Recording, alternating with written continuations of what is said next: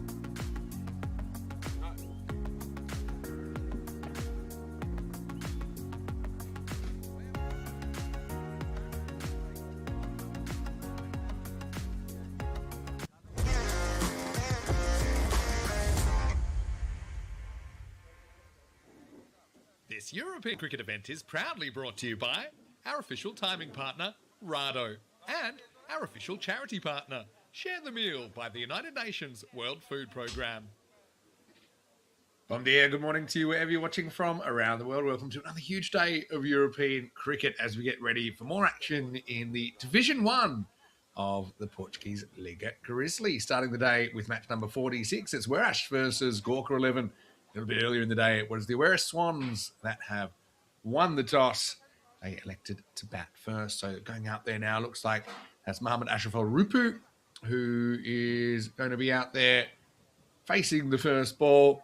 There's a bit of information as well that Gorka were not ready to go at the allotted time, so they incurred a delay of game penalty of 10 runs. So Werash here will start on 10 runs in their innings due to that delay of game.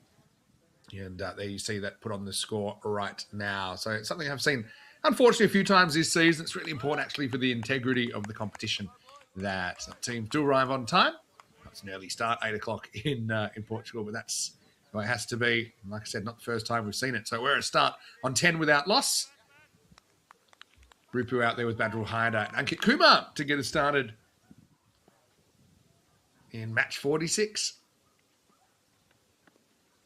Not a good one. So I'll actually start on 11 runs. Gives me a chance to welcome everyone to the broadcast. Vinny Sander here, Mr. Maximo, taking you through all the action today.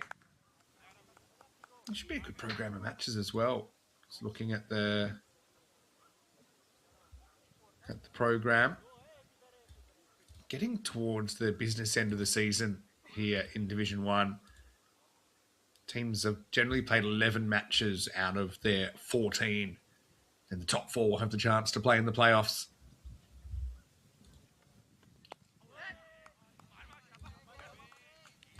Nicely worked away for the first run off the bat. Yeah, but today we see Gorka 11 taking on Werash in the first game of the day. Punjab CC Amadora to take on the Werewolves in the second. And Lisbon Capitals to take on Marlow in the third.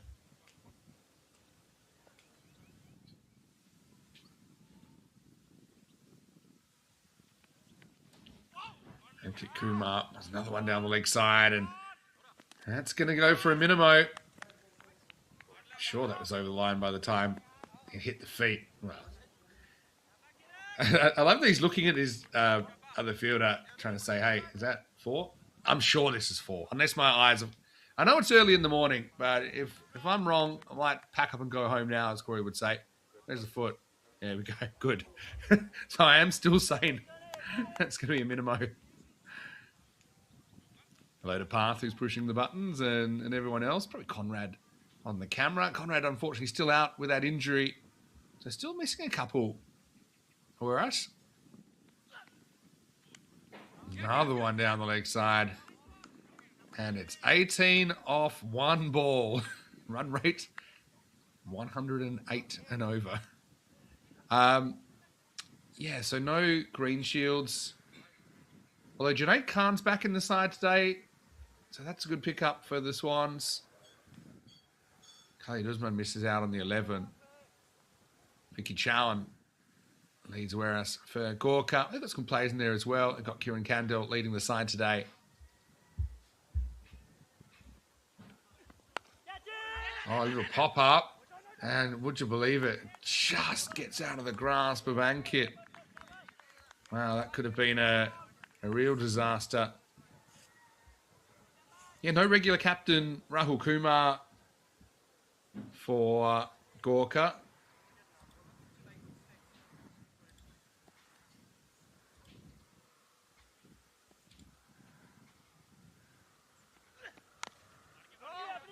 Ripu doesn't time this one. Seems like a pretty long first over already. Well, that's 6 balls bowled, but we're only halfway through. Yeah, so just looking at their lineup. Also no Amandeep Singh in the lineup for Gorka today. No Jatinder Singh, so they do seem a little bit under as well. Their best lineup. One's called a wide for offside now. It wasn't too far away. Buck Stoneman at the far end. Typically in T20, if it goes over the line, it just get called.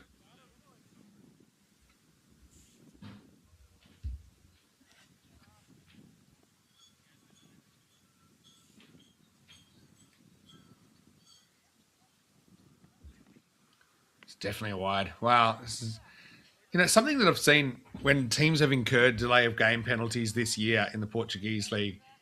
I mean, there's a reason that you need to be getting there early and preparing, because when you come out and you're just not ready. You can see here, it's just not. Just looks like he's all over the place here. Basically, his warm-up's in the game. So we're 21 now off half an over. 11, actually, since we started the game. That's a good one. It's always a risk. You get a good one. That one definitely seemed away. And despite the 10-minute delay of game, this will be a 20-over contest still.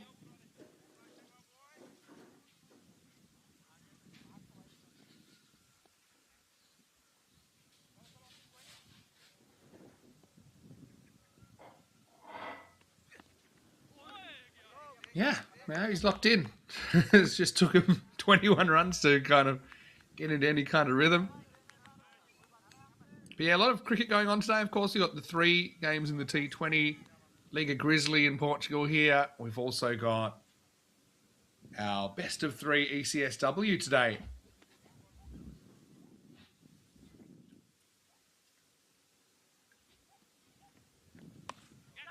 Nice shot by Rupu. Finally catches up with it. That's going to run away for the first boundary off the bat, into the first over. 15 off the over, plus those 10 penalties for the delay of game. So it's 25 without loss after 1. A little bit.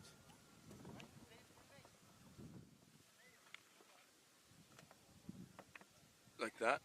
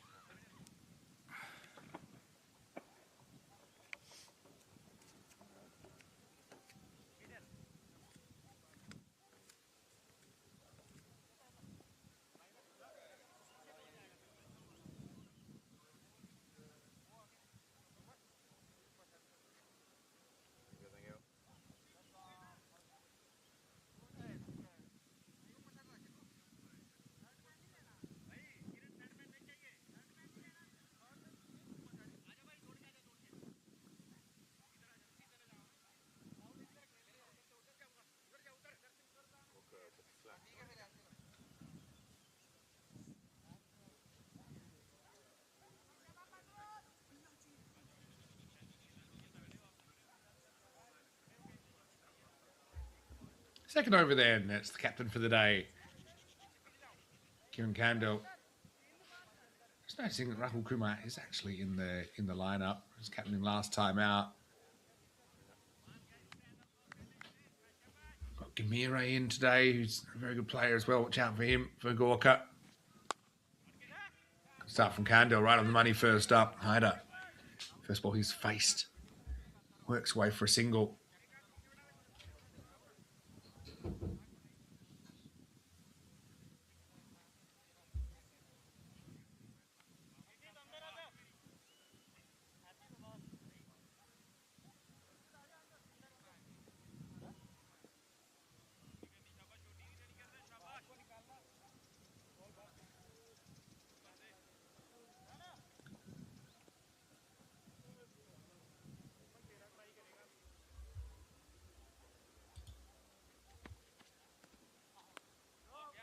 Down the leg side. Did it get a little something there? No.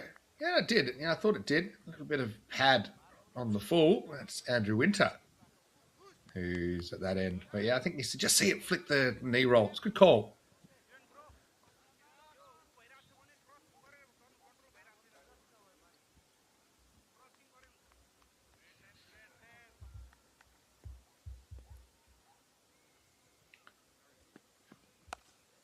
Fraction short, and Rupu jumps all over it. It's a good shot. I'll bring him his second boundary of the morning.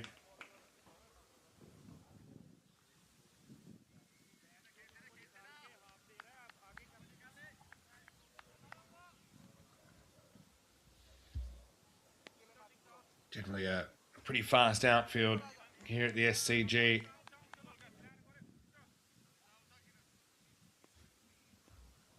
Pretty nice weather, but we'll get a bit hot. The summer of sun continues across Europe, and particularly southern Europe. Today, we're expecting a maximum of 36 degrees, currently 22. So even though it is an early start, it's probably the best conditions to play before it does get scorchingly hot later on. And tomorrow, they're actually expecting 38.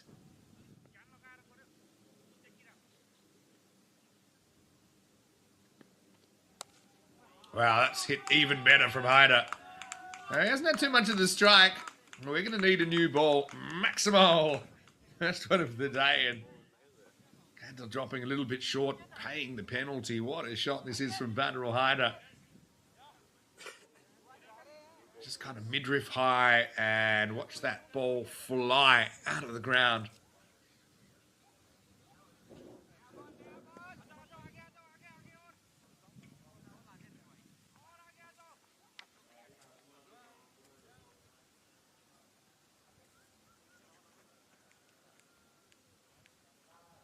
I always wonder what the Grizzly supply is like here in the Portugal Liga Grizzly.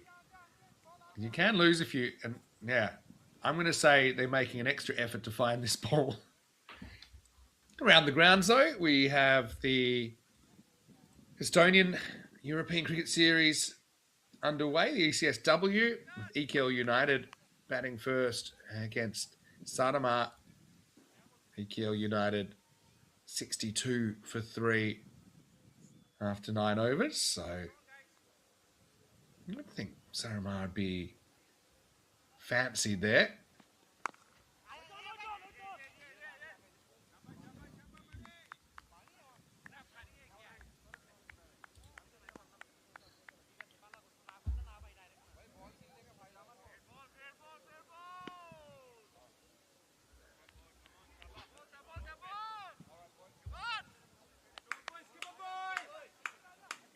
Into the second over, and we're off to the races, really. 37 without loss after 2. 12 runs coming off that second over. Just seems, yeah, just a bit of a gulf between the preparation of these two teams. We're ready to go, ready to kind of mentally ready for the contest. Whereas Gorka still finding their feet in the top division. It's a bit of a disadvantage if you're just playing catch-up, so to speak.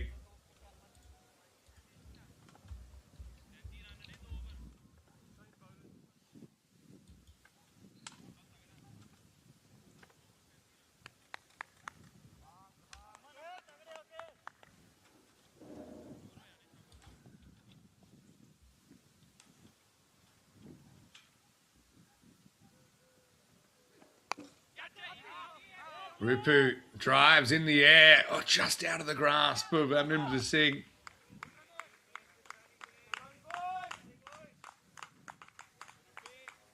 Bit of luck there for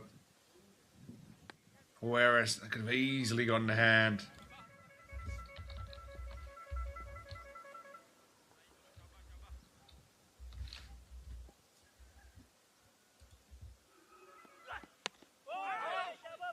That's my ball by Ankit. Ankit's a really experienced campaigner. So he's kind of getting into his work now. He was loose early.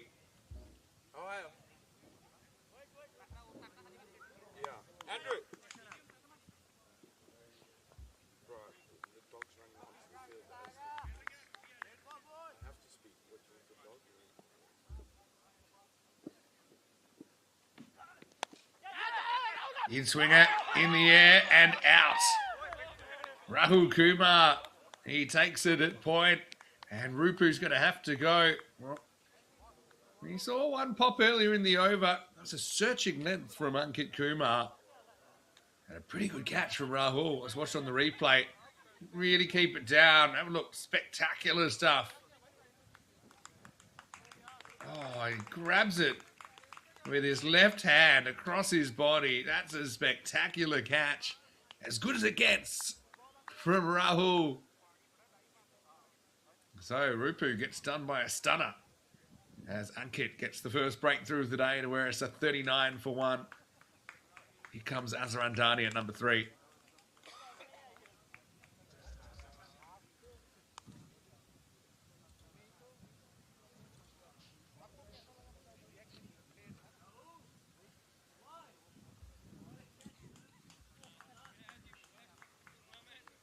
What a catch that was.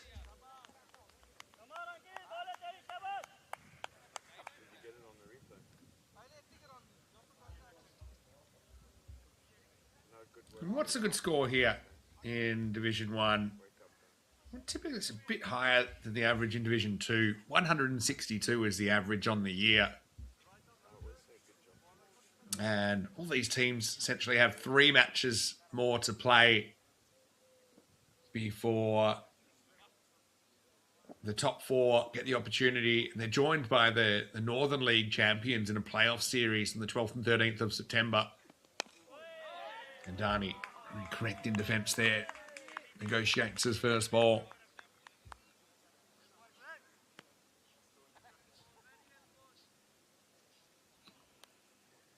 So yeah, I think that'll be pretty interesting. The playoff series, or the finals weekend, 12th and 13th of September, between the top 4 teams from this Liga Grizzly Division 1 competition and joined by the champions of the Northern League. Well, bowled once again from Ankit. Right on the money now.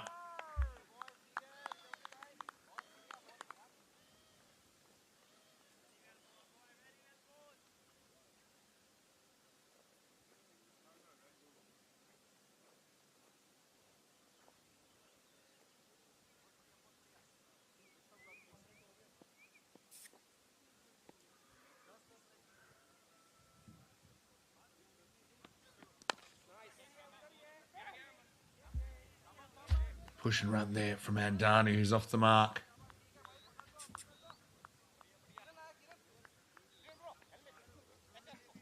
Yeah, so top 2 get the double chance. Into the third over here, 40 for 1. Gorka at the moment, they're just outside the 4.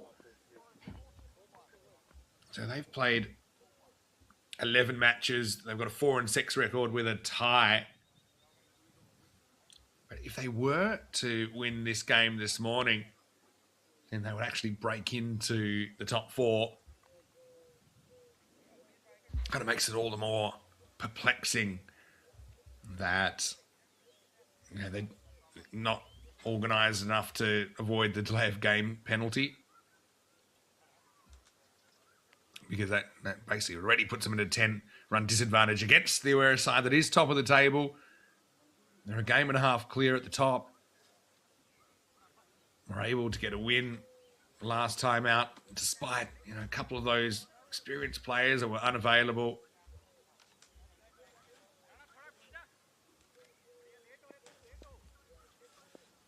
Had a win against Capitals last week, 192, 142. I called that one, which was a pretty gutsy win.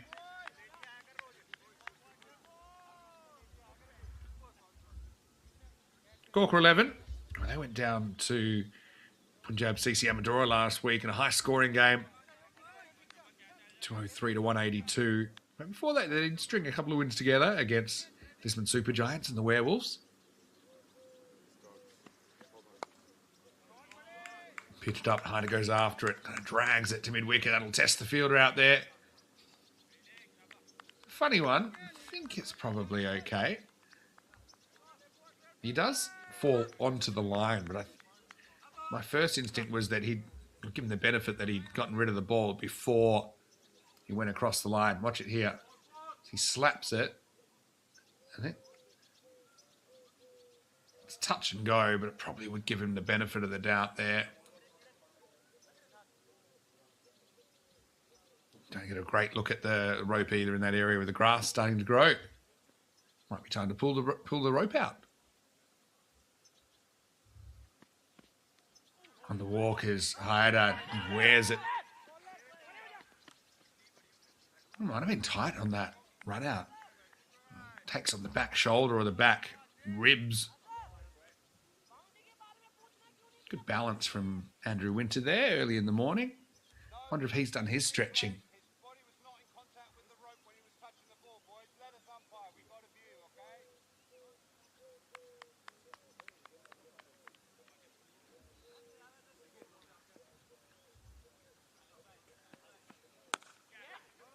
Andrew Winter saying something there. Might have been saying it to the...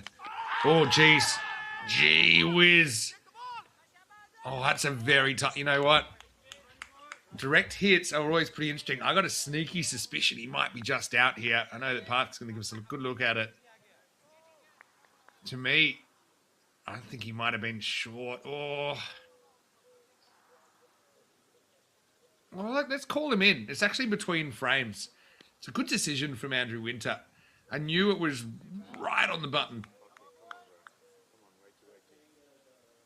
Kind of between frames. If we had a frame in between, might have been able to say it was out. I suppose the umpires are going with their own decision anyway, so they've got to go with what they see.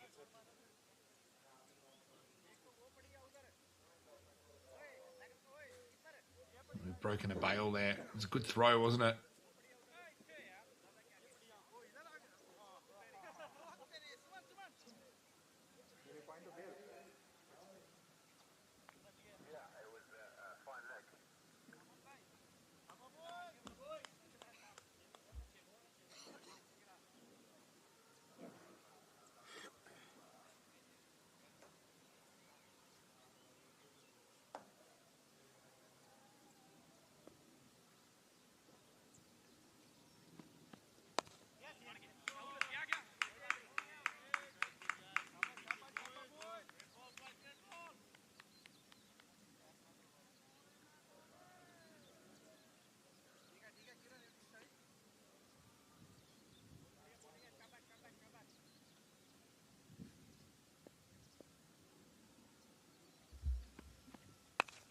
Candell fraction short, and Darney has to pull.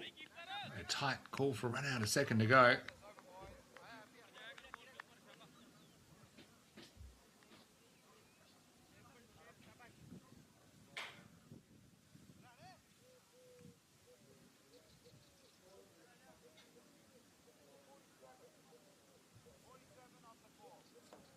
Into the fourth over, 47 for one.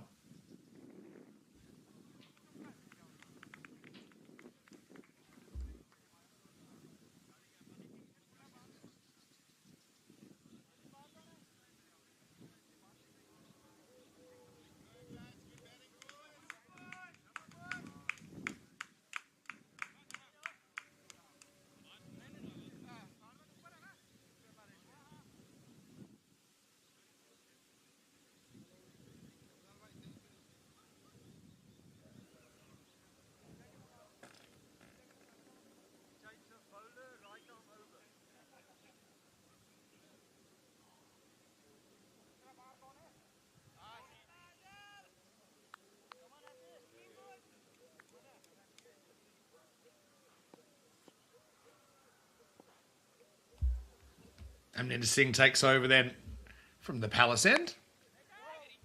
And Darnie pulls first up, doesn't get a run.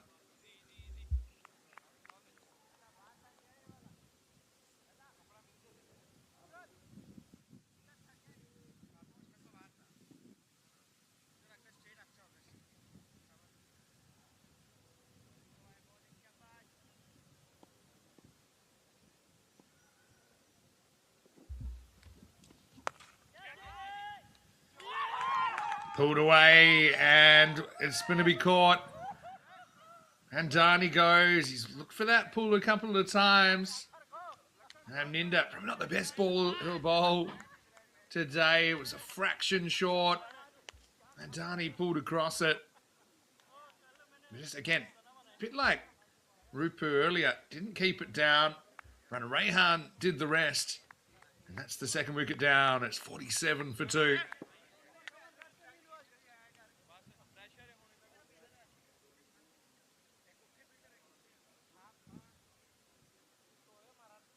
This will bring Naeem Rahman to the crease. He's been in pretty good form.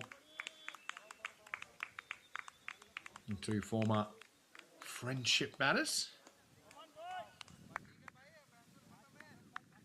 Reunited. Typically bat well together when I've seen them.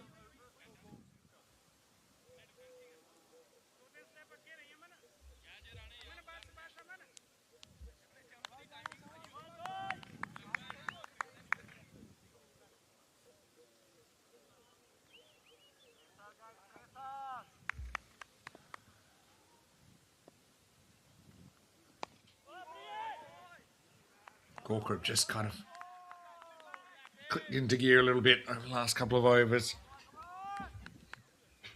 The start, I suppose, the ball was swinging all around the place, but yeah, look at that big first over.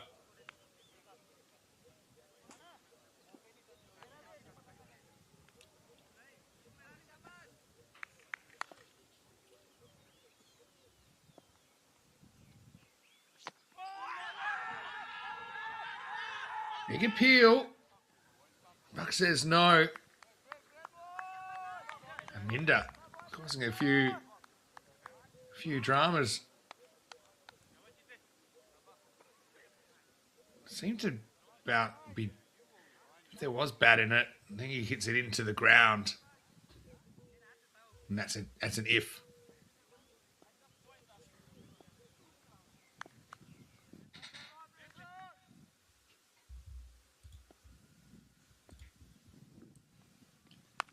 Slower ball. Naeem goes after it. Has he got enough? Fielder goes back and just clears him. Sandeep Singh going back. It was a brave shot from Naeem, who was yet to score. He picks the slow ball and decides he wants to take it on down the ground. We are running close to the end of the power play.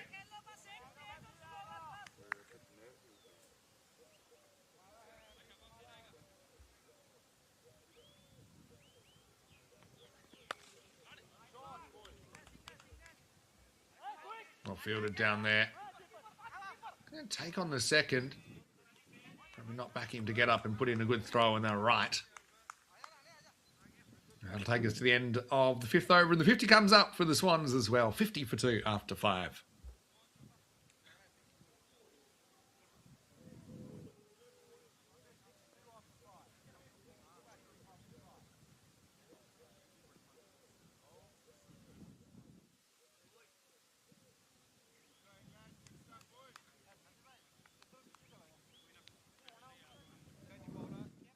There's the Whereas bench over there. Vicky Chow, who's leading the side today. Raina Rehan looks like he's going to get over 6 last over the power play coming up. Best figures of 4 for 7 in the league this year. And that was against Lisbon Super Giants. And Gorka bowled them out for 100 back on the 3rd of May.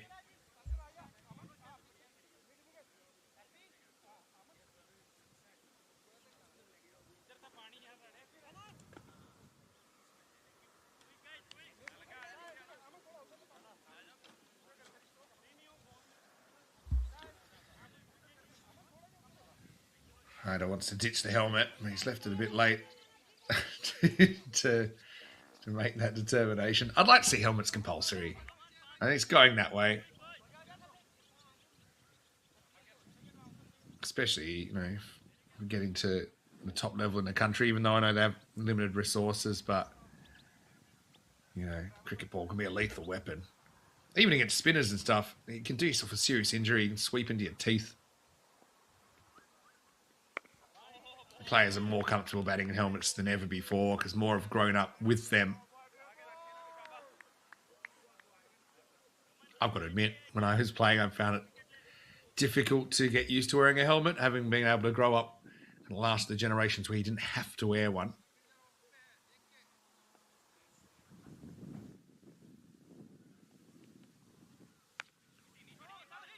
Angled in towards Rahman, who can't do too much with it. Hello to Chris Addison. Nice to see you in the chat. Hopefully you're having a good start to the day.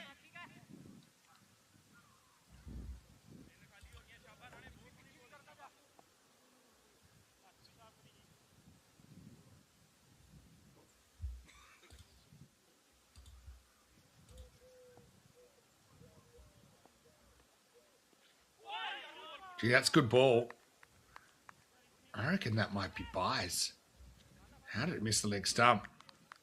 Pretty good stop down on the boundary. Wait for the signal.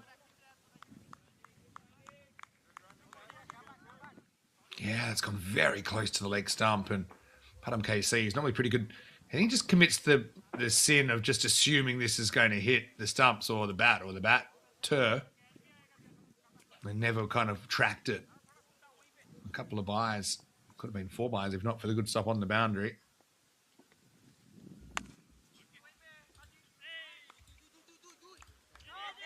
And worked away off the back foot for a single.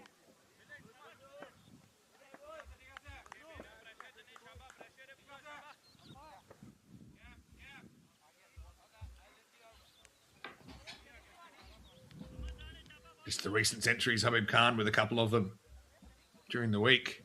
But yeah, what a turnaround in the Estonian ECS final.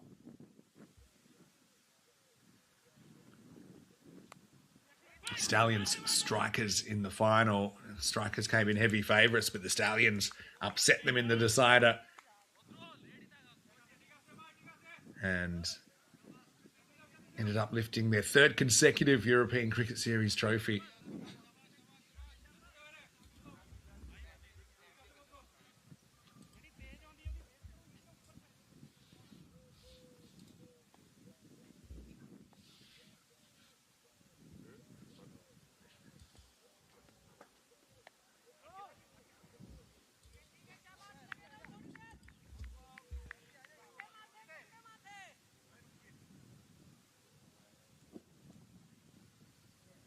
Into another tight over. Scoring's dried up, hasn't it? After that huge start. Into the 6-over power play. 54 for 2. So listen to this. There were 10 penalty runs before we started. 15 off the first over, 12 off the second.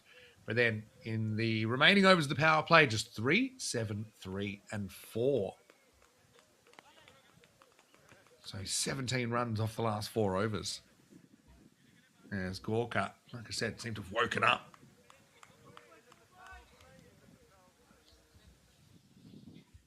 And then seemed to continue. Had some success in his first over.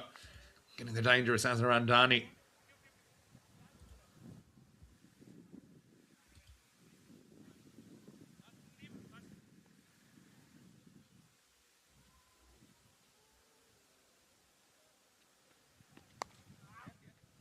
Hunters look to be aggressive. And got a lot of the strike today.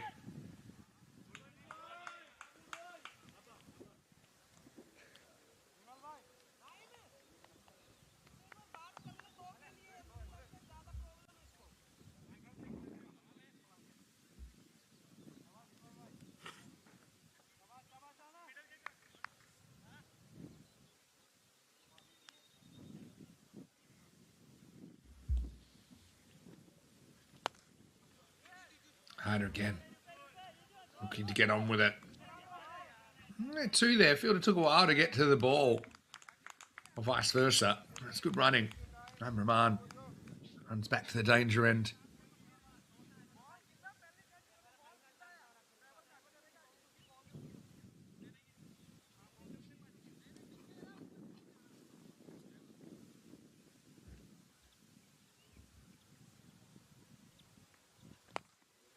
Steps across and clips away. Hyder gets it in front of square and he'll get a boundary. It's a good shot. Bit of a risky shot. Made something out of nothing there. Well, it's probably middle and leg. He was pretty conscious of hitting it in front of square leg because that fielder was back. Ran around. Already took one catch to remove Andani.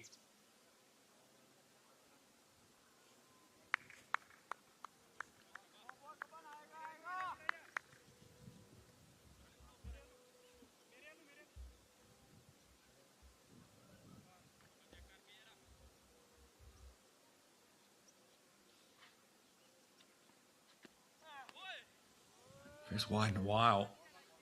After they had the nightmare opening over. In fact, they've bowled wide since that first over, but the extras had a field day back then.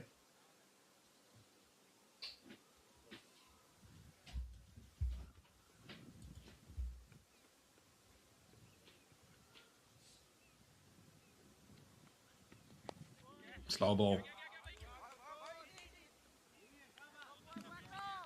Hyder able to get a single out of it.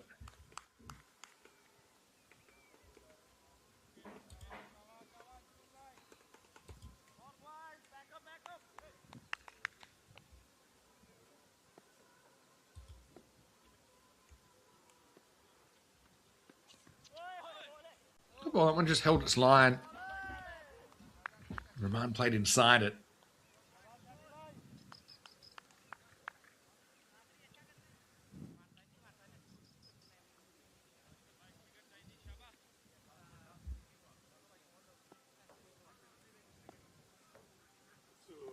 It's good because pass control is delayed.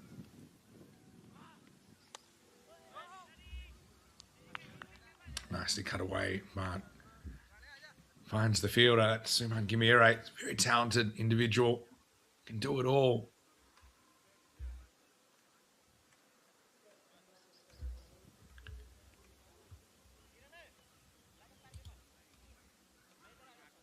End of the 7th over, then 64 for 2.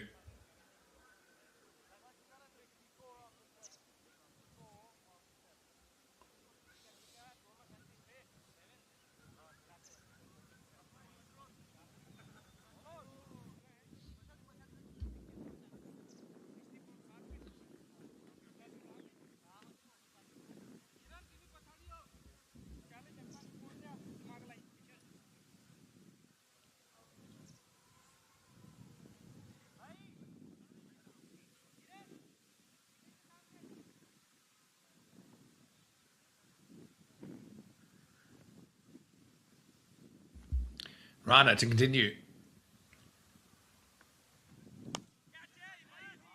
Hyder tempted into the big expansive cover drive and he's gone. What a catch.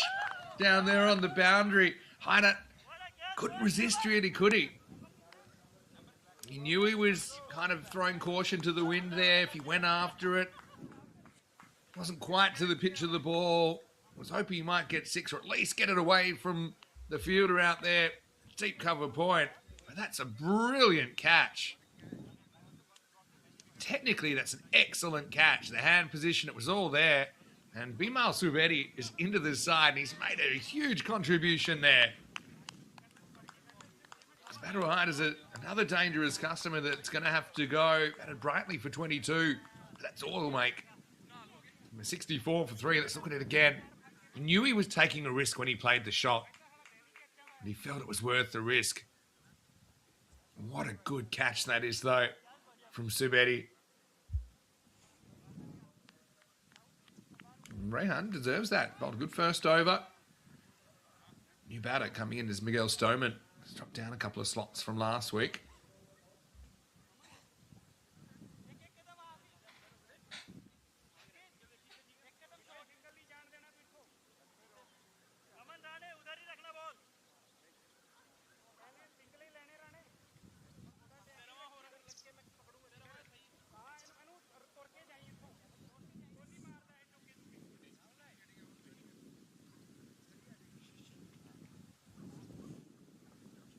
So, can Stoneman make a difference?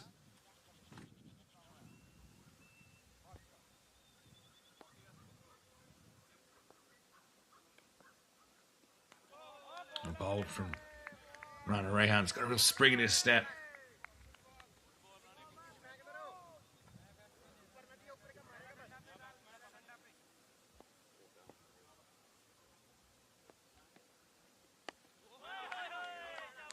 Again asks the question.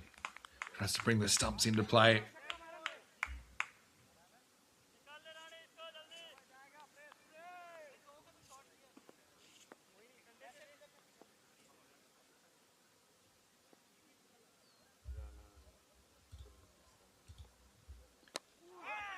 Another good ball from Rehan, but Stoneman good enough to squirt it out to leg for his first run.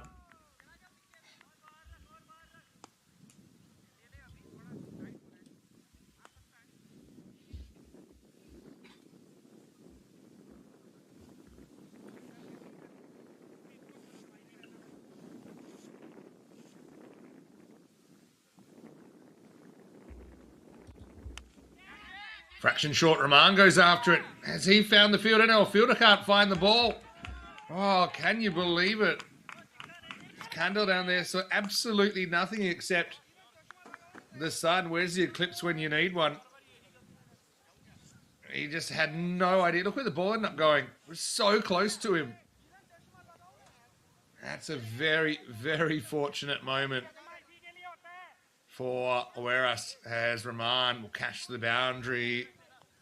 But look, let's be honest, it is very difficult to see the ball at this time of the day in that area of the field.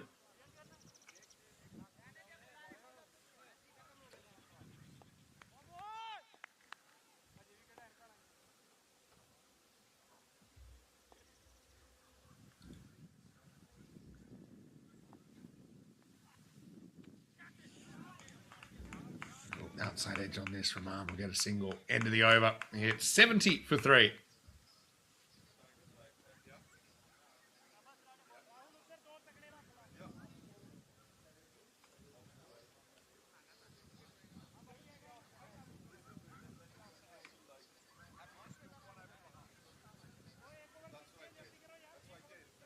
Hello to Conrad, who's on the camera. I recognise that thumb anywhere. How's the wrist injury going, Conrad? Maybe we get an update. Maybe a live wrist shot. 17. After 8.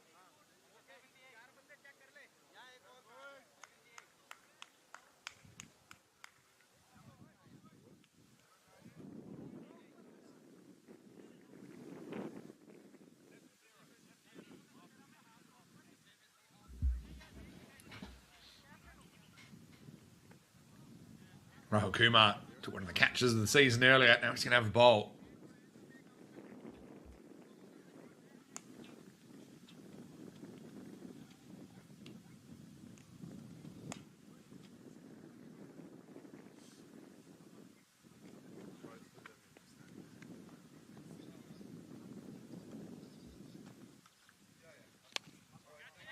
Naeem gets half volley, punches it. Gandal's got his sight back, makes the stop. Guess it is a bit different when it's on the ground, or close-ish to the ground compared to in the air.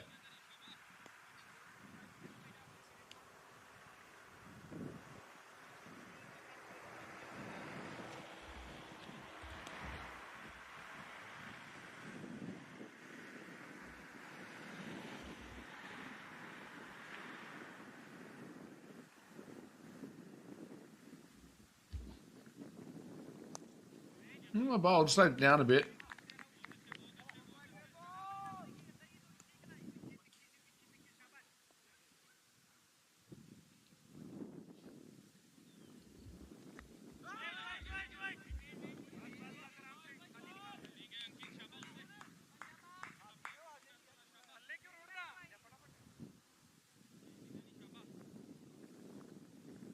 Good build-up of pressure here from the left-arm spinners from Gorka.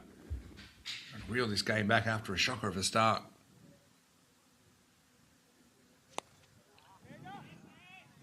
First loosish ball in a while. Stoneman works it for one.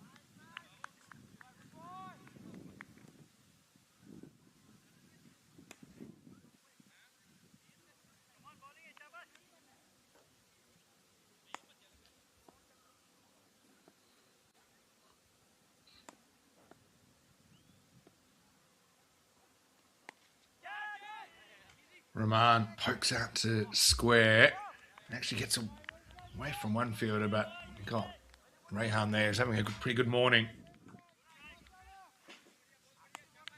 Makes the stop.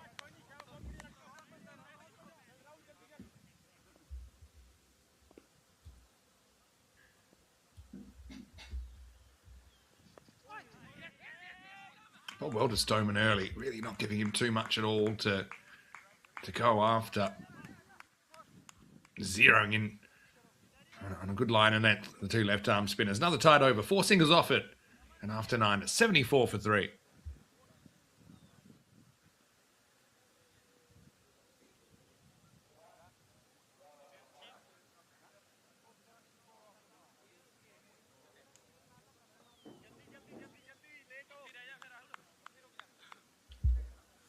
Whereas winning the toss and electing to bat. The 2-legged and 4-legged bench warmers there at the moment.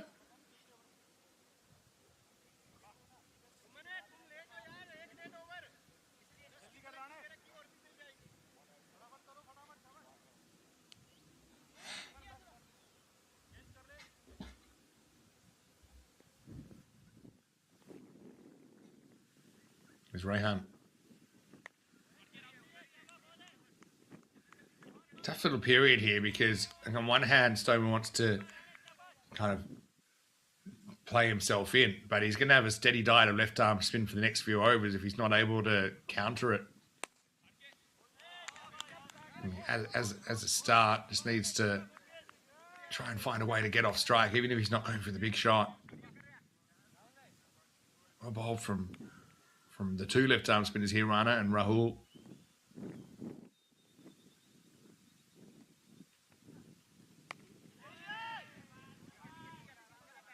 Just hit a flat spot, haven't they? Or us. I've only hit 2 boundaries in the last 7.5 overs.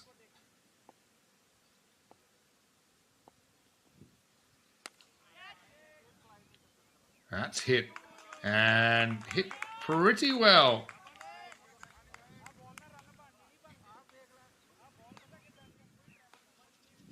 Tossed up. Rahman was after it and hit it into that zone of uncertainty.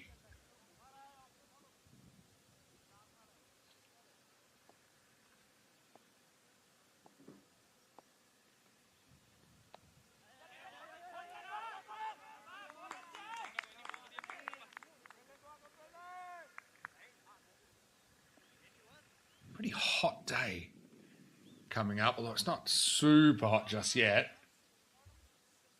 Currently around 24 degrees. I typically would have a drinks break at 10. Let's see if they take it. Stoneman pushes, wants a run. There's not a run there. End of the 10th over. And halfway through this first innings of the day, Awaris winning the toss, electing to bat. 80 for 3 after 10.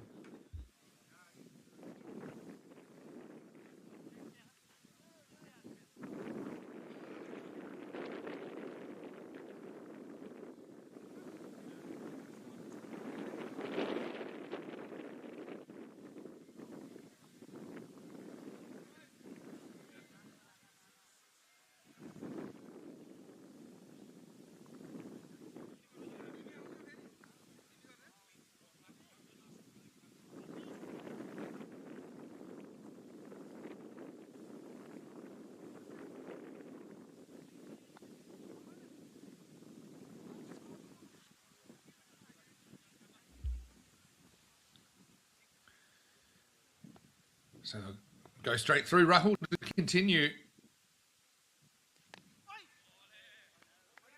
I reckon it could be one of those times if they did have a drinks break or as they call them these days, a strategic timeout. Whereas just kind of need to regroup and work out a strategy of what their mode is versus these left-arm spinners. Slow one from Rahul. He does that very well. Changes up his pace.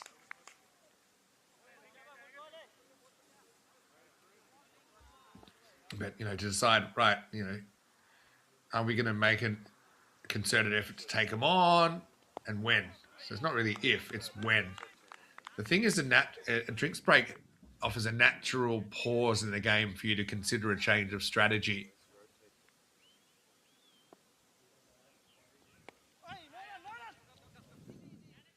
Seems like the best they're doing is working the ball around the infield for singles at the moment.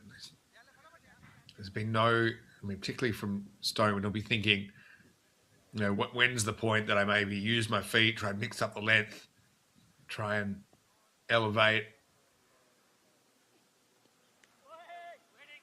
Don't have to worry about that one down the leg side.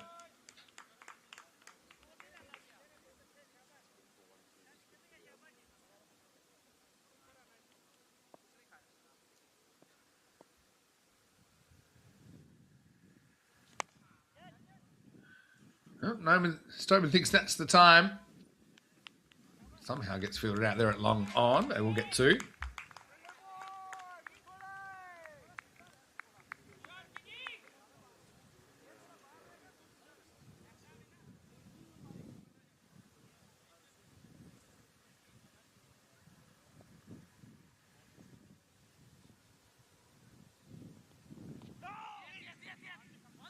Rahul. There's just impatience from the bowler who's hungry for a wicket. Probably doesn't need to take a wicket here. It's fine to just contain.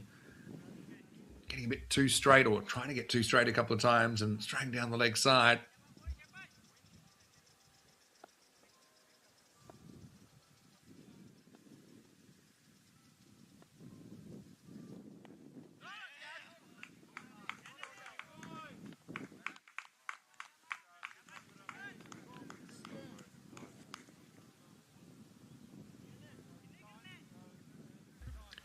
Again, pretty tight over, despite a couple getting away from Rahul Kumar. Look at that spectacular stuff there. Yeah, Jonty Rhodes there from Suman. But anyway, that's the end of the 11th over. It's 87 for 3.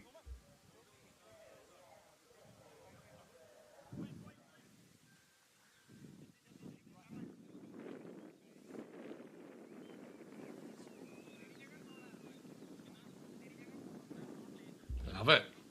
Take a picture. His new profile picture.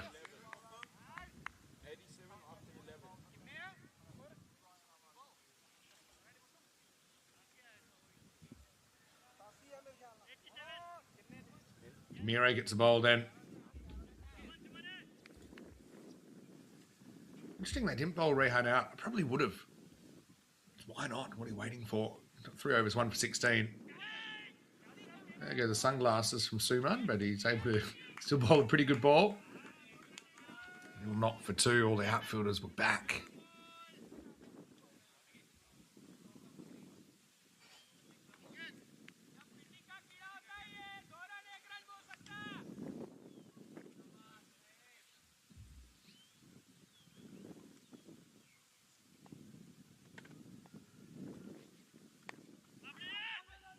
Suman bowls pretty good off spin. He's also quite a good wicket keeper. I don't often see him in that role these days.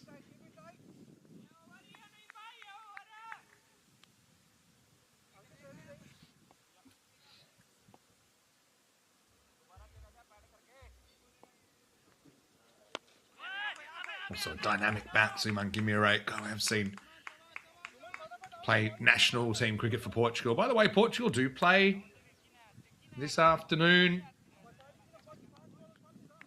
And they had a big win against Germany yesterday. So you might see a couple of players not available today.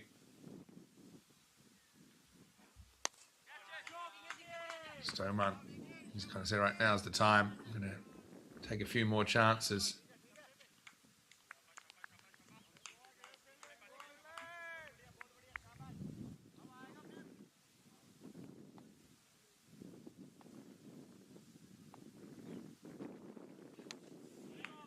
Full toss. It was straight, but it was full toss. And Rahman sweeps it behind square for a boundary. Badly needed for the Swans. Just fallen out of favour in the last few overs. Spin has quietened them.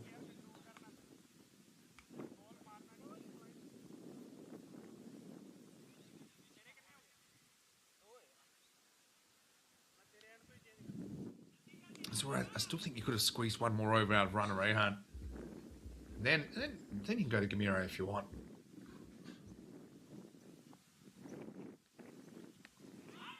Another full toss. Gamiro, maybe trying to bowl this a bit too quickly, but it's almost an instant replay. This one was actually further down the leg side.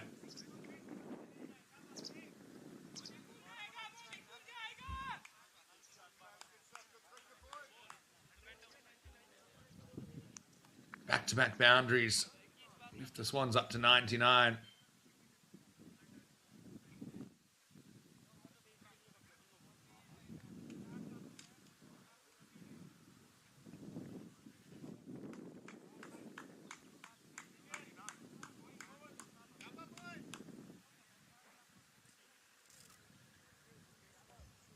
Into the 12th over then. And it's 99 for 3.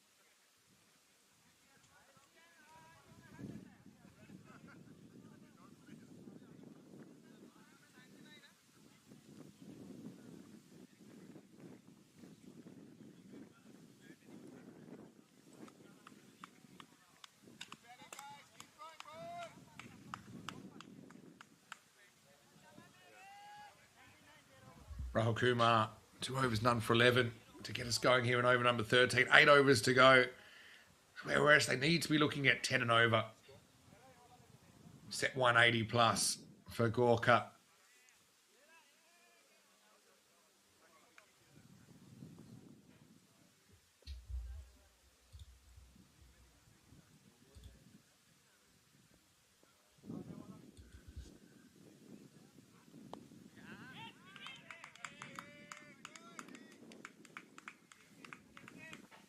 Rahul has been wily.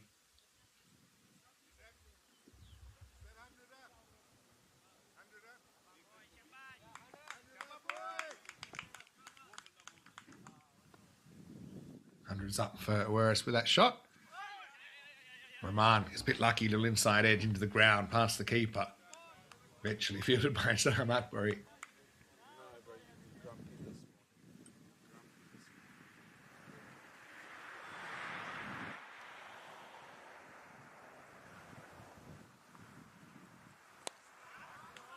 Stoneman puts something into this. He'll get his first boundary. Maybe that can get him going. They've kept him pretty quiet. They have bowled well to him, we'll say that. He seems less concerned about elevating the ball now. Got to hit this point in his innings where he says, look, I'm going to take a few chances. And still have 7 wickets in hand, 7.5 overs to go. Got to do something with the ball. Not necessarily just wait for the bad ball. Come back though from Rahul Kumar, right up in the block hole, snuck up on Miguel.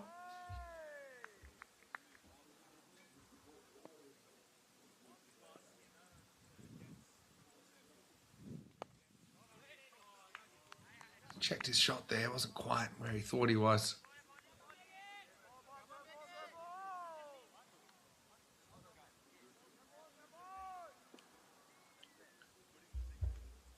That's love.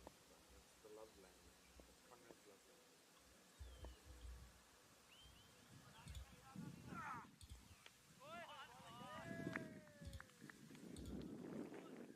Well, for me, Rahul Kumar gets another one. Despite going for a boundary in the over, still looking like he's controlling the narrative into the 13th over. 105 for 3.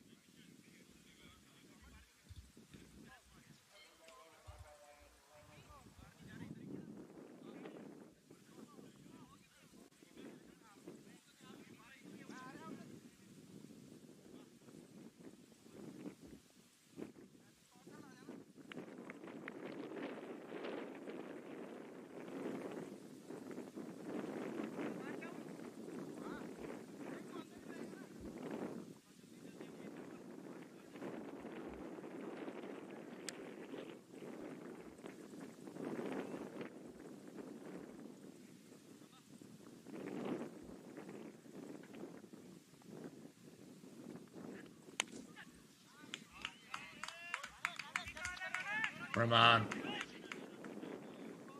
drives. Looks like he wanted to push for 2 there.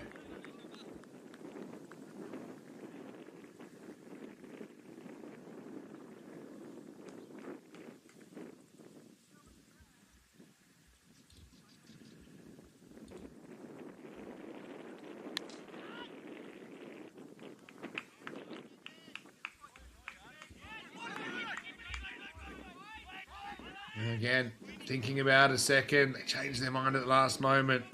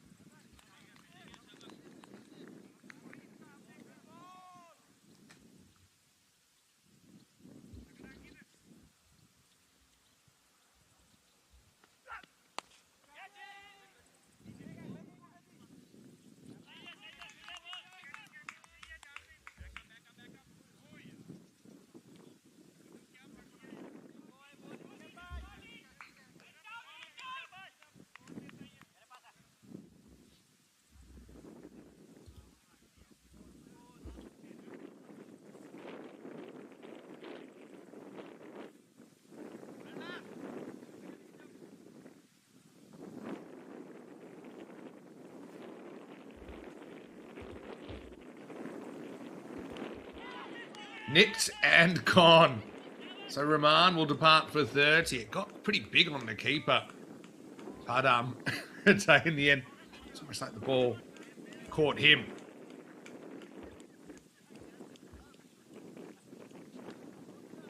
Have a look here. Doesn't get a chance to switch his fingers to pointing up. So just has to jump and hope for the best. The ball did stick. So Rahman goes for a runner ball 30 in the end. Ankit Kumar brought back.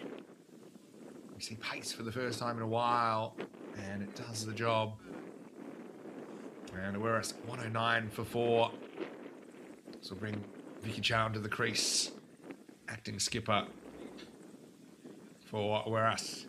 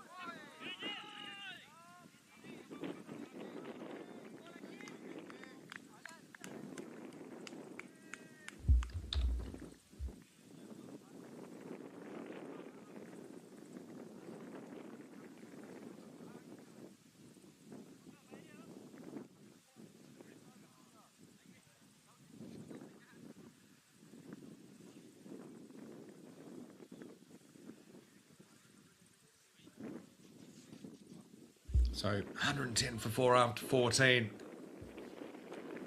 Ricky Chowan and Stoneman there. 6 overs to go, 6 wickets in hand.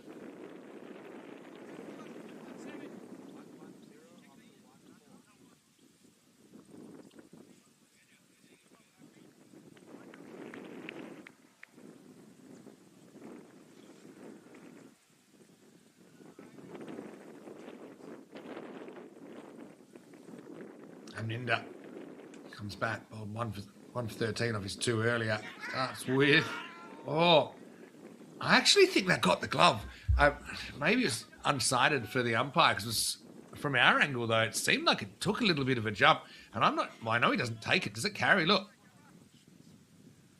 And watch how the ball has a little bit of a jump here. See?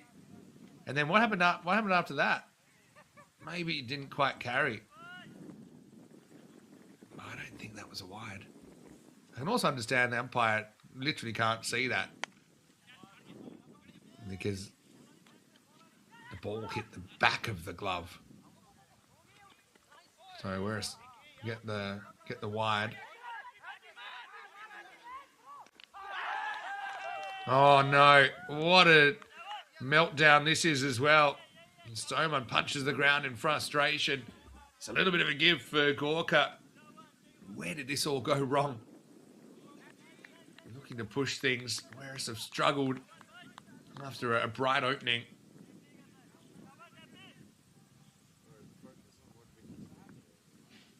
And yeah, looking for a second. Chowan basically completely unaware. Maybe I don't know if we got a replay of the whole ball of kind of what they were looking for.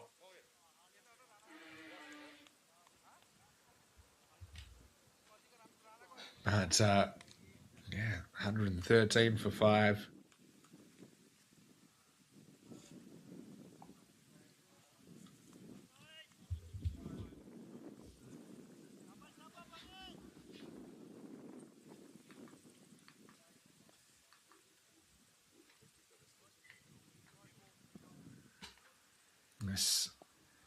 It's starting to look a little bit dicey. Lots on this finish, isn't it, for the Swans? Some bad in this, I think. Umpire agrees.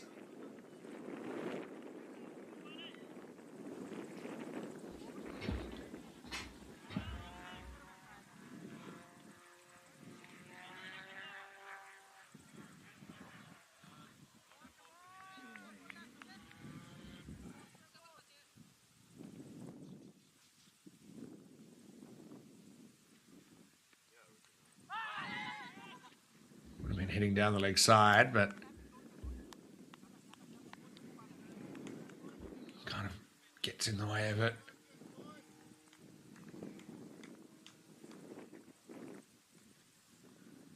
Yeah, Stoneman was looking for a third run on the overthrow, ends up finding a way to run himself out.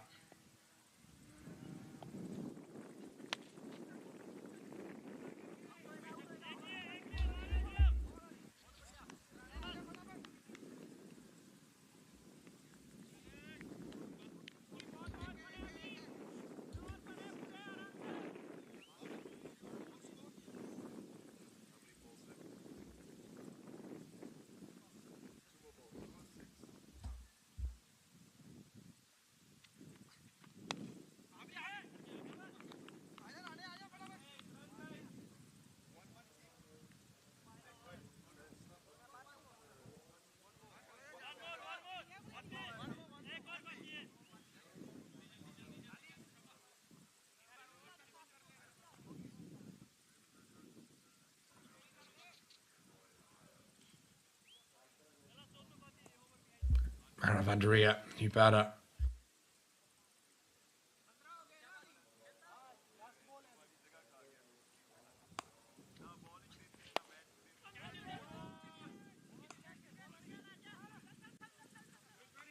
Down the ground this time. Stops made. We'll get back for 2. End of the 15th over. 118 for 5.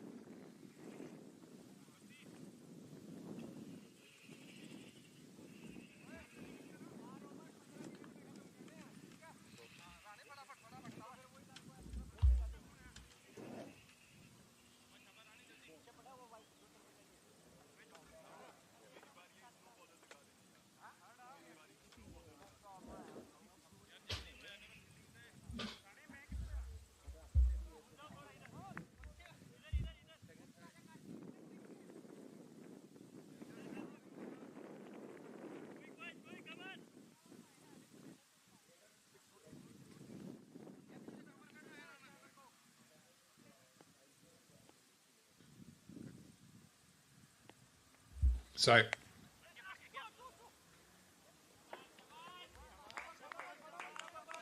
over to Rehan to finish his spell now.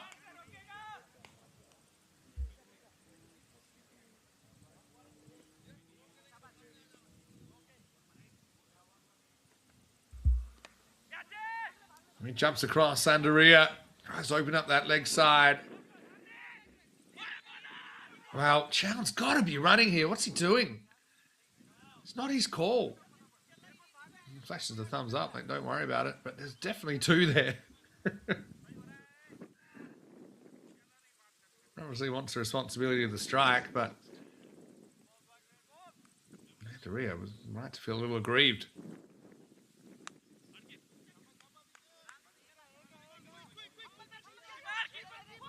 Now he wants to. He's always run his partner out. Couldn't write this stuff. Now they get 3.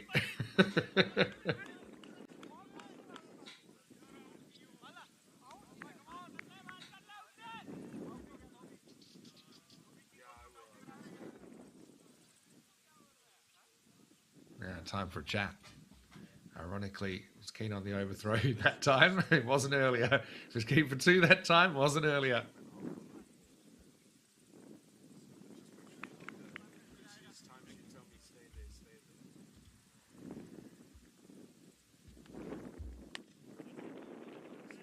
It's been a good challenge for Whereas to defend this. They're on kind of 160 pace, which I suppose is average. 162, the league average in Division 1 this season.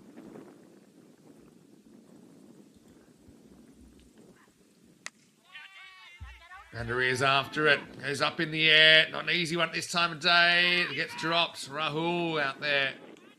In good position. Have the sunglasses on. But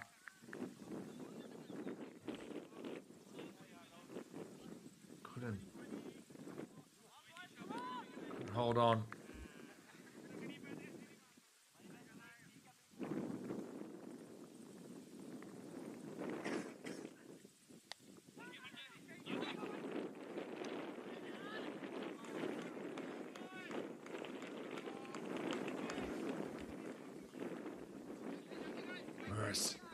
Finding the boundaries hard to come by, but just kind of ticking over into the 16th over, 126 for 5.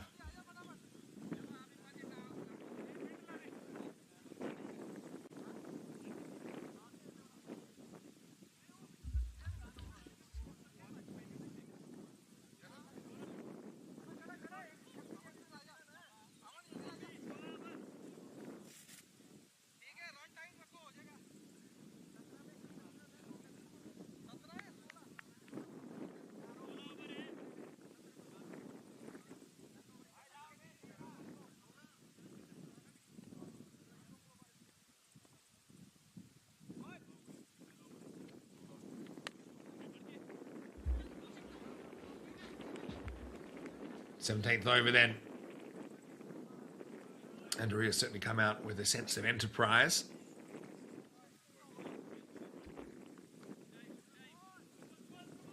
Give me a chance to say hello to everyone in the chat. Might be popping in during the break. From the Estonia ECSW. And yeah, what a low-scoring thriller that was first up.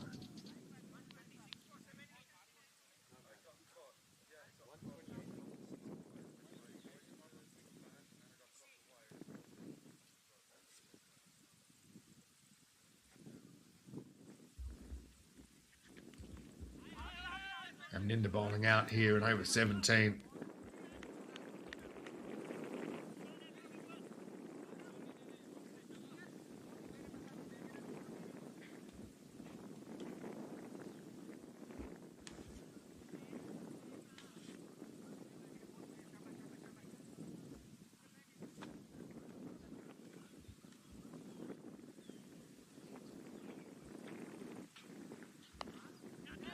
Slow ball. Andrea picks it.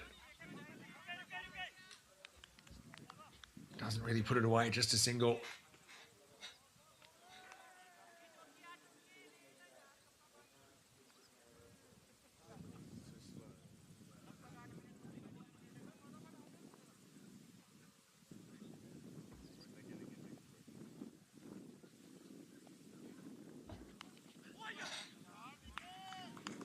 That'll beat the fine leg, and that'll run away for a boundary. And I suppose Aminda kind of sets himself up for this.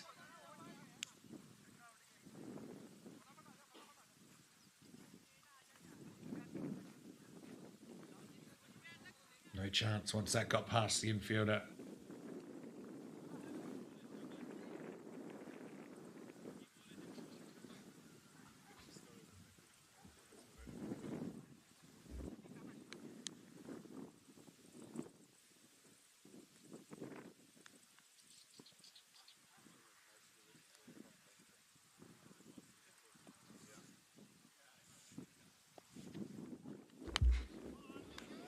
This is lifted up in the air. Chowan goes large. Maximo. Well, captain has made some curious decisions since he's been out there, but he certainly is capable of hitting a long ball.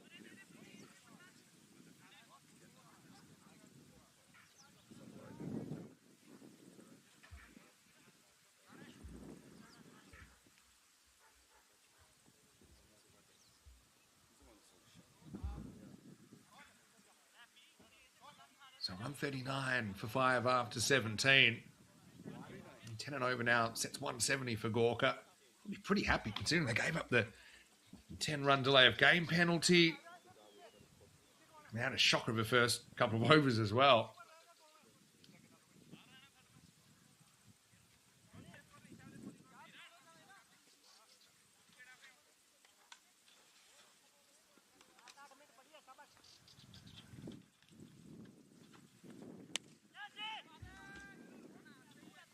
Lifted up in the air, should be gone, and is. He's got a good pair of hands there, doesn't he? Runner Rehan. Kandel comes back, and he'll get Andrea for 9. 139 for 6.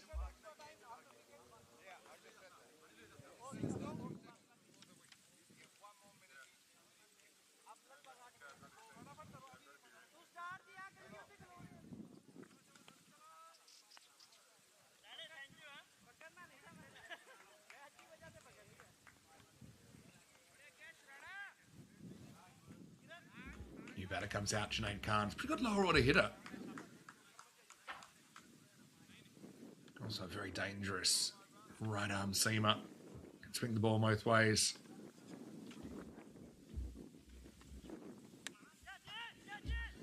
Junaid turns this one, but he's going to be gone first ball.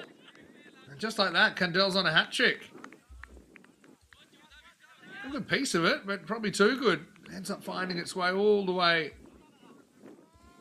to the fielder at deep backward square. It's a golden duck for Junaid. That might just fire him up. And Kandel has his second wicket in consecutive balls. I've got 2 for 18. Nice catch by Ankit Kumar as well. Had a bit of work to do. Had to come in quickly.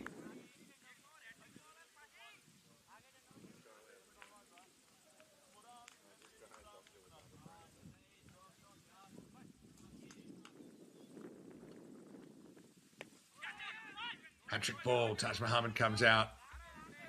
Negotiates it. This is a good finish from Gorka.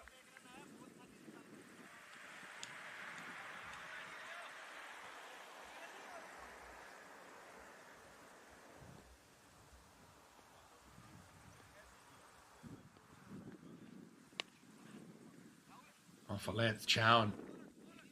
His strike rate is good. Picks up 1.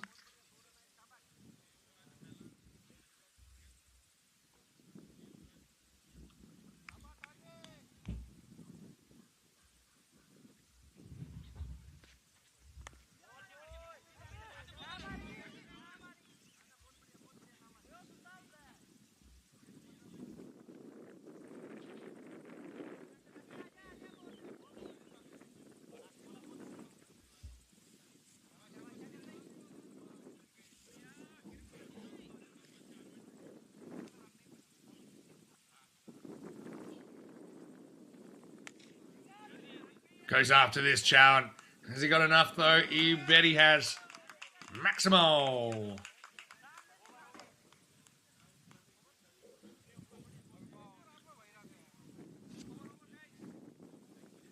Very good shot.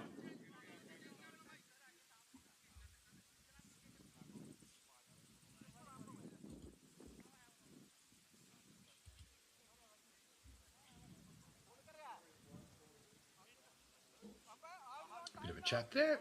Azarandani and Saran Gimire sharing their thoughts. Two pretty experienced players on the scene.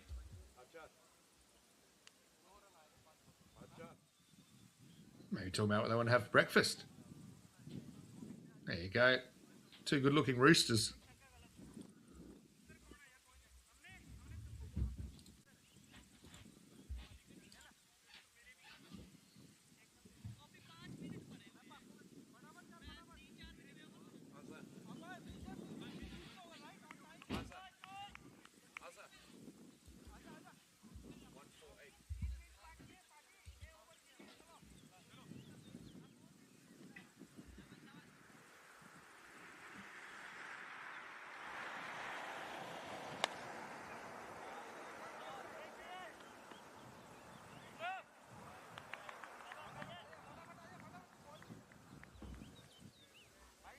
So,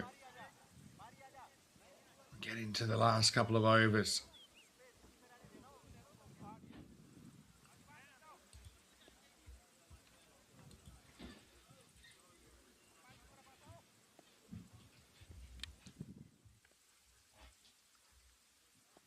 Ankit.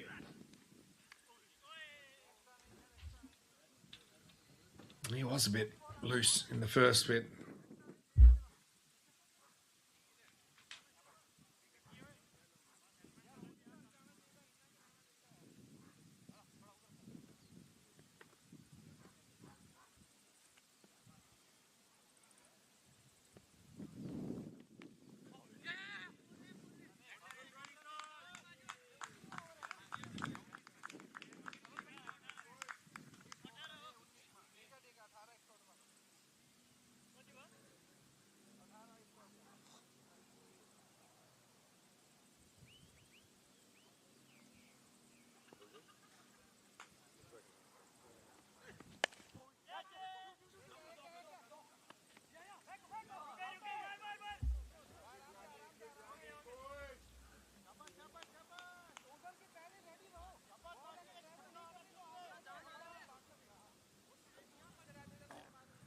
$150 comes up for Whereas during the over.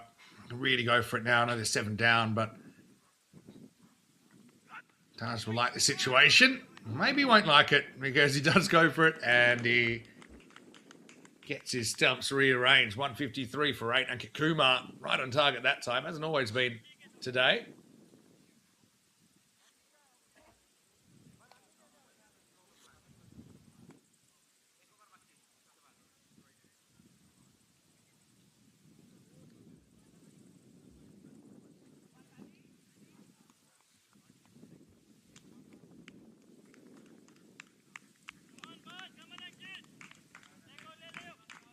Josh Winter gets hit at number 10. Made some runs in the twos. So we're hoping he can push up to be recognised as a genuine all-rounder in Division 1.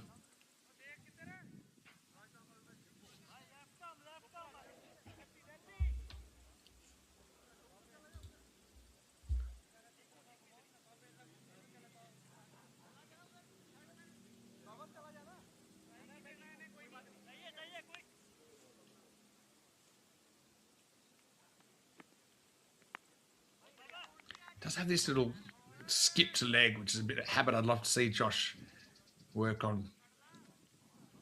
Yeah, getting out of his system, so to speak.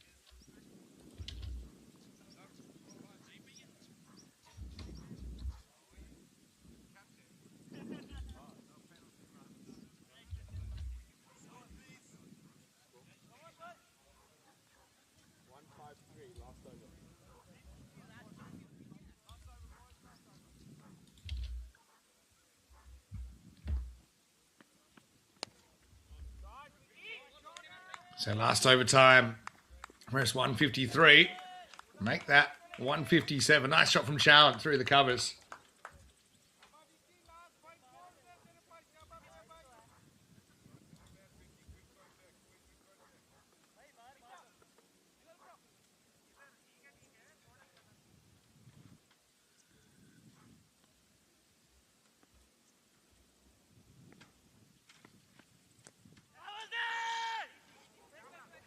That's a very ambitious shout. I think him straight off the bat. It's been a good test for Awaris. I mean, a pretty good bowling side. You look at the numbers in the season, only averaging 141 runs against them. Gawker on the season averaging 157.4. That's where Awaris are right now.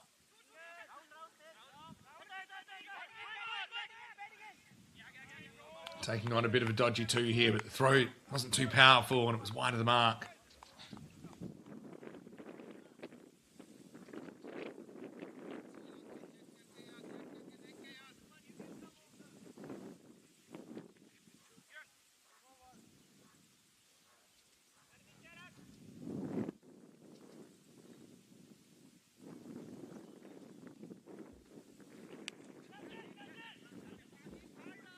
In the air, doesn't get reeled in. Amninda can pull off a spectacular catch. They get up in the 160s now, 161 for 8. I mean, they did have the benefit of the 10 penalty runs for delay of game. In fact, 1 short there. Yikes, that's a bit of a...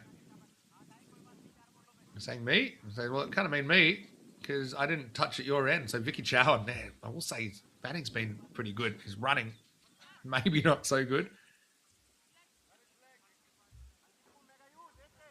That'll cost Awaris 1 run. But Chowan does keep the strike.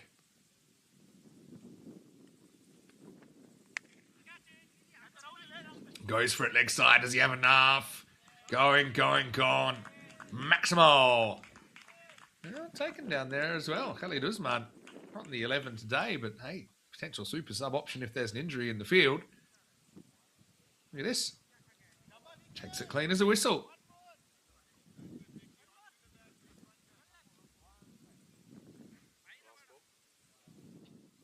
So 166 past this. Here's the last ball. Chowan slices away. Have to run him, I think. 2. Might as well go for it. Winter's keen. And they're going to get there, I think, for 3 runs. That's a good bit of athleticism from Josh Winter to run so hard there. And Awaris going to finish 169 for 8, so 170 will be the target for Gawker in the second innings. Nobody reaches 50 in the innings for Awaris. Chowan ends up the top scorer on 43 not out. 30 and run a ball for Naim Rahman. 22 for Badrul Haider opening up. Bowling-wise, they really choked things in the middle of the innings. Gawker with their left-arm spinners after they'd been a bit expensive at the start. In the end, Kumar recovered well. Ankit Kumar, that is, 3 for 28 off his 4 overs. 2 wickets for Kiran Kandel. It was a little bit expensive. A wicket apiece for Aminder Singh and Rana Rehan. For me, Rehan has an argument to be best of the bowlers, 1 for 22 of his 4 overs. We'll take a break then. Back in around about 15 minutes to 170 for Gawker to take the win and break into the 4. Can Awaris continue their winning run? We'll find out shortly. Finish out here, Mr. Maximo for ECN. Head over to Estonia if you want some live cricket. Otherwise, I'll see you back here very shortly for more Portugal Liga Grizzly Division 1 action on ECN.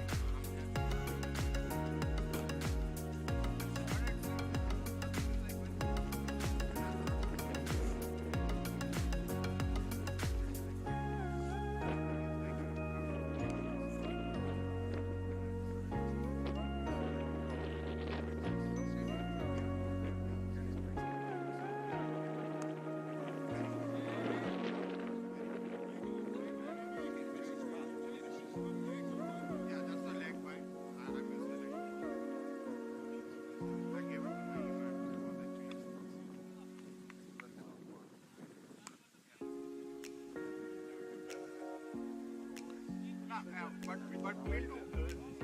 And what we'll do was only we'll do that. And he told me. Yeah, he told me.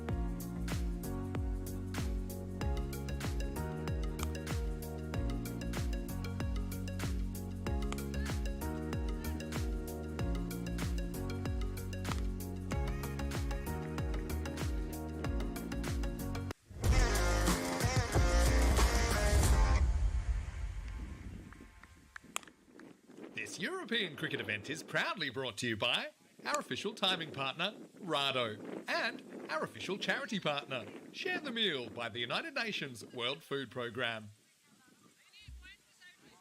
Hello cricket lovers and welcome back to Portugal and our coverage of the Portugal Liga Grizzly. Division 1 action today, of course, as it is Sunday, and Gorka taking on Oeiras.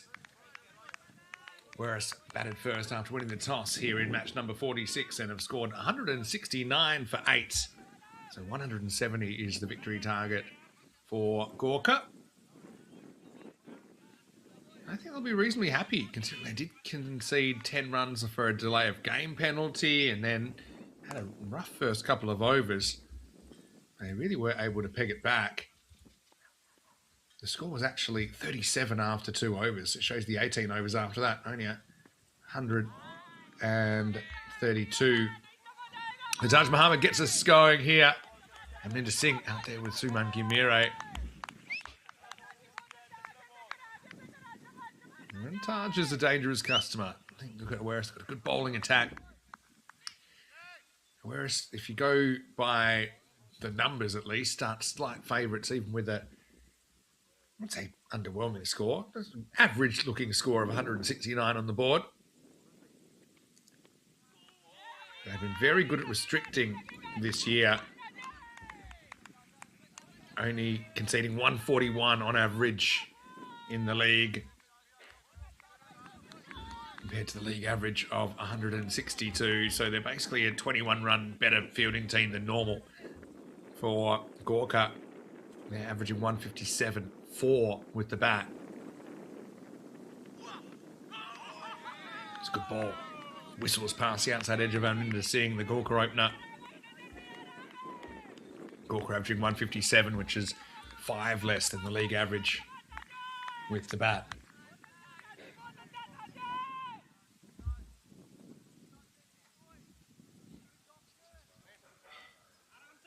Plenty of action happening today, of course. Action in Estonia, where EKL United have taken a 1-0 lead in the best of 3 European Cricket Series W. Meanwhile, Taj seems to have found his spot straight away. And you contrast this with Ankit's first over for Gorka. Both very good bowlers, but Ankit was spraying wides all over the place. There's a Minimo in there.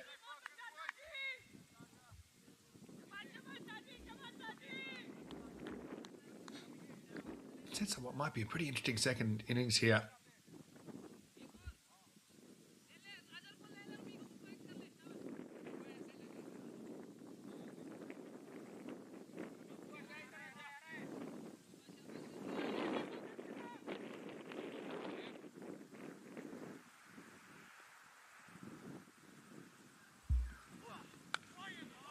This time he does get bat on it. That will fly. Jeez. Would have been an amazing catch if it had been taken. That absolutely flew off the stick of Aminda. Applause all round. And it will be a 5th consecutive dot.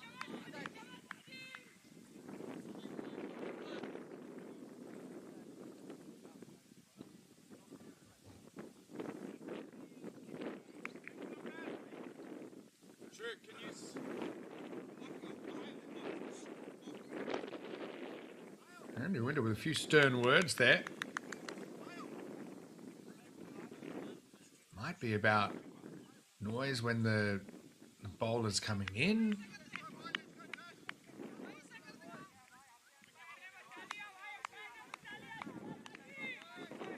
Anyway, on a maiden here, Taj.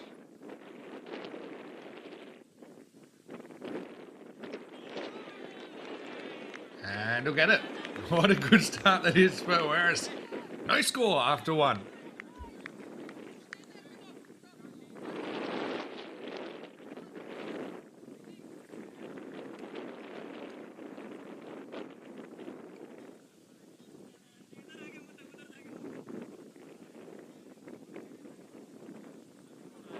Top over that from Taj Muhammad. See that where he gets his power from. He's kind of very quick to the wicket.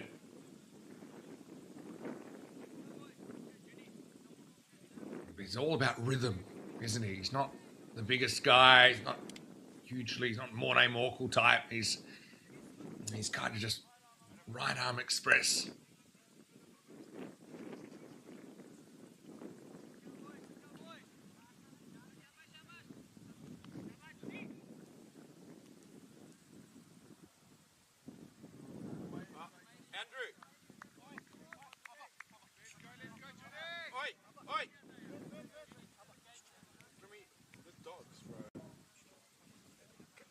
Junaid Khan.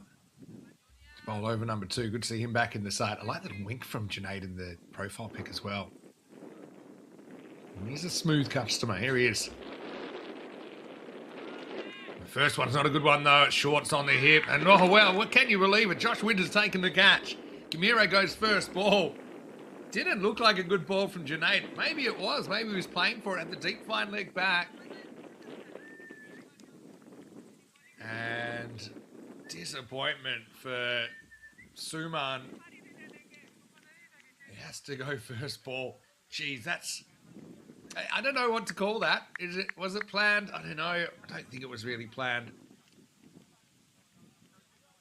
Suman does everything right, but keep it down. Winter does very well to his left, and doesn't he love it? A bit of a prance to seal the deal.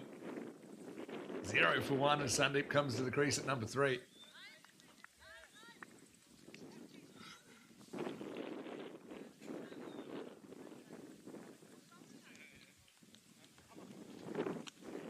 Dream start this. Couldn't have had 2 more different starts.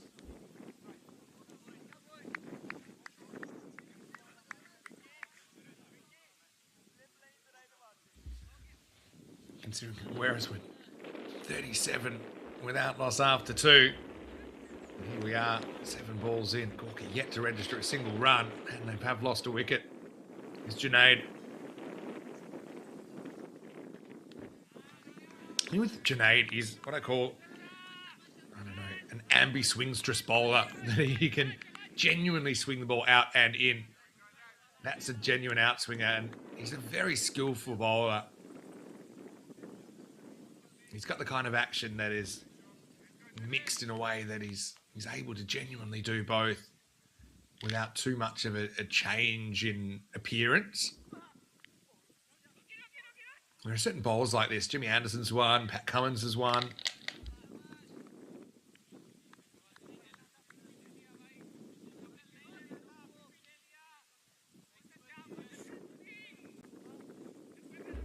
He's got that very good grip. That's one. I always think he's more of a stock in-swing bowler, but maybe not. And this guy's got over 100 wickets on ECN. Hello, Chris Addison as well. So thanks for saying hi in the chat. Good to have you with us.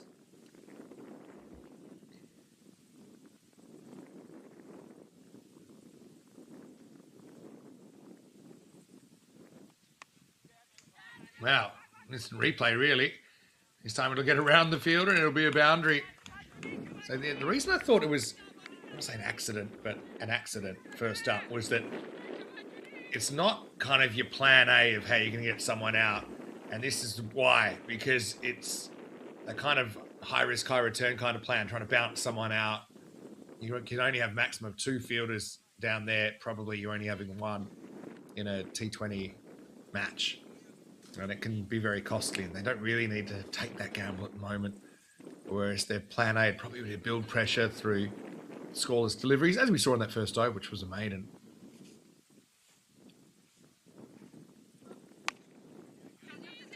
One shapes out a little bit. I'll take the single. It's not picked up cleanly. And that will take us back to Sandeep. Yet to score, but I'll strike with a leg by earlier.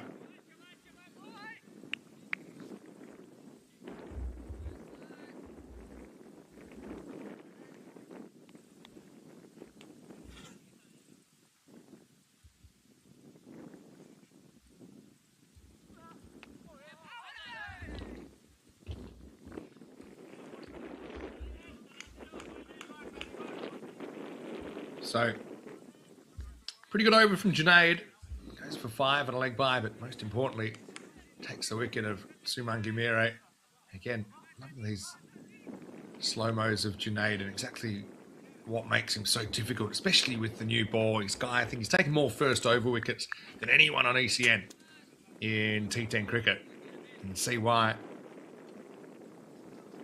Hard to know what you're hitting or trying to hit.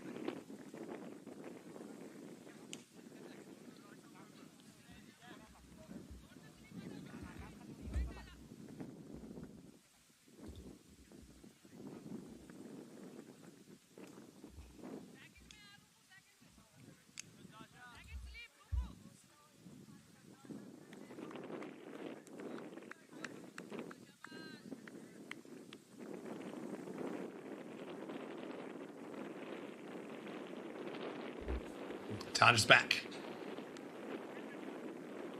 Sandeep wants one, won't get one here.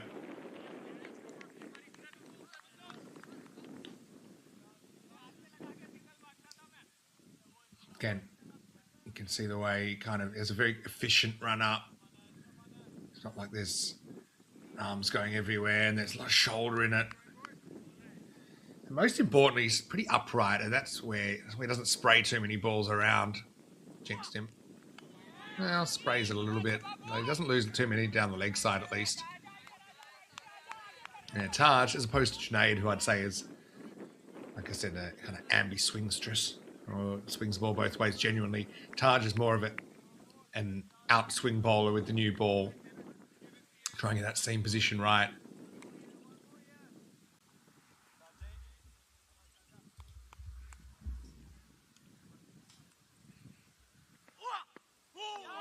Beautiful. That's exactly what he's trying to do. Really, really tough for the opening batter here. You see it there. You play down one line, but then before you know it, it's just left you. And kind of pretend that he's left that, Sandeep, but he knows he's played at it. Slightly angled face. And it doesn't exactly build confidence either when you have that kind of thing happening as an opening bat. Yeah, that'll be 4. Well, maybe it won't. Didn't have the third back in the end. I thought with the pace that it might have gone, but Andrea had other ideas, made good ground to his left. It'll be good having him that fine as well.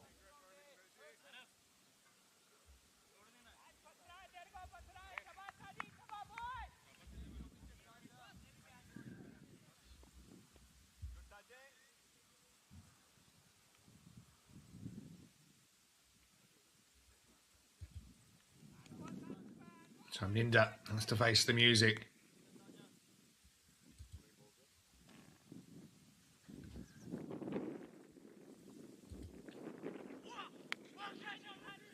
And Ninda goes for it, but it's very high.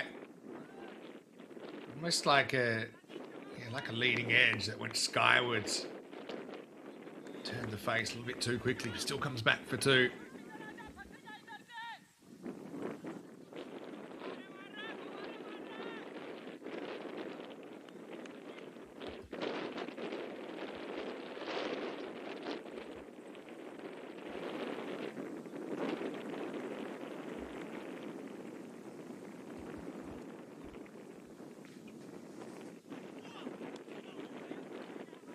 Bowled.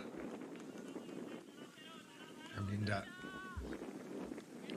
finds a single. That's a start, isn't it? I mean, Gorka don't have a required rate that's out of control. Still in single figures. The question will be if Awaris can have their bowling lineup stand up, not really have any passengers. Another good outswing in that one. Sandeep pushes, grabs quick single end of the over. Exciting stuff at the moment. Real battle out there in the middle. Gorka 13 for 1 after 3.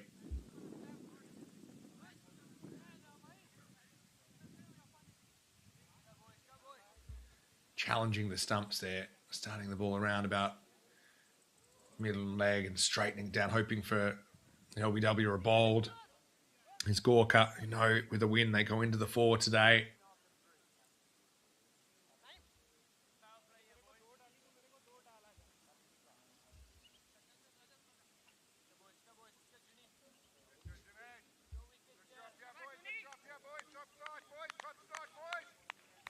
Check out the cheeky wink of Junaid on the top right and a D to resist it. Here he is with the ball though.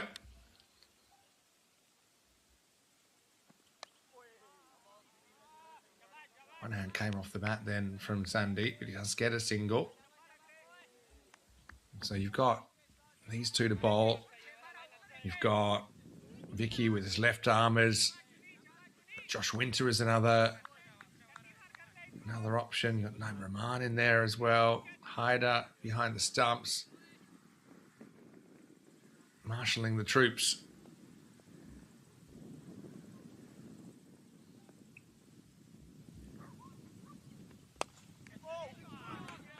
Back down the ground. Not perfectly timed from Amninder, but it's good enough to bring him 4 runs. Comes a time as a top order bat where you got to kind of hit bat and not be so passive. So you just put the hands through this one. It was in the air, wasn't completely in control of where it went.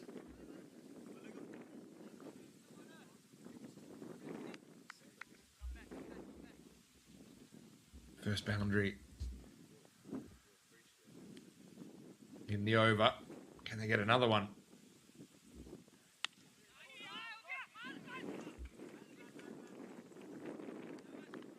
Gorka, to be smart knowing they have to run hard.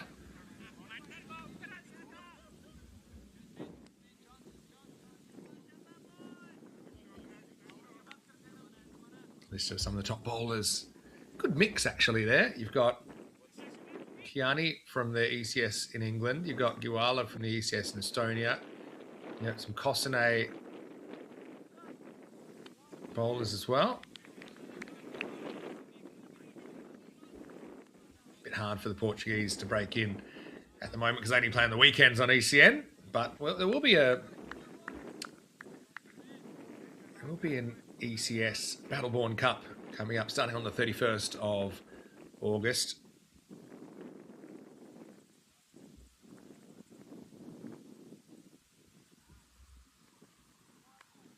This is the outswing that goes a bit wrong. The funny thing with Junaid is if it was only an in-swing bowler or only an outswing bowler, he'd still be a very good bowler in his own right. But the fact he can do both just makes him a little bit special. And difficult if you have to face him.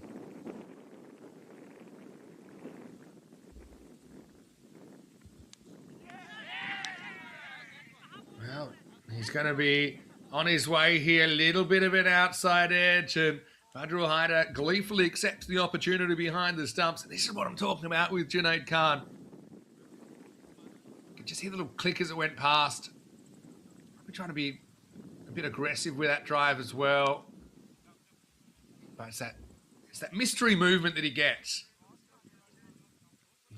All you have to do is move it half a bat width. That's what Junaid does on that occasion. Sandeep has a tough time of it out there. He's out for 4, caught behind, and Gorka 21 for 2.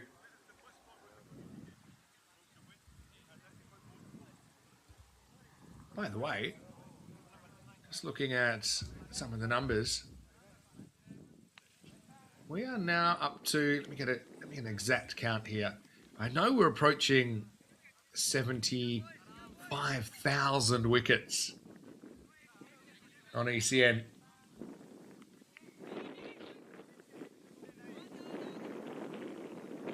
And of course, we're on the million ball watch. I've called it M week, starting the 7th of September. But I think we'll reach 1 million balls bowled on ECN.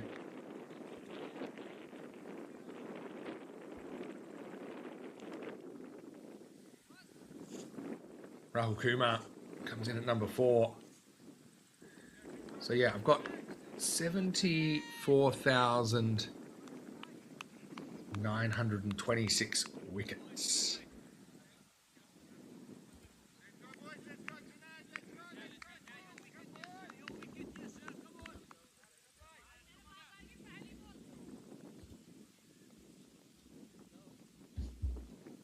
Junaid loves bowling with left-handers. You almost have a case for an extra catcher in there, you just feel there's a chance of an uncontrolled outside edge.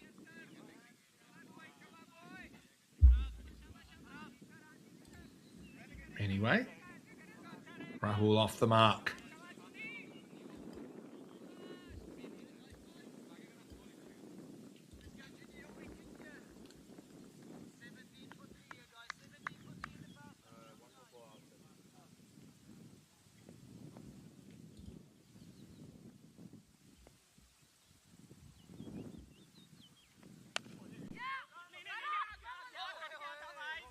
Neither one of the run. Rahul wasn't so keen. See some numbers from this league on the right. Typically you get 1-6 every 5 overs in Division 1. As we get to the end of the 4th over, Gorka 22 for 2.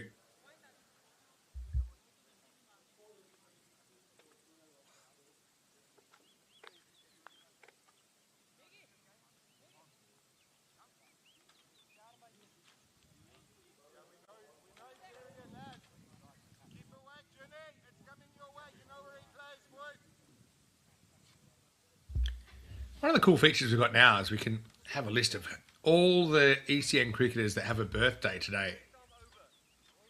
I've got 11 of them. And I often try and think, okay, who's maybe the biggest ECN? Who's made the biggest impact?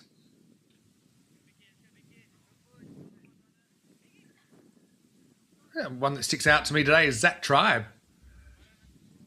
from Jersey. Played for Farmers, actually won the ECL with Farmers in 2025. So happy birthday to Zach. He's 25 years old today. Ali Masood from Estonia also has a birthday. Talon United and Estonian national player. He's 34. Chowan gets to go at the top end. Interesting they didn't want to keep going with Taj. I thought he was getting that new ball to work nicely, but I suppose Vicky also wants to go with a new rock and see what he can do with it. Aussie Onwuzulike of Hornchurch also has a birthday today. He's 42 years old. Said Sulat of Bulgaria is 25. Wakarali in Cyprus is 38. He's a good one today. Dilawar Khan. That's a nice shot from Rahul. And he'll pick up a boundary. I wonder if Taj just said, well, I'm not so keen against the left-hander, maybe use me later. Or maybe they just like the idea of having Taj up their sleeve. So I can understand that. Vicky gets escorted to the cover point boundary first up. Nice shot from Rahul Kumar. Yeah, Dilawar Khan, a.k.a. Booney Max. He's Booney's older brother. He's 29 today. Quite a good birthday today, 16th.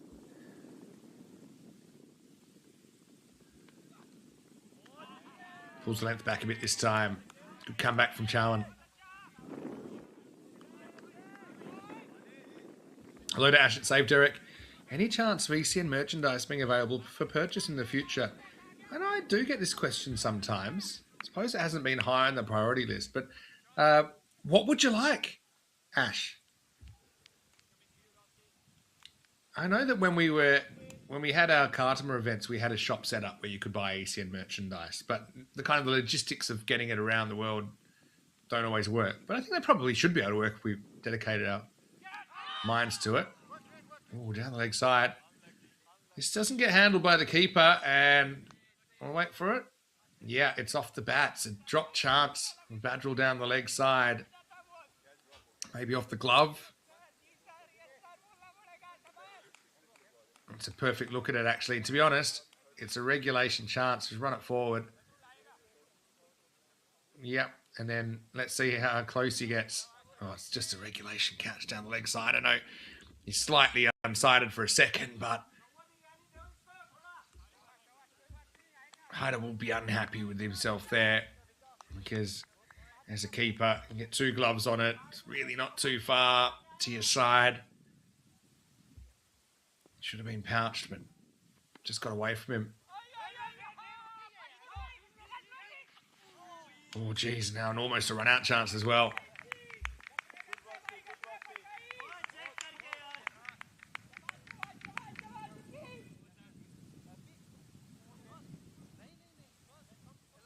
Look at Sean. He's quite upright, isn't he, in his delivery?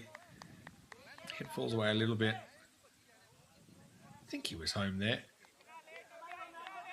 Looks like Ross Reed hurtling in from the side.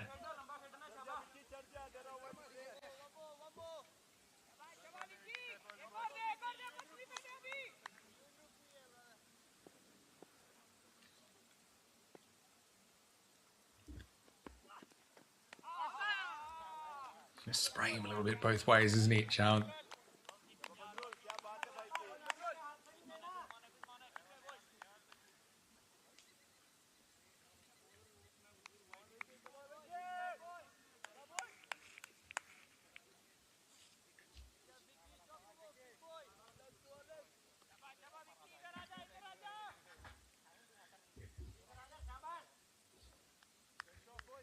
Yeah, magnets, mugs, hats. I like what you're thinking. So one of the issues we run into is the fact that to ship stuff all over the world can be problematic. That's well struck by Amninda. That's going to go for 4. Bouncing just inside. Takes on Chown and wins. Wayne has 2 pairs of ECN shorts. That's right. Of course you do, Wayne. Had an ECN shirt, but not sure what happened to it. Remember sending you some stuff over, Wayne, a while ago. How are you, Wayne? Hopefully well. Yeah, leave it with us. Look, I would say, Ash, when we come into the new era, and I suppose if you're in the Spanner squad, you know what that means. The new era. If you're not in the Spanner squad, why don't you join? Because, we give you... There's plenty happening in the background that isn't publicly available yet.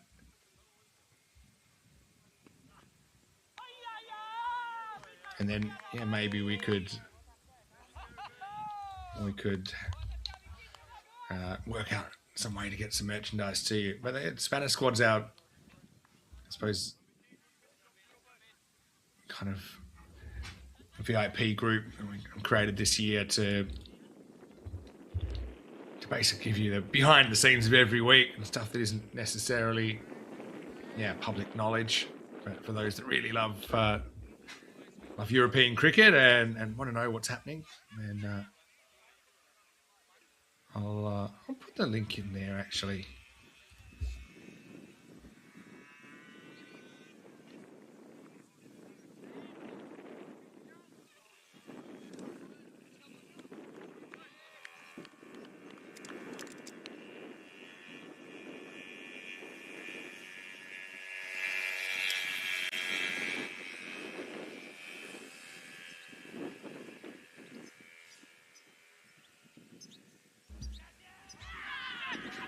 Oh, this one. Big appeal. I'm not so sure this is off the glove. Well, maybe it is. Maybe they're just asking us to carry. Thought maybe it was off the arm. Let's have a look. It's a good catch. Does he even catch it? To me, it looks like it goes in pretty clean, if I'm honest. He's in a weird position, but it looks... I don't ever see the ball hit the ground. Oh, look... Naeem likes it. It looks to me like it got caught in the fingers, but look, we're a long way away. Square leg umpire's got a much better view at that. And I think it has been given. There's a few things going on there. It seems to go into the fingers pretty clean, and then I don't think he kind of turns the ball over and rubs the ball on the ground, you see? And then he uses his left hand to try and, keep it in. See, look, go slow here. Goes in the fingers, and then that ball to me hasn't hit the ground. It's in his fingers. Then he brings his left hand over just to make sure it's not getting away. I think it's, it's hard to call from here, but based on the evidence that I see, I think it's a pretty good decision. Thanks, Wayne, for the tip. I'll check that out. And some of these guys in here, look, we'd love to keep adding to Spanish squad. We've got 31 members right now. Wayne's in there. But, I always love to have Chris, Addison, and Helix and Ash as well. Because we can really share a bit more in there than what we can on the main channel at the moment. And there's some pretty exciting things happening.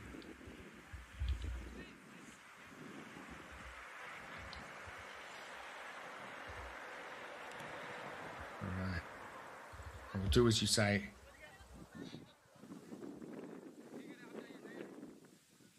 Oh, that's pretty good.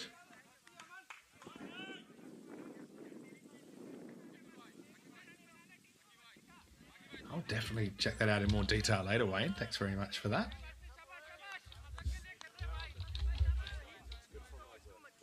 All right, so what a good catch. So Hyder, in the end, hey, he's a hero. He took a much more difficult catch than the one he put down.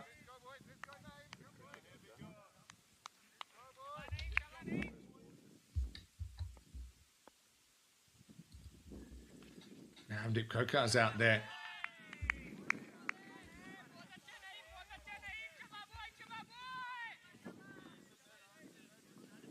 So Rahul Kumar departs for 6. Maybe just coincidence. We had 2 strangles so quickly.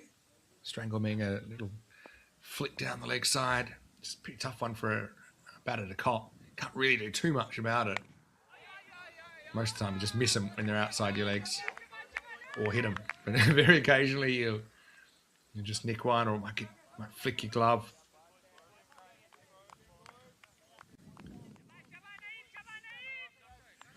Yeah, interesting one. Helix saying it should be mandatory to keepers to wear black gloves when a white ball is used.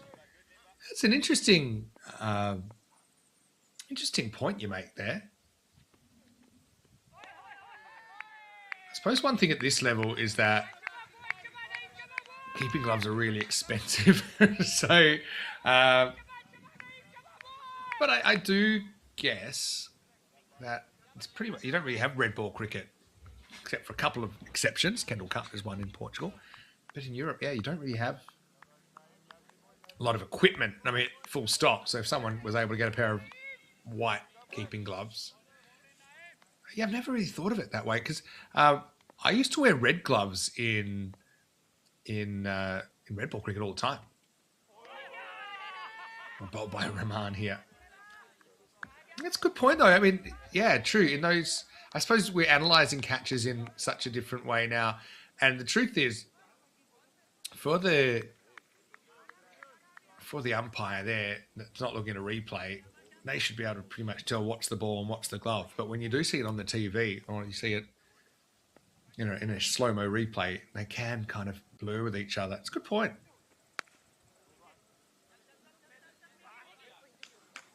That's played out towards point where Miguel Stoneman will clean up. Grab a couple of runs there. Coker off the mark.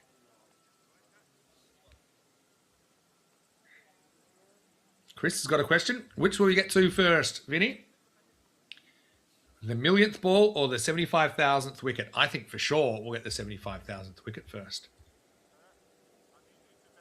I'm pretty sure about that because we only need about 70 wickets. All right. Oh, we have a cramp situation going on here. Coker's only just come out there as well. Hopefully it's nothing more than that. Yeah, so we still need about, let's say, 70 wickets. And I'm telling you right now, in a normal day of, let's say it's 4 T10s in a day, and typically you'll see about 5 wickets in innings, you'll get 40 wickets a day. So it'll only take a couple of days. In fact, it might not even take that because in Portugal, you typically have about 7 wickets per 20 overs. So you might have about 40 wickets a day in Portugal. In which case, yeah, we might even, there haven't been a lot of wickets in the Estonian games today. So yeah, we'll definitely get the 75,000th wicket before the millionth ball. Millionth ball, I see as happening in the week of the 7th of September. In fact, I put this on the Spanish squad. We were talking about it. That M week, million week, which I think we're in another European Cricket Series in Belgium that week, but yeah, definitely 75,000th wicket first. Thanks for the question.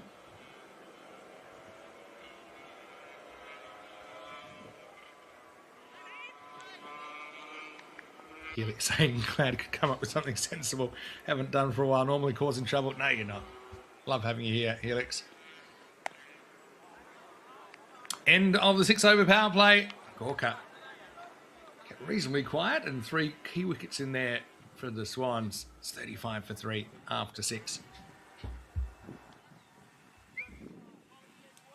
Yeah, so the Spanish squad is something that we organize. Basically, I organised earlier in the year just to try and keep our real engaged viewers a bit more informed, and also to have some I suppose deeper discussions and communication around what's happening, because it does change week to week in European cricket. Interesting that after bowling Chowan for an over, they've abandoned it and gone back to Taj. They probably just feel if Taj can pick up 1 or 2 wickets here, they're as good as home. And Chowan, let's be honest, didn't get it quite right with the ball. Almost had a wicket though. Strangled down the leg side.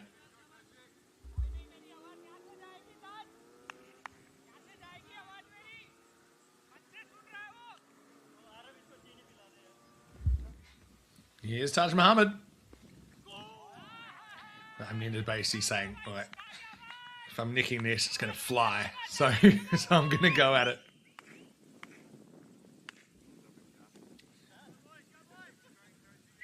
Hello to Chris. Chris is part of the Spanish squad, of course, as well.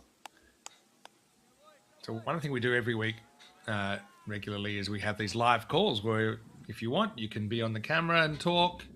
You can be in the chat. We can engage with you directly. Gets behind this one, and Ninda pushes for a single. And Chris, talk about the test in Darwin, and congratulations to Bangladesh. I mean, thoroughly well deserved. Outplayed Australia in all aspects, really. And let's see how Australia bounce back.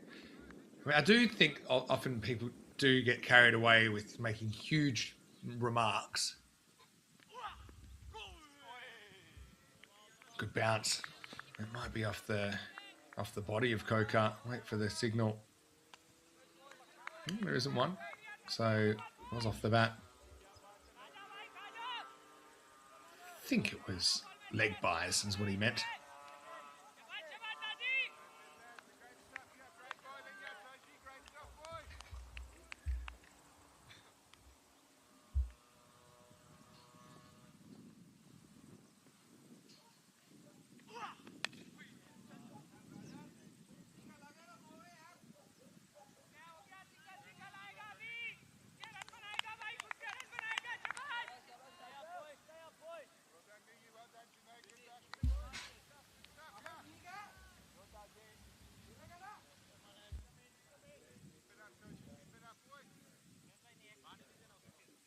Yeah, Chris, I do believe it's Conrad on the camera again today.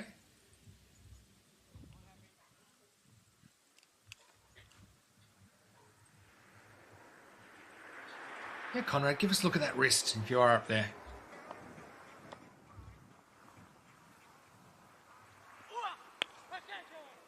Kokar chips it away, but straight to the fielder. Ross Reed takes the catch.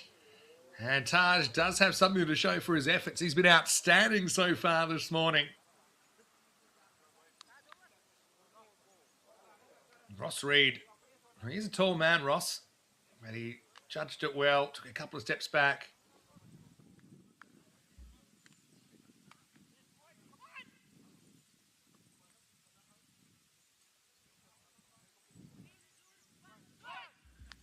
And Ross, he brings a lot of energy to this team.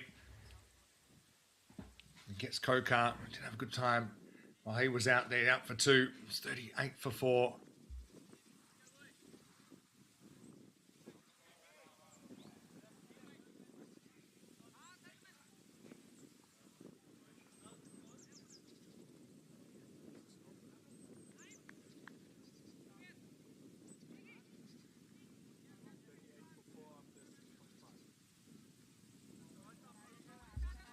So it can't be so easy taking on a bowler like Taj Muhammad when you first come out. Actually, I'd be so tempted to bowl him out now. He's done what you wanted, Taj Muhammad. He has come back. He has gotten that 4th wicket. He gets 1 crack in this over at Rana Rehan.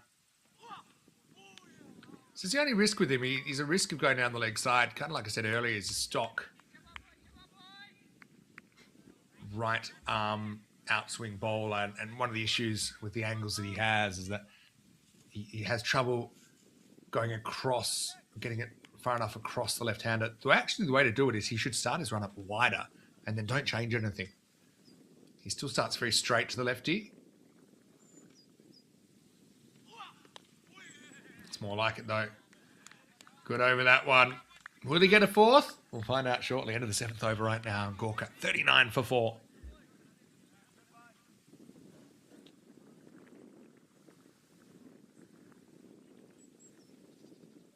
Wayne saying that Gorka looking very Peter Crouch when he took the catch. Yeah, that's a fair comparison. I'll definitely pass that on. Conrad can hear me, I think. What do you think? Ross Reed, Peter Crouch? Separated at birth?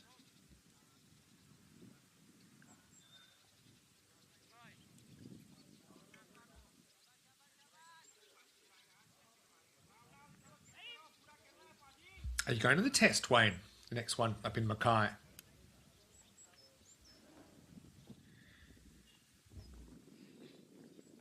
And into the face as Naeem Rahman gets a 2nd over. Clipped away nicely. Tough chase for Andani. Geez, he does well to stop that. Save 2 runs for his team. And how often do we see fielders going with their feet at these kind of balls? And Andani really shows how to do it. Doesn't even get off his feet, but he gets his hand down and he reaches for it. There you go. Just a bit of bending of the knees. More work from here. And you wouldn't believe it. Oh, geez, he almost fumbled onto his foot and back onto the rope. That's an amazing couple of stops from Azhar Andani.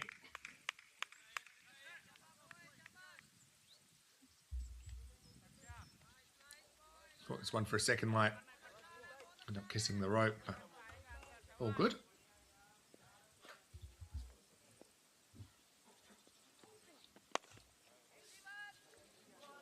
More work for Andani. Overworked man in Portugal right now. This time it's only a single.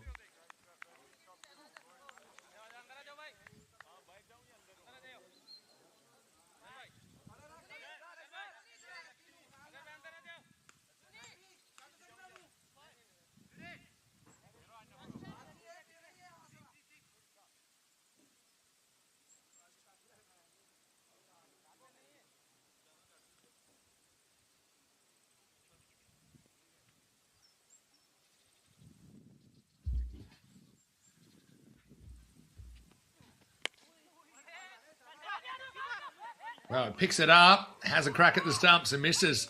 Could have been run out there. Good work by Rahman in the first place to grab it in the left hand, and he transfers.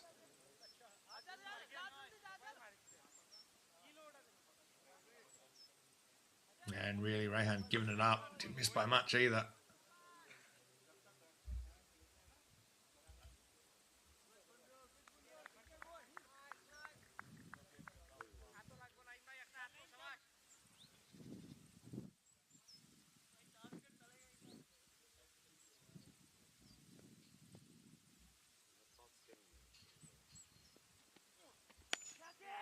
Menendez goes for it, but he slices up in the air. It should be caught.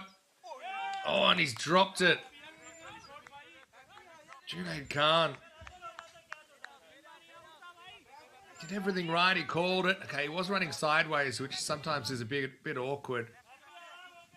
But it just gets away. Watch it here in the replay. It actually ended up kind of a bit too close to his chest, and he couldn't manipulate his hands in the right fashion.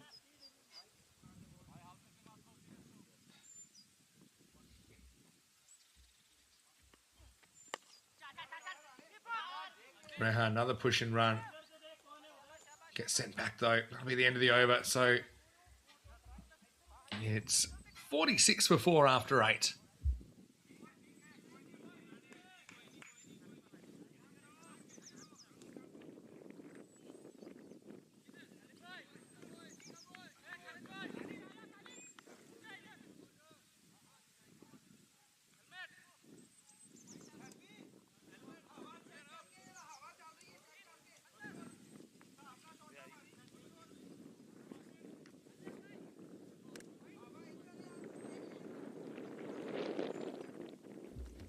Big hello to everyone out there. And Wayne, yes, I love that you say you live so close to the ground. So it sounds like you will catch up some of it. Awesome.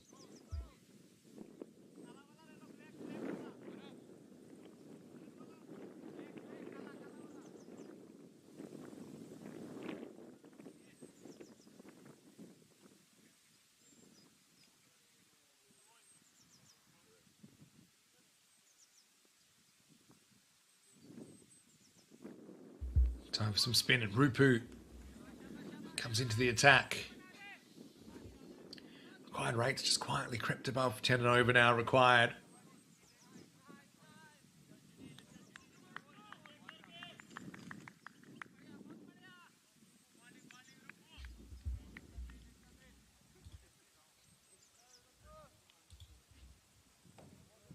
Now we'll go round the wicket to the left-handed runner Rehan.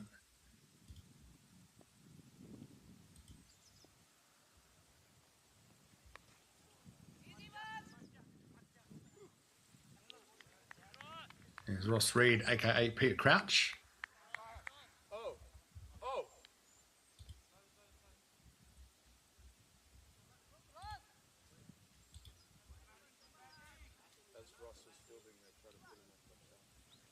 That comes straight from the chat as well. After Ross took that catch, I think it was very Peter Crouch-like. Pitched up, and Linda goes after it. And he's going to get the result. Maximo. Yeah, change the spin, change pace. Maybe change luck for Gorka, trying to get something going in the chase.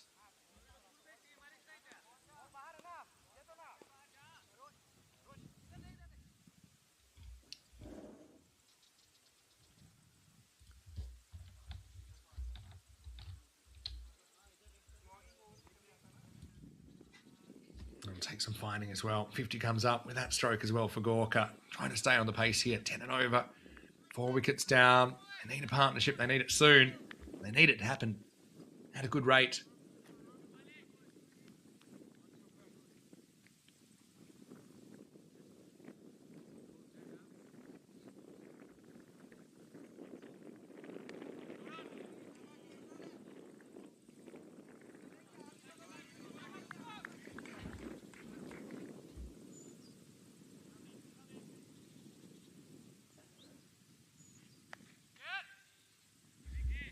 Put away nicely.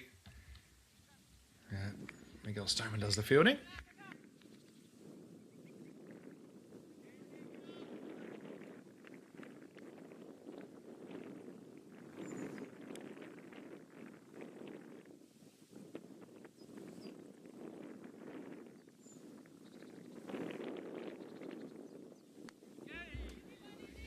Rehan had a couple of close shaves already. There's Crouchy. Getting in a good crouch to save that one as well.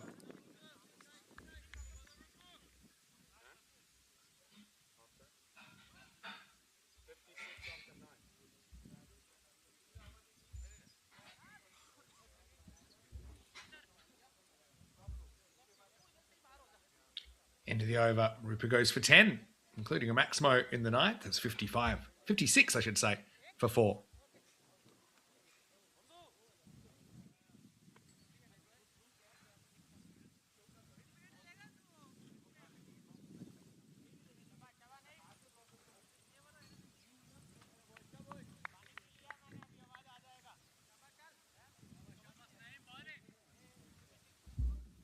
Interesting chat about drop-in pitches right now. I mean, there are some very good drop-in pitches. I think sometimes they get a bad rap. Because also, regular pitches can also be pretty bad. I think there's sometimes a bit of selective memory. Rehan goes to the air, goes back, and geez, that's a very good throwaway. Andaria just couldn't stop his momentum from going backwards. In the end, he'll save 5 runs. But he couldn't get set. I will say this, if he'd made better position originally, then he would have caught it and he wouldn't have even been running backwards. So it's good fielding in a way, but I think it was slightly suboptimal judgment in the first place. Saw him in that position. And Ninda now elevates over cover. He'll get a couple of runs. Yeah, I think that initial kind of few steps in kind of cost Arav in the end.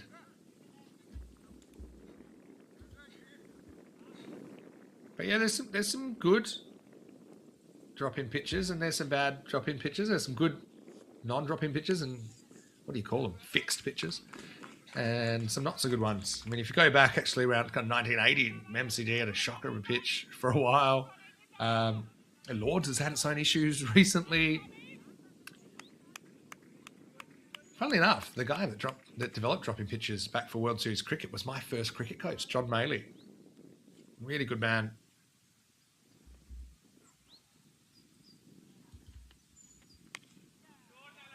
Round absolutely spanks that. And that'll get past the fielder. Just took an unexpected bounce. Once again, Reed willing to put his body on the line.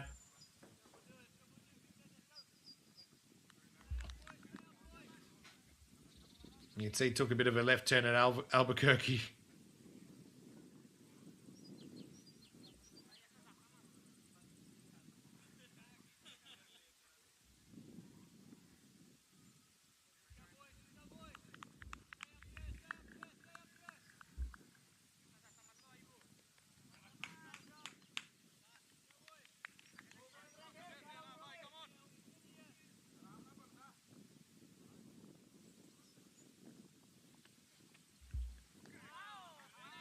Gets past the outside edge this time. There's Naim Rahman.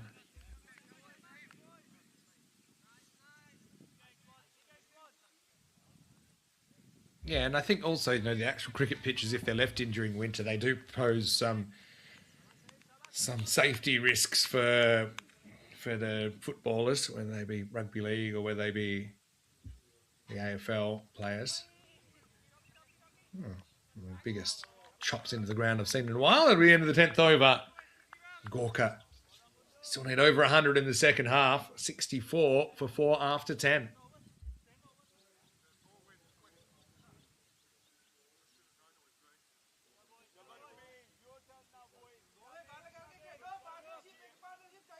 Helix saying they're all the same. Well, I mean, they don't need to be all the same. It really depends on what sort of clay you use. The Wacker's still there. There's still cricket at the Wacker. It's more of a boutique venue these days.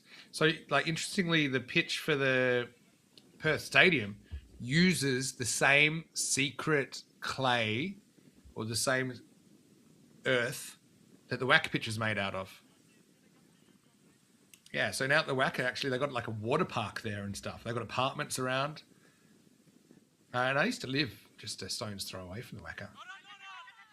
Made it extra special when I did get to play there a couple of times. But yeah, I don't think all dropping pitches are the same. Obviously, there's similar methods about how they develop them. Yeah, Helix makes a good point. But they make them pretty much the same. Yeah. But you know, the Wacker and Perth Stadium is a good example that they made a special effort to try and bring that character of the Wacker to Perth Stadium. And I think they've done a pretty good job with that. Perth Stadium's not necessarily, obviously is, it's funny.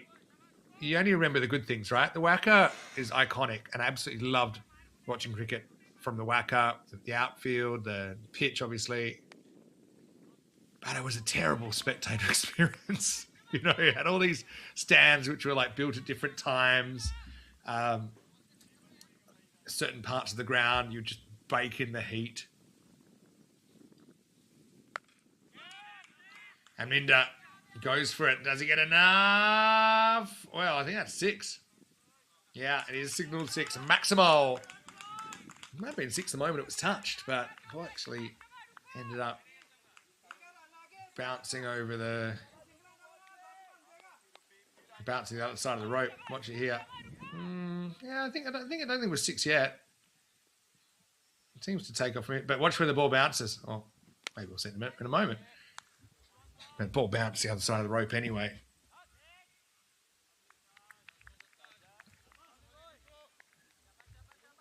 Yeah, so with Perth Stadium, it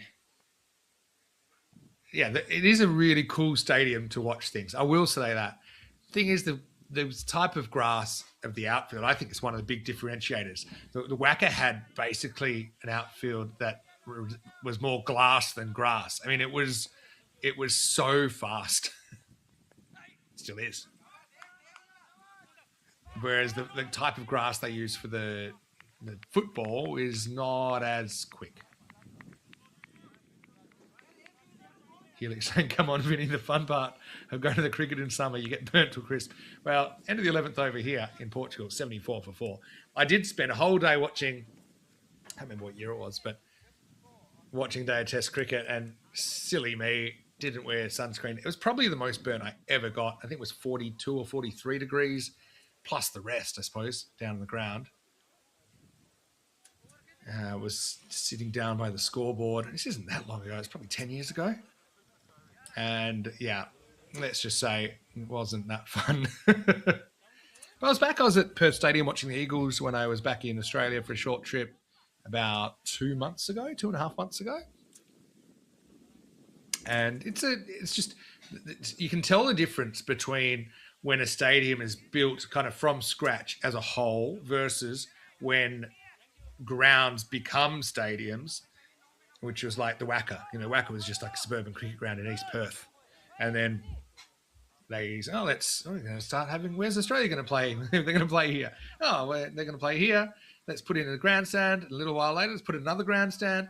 But you couldn't necessarily move from one to the other without going downstairs and back and around. And I suppose these days there are a few more, purpose-built stadiums. I know Brisbane will be in for one soon. The Docklands Stadium in Melbourne's a good example. And actually, I do think that the Perth Stadium design was based on kind of trying to take the best bits of the MCG and the Docklands Stadium. Shawn's going to try from this end. It's a little bit erratic in his first over from the Palace end. But, going to Lords and commentating at Lords a few weeks ago, that was a good experience. And actually to see the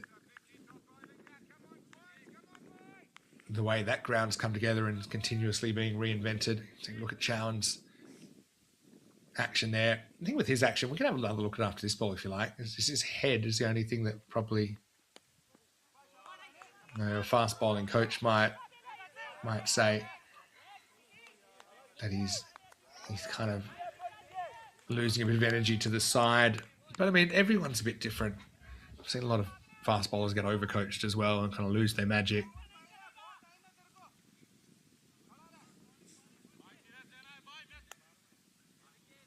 Yeah, Hillick saying, speaking to the guys at Adelaide Oval about the outfield they're growing. It's cool season grass as opposed to warm season grass. Yeah, so it's football centric, probably because they worry about the genuine safety concerns. I remember when they used to play AFL to Wacker for a while in the 90s. I think maybe even the end of the 80s. I remember going to watch the Eagles play at the Wacker, and it's like you're playing on concrete, which I don't think the AFL's ideal.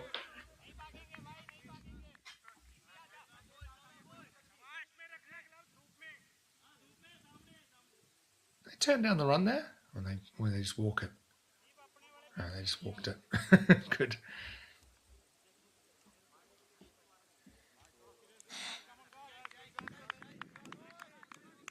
Yeah, and you're right, Wayne. MCG is a good example of what we're talking about basically having a lot of disjointed stands. But they've made a real effort, the MCG, to counter that. Wow, it's huge wide over the head. But the Great Southern Stand early 90s is a really good example of, trying to make, but it's playing catch up versus building a stadium from scratch, which you can't always do because they're really expensive. I mean, the one in Perth, I was living there at the time. I think it opened in 2018, but they're very expensive. You got to find somewhere to put them that's ideally central, but not too expensive. Good luck with that.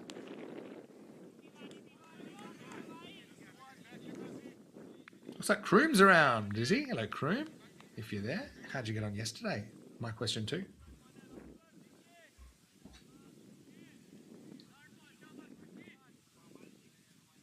But then, I'll go even further.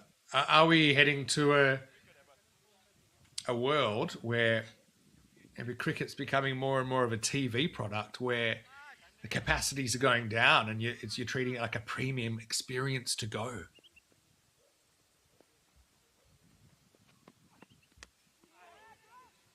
Flicked away from Amninda. Reed crouches once again, keeps it to 2. Amninda to 47. I'll give you an example, like Junction Oval in Victoria. They put lights in there now. I believe the Renegades are going to play some games there this year. Or maybe it is their home ground.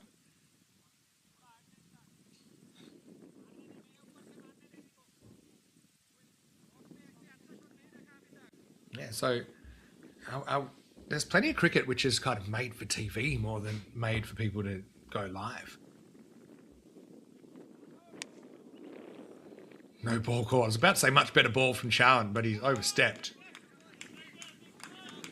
Look at the foot here. Oh, maybe. Definitely, whether it is, whether it isn't, you shouldn't be putting it in the umpire's hands.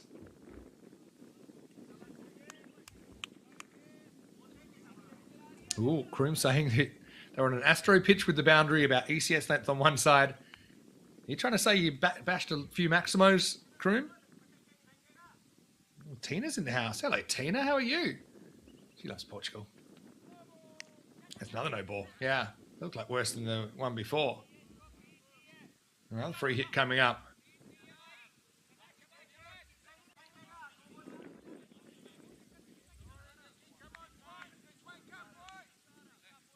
Just stretching a little bit too far. That one seemed reasonably clear. Tina, how are you and what are you up to? Where are you? And Tina's always moving around. Normally I'm the one moving around everywhere. Now everyone else is moving around. Free hit. Thumb breaker. And end of the over. Amninda will retain the strike. He's on 48. And after 12 overs, Gorka 83 for 4.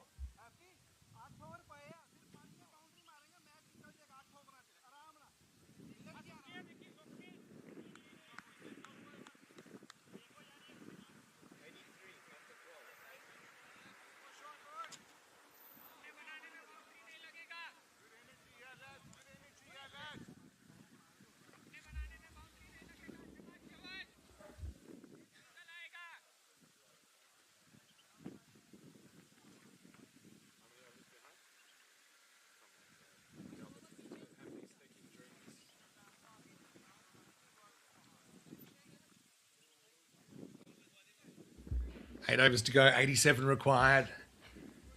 Kind of built a bit of a partnership here when they've needed one. These two came together 38 for 4. It wasn't looking too good. 45 they've put on in 5.1 overs.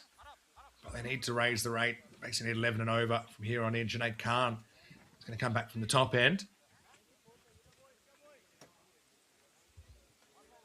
Hello to John Gray as well. Welcome. A few people might be joining us from Estonia. John's lurking with the sound off, so you probably can't hear me. I'll say hi in the chat.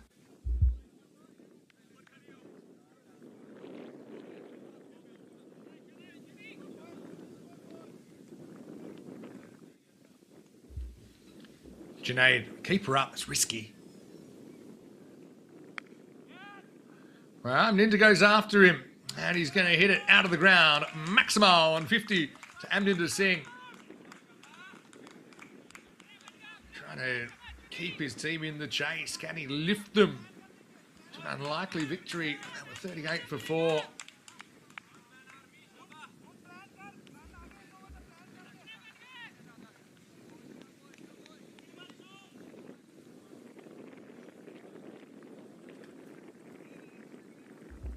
Junaid gets 0 chill from Amninder.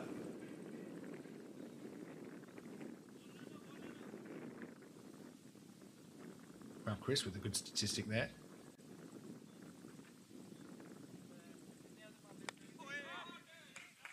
I wonder about the keep coming up, what your strategy is there. Maybe it's because they felt batter was batting out of his crease and they just want to put him back.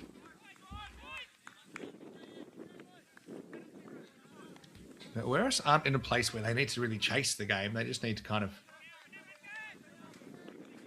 It's really... The onus is on Gorka to do something sensational to win from here. Nicked and just away from the field to Reed. Well, to stop it at least. Yeah, Chris saying that Marvel... I always think... I generally call these stadiums by their original names because, number one, I'm not getting paid to talk about them. And also, that way you're never wrong because Docklands can always be Docklands and Perth Stadium can always be Perth Stadium. But, yeah, Docklands only cost $460 million. Wow. Pins back on this. Amninder just falls safely. Sense the urgency for Gorka 11 here. Remember, a win takes them up into the 4. A loss and they're still out of it. Only a couple of games to go. So, yeah, Docklands in Melbourne only cost 460 million Australian back in 1997, but would cost 989 million today, so over double.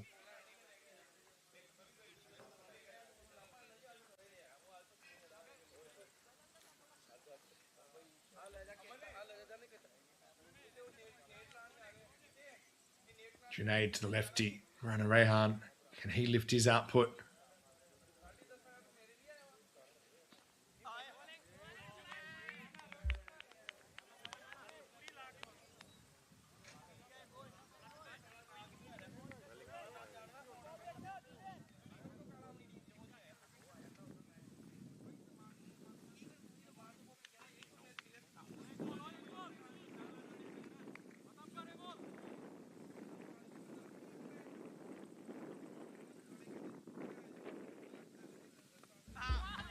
It's a pretty good ball.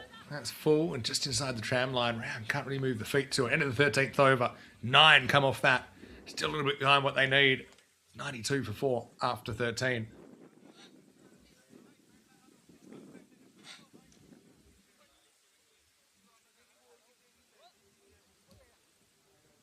Let's look at Gorka. Still in the game here. I mean, 11 and over. It's not impossible.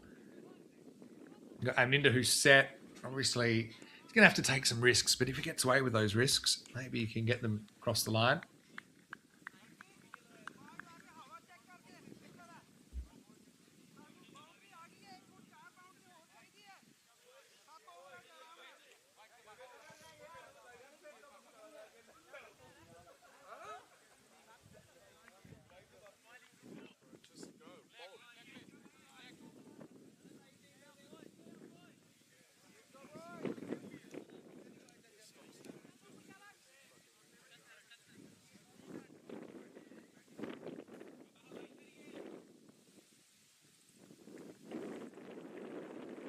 Rupu gets a go from the clubhouse end. Oh, pretty close, and he's been given. Hamninda gets across. Big question there. Was it turning past the leg stump? He was a long way back and he got a long way across. Andrew Winter standing right in line with the pegs and he thought that was going on to hit leg. And a bit of a circuit breaker. Let's watch it here. Turns a bit. I mean, you can't see the stumps. That's one thing. And also, we're not in the right angle. But he's a long way back. It's a fair enough call. There's certainly nothing to suggest it was an incorrect decision.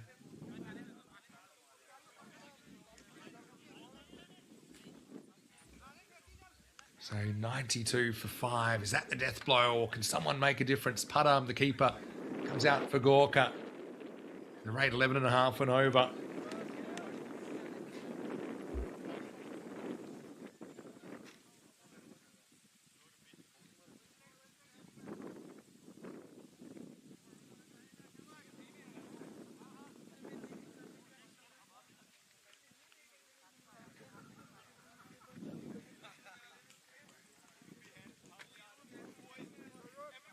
Rupu with the breakthrough.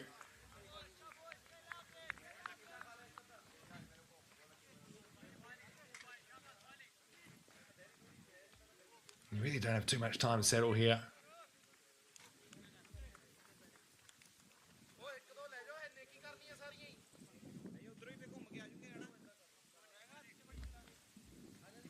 Facing Mohamed Ashful Rupu. That was a bit messier. Maybe that was turning past the leg stump. Maybe a bit of bat in it. Maybe a bit of glove.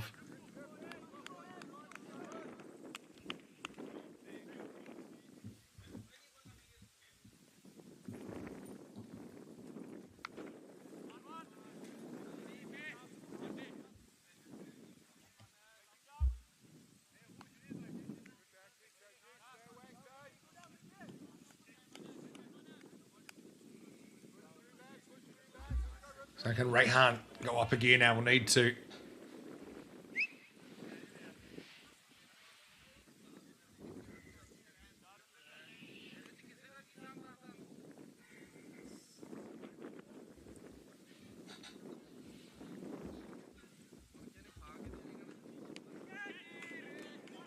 Well bowled. Rayhan takes it on. Should be pushing for 2 here. Good running to put the pressure on the fielder. Hey, Ash has just mentioned something in the chat. And I don't know if you can really watch this outside Australia, maybe if you have other means. But there's a show called Ground Up, which is basically based on the new Tasmanian AFL team. I love the start of that show where it says that the following events never happened, especially between the years of 2024 and 2026. But I absolutely love that show. I watched the first 5 episodes when he was in Australia, but I haven't been able to watch the rest of them since. I'll have to wait till I go back in the new year. But, yeah, it's a very good show. Look it up, called Ground Up.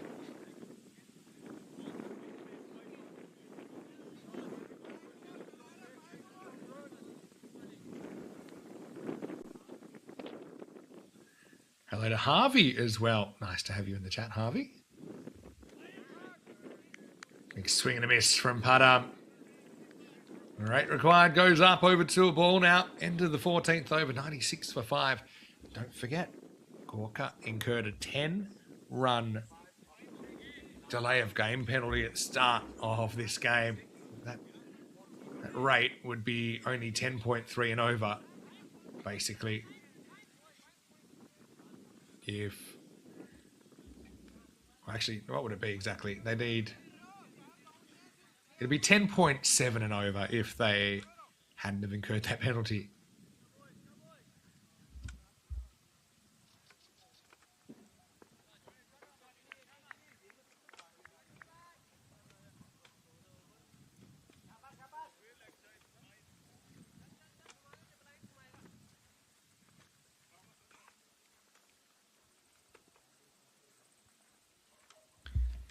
Junaid to bowl out in the 15th.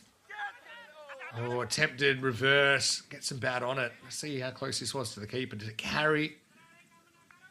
Brad Wright has been in the game a lot today. I have a feeling it might not have carried. Definitely get some bat in it. What's next? No, it didn't carry. Did well to actually block it with his ribs.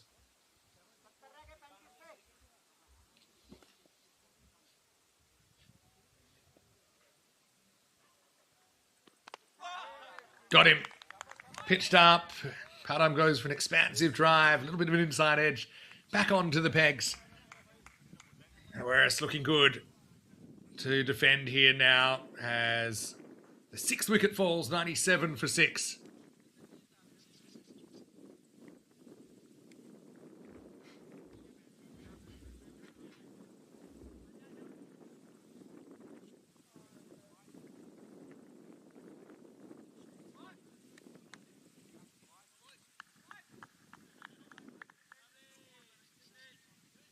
Here's Ankit Kumar.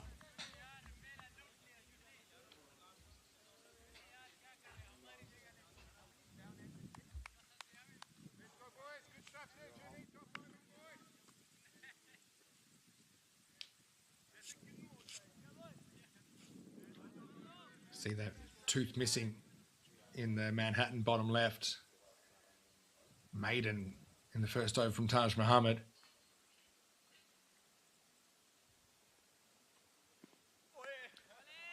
Ankit makes pretty clear what needs to be done.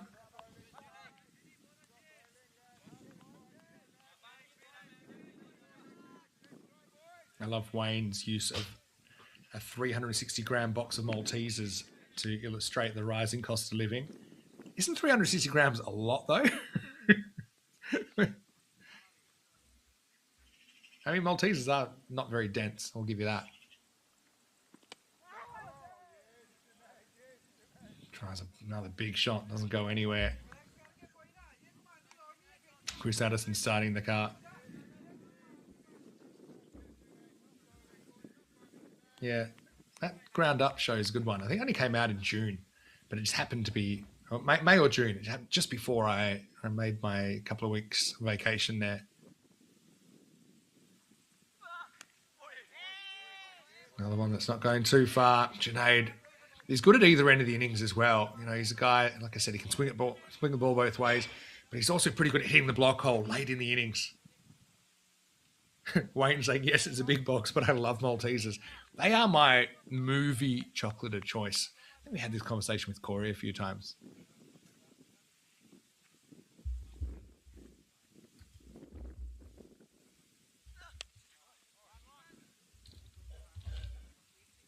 There's more success with this one. Ankit, but still 1 of 4.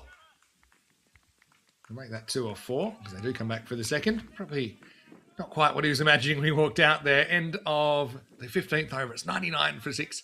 71 required off the last 5. Have a look at what's happening over in the nets. Got to say, I love the nets here. Not often you get such good quality nets. And coming up, middle match of the day, where Punjab CC Amadora will take on Werewolves. Some of the Werewolves guys there getting going. Something that Punjab CC, that Gorka, I should say, looked like they were missing earlier on in the day when they would, especially that first over from Ankit. They've probably won the balance of the rest of the game.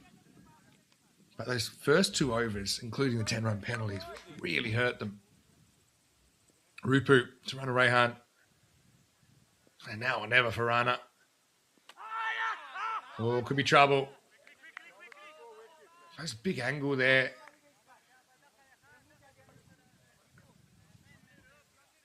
Andrew Inter wasn't satisfied. It was a messy one. Don't know what it hit. Hit at least 2 things.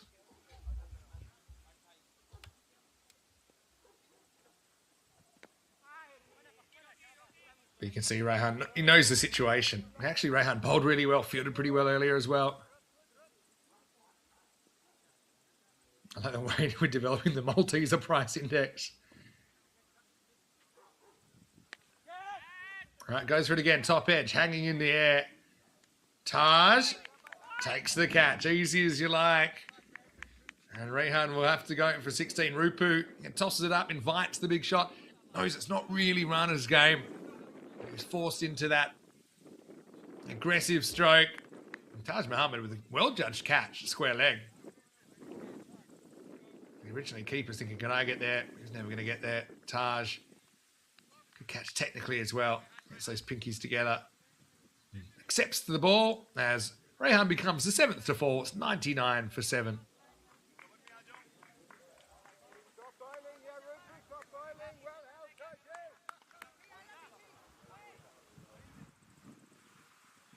It's funny. Everyone's got their way that they compare prices. For me, it's normally like a can of soft drink. Because I remember when I was a kid, it was $1. $1 Australian dollar in the vending machine near where I used to go with my family. It was $1. Simple. Now you're probably looking at about $3.50 to $3.80. 40 years later, admittedly. Akbury, the new batter, gets off the mark. But I think the reason I use that is because that was exactly $1. So I can always compare it. Because I remember then when it went to $1.20 and I was a little bit outraged. And $1.50, then $1.70, $1.90, $2, you know. And I mean, in some places. I mean, and the other thing is, the other test I use, actually, you probably like this one. 100 comes up. Kumar goes after it. Does he have the legs? He does not, as Andaru will take the catch, and it's 8 down. Rupu with the 3rd wicket. Whereas with another critical blow, all taken down there by Aravandaria, who took a catch earlier but had to throw it back. Much like a fish that wasn't quite big enough to keep in the boat.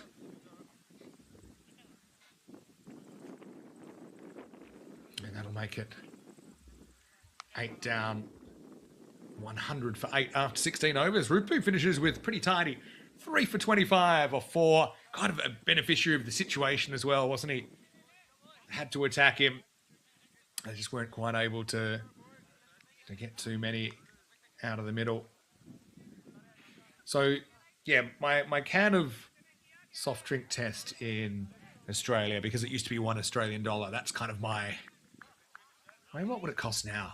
And I'm talking kind of out of a vending machine. I'm going to say it'll cost about $3 to $3.50, maybe $3.80.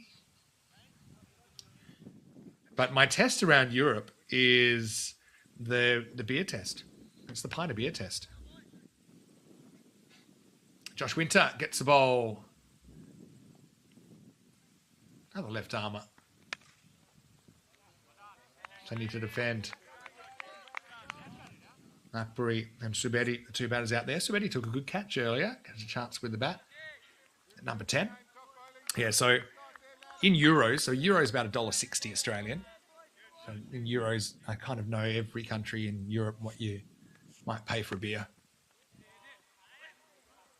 Yeah.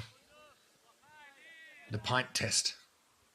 Well, I will say most of the places in Europe, they will have won't be a true pint. It's 500 mils instead of 568, which is an imperial pint. And I remember that difference is important because my local pub in Australia, several years ago now, rebranded and they had these new glasses that were 500 mils, not the 568. And let's just say, incited a riot. We're trying to charge for a pint, but only giving you 500 of the 568 mils, and let's just say it didn't go too well. Within a week, they had the pint option if you wanted it.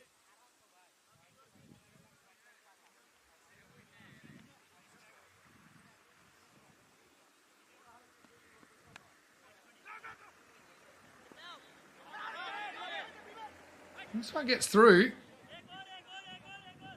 I'll pull it in just before the boundary. Vicky Chan does the fielding. Yeah, so those where I live regularly in Prague, there's also kind of what I might call fancy prices versus your local pub prices. At your genuine local pub in Prague, you're looking at about €2.50 or $4 Australian for a pint, which is about a quarter of what it is now in Australia. Yeah, Chris saying 568 mils there in UK. It's a legal measurement, yeah, but a lot of the world, I mean, the British countries kind of stick with that. Nicked and gone. That was right off the end of the bat from Sueti. So Josh Winter is able to capture the 9th wicket. Gorka down to their last man. 103 for 9.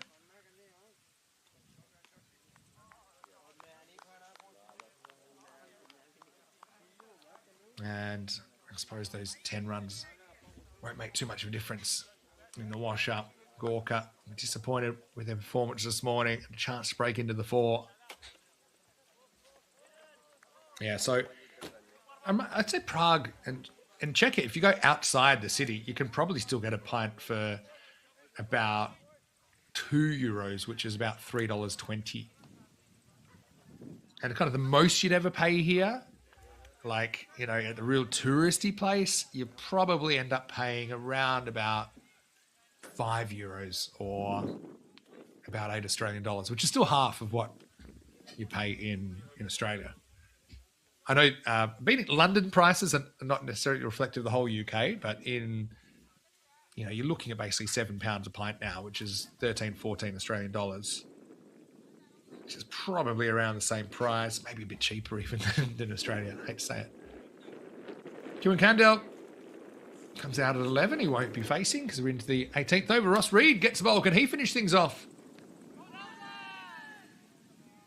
Just going down the leg side. Not a bad first up delivery.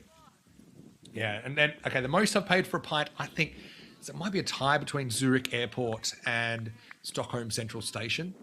They were both about, I think, €18.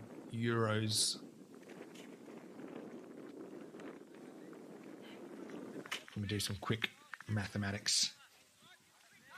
It's probably 28, 29, call it $30 Australian for a pint at those places. I was thirsty.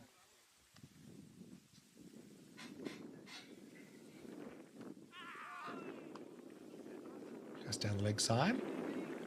Giving it wide. Yeah, and I know, Chris, it does vary a lot in England. Especially if you get out of London. I happen, when I'm in London, I'm typically going to places that are charging a bit because I'm in those kind of districts.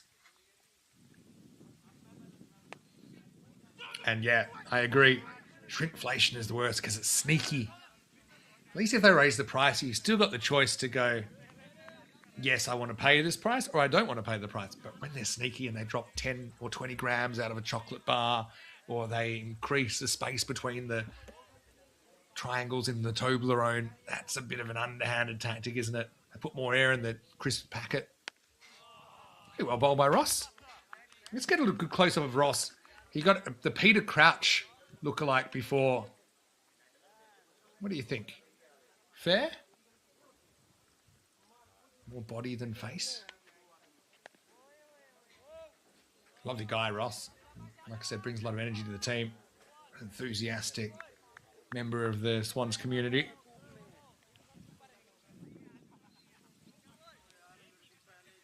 There was a promotion. I was in the park in Prague last month. We've had a long, hot summer here, like most of Europe has. They were doing a promotion. They were kind of doing old school prices. And I think it was, I'm trying to remember, it was about 20 crowns for a beer, which is around, it's kind of around 80 euro cents or kind of $1.50 Australian. Not a bad over from Ross Reed. I'll go for 5. Might get the 20th if we're still going. After 18 overs, it's 108 for 9. Yeah, so that's the other thing. Believe it or not, it's probably too late to go into this now, but I just moved to Subiaco in Western Australia when they started what was called the Beer Wars back in, I think it was 2017, 2018 summer. And yeah, one pub just said, the prices kept going up. They said, okay, we're going to do $4 pints, which is about, £2 or €2.50. And yeah, brought a lot of people in. And then the pub down the road said, well, we're going to do $3.50. It's in full, but I think maybe just bounced outside the leg stump.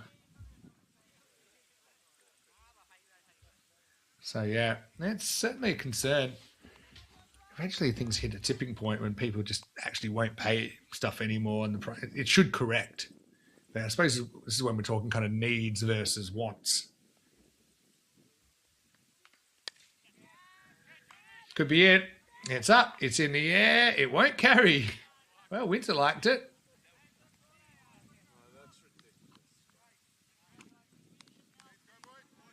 And in the end, Junaid, he's got a pretty face. Didn't want to run in and dive and bite the dirt. I was thinking of a more graceful way to win the match, perhaps. So here's one for you for the next game, if you're still with me. Give us good deals. Are there any good deals still around? I know it's easy to go on about the negatives, and we have. Are there any good deals around anymore? Like I said, that one in the park, they were doing half-price beers because I don't know why. Just because they wanted to. Certainly, the line was forever to get one. Oh, reversage. Unsuccessful. So, tell me some good deals from recent times. You can think about it and come back to me in the next game. I used to love my half-price nachos Monday and Tuesday, but we're going back too far now. I want modern good deals in this age of rising prices and inflation and shrinkflation and rip-offlation.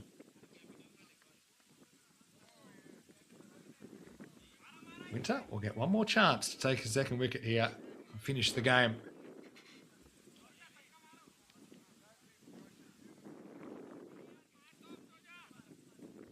Yeah, so I want good deals only. I mean, good deal, obviously. ECN for free is a good deal, I always think. Hopefully you agree. Kandel wants a run. Akbury doesn't. We'll go to the last over. Who's going to get it? Maybe Miggy? 109 for 9 after 19 overs.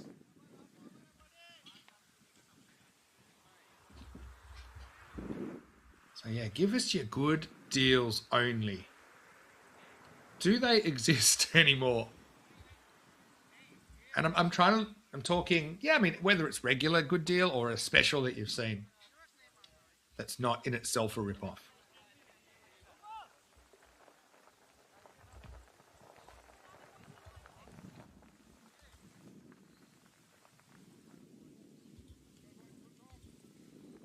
It might require some thinking.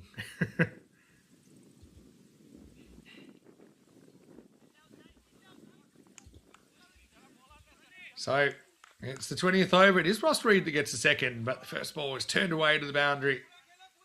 Hackbury, with a little bit of a late highlight, was strayed from Ross outside the leg stump. Mr. Wu Chinese Buffet in Benidorm, €8. Yeah, okay, yeah, you can get some good deals in Spain still. Helix is trying to think. He hasn't had anything come off the top of his head. Let's see if Ross can pick up a wicket, being given this last over. Pretty well bowled. Don't get a run here. We had an all-you-can-eat it might have been in that area. It was in Sporting Alphaz, which isn't too far from Benidorm. It wasn't Benidorm. Oh, wow. Pretty close to hitting the leg stump. But that was about €12. But this is another story for another game.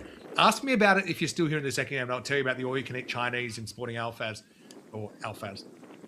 where they had so many tactics to try and slow us down. It wasn't their first rodeo, as Ross puts his body on the line once again. Run out opportunity. But yeah, the $12.95 all you can eat. In fact, I haven't meant to head back there at the end of the season. I'm going to make a note to go back, because when we went, it was 2021. But they would just bring us anything. I don't think it was what we ordered. But of course we'd eat it, because this is basically felt it was free. All right, last ball, last chance for Ross. We'll be coming back in around about 27 minutes, top of the hour. with Punjab CC Amadora taking on Werewolves in match 47. Oh, he hits the reverse pretty well there, Candell. Not often you see the number 11 hit the reverse, but he does. Where's the ball? Is it coming? Uh-oh, we're going to have a lap situation here. This could be out. The keeper's end. Anybody there? Yeah, they'll make it. So, in the end, they get 3 off that. And so, Gorka are going to finish with 122 for 9. I think they're still trying to count. Nope, they've got 3 runs. So, Ross, nice to see him getting a ball. He fielded pretty well. I think Aware's just kind of outplayed Walker in the power play. It started with the maiden.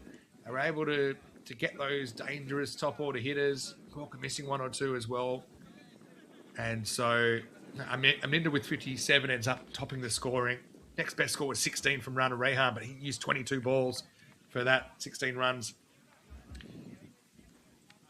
And bowling-wise, 3 for 27, Junaid Khan I thought was excellent early. Taj Muhammad only took 1 wicket, but 1 for 9 off his 3 overs, including that maiden first up, really set the tone. 3 wickets to Rupu, who was the beneficiary of the situation late in the piece. They really had to go after him. Singles for 9, Rahman.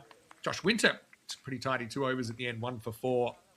Ross Reed getting a bowl towards the end as well. So Werris will take the win. They go a game and a half clear at the top of the table for the Gorka 11, though. It gets tougher for them to break in as they are still in 6th place after that loss. We'll take a break. We'll be back with the next game in around about 25 minutes if we're all running on time, as we will see Punjab taking on the Wolves. Any sound of you, Mr. Maximo? I hope you're having a great Sunday. Give me your good deals in the chat, and then I'll give you a good deal. More free cricket on ECN when we return for more Portugal Liga Grizzly.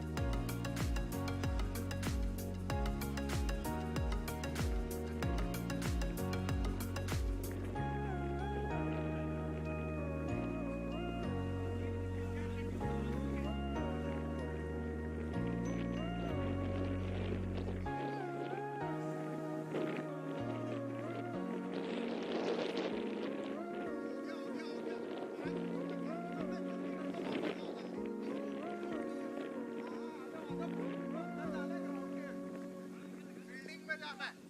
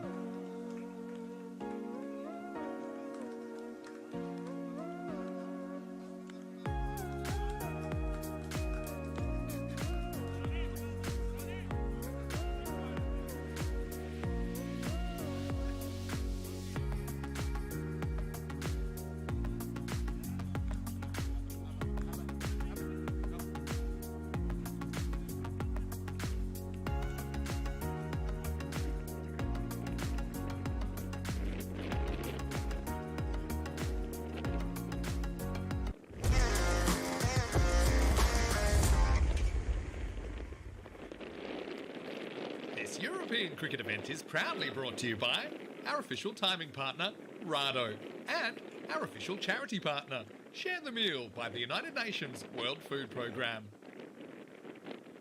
Hello, cricket lovers. Welcome back. Oh, we have a unscheduled guest at the start of this game. But our four-legged friend will be making way pretty shortly as we get ready for match number 47 between the Werewolves and Punjab CC Amadora. Werewolves winning the toss and electing to bat in this game against two teams that are side by side on the table. Punjab CC Amadora 7-4 in 11 matches. Werewolves 5-7 out of 12. So Werewolves basically are 2.5 games effectively behind Punjab CC Amadora. But I think with Werewolves as well, this is their second last game of the season before they'll have a bye and close out the season, hoping to make that top four so they can take part in their final series. Actually, Werewolves, they play today, they play next week, and then they have a bye. And then time will tell if they've made the top four. Remember, the top 4 out of 8 teams in Division 1 play the playoffs, along with the winner of the Northern Conference, Northern League in Portugal. Werewolves coming off a loss last week to Lisbon Supergiants, where they couldn't chase 168. They ended up on 153. They are 5-7 in the season, as I said. Punjab CC Amadora had a win last time out versus Gorka when they made 203, batting first. But interestingly, they haven't necessarily had a lot of luck on the chase. Last time out, we saw them winning batting first. As we get ready for the start of this one with Rohit Sunam, the captain, out there, opening the batting with Mohit Kumar. Anil Kumar to bowl.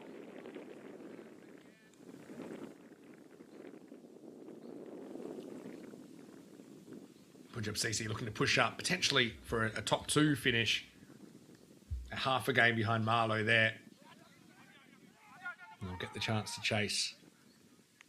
So Punjab CC Amadora 7 wins in their 11 games. Marlow have 7.5 wins. We'll see Marlow in the last game of the day. They take on the Lisbon Capitals. So if the Punjab CC Amadora team can win today and Marlow were to lose, then they would actually go into second. Remember, you do get the double chance if you finish in second spot. Can I just say I had a little bit of lunch myself, and then I really enjoyed going through the chat. And there was a lot of chat about all-you-can-eat stuff. Thankfully, I'd already had lunch, so it wasn't that dangerous for me.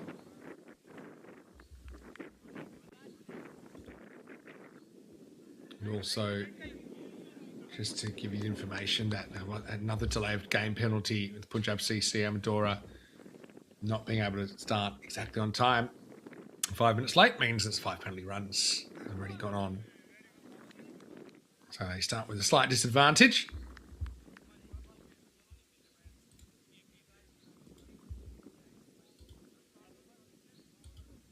That's why the score is 6.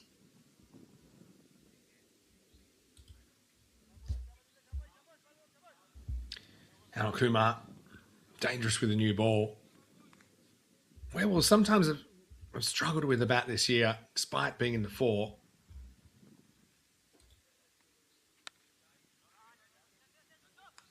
Nice looking drive from Sunam. Come back for a pretty comfortable 2. Ankush Kumar does the fielding. But despite being in the top 4, Werewolves batting slightly less than the league average, averaging 159 with the bat. League average 161. But they also average slightly better than with the ball,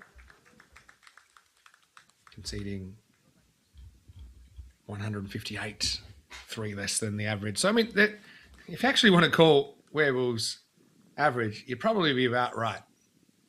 And look, they're a team that recently broke into the top division. Be a good performance from them if they were to make the 4.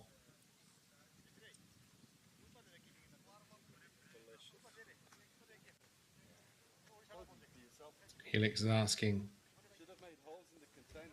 how can they not start on time if they're there? Well, I think the issue with Punjab is they weren't ready to play at the listed time. And remember, it's not just necessarily being there 1 minute before the game starts. You need to be able to come, list your team so everything can be put in the system. So if that hasn't been done, then we have seen it employed pretty consistently in this Liga Grizzly this year in both divisions, Division 1 and Division 2. And there are sometimes extenuating circumstances, but it's been applied pretty rigidly, the delay of game penalties, because, yeah, look, some teams, they do have to travel an hour or maybe 2 hours, maybe more to be there, especially if you've got a few people in one car. Sunam goes after it, but he clunks it. Oh, goes down. And get through for a single. End of the over. 9 without lost after one. But Anil Kumar pretty close to a wicket there. Seemed a bit startled there, didn't he? But really, he should be catching that 10 times out of 10. So, I guess we'll see if that ends up costing him. That's the Awera Swans fines meeting. I was getting a polite round of applause there. I wonder if Ross is getting a fine for being called a Peter Crouch lookalike. That's a bit of a tradition they have. If you missed it, whereas they did get the win against Gorka earlier in the day, 169 to 122. They were the beneficiary of 10 penalty runs at the start of the game for delay of game, but actually they were a bit slow with their overs and actually gave up 5 penalty runs late in the piece. Gorka ended up 122, but by then the result was beyond doubt.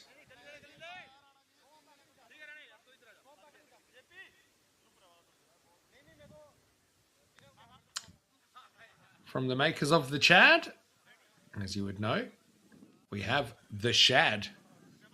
Shad Ali for Punjab CC Amadora, getting ready to bowl his first over from the clubhouse end.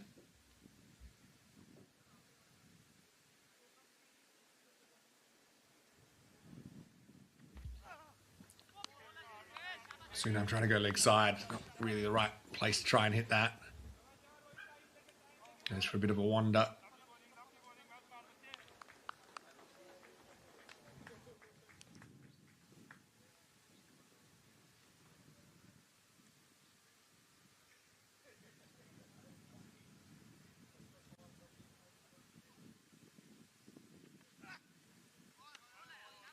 One swings out a little bit too far. It does get called. Keep an eye on the ECSW in Estonia. Isn't it great to have ECSW cricket back on the network? I think it's our first ECSW of the year, which is domestic women's cricket.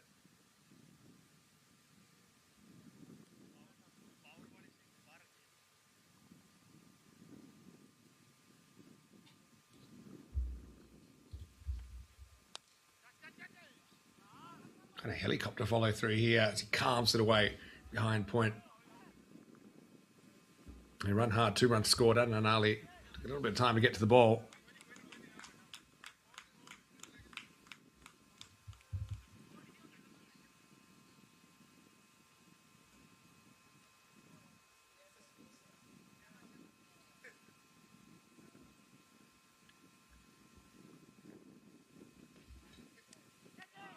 That's good bowling. Getting that little bit of a way shape. Typically the wind here is right to left.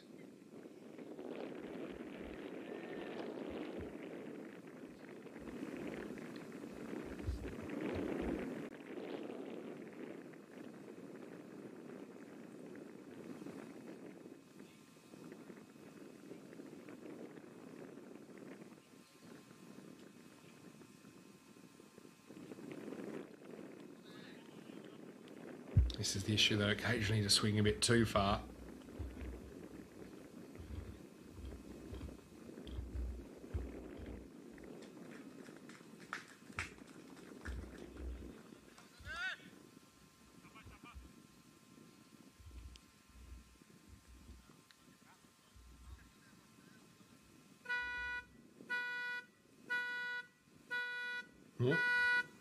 Sounds like a free hit, but it's not. Bucks has a bit more patience for this one from the Shad.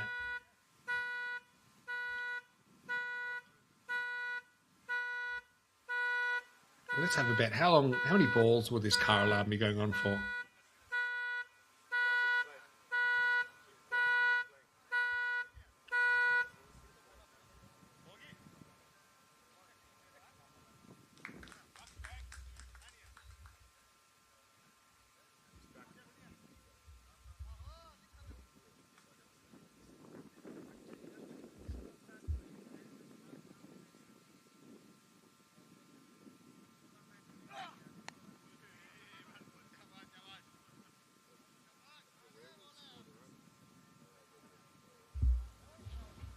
Shad exclusively an offside line here.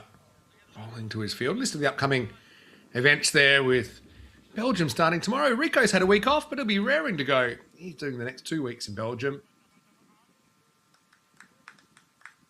And then there'll be more Portuguese action with the Battleborn Cup.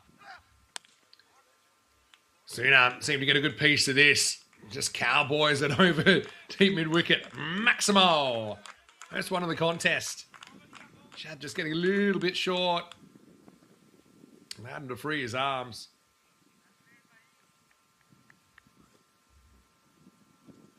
And that one's gone a long way. There's the Werewolves bench. Some of them wearing pants, some of them not wearing pants. Just your regular bench. Although I will say, everyone's wearing something. They'll be hoping for a good performance today, which would be an upset, I think, if they were to knock off Punjab here. End of the second over, 19 without loss.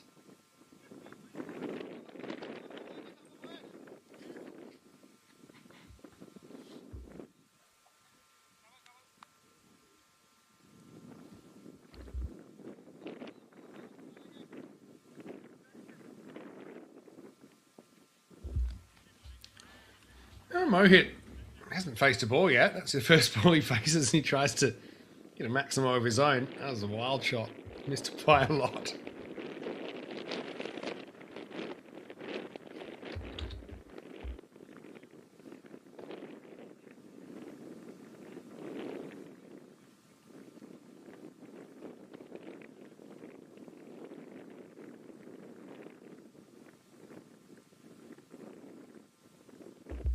Anil searching for the first wicket.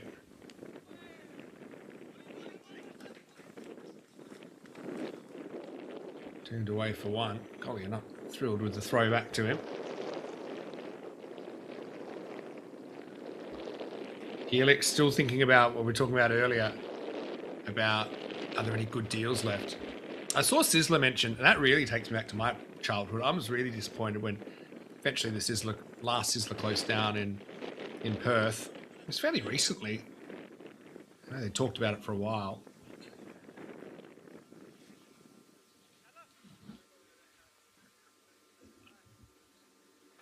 The cheese bread. Did they ever give the recipe away for that? Sizzler was like it was a buffet, but you could also order meals, and it was a real treat when you were a kid. A lot of them, well, my closest one was near the movies, so it was kind of a package deal. Often you'd have birthday parties there. They'd have a great dessert bar. Hello to Scotty from the ECN Supporters Club Australia. Nice to see you, Scotty. We're just talking about Sizzler. We had a bit of a food chat earlier in the day. Mohit takes on the hook. Top edged. Curving away from the fielder. He's not going to get there again. Just doesn't quite have the athleticism there. Simranjit Singh to get down to terra firma. And the result's going to be 4 runs. Attacking intent here from the Werewolves in the power play. You see, kind of swiped at it, but it was nowhere near getting low enough. Yeah, so we're talking Sizzler. So I used to I normally get like a steak, which came with fries, and then you get this. So the salad bar would only be kind of like $2 or $3 more. Or you could get only the salad bar, but that would cost you almost as much as a meal. But yeah, Sizzler, I mean, Scotty, you must know Sizzler. I don't think it was just a Perth thing. There were a lot of them. Well, not a lot, a few. But, you know, they got sold to another company, and another company eventually didn't become profitable, and therefore they slowly disappeared. End of the third over. And the score is 26 without loss. Oh, so we've been on a couple of good runs today, haven't we? We're talking about, are there any good deals anymore? You can see there, the Swans have finished their debrief. As Junaid is always dressed impeccably. Yeah, still top of the table and looking good. Definitely will be part of the top two, you'd imagine. With their hoping to secure another national championship. They're going to have a big challenge, I think, from Marlow, as always. You've got Punjab CC Amadora as well, and one other team.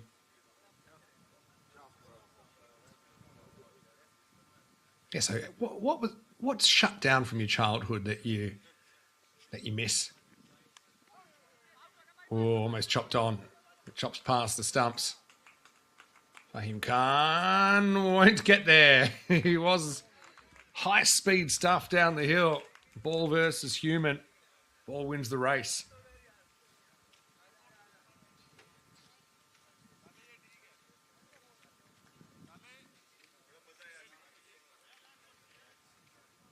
Oh, sorry, Wayne. I was looking at Scotty. Or maybe tell Scotty to jump in here so we can talk Sizzler.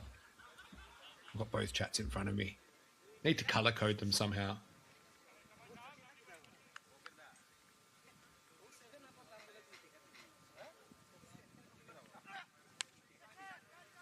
Really swings hard at this Mohit Kumar. There's a deep third in place, but it won't carry to him. But tell me, am I right or am I not right? Has there not been just a flurry of activity in the ECSW chat today? Almost halfway through the third and final match of that series.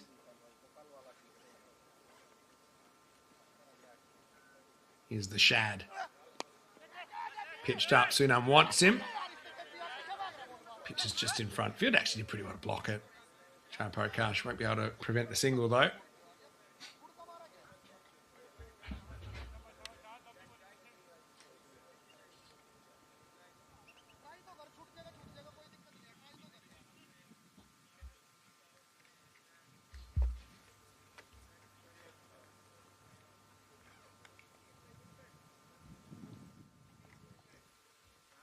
Mohit is going to play his shots. I think that's been really clear so far.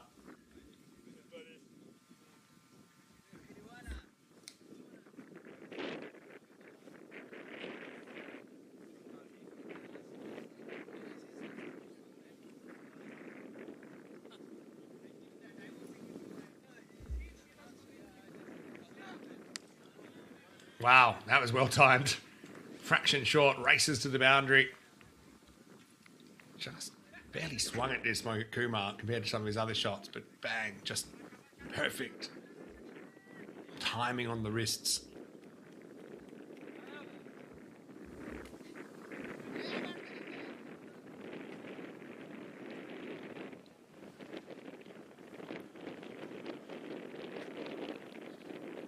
Didn't say good morning to the cows yet. And that's technically afternoon. But can we still say good morning, cows? Something for the end of the over.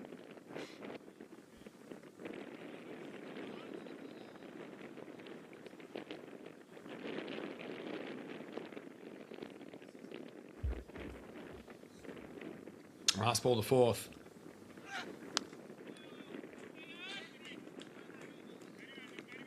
A bit of foot fielding. Worked out for him. End of the fourth, and it's 37 without loss. I was asking what has disappeared from your youth that you miss? Barnacle bills? I haven't heard of barnacle bills. I'm going to look that up. I'll give you one, which it's not from my youth, but it's one that I saw and I wanted to go to, but I never got around to it, and they've all closed down now. It's called Karen's Diner, And basically the staff were really rude to you because they were Karens. Look that up. And there's another one, which I'm not going to say out loud, but when I got in a conversation about this the other day, someone told me about this chain where they do something similar in America.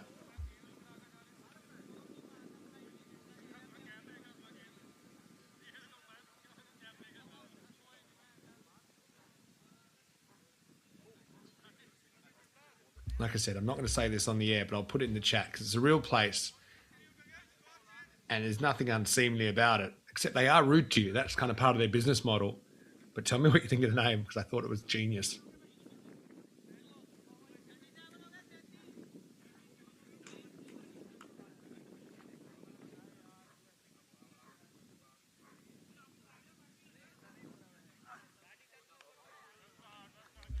Prakash gets the ball in over number 5. Hello to Tavleen. I think it seems the boundaries are bigger here. Well, T20 cricket, they normally are a bit bigger. So here you're looking at kind of 60 metre boundaries, probably. Maybe a touch more. Well, Parveen does the fielding, but he's not really quite sure if that ball was zigging or zagging. Tavleen, good to have you with us. Yeah, Helix, I think you like that one. I looked that up, and it turns out my Spanish teacher's actually in Miami at the moment. I told her to go and check it out.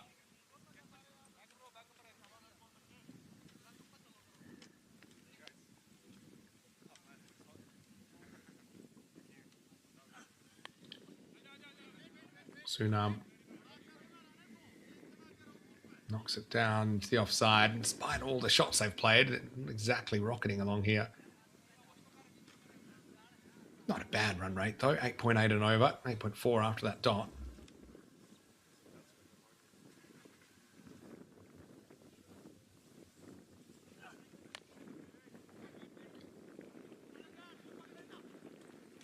This one gets through the field, costs them a run. I didn't think of that, Wayne. That's quite clever. Saying that people play pranks on the parents, take them to Karen's diner, but the parent or friend doesn't know about Karen's. That's very good. I didn't think of that.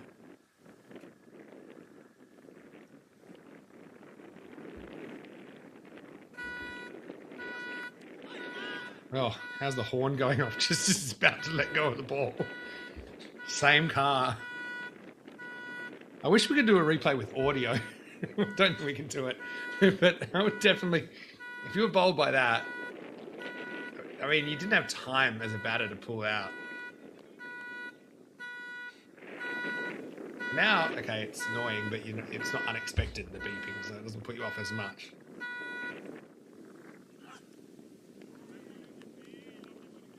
Rohit misses out on the dab, end of the over. Oh, foot movement there, just a couple of hangs about out there. End of the 5th over, it's 39 without loss.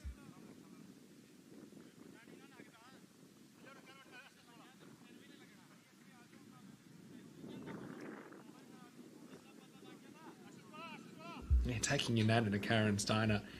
I think there was one near a place I used to go, and I kept planning. Okay, when I'm in Australia, I want to go.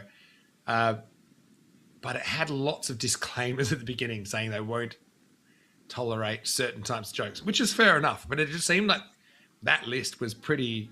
It kind of dominated the front door of the place. So again, yeah, I suppose there's a line that you still shouldn't cross, even if you're doing a kind of themed insult place. A bit like roasts and kind of insult comics, right?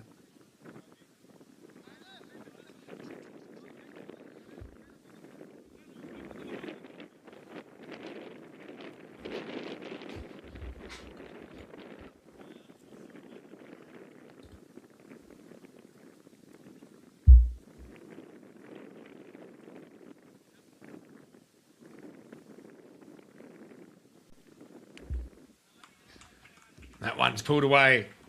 Nice shot by Sunam Adanali into the attack, but gets put away first ball.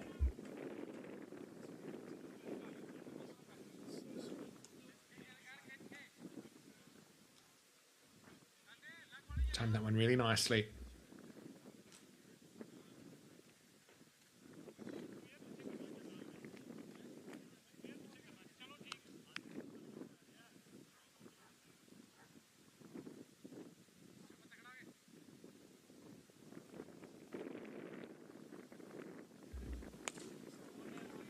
Pitched up. This is hit. And hit pretty well. That's going to be 4 more. And none coming on. And Sunam likes what he sees. Launches into this elevated cover drive. I do like the intent here. Hasn't always come off for Werewolves in this game. But having a go, aren't they? Got 10 wickets to play with.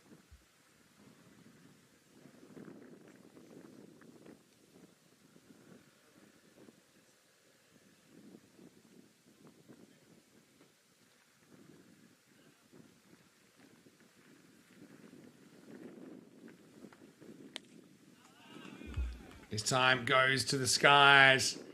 That'll be straight enough to go for 4 more. So 3 fours on the spin from Sunam as he starts to move things along. A lot of kind of intent, but maybe not the production they would have liked so far. The 50 comes up for Werewolves now, and the 50 partnership. This is the 6th over as well, so you often see batters really making a conscious effort to make the most of the last phase where there's only 2 outfielders allowed.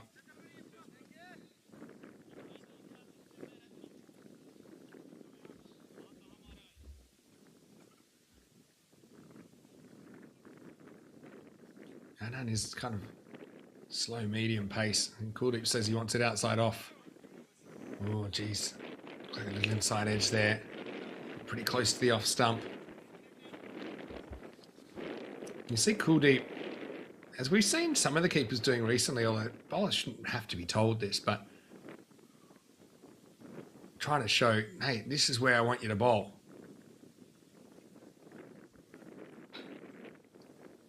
He's really trying to make a target. And in baseball, the catcher's mitt is the kind of target.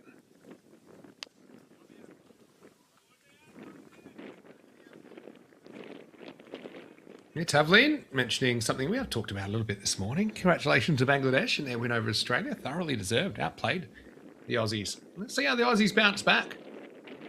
I was saying a little bit earlier, though, as well, sometimes people do get a bit carried away with judgments.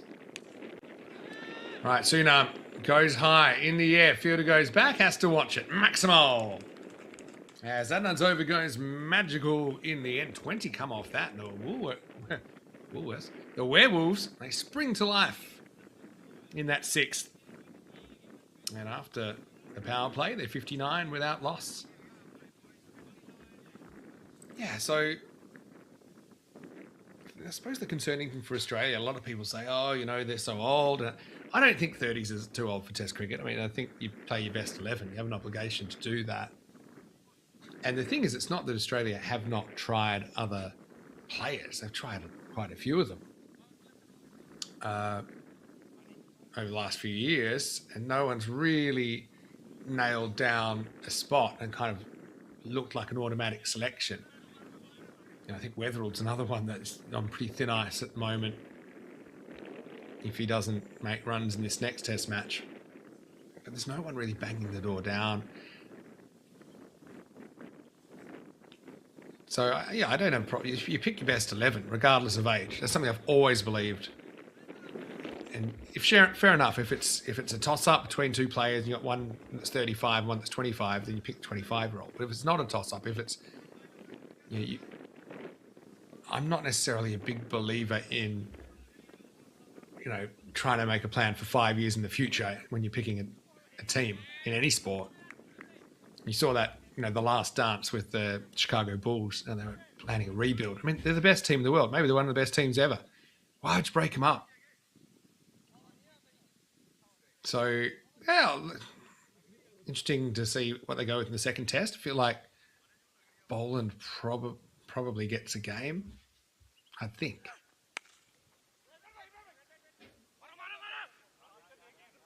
But yeah, all credit to Bangladesh. No one gave them a prayer, especially after they got rolled for 54, I think it was, by Cricket Australia 11 in the game. It wasn't even first-class status game.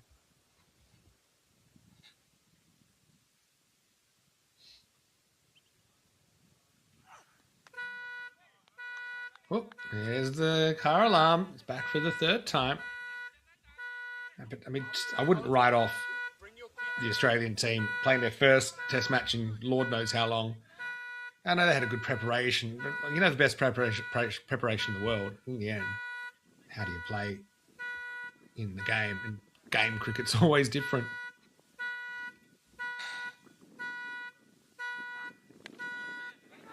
Live cricket and that live pressure in Bangladesh. Just one thing I really liked about the Bangladesh side, they just seemed like they weren't going to. They had a certain quiet belief about themselves, and they, you know, the Australian aura can be quite intimidating for touring teams, and Bangladesh just weren't buying into it.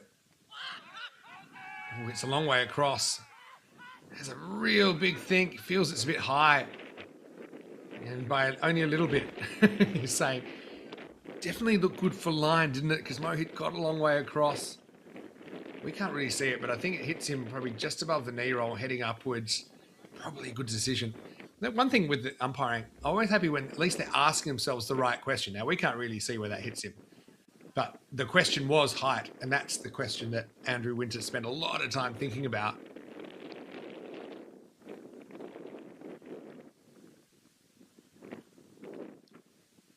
Yeah, Helix, I'm hearing what you're saying there. I'll come back to that in a moment. End of the 7th over, and it's 59 without loss. Yeah, regeneration of the team is true. You need to do that, but you rarely get them all walking out together. You know, you rarely do, unless they all have some kind of pact. That's normally spread out over a couple of years or a 2 or 3 year period where you are getting the people that are best qualified for that, for those replacement spots. And then you basically, so it shouldn't be a process that happens all at the same time. People seem to think it will be. It never is. They actually look at their ages. They're quite spread out, you know, from 33 to 38 or whatever it is. I mean, the closest I can think of is when back in 83, 84, when Rod Marsh and Dennis Lilly and Greg Chappell retired together. But let's be honest, there'd been plenty of players at that point that had had a lot of opportunities because they weren't always playing, right?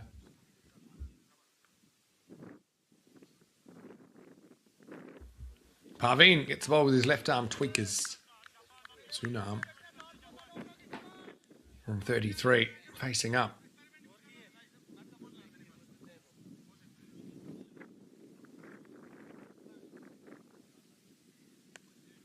We've kind of touched on another issue there, Helix. Saying, yeah, but it's taking that long for the next generation to come on. All right, I'm going to say something that pains me as someone that lived the majority of my life in Australia. I think Australia is in for a rough time over the next generations. And this is just from what I've observed, I suppose, from being around the world. You know, 40, 50 years ago, Aussie kids, they were playing cricket in the backyard. They actually could have backyards.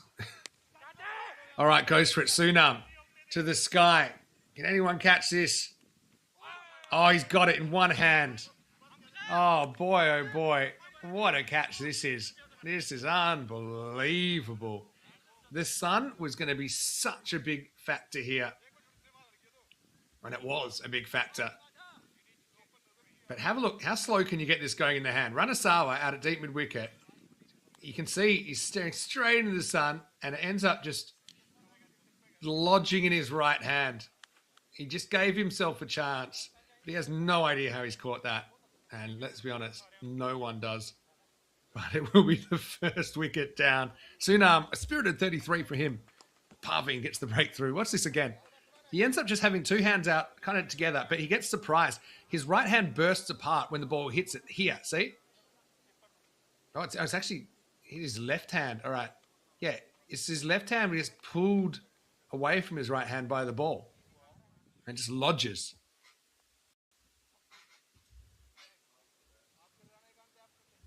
But anyway, here's the build-up of pressure, all those dot balls you can see on the screen at the bottom, leading to that wicket, 59 for one. Here's Gurpreet Mani. As we look at the wickets count, 74,942, and the balls, 986,000. Can look forward to a couple of milestones in the next couple of days. Marnie in his trademark fluorescent sleeves gets off the mark. Yeah, so going back to what I was saying, no backyards anymore. Well, I'm generalising, but they don't play in the street anymore. Parents are less likely to want to spend all their Saturday mornings. Not all parents, I'm just saying less parents are spending the time wanting to coach their kids. Work schedules have changed. So, it might have been more regular back in the old days. As we get to the end of the 8th over here, 61 for 1. In the old days, you work Monday to Friday, and then, you can definitely coach your kids' cricket team on a Saturday or a Sunday morning, commit to training during the week. But now there's more shift work, there's more remote work. What I mean by that, and FIFO work, which is, when people fly away and are away for 2 weeks at a time, then come back for a week with their families. So, and there's more competition. So I grew up playing very organised sport. So I grew up playing a lot of cricket. I grew up playing hockey, as in field hockey, and I grew up playing round ball football. I dabbled in AFL as well, and volleyball even. But now there's just so many more options that are a bit more at a casual level as well, that maybe aren't in the organised structure. So if your goal is just to have your kid running around having a good time, that's fine. But there's probably more of these, what do you call them, kind of casual structures. Here's Ankush getting a ball. Mohit's definitely tried to be aggressive, but you look at his strike rate, probably not what he would have hoped for.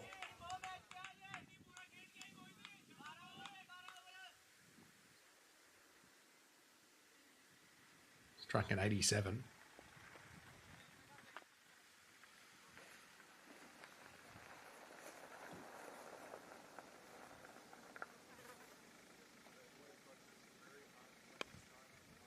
Marnie strokes it nicely out to the sweeper. Yeah, so I just think there's a combination of those issues. We'll see Australia kind of lose its, that's the word I'm looking for, kind of its aura in world cricket. Funny thing, same thing's kind of happening in England. It really took off. Golly did well to glove it. Called wide. But also, I don't think it's all doom and gloom. As spectators, we tend to fly off the handle at one result. And I expect Australia to come back pretty strongly in the next game. But, all credit to Bangladesh. That's why it's called Test cricket. It's a test. But yeah, just the I suppose the attention economy. And even as adults, indoor cricket's a good indicator for how popular cricket is in the country, because a lot of adults maybe can't play organised cricket on the weekend because of whatever, their own commitments with family, or maybe they're coaching junior sports. But indoor cricket, social indoor cricket during the week is normally a very good indicator of, who's interested in playing cricket, or any sort of cricket. And that's been on the decline in recent years. And also partly, like I said earlier, your different schedules. Maybe you're away 2 weeks, come back every third week. It's hard to be in a weekly social competition. Maybe you're more likely to go to the gym by yourself than you are to play a team sport. In the air, and it will be taken. Row Imran takes the Cats, had to lurch forward. Mohit's going to go for 22. Werewolves, after a brightish start, just had the brakes put on. There was a maiden from Bokash in the 7th. That was after the magical over in the 6th. And they've only scored 7 runs in the last 3 overs. A loss of 2 wickets. So I say credit to Punjab here. They've been able to build some pressure, and that's created opportunities, and they've been able to hold on to a couple of them. 66. for 2. Last ball coming up of the 9th over.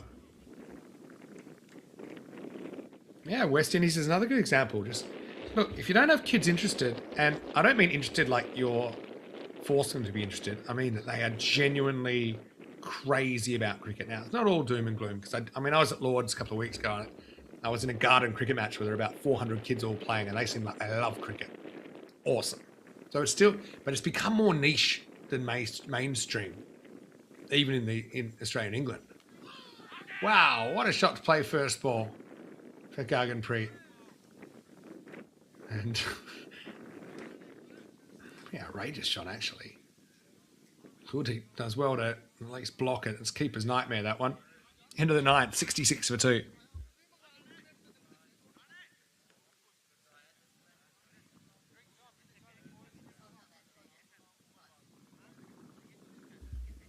There's more of the good-looking crowd. And so he does an amazing job with running that kitchen. Always look forward to coming back to the SCG for many reasons, but one of them is definitely the lunches. 33 degrees currently. It's going to be a scorcher in Portugal. 37 the expected max. Probably expecting that around about time the last game of the day starts. Around about 3 hours or so.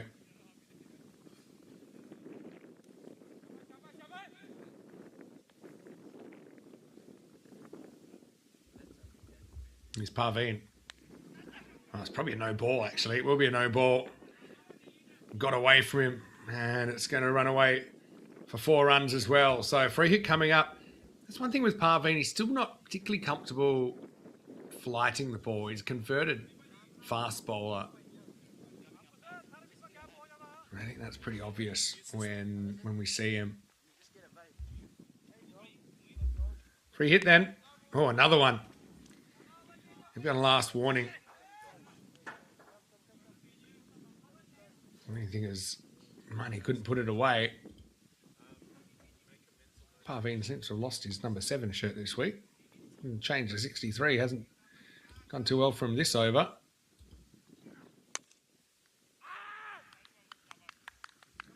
Pretty well done. So look, considering he went completely off the rails with those 2 no balls.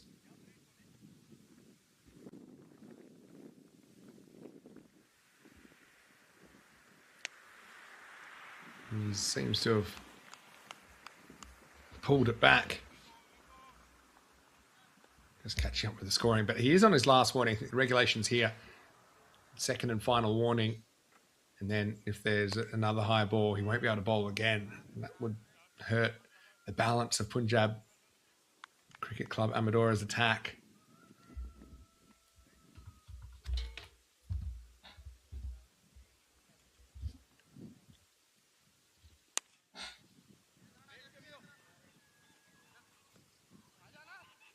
Bit of work there for Jai Prakash. Makes the block, but gets away from him slightly, so they get back for a second run.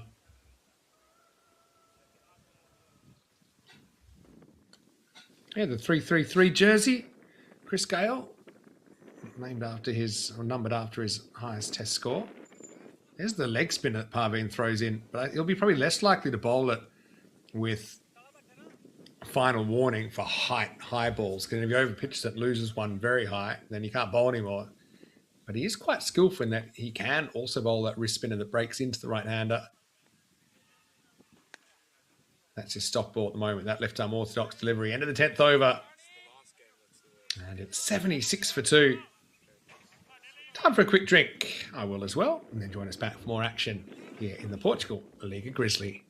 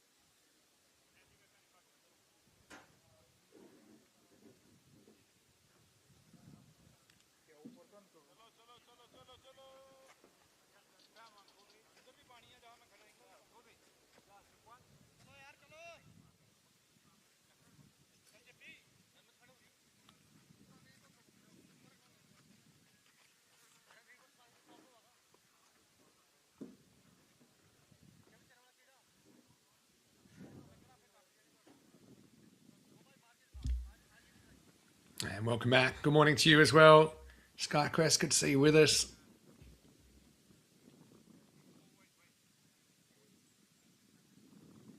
Looks like it's a 5-run penalty. Look at that. I reckon I just saw a signal. And I've got a funny feeling it's to do with how long they took to come back for the drinks break. Let me have a look. Maybe it was just itchy. Seemed like he actually made one signal, then he thought about it and gave the signal for 5 runs against the fielding team. But maybe I was just imagining things. All right, anyway, Marnie goes to the air, straight down the throat of the field, and that's going to be gone. So Ankush Kumar has the second wicket. Marnie tries to go downtown, ends up getting caught in traffic uptown. He'll go on walking 677 and 77 for 3. He wanted to hit this straighter, but it kind of sliced off his bat. Parveen Singh with a pretty easy catch.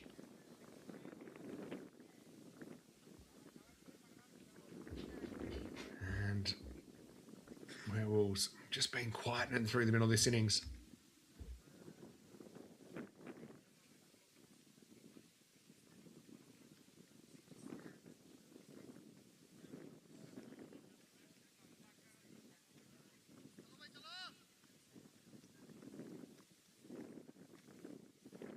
New batter coming out there is Daljit Rai.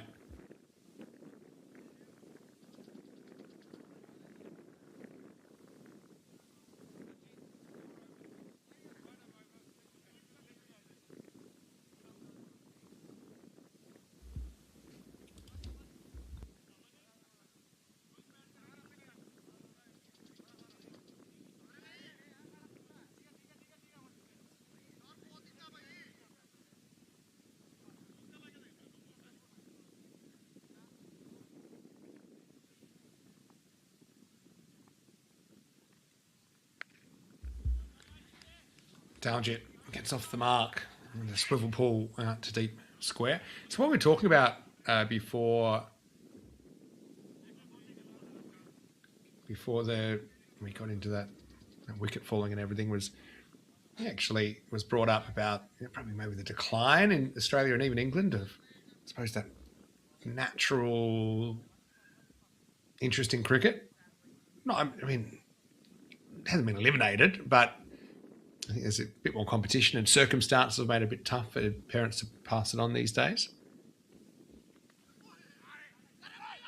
And this kind of brought Helix kind of mentioning about the importance of the Asian community and the immigrant community to keep the, I suppose, just from a numbers point of view, to keep the interest high. And Charles mentions that, without the Asian immigrant community in the west of the US, there wouldn't be cricket. That's true, but I suppose there's slightly different scenarios there, where you've got a country that already has historically a big native cricket-loving population versus one that doesn't.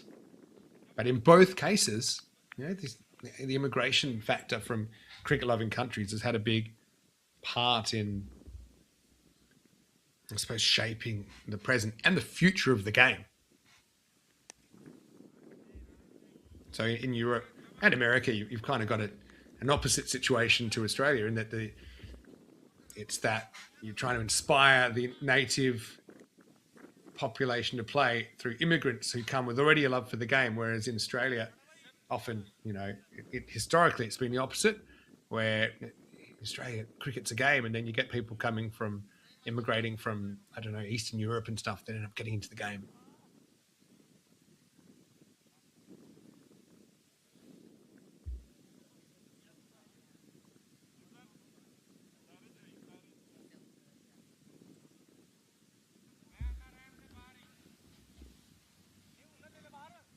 Nishad is going to get a third over here.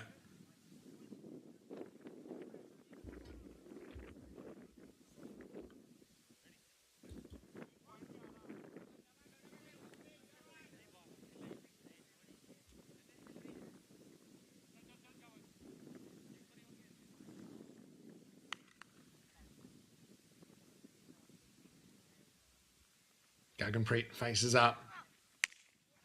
Steps away and tries to hammer it. And he gets a pretty good Maximal. Had his intentions known there, clearing that front leg well before the moment of release. Have a look at the left foot here. Yeah, bang. Seemed like he was going to try and hit it there no matter where the ball was pitched. He got a pretty good one for it. Full toss. Stump high. Gaganpreet seems hungry for the strike at the moment.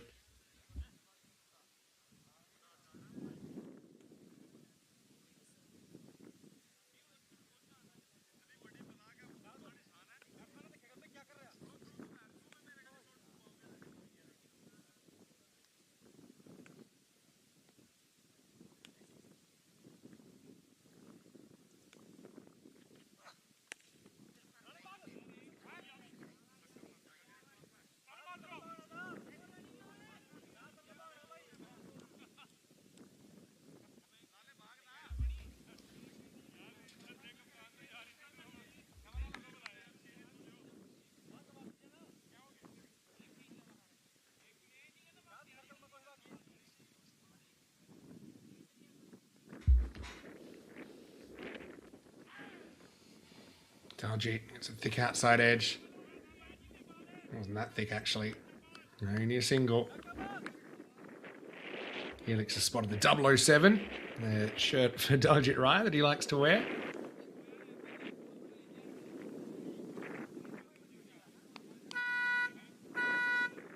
Ooh, fourth car alarm. I don't know what that signifies.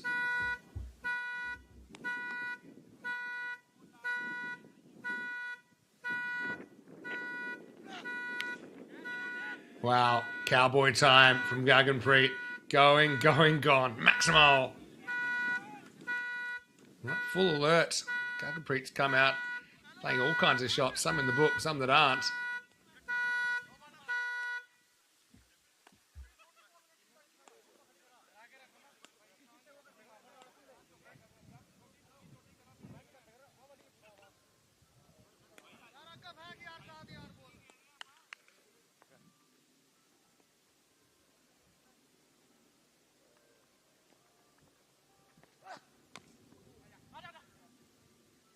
Wants to go again.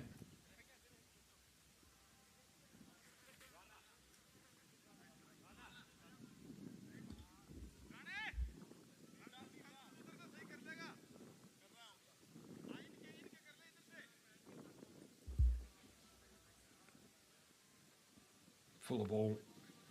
Hard to hit it on the up when the ball's on the way down. That's why you do see some of those miss hits on full tosses. End of the 12th over. Going at 8s at the moment, Werewolves. 96 for 3.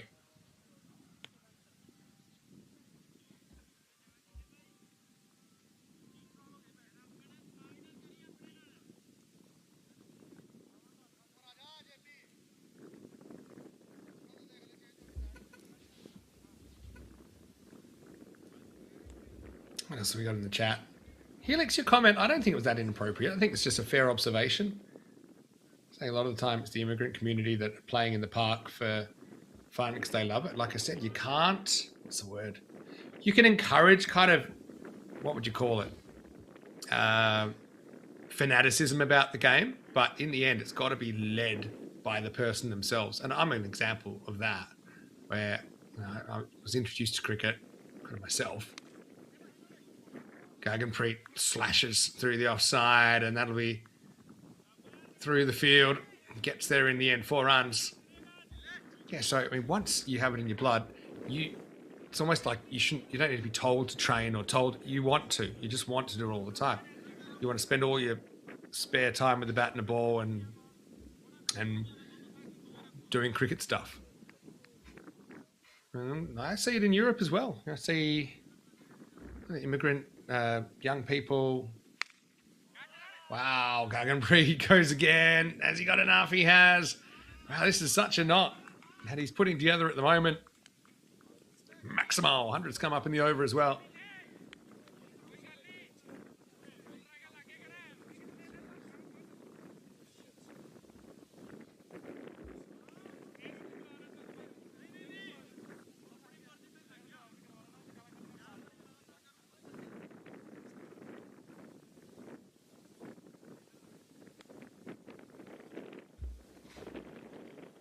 And Okuma.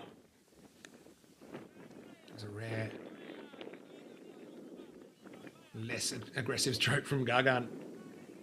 As I feel that Gaganpreet is playing by numbers. What I mean by that is he's certain balls he decides have to go. Other ones he decides, okay, I'm going to be a bit more careful.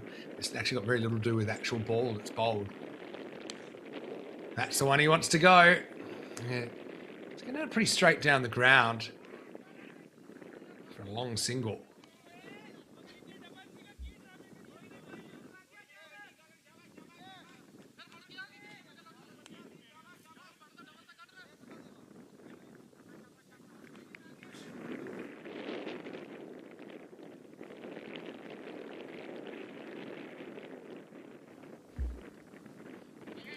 Change-up gone wrong. Gollier misses it as well. So we've got wides. How many of them?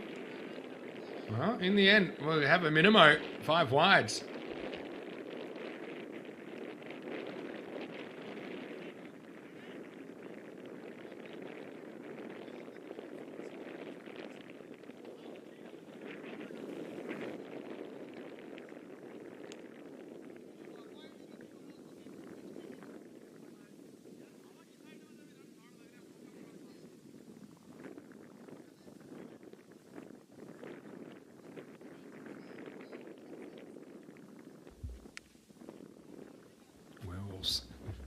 Through the Minimo and also through the Enterprise of Gaganpreet, just kind of getting back on task here, around about that high 8s, I suppose, which is around 170s we're talking.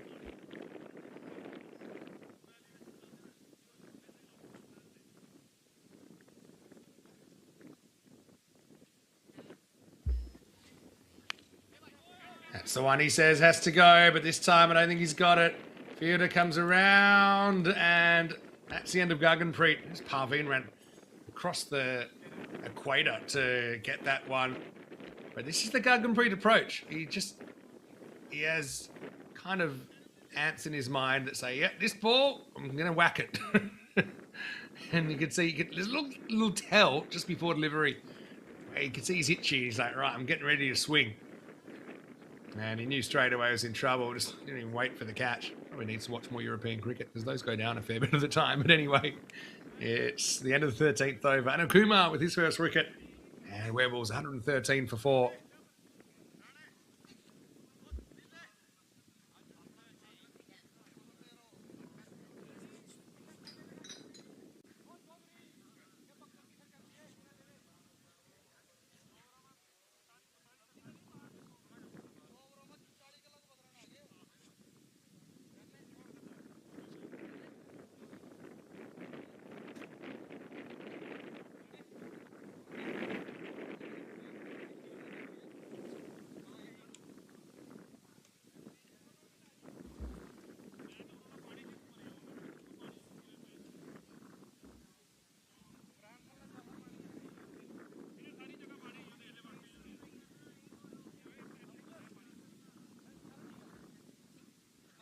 Ranasawa looks like he's coming on. Quite often he opens the bowling, actually, Punjab CC. Just kind of wobbles the new ball around. Slightly older ball here, obviously.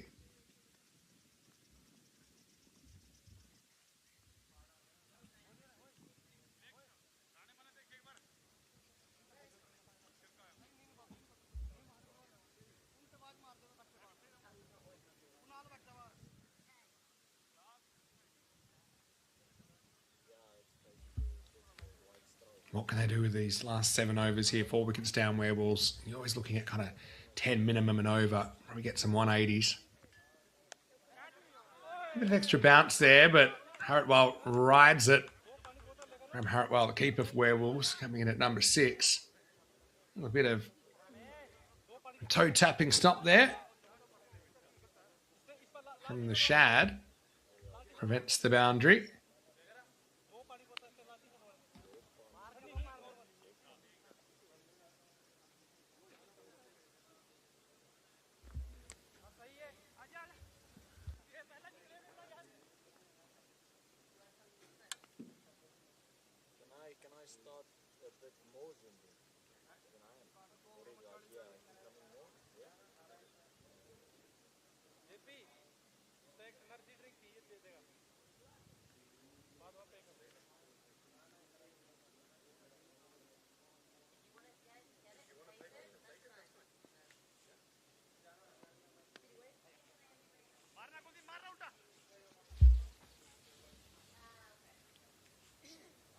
Rana keeping things reasonably quiet.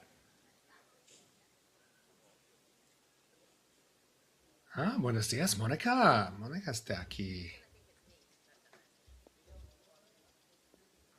Always great to see you, Monica.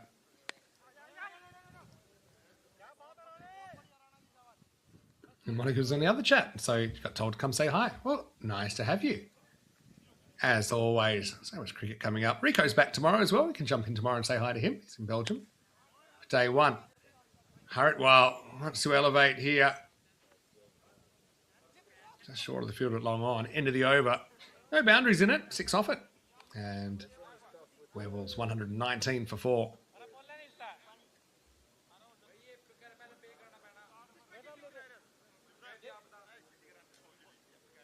Hey, Monica, how's everything going with you? Yeah, no, obviously that earthquake was, it was shocking to see the devastation there, and thoughts go to all of our viewers in that area.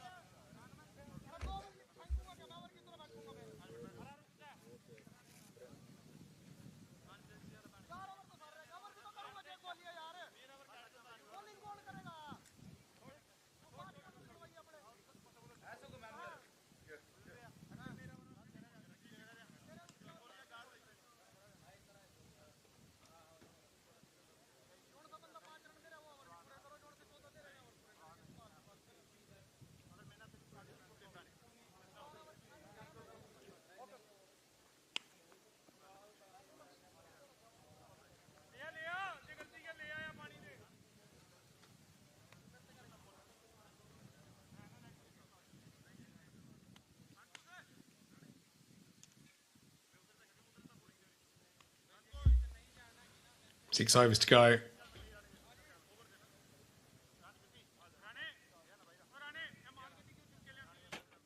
It's been an hour and 5 in this innings so far, 65 minutes. I reckon they're a few minutes behind where they should be.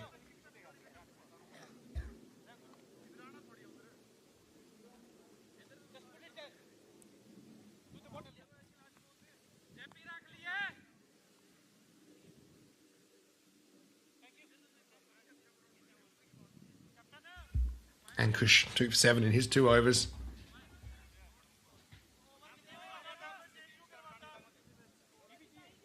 And we've got a change of keeper as well, with Ranasawa taking the gloves and Kuldeep. I wonder if they're thinking about using him as a bowler.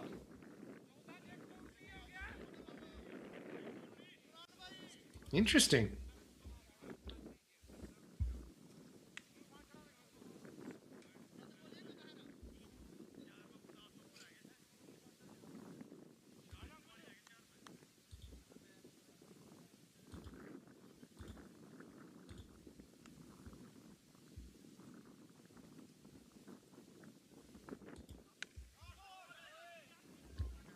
Haritwal's been busy since he came to the crease. Gets his away from the field. In fact, he'll get a boundary, doubles his score. Nice shot. Bit of width there from Ankush. Haritwal with the uppercut. Bang. Just skates past the fielder at deep cover point.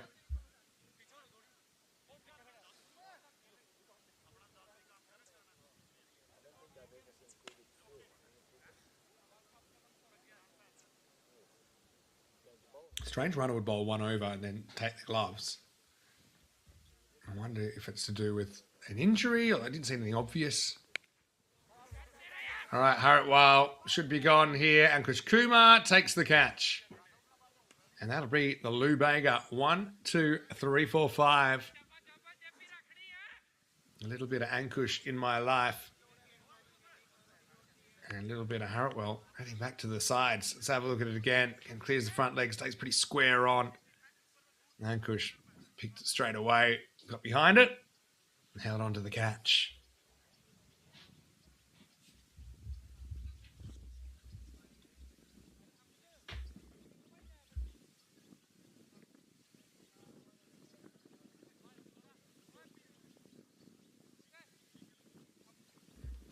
Well, we're still on 172 pace here.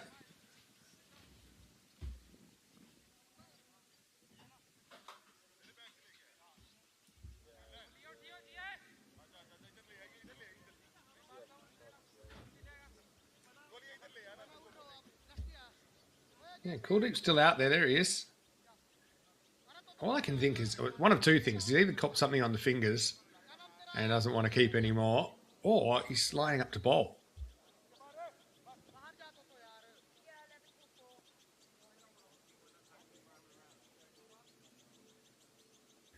I'm going to check his bowling numbers. He might have, I think he's bowled a couple of times. I reckon he might have a couple of wickets, but in 100 and plenty games.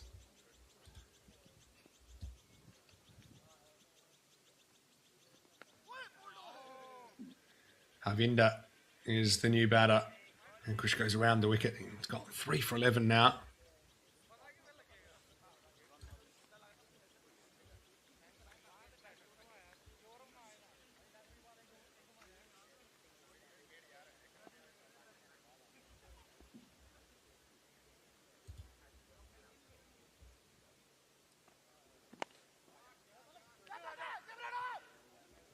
Push and run, slight fumble.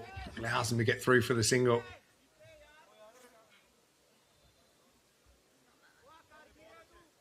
Oh, Monica, very kind of you. Congratulating me on my paternity blessing. Yeah, we're still got a little bit of time to go. Yeah, I'm a bit like you. I'm taking it one day at a time. But yeah, always great to see you, Monica. It's great to have you as part of our community, of course.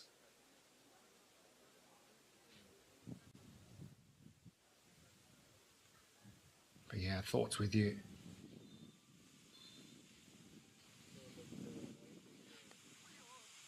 Daljit plays with soft hands and gets through for the single.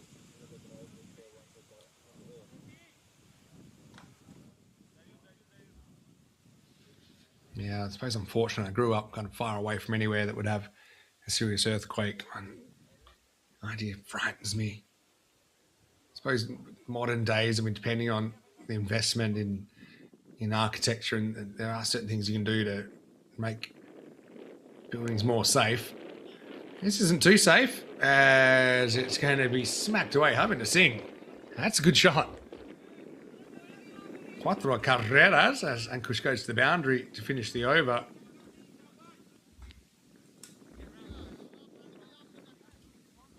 Yeah, well hit. Took on the field and won. The end of the 15th, 129 for 5.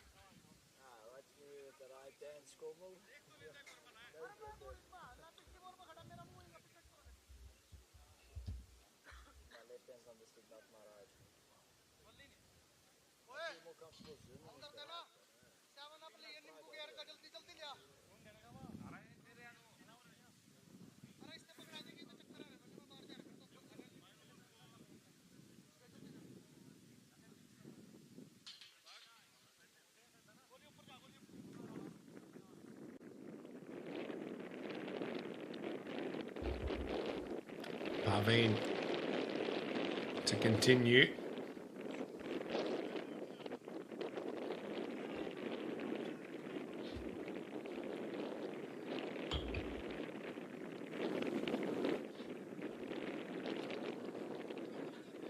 Five overs, 10 and over gets them 179.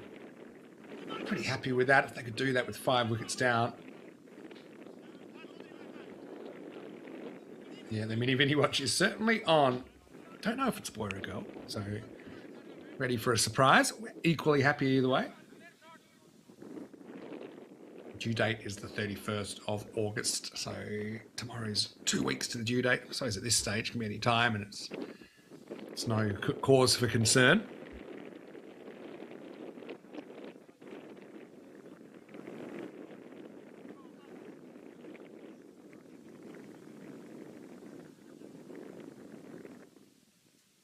There's Parveen. Down the leg side. Might have flicked the pad on the way through, otherwise it'll be wide. Let's have a look. All eyes on the arms of Bucks. He says leg by. Just flick the pad on the way down. Ryder's done a bit of keeping recently. He's had to be an emergency keeper on a couple of situations. One was when Ankush was keeping, actually, and copped a blow on his left hand. Oh, that's out. Yes, it is. Just gets caught on the crease. Typical left arm orthodox modern dismissal. Just slides on with the arm, beats the inside edge. Even with the what's the word? Angle that Parveen's creating around the wicket. I think he's so far back. Just don't see why that could possibly be missing. And Bucks agrees. So 6 wicket falls. Daljit can't contribute too many. Out for 8 off 11. It's 131 for 6.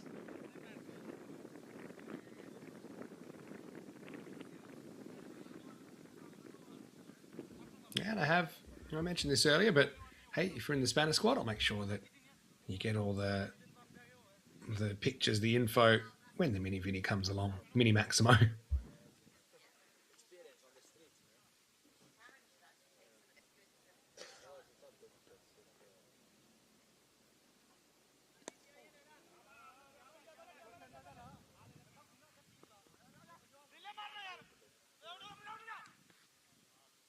Tight one, but they get back. Parveen wears it.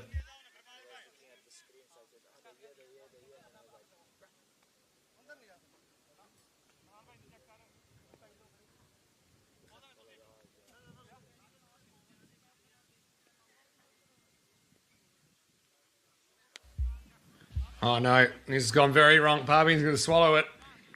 Full toss. It's another one on the fingers. But that one will be worth it. Amanguma is going to go. Just the drift and the drop here. Created mishit.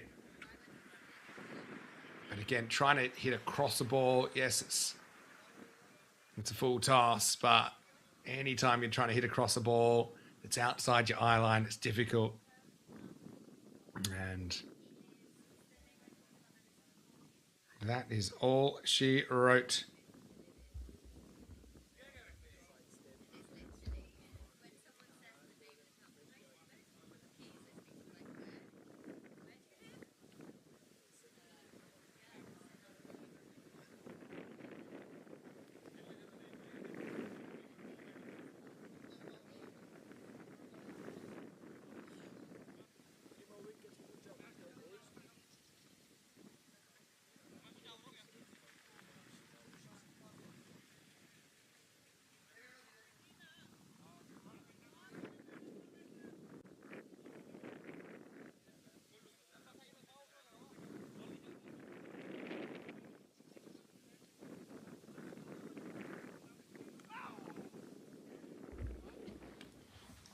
Vipin Kumar, the new batter coming out at number 9.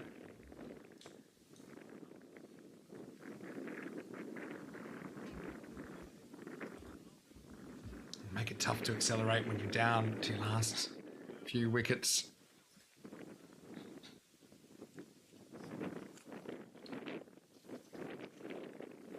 A question from Chris. I'll definitely share the story with you.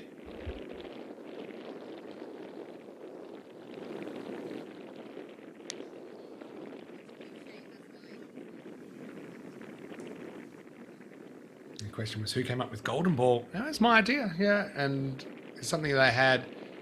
I actually didn't have it when ECN first started, when we did the first ECL, but it came to me after the. Actually, it might have been around that time, because when was the World Cup final? 2019.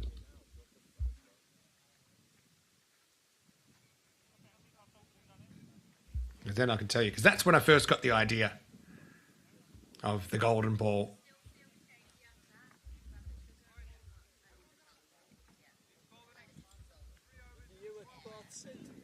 We had our first ever ECL 29, 30 and 31 July in 2019. So we just had our 7th birthday, actually.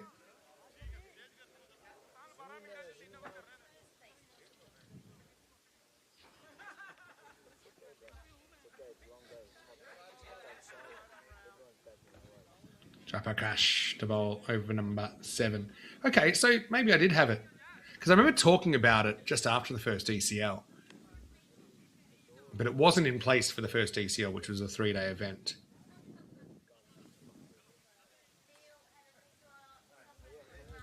And why did I have the idea from that? I'll tell you. And I remember when it got to the last ball, and yes, there's plenty of arguments, fair arguments, that it wasn't a fair way to break the tie in the 2019 World Cup. But what needed to happen last ball of the super over, New Zealand needed 2 runs to win, and 1 wasn't enough. And I remember thinking, hey, this is a really good contest. I think this is about 50-50.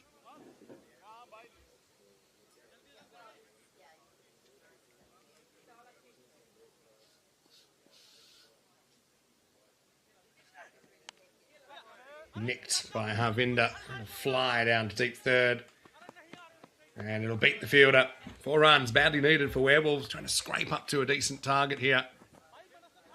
Yeah, so that gave me the idea that that's a pretty cool way to split a cricket match. And then kind of tying in with the T10 we just started doing. And yeah, basically ECN loved the idea. They said, hey, that is amazing. And there's a bit of science behind it as well. The thing with the super over is that I think I watched the super over in the IPL. It took 25 minutes, right? So that's not, it's too long, right? Ravinda cracks this one out to deep backward point. Bisects the outfielders. Will be another boundary. So swinging hard here. And he does create a couple of boundaries in the 17th over. So the thing with the golden ball, and obviously then we wrote it up and became part of our playing conditions from 2020 onwards. And you need to be obviously bulletproof with the playing conditions, and I quite loved the development of that. But it's what's so novel about the golden ball is it's not the teams don't swap over. It's a moment in time, and what it does guarantee is that everyone's on the edge of their seat at exactly the same time. So everyone's heart's in their mouth at exactly the same time as the bowler's running in. And you'll know it if you watch golden balls, about 84 of them now, that everyone is super intense at the same time. Whereas I've seen so many super overs where they kind of, by the end, you know who's going to win. Okay, they need 20 off 2 balls, or they need 18 off 1 ball. You don't have that. And the proof is in the pudding. You have these moments of extreme emotion that comes from everyone going crazy at the same time, whether it be good crazy or bad crazy or just plain crazy.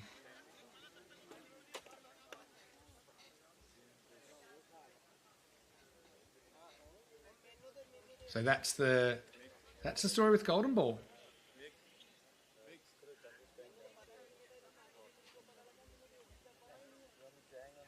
And you can share that with the other chat, or I can jump in. And it looks like they're pretty much done over there.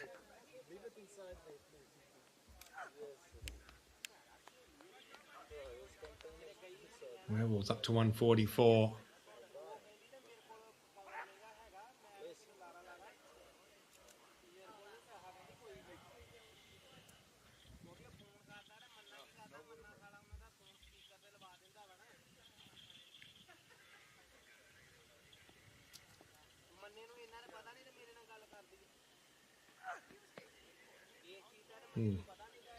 It's tied up that time. Kicks it back to the end of 17th over. Werewolves to get 2 boundaries in the 17th, 144 for 7.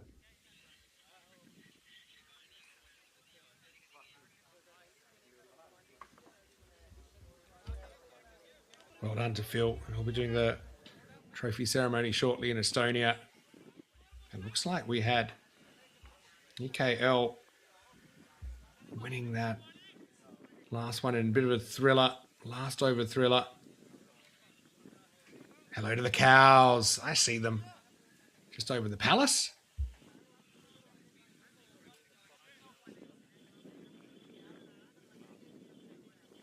What is it in England again? Or in Britain? Doesn't the royal family own all the swans? Does that mean that the butchies own all the cows? How does it work?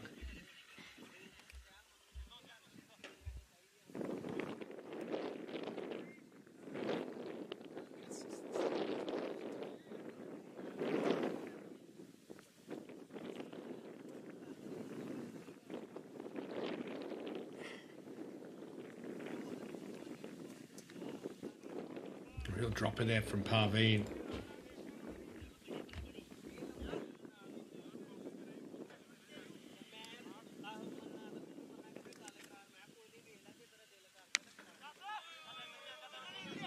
Pretty clean looking hit, but it's high. And, well, it is high, but it's also far enough. What a good shot that is. Oh, and it set the 5th car alarm has been set off.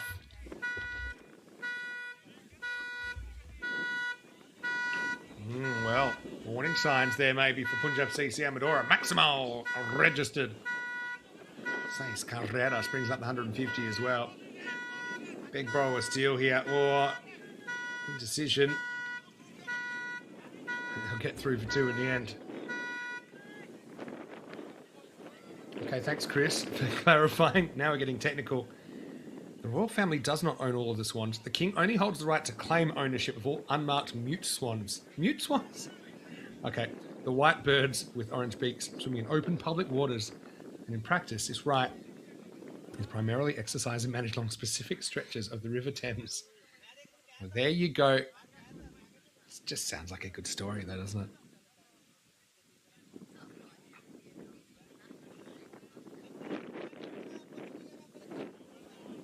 There's the leggy from Parveen. Still on his last warning for high full balls, although he's pretty much bowled out now. Just 2 balls to go. 74,955 wickets, as you see on the right. Ravinder with a quick whip of the wrists. He's going to get 4 more. Jeez, he's been good. Just has rallied the Werewolves when it looked like this innings was petering out. Almost a little bit of a helicopter, baby helicopter follow through there. Nice shot from Harvinder.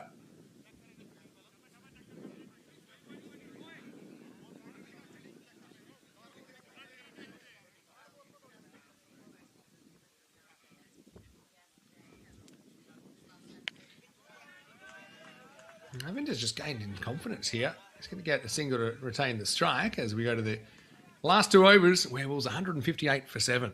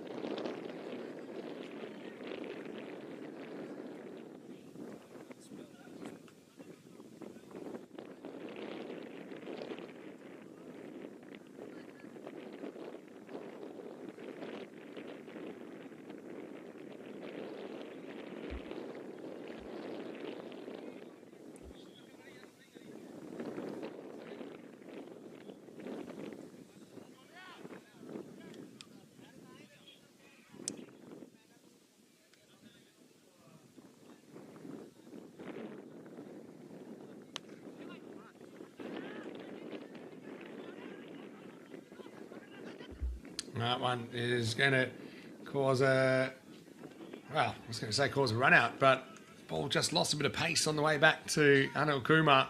They do get back for 2. Wells already gotten up to an average score and slightly above their average score.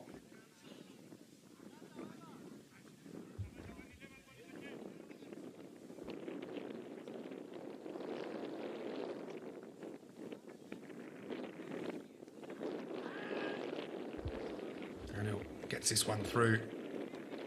Interesting with, Gollier not keeping the whole innings. I don't know if that was pre-planned. Well, we still see him opening the batting.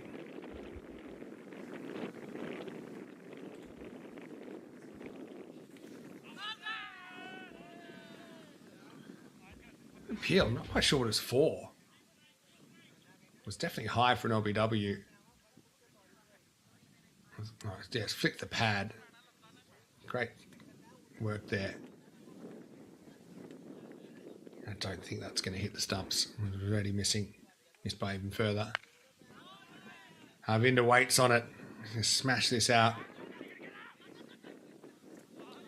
Harvinder's previous best score was 9. So he's doing pretty well here. And he's been the difference between them posting maybe 140 and the 170 something that looks like they'll end up posting. Because again, if he'd gotten out, they're 8 down and then all kinds of trouble. Plus he's dominated the strike.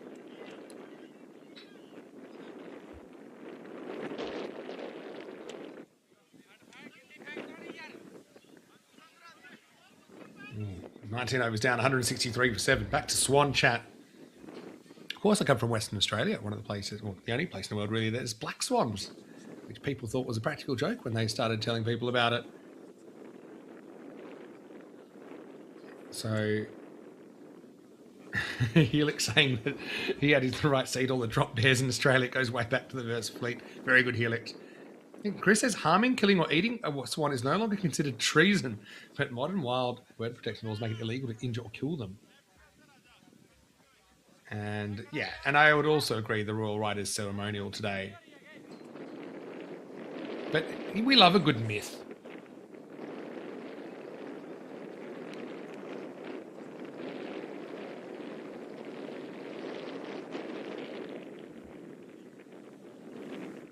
Okie dokie, last overtime. Prakash is going to bowl at Harvinder on 33. Wow, he's got that one pretty well. Is it going all the way? It is. Wow. Maximo. Harvinder. Take a bow. Pounds this one out of the ground. These have been such handy runs at the end of this innings. They were just kind of poking along. Honestly, I thought they might make 150, the way things were going. But now they're 169. And still 5 balls to go in the innings. And we're trying again. Oh, gets between him and the stumps.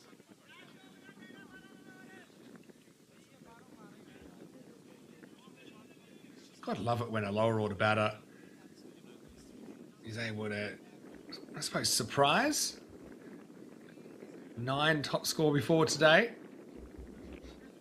39 here. Even outside chance of a 50.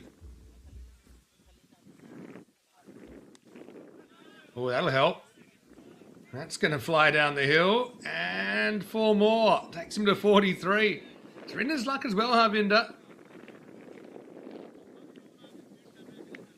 5 fours and 2 Maximos in his 43 off 23 balls. He's now the highest score in this innings, eclipsing the 33 from Rohit Sunam, who opened up. One thing with this Werewolves innings, though, they have shown intent all the way through. Hasn't always worked out. I mean, Mohit swung pretty hard, finished 22 off 26 opening up, but they have had this intent. They haven't been scared to risk wickets to get runs. I think sometimes in this league, the players can be a little bit too passive, let's say, with the bat. Use up a lot of balls and get out anyway. They want 2 here. Straight off the bat. You get 1 slight stumble from Vipin. They do get back for 2. Thinking of 3, but I think Harvinder's the guy who wanted to strike 1 short. Yeah, spotted it. Knew it. Harvinder, it doesn't look at his bat. Watch him try and... Here, he's looking at the ball. And there's a weird, like, you shouldn't be curving when you turn. Close, but it's probably on the line. I just had a feeling then. I thought what Bucks thought. But still, takes him to 44. You hate to make 49 now when he deserves a 50. You want 2 again here. Get your running shoes on, people. Oh, that's poor cricket. Vipin's got to know the situation there. He's got to be going back. Just strategically, you got to know that Harvinder's got to face the last ball. Instead, turned it around. Look, there's 1.5 there. So you got to push. But anyway, They'll learn when they watch this back. Maybe they won't.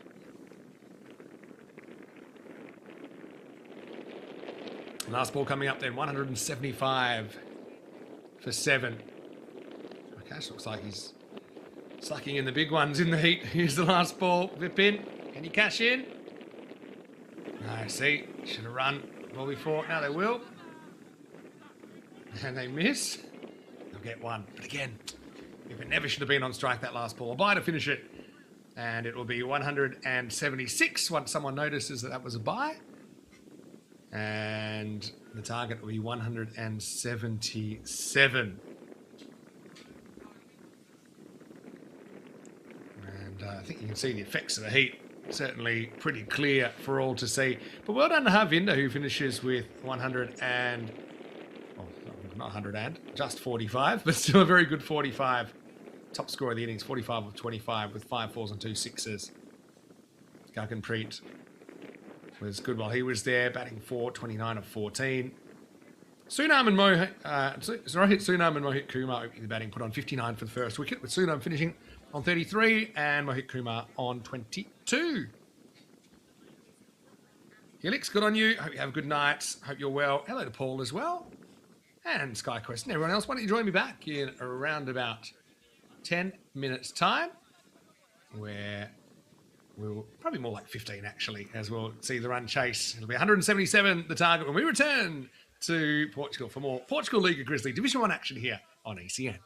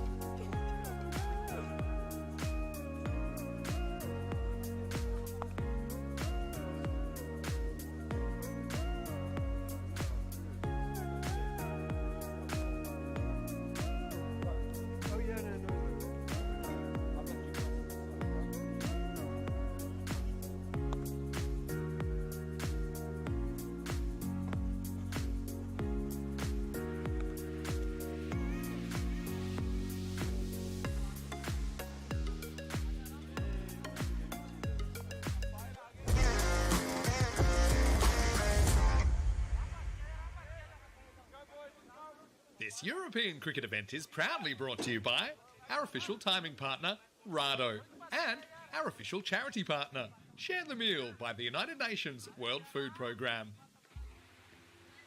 Hello, cricket lovers, and welcome back as we get ready for the second innings of this match. Match number 47 in Division 1 of the Portugal Liga Grizzly season 2026. Vinny Sander here, Mr. Maximo with you as we get ready for the second innings. In the first innings, we saw the Werewolves compile 176 of their 20 overs, and special shout out has to go to Harvinder Singh. What a good effort it was from him.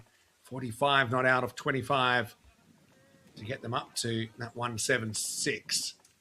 177 is the target.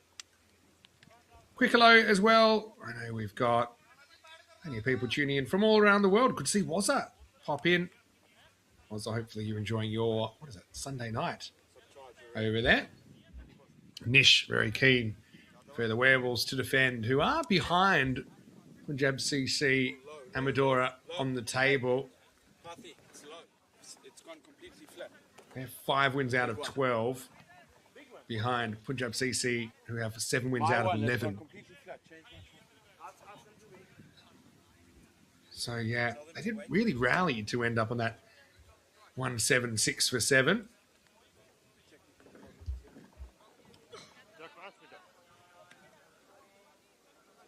Completely flat. Something's wrong with that battery. And give me another one for the main one as well, quickly.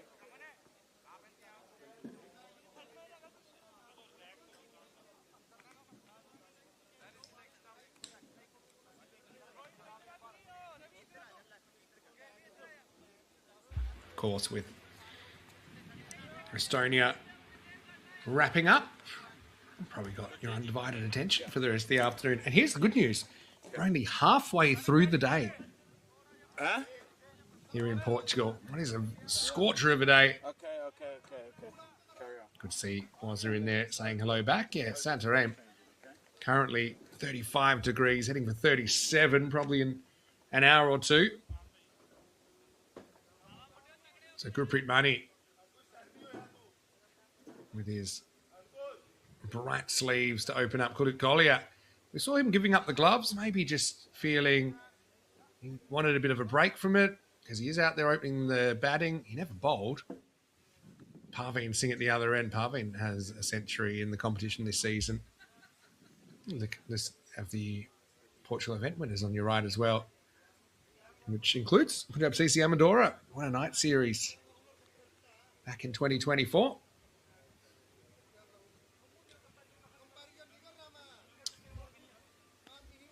Pretty even game here. Let's see how it goes. Mani gets us going to Kuluk Kolia. In my kind of DNA, I just feel Punjab CC are slight favourites here. They are averaging 180 with the bat, which is more than the target.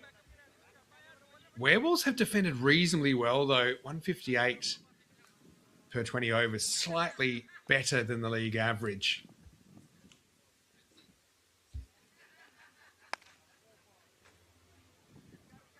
Kolia pulls it away. That'll be the first runs and first run, I should say. I suppose also back of my mind when these two teams met previously in the league this year, because it is a double round robin, all teams have already played once. And it was the 5th of July. Werewolves posted 184. It wasn't enough as Punjab got there with 13 balls to spare. So if they can chase 185, then you'd imagine they can chase 177. So for me, it's I'll probably start around 60-40. Maybe 64-36 to Punjab CC. I'll have to be the supercomputer because I don't think the supercomputer is covering this match. It's not an ECS match. But anyway, Parveen, the lefty, faces up for the first time. Manny goes round the wicket to him. Parveen goes for a one-handed swat that'll find the boundary. Now, here's the thing about Parveen. He kind of has this nervous energy at the start of his innings where he will play, almost like to prove he's not nervous, he starts playing all kinds of shots. And when it works, it works. When it doesn't, he can get out cheaply. But you can see there, on the charge, swats at it, finds the boundary.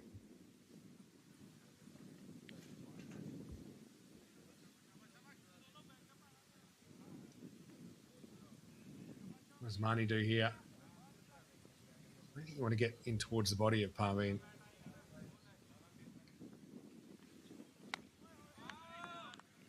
Now he plays it a bit more sensibly.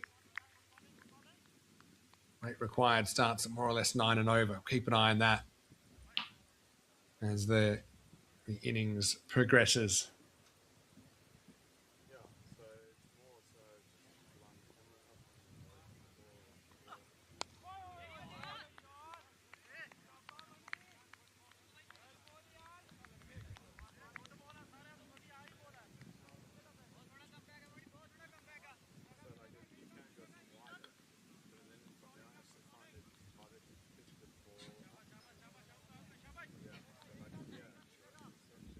Last ball, the first over here. Wild swing from Parveen. Wasn't really in any position.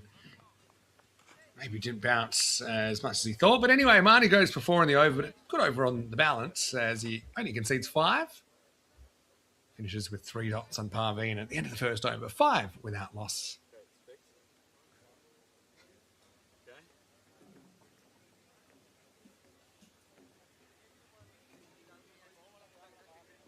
Come grab this batch.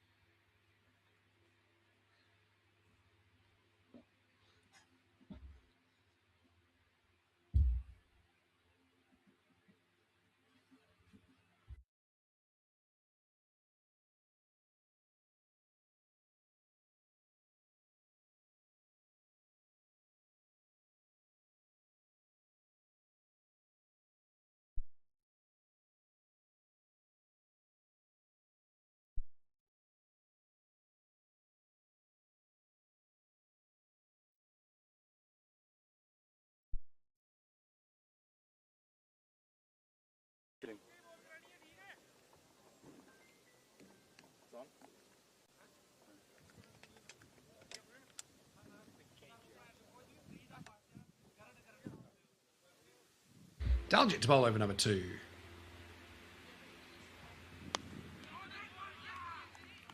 Comes the block hole first up. Goody. Sends the message to the bowler that he's ready for a contest. Whacks into his left hand. Not if it's just palmage, it'll sting. Fingers is where you got to be worried. Daljit's walking away already. Spray time.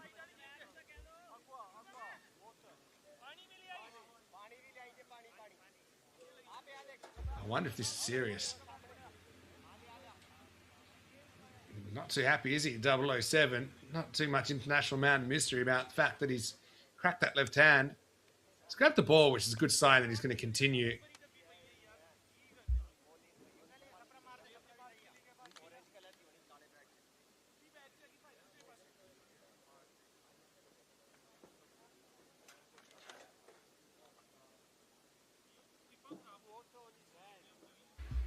Now you can see the genuine concern there on the Punjab CC bench.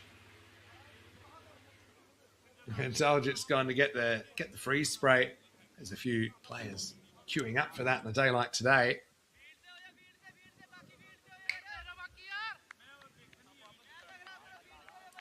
What's our bet on? Is he going to continue? I think he will. The fact that he took the ball back tells me he's going to keep going.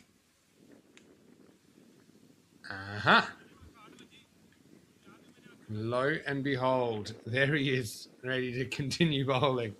There's toughness, though. I like that about cricketers. I don't normally carry on like some other sports. I think we all know what I'm talking about. One sport in particular, they can ham it up.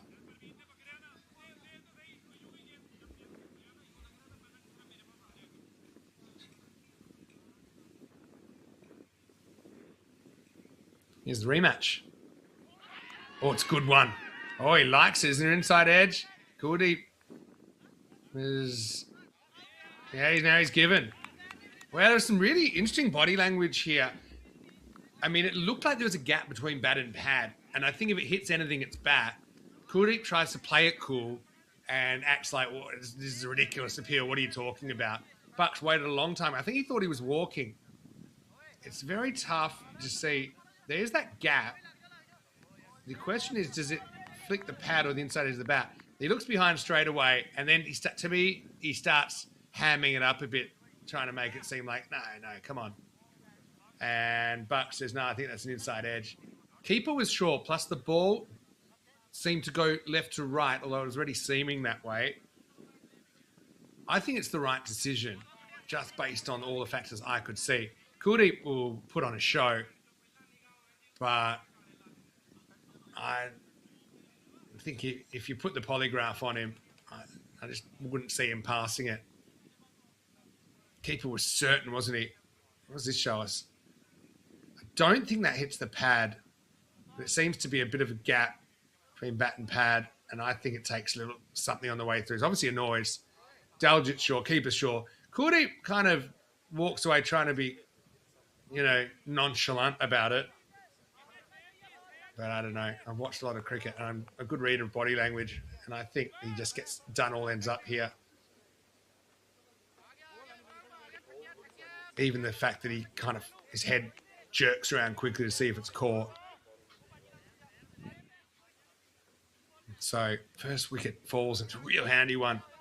5 for 1. Werewolves howling. And that dismissal of Kuldeep as Rao Imran comes in at number 3.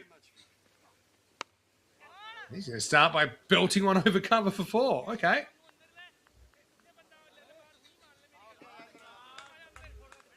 There's certain things, and the reason I know all of these tricks is, I'm going to be honest with you, I definitely had some of those tricks when I was batting.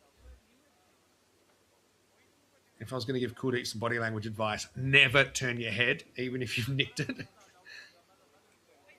And also, he tucked his bat under his arm, which certainly wasn't a smart thing to do if the umpire was still weighing it up, because it kind of looked like he was walking. But I feel like he didn't want to stand there. He wanted to kind of walk and kind of show he wasn't bothered by the appeal. And there's a bit of mind games that comes into it.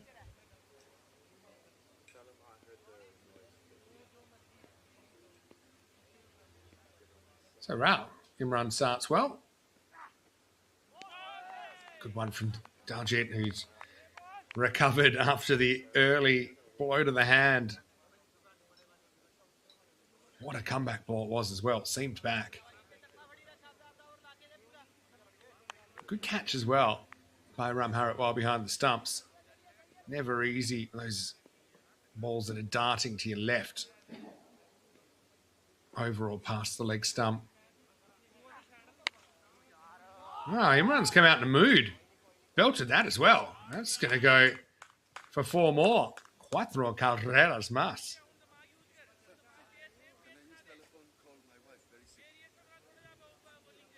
Took it from outside off and cracked it away. So he's shown he can go both ways. Hello to Ash, save Derek, saying hasn't found Jersey in the World Cup qualifier games. And that's because, guess what? Jersey already through. This is the 3rd set of qualifiers. Typically, each one of them involves 10 countries. And Jersey won the first one back in May.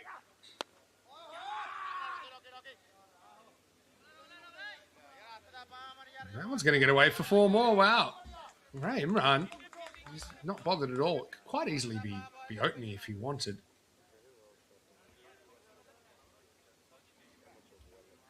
Yeah, so basically, Jersey beat Guernsey in the final of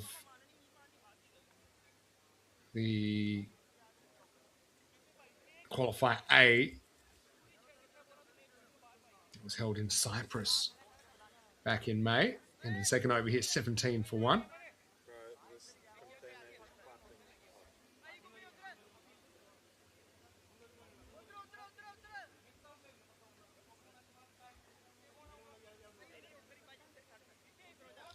His exception was in qualifier B. There was no Belgium because...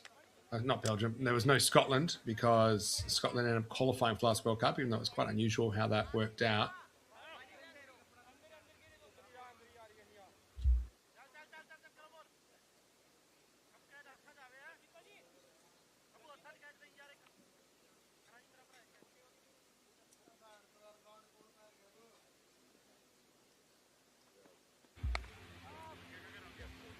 Marvin remains. Doesn't get a run here as Marnie comes back for a second over.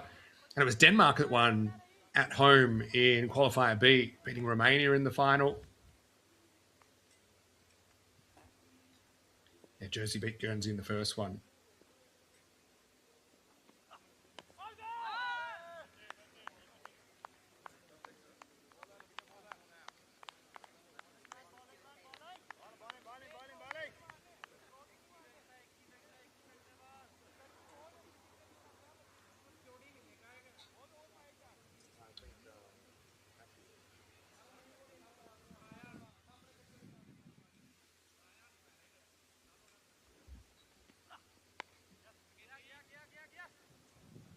So, yeah, basically the next round will be Netherlands, Scotland, Ireland, Italy, and then Jersey, Denmark, and whoever wins the C qualifier in Finland this week. Only one spot out of 10. It's only 3 teams I think they have any chance, and that's Spain, Portugal, and Germany in no particular order. And actually, Germany went down to Portugal yesterday. Today's an off day there in Finland, and that's certainly quite a tough blow to Germany, because unless Portugal drop a game to a much lower ranked opponent, Germany aren't going to make the final. One thing that these sub-regional qualifiers lack, in my opinion, are semi-finals. I think rather than just have the top teams go. We saw this happen with Spain and Denmark tied because of no results. It's not really fair, I think, to have a team go on net run rate when they only get this chance once every 2 years.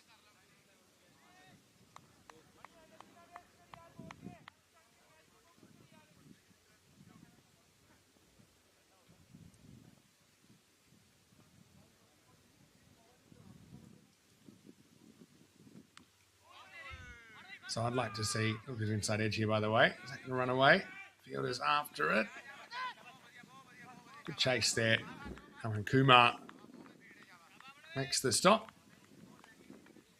Yeah, so, yeah, in my opinion, that global sub-regionals will be much fairer and also better to watch. Have a look at the strong action there from Manu. If you had the top of one group playing the second in the other group, and you have 2 spots in the knockouts, rather than at the moment they just have, you know, the 9th and 10th playoff, 7th playoff, 5th playoff, 3rd playoff, and then a final. I just love to see those 2 extra games where you essentially are playing knockout cricket for your right to survive in the World Cup pyramid. Wow, Imran has really come out swinging, and he's hitting them well, but bad luck because that's out. That's sprung off the bat, but it wasn't quite out of the screws. Marnie has his man in the end at Punjab 20 for 2.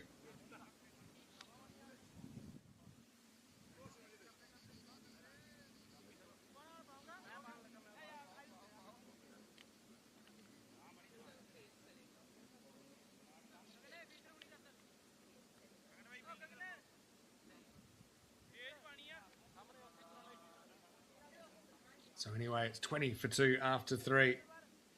This is interesting. I'm just looking at the qualifier. Okay, so let me be a little bit clearer, because there is a global qualifier for the 2028, which means the next round is Scotland, Denmark, Jersey, and whoever wins this.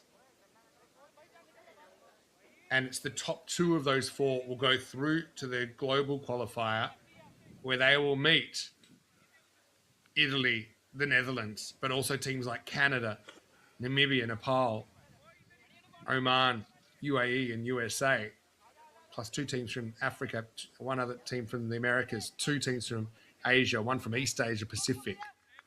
That's a big tournament then. It'll be a 16-team qualifier. All right, there you go. So top 2 teams will qualify for the... And this is a full toss just out of the stretch of money, and that's going to be for Guggenpreet Singh's on, but that was a real loosener.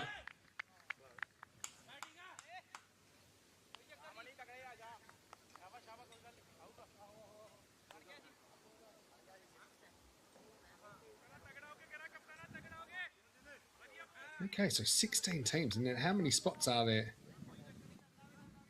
for those teams in the World Cup? 20-team World Cup, right? This is hit out to the cover boundary. Parveen has back-to-back boundaries. Can he stand up? He's got through his initial kind of dodgy period.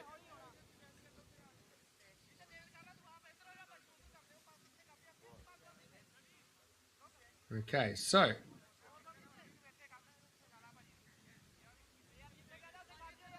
it's unclear to me how many of those 16 go through the World Cup. But I mean, this is what I mean. It's just qualifier after qualifier after qualifier.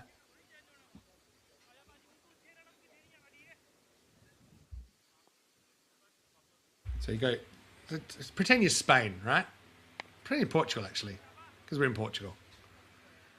So Portugal have to win out of the 10 teams in qualifier C, and then they have to go and be the top 2 out of the 4 in the Europe qualifier, overall qualifier. Parveen's after it once again. That is going and gone a long way up the hill. Maximo Guggenpreet coming on, getting lit up in the 4th over.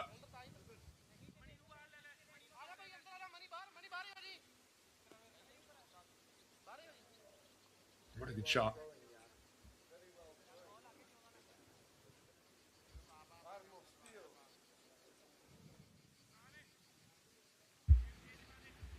Does he want more of him? Probably. No full toss. Have to work this one away as well. 4 more. This over. It's gone for 18. Really turning things around quickly.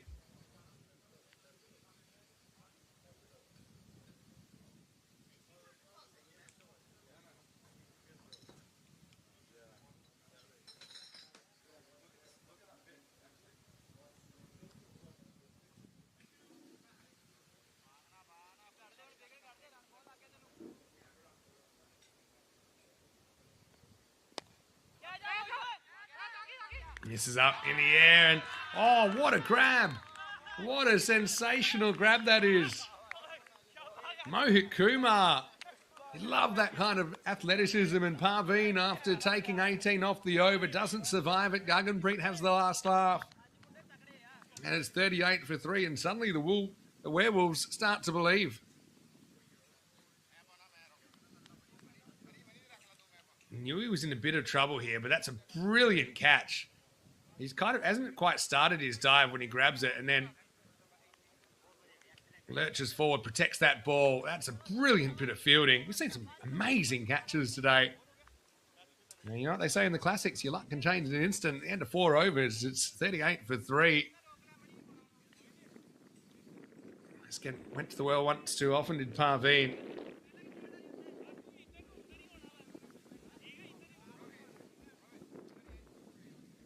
Okay, so this is what I wanted to know. So let's say you're Portugal. Let's say that you do win this week out of the 10 teams there. Then you go into a 4-way tournament with Jersey, Denmark, Scotland, and Portugal. If you're the top 2 out of that, you go to the 16-team global qualifier. But the good news is that 8 of those 16 qualify.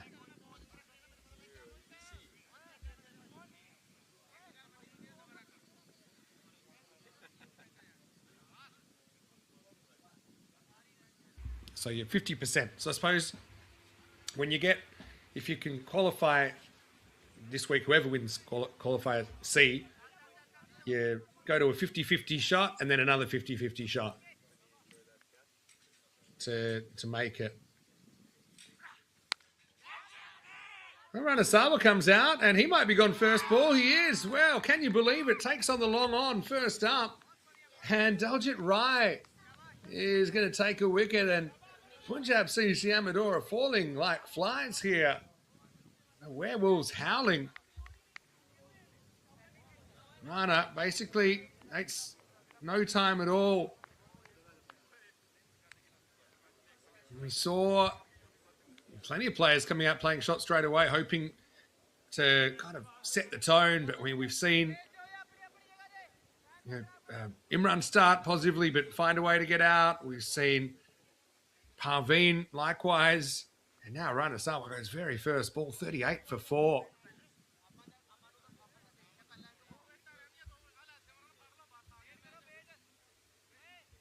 Daljit right. Takes a wicket first ball. Interestingly, they didn't go back to Gurpreet to bowl the third over. Gurpreet took a wicket off the last ball that he bowled. So the last 8 balls have gone wicket, 4-4.64, wicket, wicket.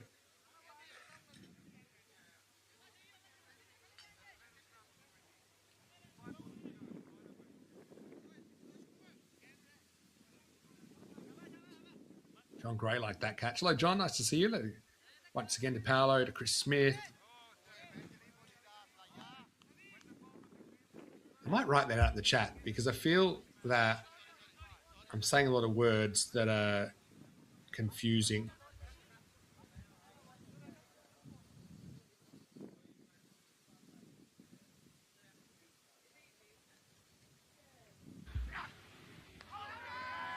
Down the leg side. Gets called off the leg. Funny one, that one, actually, because it seems to be a fair bit outside the leg. Look. I guess it's hard to tell. I actually think he might have hit the ground. Shouldn't have been a wide, but definitely wasn't out.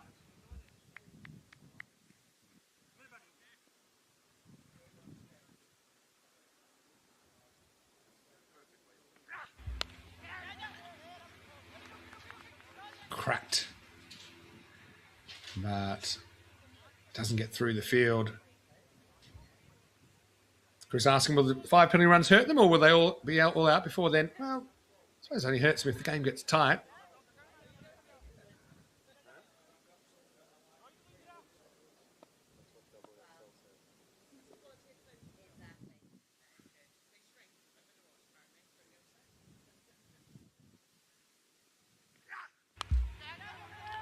Ankush goes to the skies. Could be more trouble. Oh, can't quite get there. It'll be 4, but Ankush gets lucky where Rana didn't. Certainly not taking a backward step here. Takes it from outside off stump. Needs to get it straight enough and only just did. Fortunate moment for Punjab.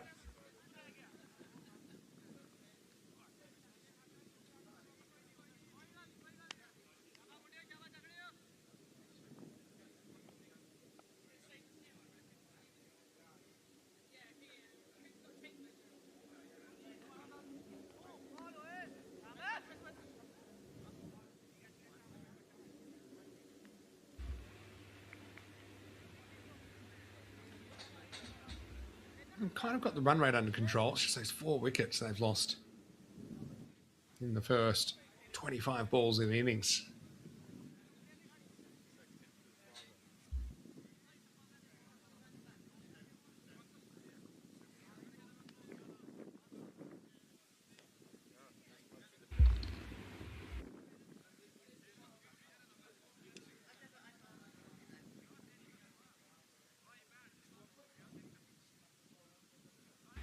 More magic spray time. This time it's for Ram Haratwal behind the stumps.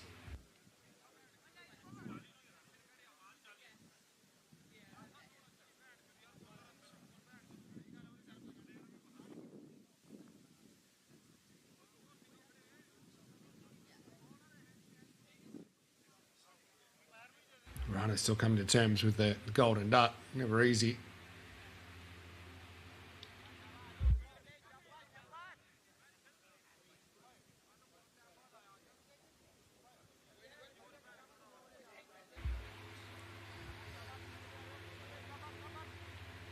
So 43 for 4. Pretty much right on the rate. They do have depth, don't they? They just need a couple of their bats to click here. I mean, these 2 genuine bats at the crease. And Krish Kumar and Simranjit Singh, something better than your average 5 and 6. And another day, you might have them batting in the top 3. And John saying magic spray, but minus Mary. I think now that I've written that out, it looks pretty clear how a team gets from European cricket into the World Cup.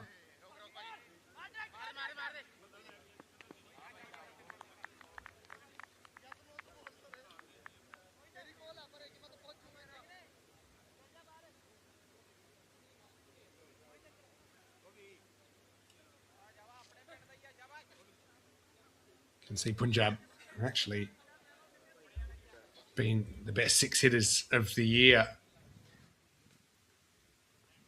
in season 2026. Another one down the leg side from Dalgic. It's away from Haritwal, and probably didn't enjoy that after getting the magic spray on the left hand. It gets tested again.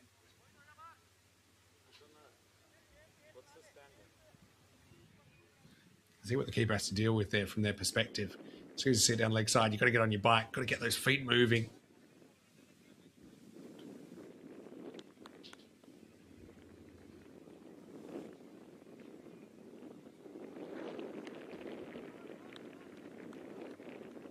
End of the over, 46 for 4.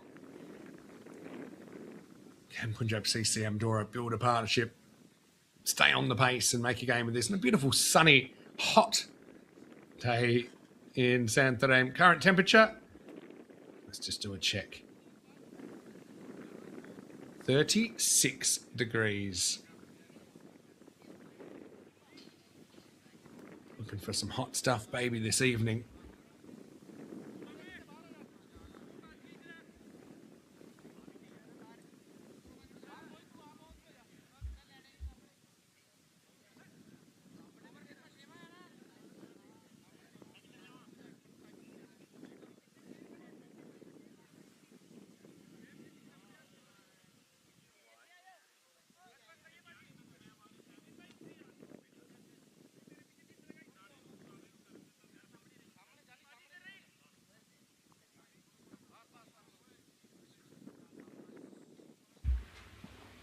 This Gaganpreet, kind of weird over.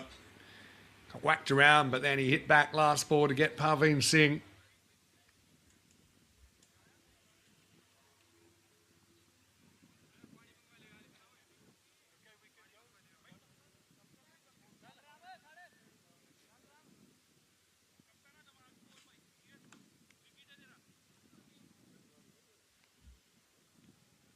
Of course, the World Cup we're talking about, it's actually in Australia and New Zealand, end of October 28. Oh, it's a pie, but it might bring a wicket. Oh, he's dropped him. Oh, I mean, that's comedy of errors, really. Simran, who's a very dangerous hitter, by the way, scored some big runs this season. This was dipping to just below the waist. He mishit the pull, and it was, okay, it wasn't a dolly, but it's one that I think the fielder gets 2 hands to.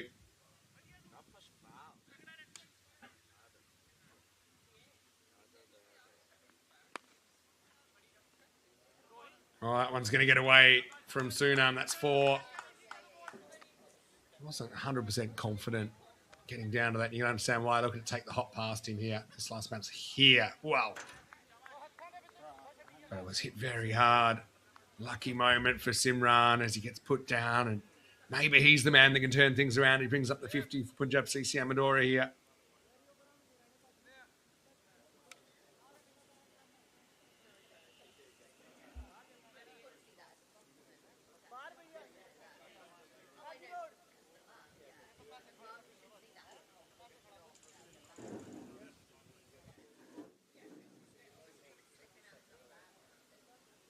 So yeah, regional qualifiers obviously happening right now. Probably looking at the European qualifier. I don't know if they have time to do it this season. It hasn't been confirmed yet. But then you're looking at next summer, I guess, to have the global qualifier. Well, probably be 2028. It's hard to say. It is funny to me that they don't announce these venues until the process is underway. So we don't know when. So we could be looking at the European top 4 going next season, 2027. And then the 16-team global qualifier, which is the last step to the World Cup, probably in summer 2028, leading up to the World Cup, which is in October 2028 in Australia and New Zealand. It is funny that, it's kind of 2 years before the actual World Cup, which is straight after the last World Cup, that the cycle starts again. Huge swing from Simran, tries to ride his luck. So you've got, this situation where there's one World Cup that finishes in early 2026, and then we're straight into the qualification for the next one, which takes 2 years before you can actually have another one. Oh, another Tortuga. This time there's some backup. Doesn't cost him anything. So as opposed to the 50 over World Cup, which is disappointing, but look, let's be honest, 50 over cricket, it's only the World Cup keeping it alive. It's not the path forward for global cricket. I think it gives some of these teams something to shoot for, but I mean, it's a real slap in the face for teams like the Netherlands, Scotland, etc.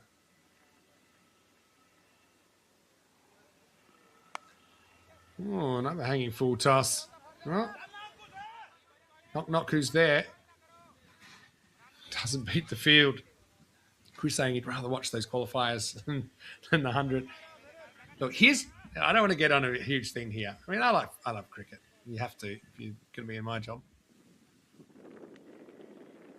A little bit short, Ankush turns on it. It's got a funny feeling about this partnership. Simranjit had a bit of luck. If they can put on a big partnership, I think like 100 partnership here, Punjab CC certainly can still chase this down, despite those early 4 wickets.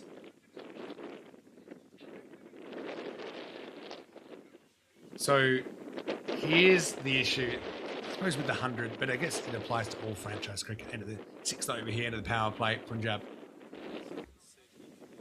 58 for 4. Even going to the 100, and I enjoyed watching something different. It just is really clear. It's really clear to me that I'll just call it as it is. The players do not care about their team. The players care about how they play, because it will lead to their value going up and potentially more and better opportunities for them as individuals. And it's so tough to...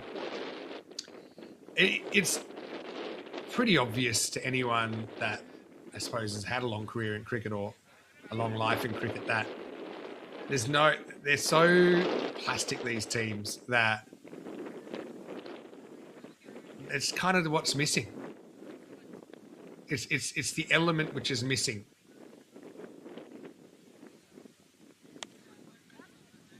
Simran tries to elevate, gets it out through the offside for 4 runs. Aman Kumar coming into the attack. So my issue isn't with, and I don't think that when using that words like fake getting thrown around, I don't think it's fake, isn't it? It's fake tournament. But I think the issue is that, and it's actually very little to do with the actual fact it's 100 balls versus 20 overs. It's actually not that at all. It's the fact that the players have no kind of emotional attachment, very little emotional attachment to the team or their teammates. A little bit short. This is pulled away. And here's going to be 4 runs. Simran gets a bit of a pie there from Aman, puts it away. So this is just something that I've observed. And I've got players that are still playing professionally, and they're pretty honest. They say, look, I know we got knocked out of this tournament, but I suppose it means I can get to the next tournament quicker and collect another paycheck. It's not really even a matter of opinion. It's kind of a fact. Simran in the air is going to go. Well, he had plenty of luck while he was out there, but his luck runs out on 16. And that's a critical blow, because that felt like a real key partnership for Punjab CC Amadora. But again, not really going after it and trying to hit it for 6, but not keeping it down either. Pretty well taken down there. Needs to get it straighter, because this just fades towards that field. It took it well. I like that he goes fingers up there. I think that was a smart way to take it. So Simran gets caught by Daljit Rai, down long off. Out for 16, and it's 66 for 5. Yeah, but let us know your thoughts. I mean, Ash saying he's watched every game of the 100. You have to disagree about that team comment.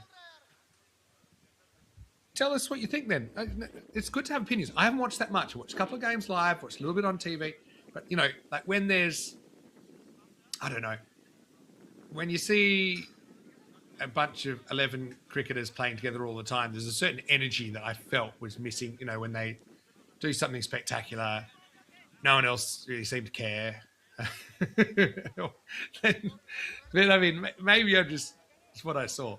Now, I suppose, and then you see when, obviously, watching a bit of the Australia-Bangladesh, which feels like a bit of a rich, it's part of a rich history of the game, and that these performances will be remembered and talked about for years to come, kind of thing.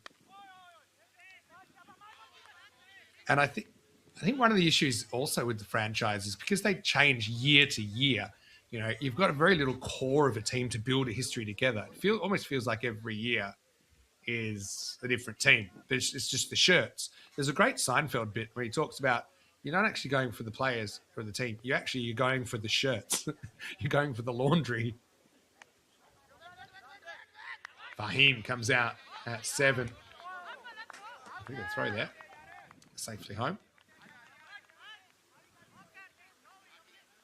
Yeah, so, and then in England, you've got the complicating factor of a lot of players playing against their counties / geographical regions or where they grew up playing their cricket. And it just feels a bit, I think I had to coin a term for it to be kind of emotional disengagement.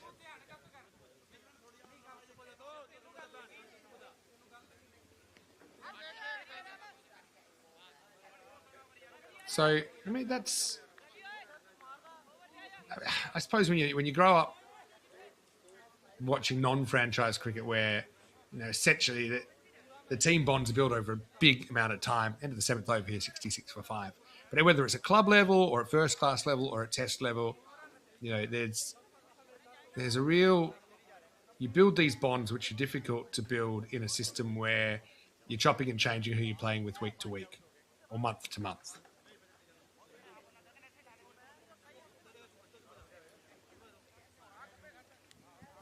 And yeah, no, Ash, I mean, you're probably more qualified to speak on this than I am. I suppose also you've got to realize I've been involved in ECN with some hyper involved teams. So, you know, teams that go to the ECL, for example, for them, that might be the only time they ever make it. And so you see wild emotional scenes, you know, like almost like they've won the World Cup. And you see, which I guess the professional level, everything is a bit more, what's the word? Kind of pasteurized.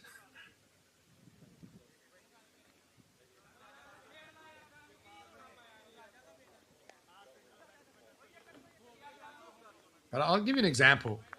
If for some reason in Test cricket you're allowed to switch countries, and you had Steve Smith playing for New Zealand, and you had Virat Kohli playing for, I don't know, Zimbabwe, you just feel like they wouldn't be quite as, I suppose, like emotionally engaged as they are playing for the team they grew up wanting to play for, them aspiring to play for.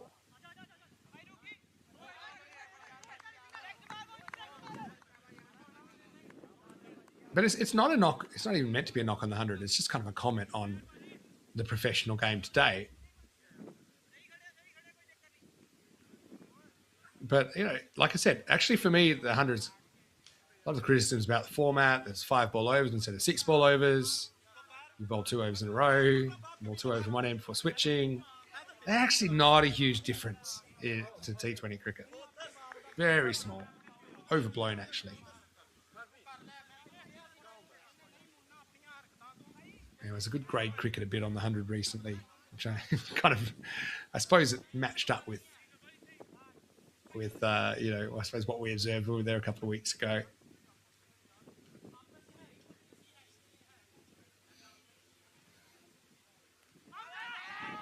Nice and sweet. Gets an inside edge. He's pretty keen to show the umpire. And Chris, you're exactly right. The big 3 in Test cricket seem to pull the crowd, especially when they're playing each other. test crowds being non-existent. But I still think, crowds are a separate issue too, I suppose, how much the players care. And test cricket will always be the one that they care the most. Obvious reasons. Because you're part of a rich history of 150 years. And even, use the 3 formats these days as an example of the top nations. Teams will pick anyone in an ODI these days. Countries will pick anyone, or a T20 series, bilateral. But Test cricket still is the one that is big. I suppose there's still that prestige about pulling on the cap. And I agree with what John Gray says as well. End of the 8th over here, 71 for 5. All cricket formats are valid forms of the game. Everyone will enjoy some formats more than the others. We're all simply fans of cricket as a sport. Agree.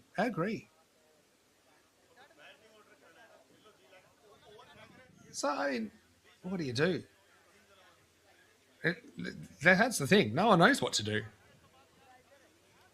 There's... 5-ball sets can be very tactical. Yeah, but it's a playing condition, isn't it? It's not a huge game changer. You can... it's just so it's not a T20, so that because they've already got a T20 competition. They didn't want to touch. In the air and gone. Right, Ankush is the next to go, and Punjab are disintegrating here before your very eyes. Aman Kumar with his second wicket. He gets Ankush for 11 at 71 for 6.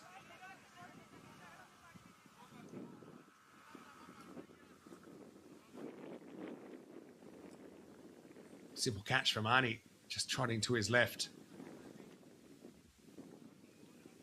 And I suppose the disappointing thing for Punjab here is some of them have had a bit of luck in their innings, but haven't gone on to make the opposition pay.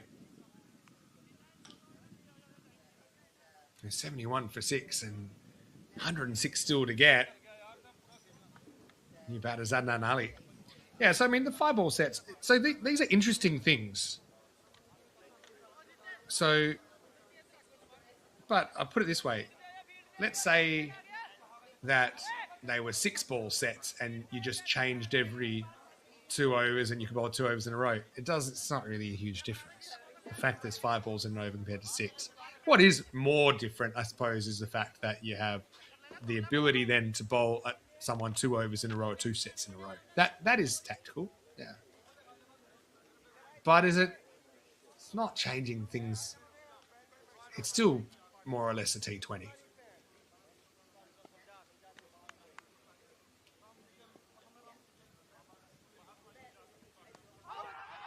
Oh, gets a long way across. And he's gone. It's 7 out now. And I've got to say, it did look very close. Adnan got a long way in front of his stumps. I think he knew it was closer than I think his batting partner did.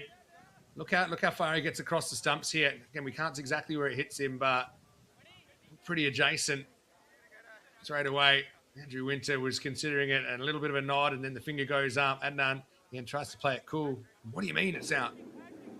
And so 71 for 7, a golden duck for Adnan Ali. So just finishing this point. It's interesting.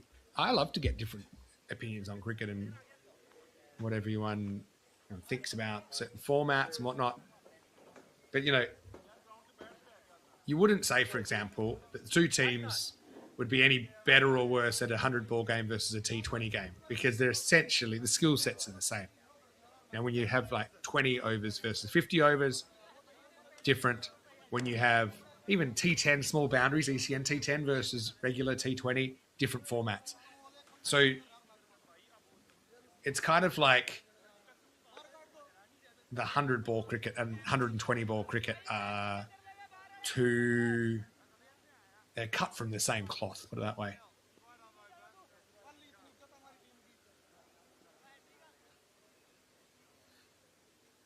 And Okuma gets a hit. Geez, 71 for 7. Here's the thing. The rate's okay. They're more or less at the rate, but 7 out, that's problems. No ball called here. Must have been an overstep from Aman. Yeah, it's good to have these conversations, though. Good input. That's what this space is for. Share your opinion.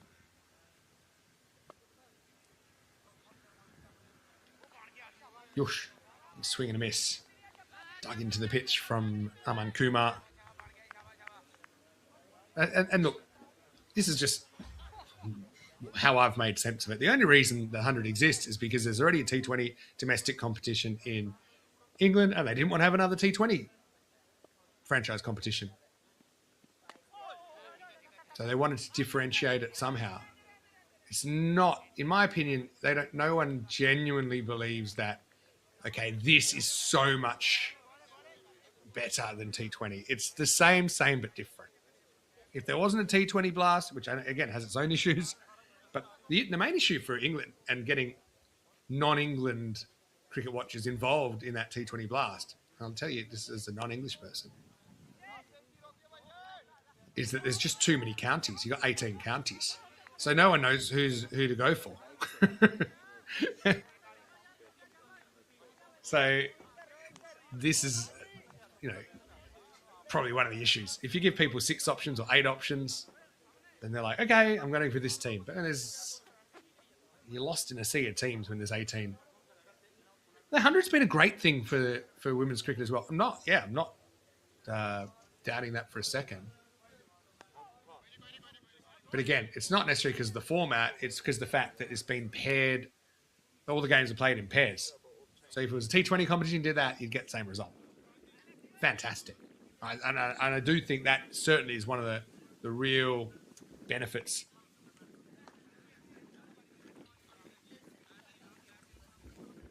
But the question is, cricket's not necessarily always about getting crowds.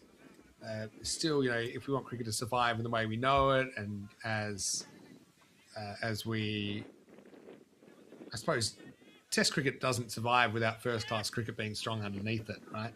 So no one watches Sheffield Shield cricket in Australia either until it's the final. But it's still a very, very important competition. County Championship's kind of the same. That has more of a following, in fact.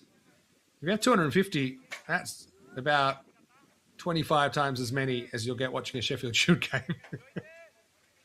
But people are still interested. They might not be going, but people are still interested. Who's playing well? But they just don't have time or the motivation to go watch live. They'll watch on replay or they'll watch highlights. But yeah, it's such a strange time for cricket. Let me finish with this. If we'd all been able to see what's coming, which, let's be honest, no one really did, when the IPL took off and basically revolutionised franchise cricket, right? You'd have 12 global franchises, right? You'd auction them off like Premier League teams, and then they would basically buy a stable of players, and then they'd probably do a tour every year, T20 tour of these 12 teams that some might be bought by India, some might be bought by this, some might be, just like the English Premier League is. But then you'd have some sense of loyalty with the players, whereas it's very hard if you're changing teammates every week or every couple of weeks to have those genuine kind of shared motivations, right? So that's probably if you could have scripted it. Of course, that hasn't been what happened. These tournaments pop up from anywhere, and then next year they'll have different players. They'll have auctions. They'll have drafts. So compared to when that Ryan Giggs is one club player and he's played for 20 years, that's a rarity in the professional cricket circuit, in the franchise circuit. Nice look at some of the surrounds.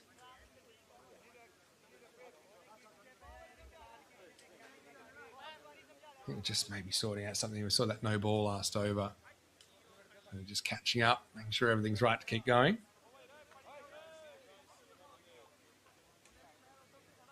But then it's also a funny thing, isn't it, that there's so much money in the game. Maybe I don't want to go down this rabbit hole too early, but how that money's distributed. And then what and where, whose pockets it ends up in, and what the intentions are of those actors. But hey, in the end, it always boils down to the fact that we love watching cricket, we love supporting cricket.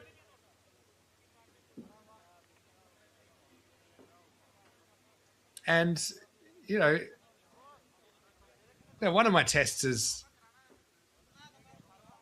who will remember this game in 5 years or this tournament in 5 years. And certain, World Cup, 50 over World Cups will stand that test of time.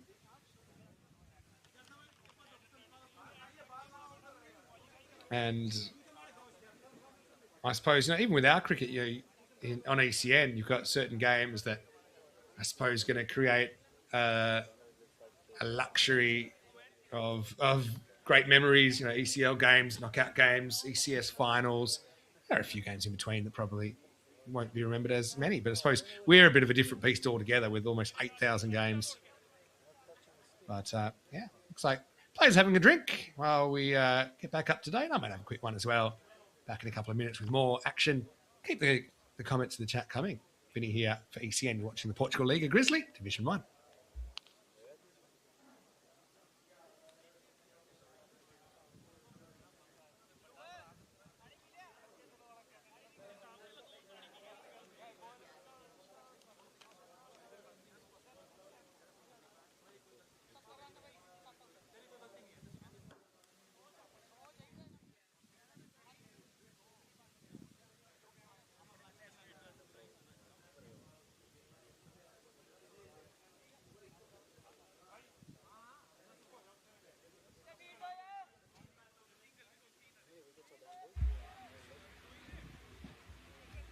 All right, back to the cricket. Slot machine, 77 for 7 after 9. Werewolves well on top. To make up some ground on Punjab CC Amadora. Werewolves playing their second last game of the regular season.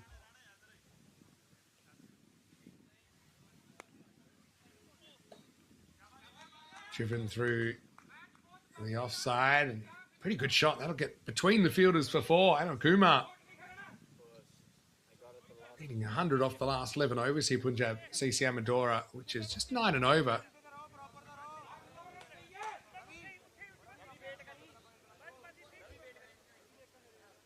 But had some good chats today in the Liga Grizzly chat. Good on you guys.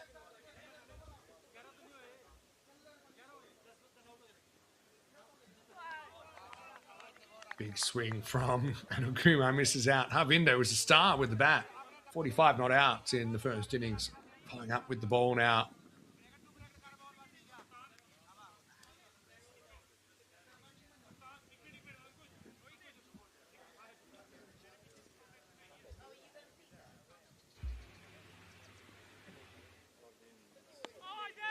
Ooh. Maybe a bit of bat in this, otherwise it was very close. Hey, I like this thought from Chris, and it's an interesting one. He thinks all nations should have to qualify for T20 or 50 over World Cups. No nation should qualify in their previous appearances. Interesting thought. And this is where cricket's a bit different from a sport like football. It's a lower scoring sport. Again, I don't mind that idea. I suppose one of the issues is more qualifiers, more money. That doesn't seem to exist at the lower ends. So then, with cricket, there are... I suppose when two teams are different skill level in cricket, it can turn into, say, like a farce pretty quickly. Anil Kumar goes up over cover. Fielder won't be able to track that. In fact, that's gone all the way. Maximal. 4-6 here for Anil Kumar in the 10th. Well, whatever he had in the drink obviously worked.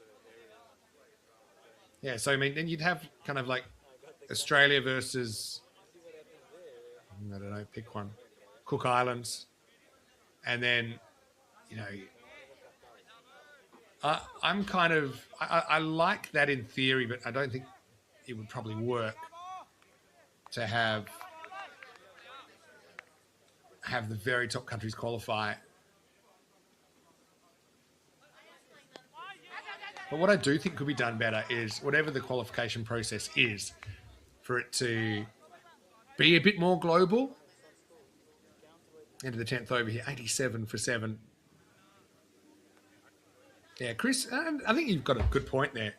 For the next Men's ODI World Cup, top 8 teams, excluding the host, automatically qualify, and no other sporting events run that way. But I think one of the issues is cricket takes such a long time compared to a football game, and the resources that go into it. But I mean, I'm not opposed to that either. But I just think practically it's a tough one. There still is another game, Paul. And don't jump in the box just yet. Next one will be starting in an hour's time. We'll see Lisbon Capitals taking on Marlow in that one. Yeah, but what I suppose it's an interesting one. How do you do that? Do you qualify by regions then?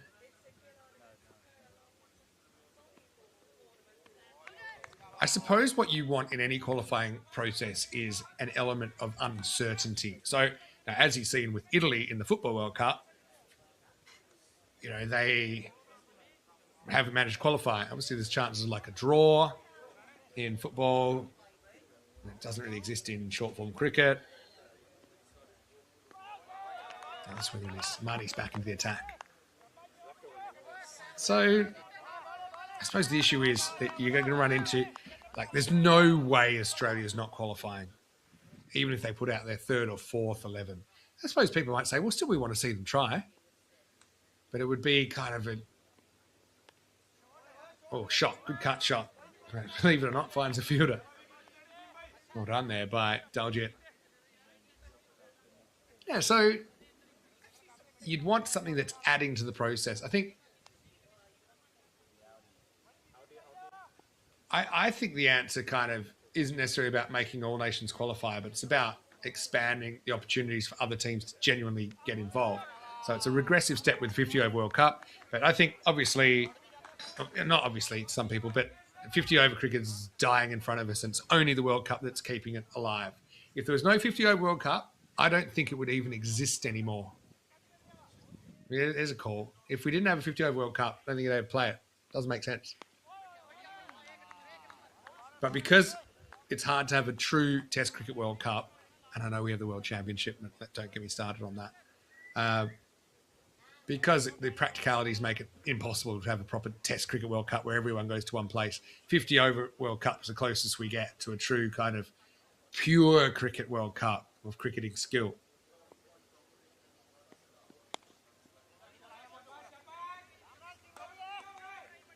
Tucked away nicely. Settle for 1. Takes us to the end of the 11th over. 88 for 7. Just the one run off that over. That rate required now. Basically 10 and over from here. 7 wickets down. Can Punjab CC stay in the game? Yeah, so I'd be kind of like, okay, cool. You want to have 12 full members, which we've got now? All you 12 can qualify. But we're going to have 12 others. That's the other thing about cricket, because no other sport that I can think of has kind of 2 tiers of international teams. Ash talking about this Test Championship now. Yeah, but the thing in it, it's a 3-year cycle that's not necessarily equitable, because it depends who you play. You don't play everyone. You don't play everyone the same amount of times. You're not in one place.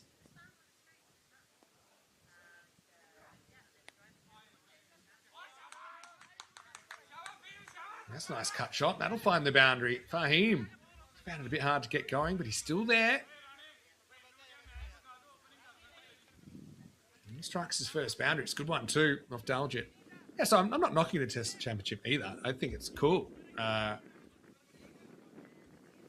But it's not like a World Cup. World Cup implies that you're all in the same place or roughly the same region at the same time, playing the same game. And, it's a oneer. Put it that way. Can't do that if the games are 5 days long. You could, just take a long time. We're bold, right up in the block hole. mean, to be honest, I like the idea. I like the Test World Championship, but I would do it in 5-year cycles, not 3. And because then you think back, okay, who were the preeminent team of the, let's say 1981 to 1985? You'd be going West Indies, right? So that to me, 5 years is a kind of a fairer block of time. Up in the air and gone. There's the 8th wicket. Anil's going to have to go, and Daljit has a 3rd. 93 for 8, and Punjab CC. They just have not been able to get moving in this chase, have they? They've lost too many wickets. That's the 8th one down now.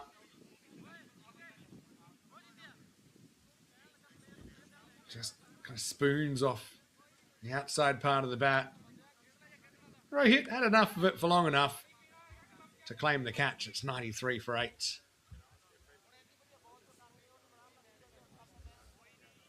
So, yeah, I mean, look, your 50-over cricket is more or less dying a slow death.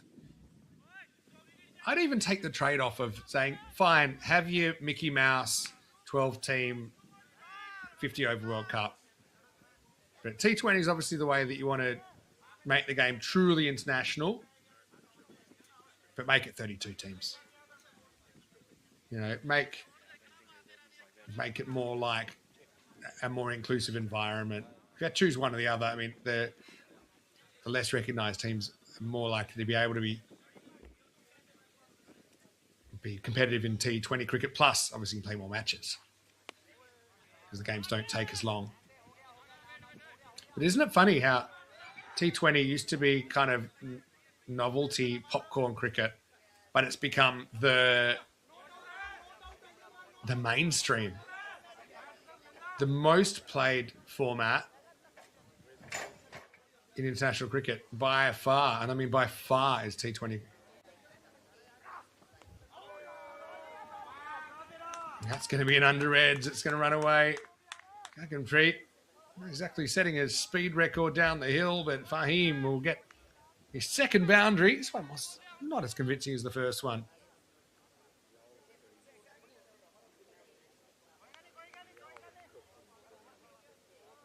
By the way, Chris is talking about the 2027 World Cup. But then it's not really a 14-team tournament, as it was announced recently. The bottom 3 qualifiers are actually going to be competing for 1 spot, which is pretty lousy for the teams that have invested 3 years, a lot of it at their own expense. But yeah, I said this back in 2019 when I started doing European cricket, that one day I'd love to see a 32-team World Cup, as the Football World Cup was at that time. Since then, it's expanded to 48 and even up to 64 they're talking about now. End of the 12th over here, 98 for 8. But let me tell you this. Some people say, you expand the amount of teams that World Cup, it dilutes the quality, which is true. It is true by definition. But what's the World Cup really about? Is it about who wins, or is it about bringing the world together? So I'll give you an example. Poland never qualified for this World Cup in football. When I went to Poland, nobody cared. Nobody cared about the World Cup. We were trying to find someone to watch it. Wasn't so easy. Finally did. It's quarterfinal, Spain versus Belgium. Spain scored. There was silence. I thought, well, this must be a Belgian bar. Belgium equalised. No noise either. So just they didn't care. So by including more teams in it, more countries care. And who cares if they don't win? It's all relative, isn't it? If you had a 48-team Cricket World Cup, then you'd be, teams might be thrilled to make it to the last 32 or 16 or 24 or whatever, however you do it.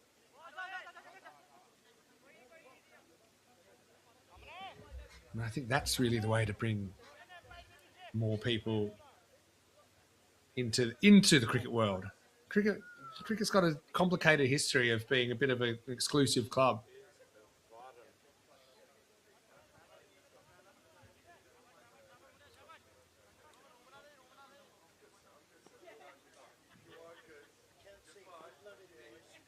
Fahim. Has to line it up. This is Shubham Rajanwal getting a bowl now in the 13th over. Werewolves 2 wickets away from cleaning this up.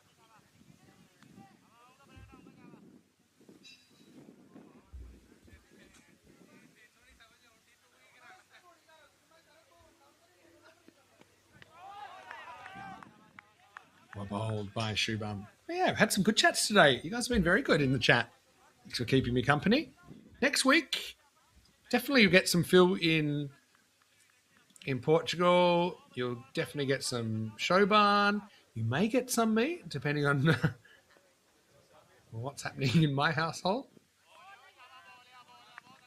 A bowled by Rajanwal.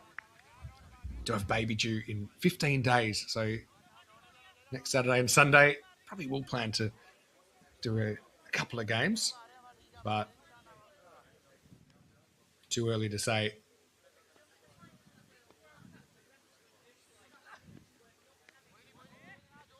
Loses this one down the leg side. Oh, yeah, I never thought of that. VAR, Vinny and Rico. I remember when we were in Kiel in the north of Germany, there was a store called Vico, V-I-C-O, near our hotel. That made us laugh.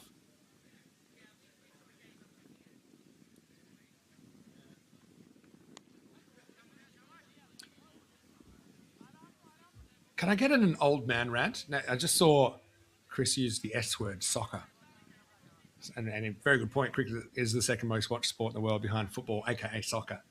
This is one thing that doesn't make football, aka soccer, look very good, is the attitude of people when people use the S word, which is just a differentiator because there's so many types of football in the world.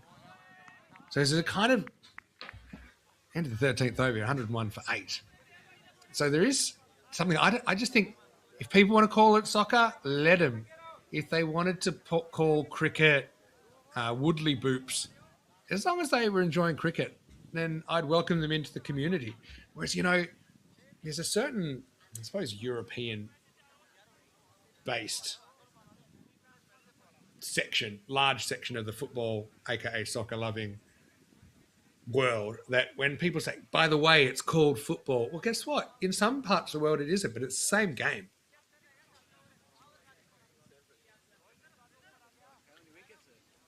Johnny was saying one of the television crew was in Hornchurch. I actually do know that.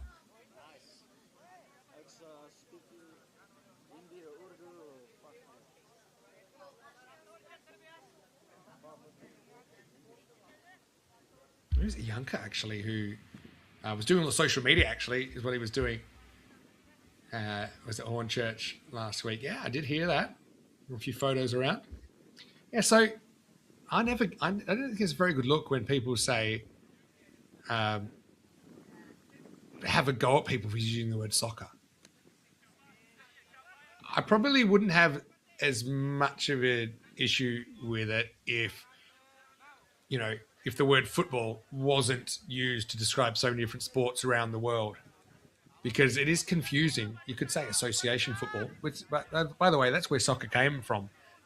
The SOC in association football.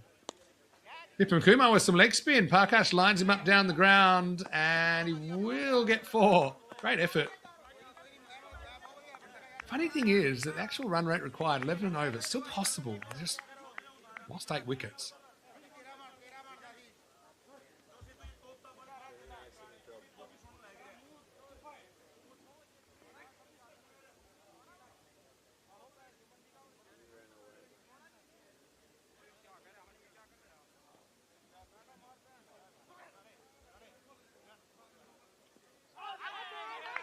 Oh, he's bowled him round his legs.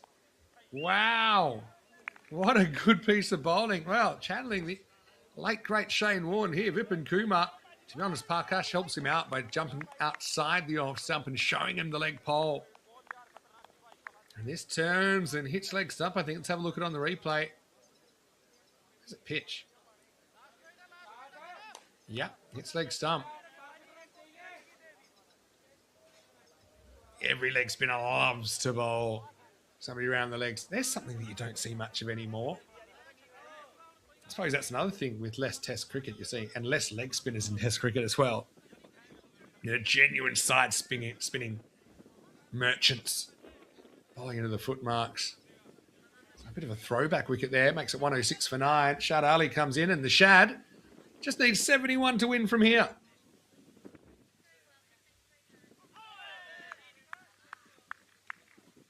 And this could be over pretty quickly now.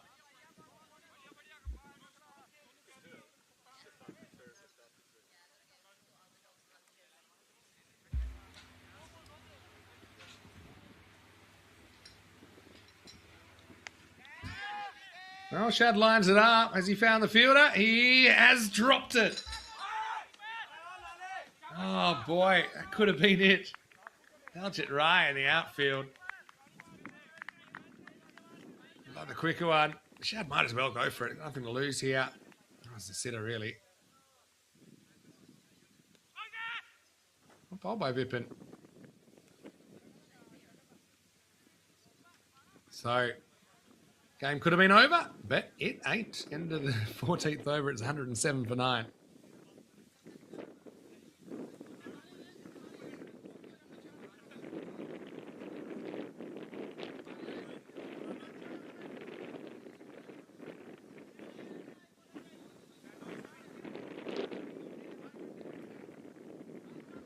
Johnny, explain what you mean. I'm reading this comment. Vinny, what amazed me is in you my name. That he knew my name? Ianka knew your name?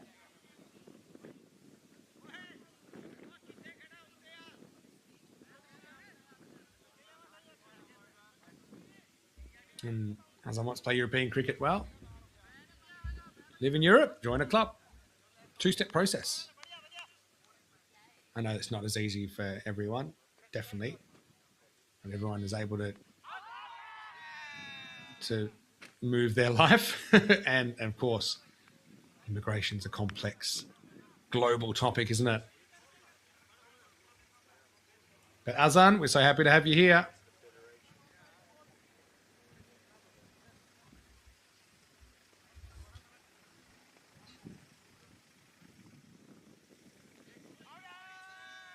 Guggenpreet coming on a little bit of bat on this.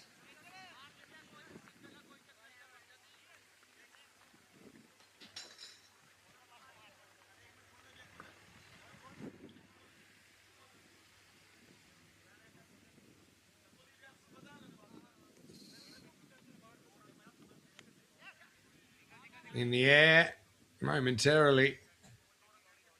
Punjab CC Amadora, they'll be a little bit annoyed, I think, to have gone down the way they have here. None of their batters really standing up.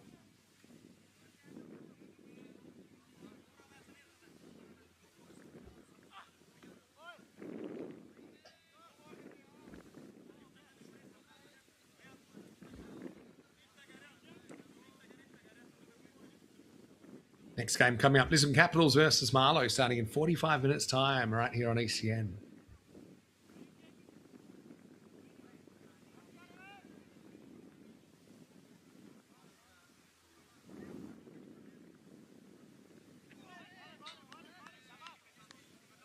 One ball away from finishing this off. Really should have finished the game already. Daljit put down a sitter at deep mid-wicket. I suppose it won't cost him too much in the end.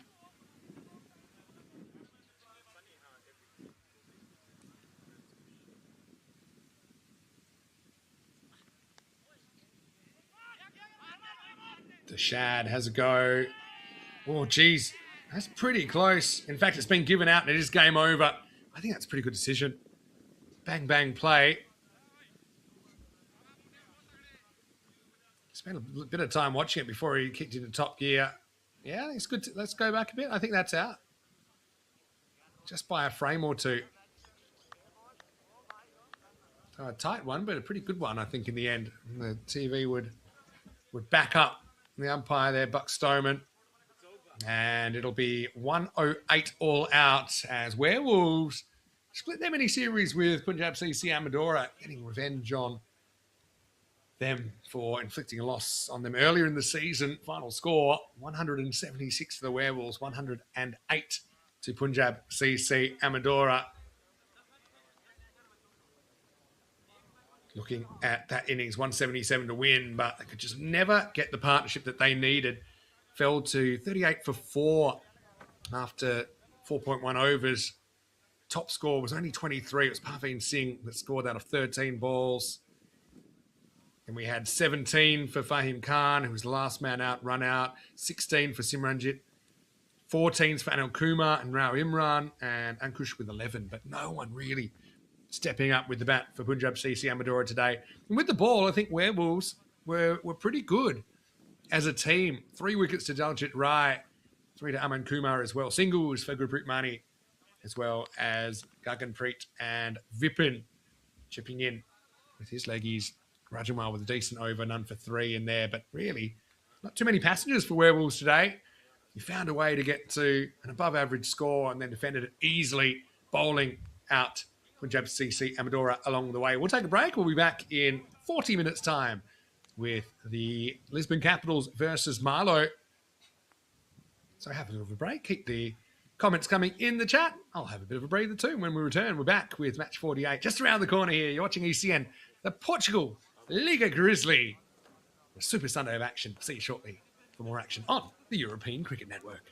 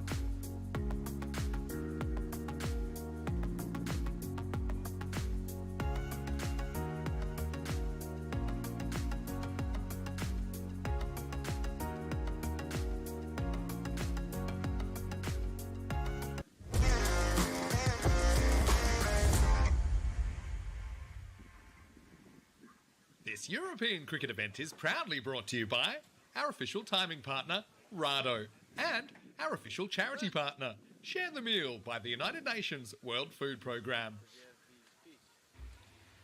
Hello and welcome back as we get ready for the last match of the day in this Liga Grizzly Division 1 action from Portugal. As we have Marlow taking on Lisbon Capitals in the last game of the day. Marlow winning the toss and electing to bat. So expect to see the players out there pretty shortly. Marlow, I've locked down second position on the table at the moment. 7 wins and a tie out of their 11 matches. They are now 5 points behind, whereas 2.5 games behind. Although with a win, they could get back to 1.5 games behind. But certainly a pretty important game for Marlow to keep themselves in that top 2 and the potential double chance. As far as the Capitals are going, well, they've had a bit of a hit and miss season. I still think they're in the frame for a top 4 spot, but they probably have to win all 3 of their last 3 games, including this one against Marlow. And that's the other thing for the Capitals. They've got a run home. Marlow, then Gorka, then Fighters. Fighters, the bottom team, although still a dangerous outfit. But certainly for Capitals, this is a game they probably have to burgle if they're going to find their way up into the top 4 come the end of the season, or at least have a chance to do that. Welcome back to everyone in the chat as well. As we see the Capitals taking the field in their old school uniforms today. In their purple, not the teal that we've become used to most recently. Okay. I wasn't expecting that, but that's cool. Don't mind the old, what would you call it? It's an exciting structure, I think. Colour structure, colour scheme. So Marlow start this game as favourites, but Capitals are always a danger team.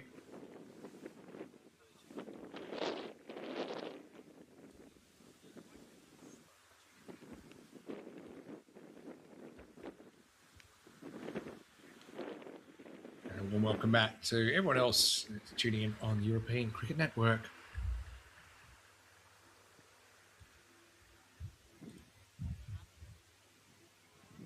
Estonia weather update. Apparently the storm is starting to brew over there, so the ECSW getting completed just in time.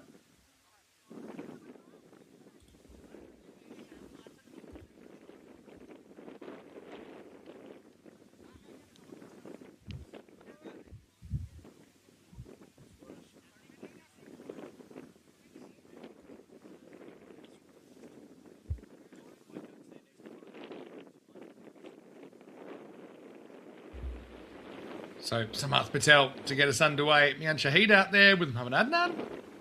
Here we go, match number 48. And Shahid will crack this first one away. Doesn't get handled cleanly. Shahid, I know he hates me bringing this up, but does have a lot of zeros. So he'll be pretty happy to avoid that today as he gets off the mark. It'll be very different had it stuck.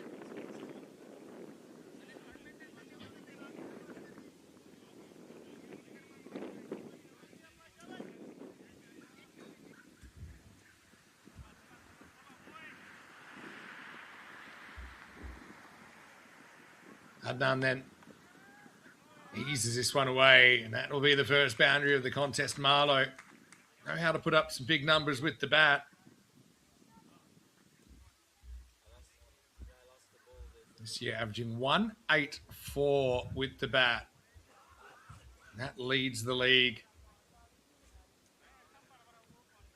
A good 10 runs clear of Ueras, who are actually in top spot. Have a high score of 243 against the Fighters earlier in the season. Last time they played the Capitals, Marlow batted first, 202 they scored. It was on the 31st of May, holding the Capitals to 159 in response.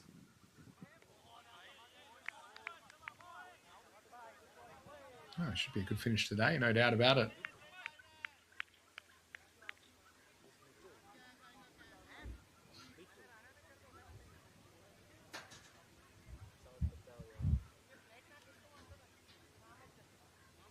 So yeah, they'll be looking 200 plus here. Marlow scored it 3 times out of the 11 games they played this season.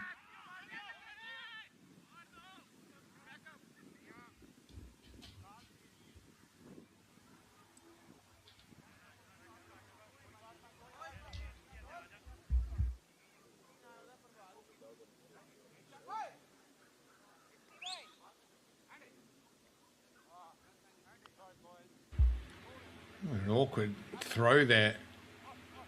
Jazarana, I think that is at point.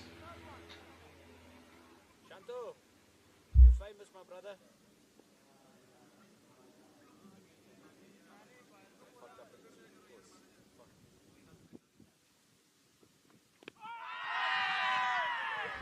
Oh, it's caught him in front. And Shahid's going to have to go.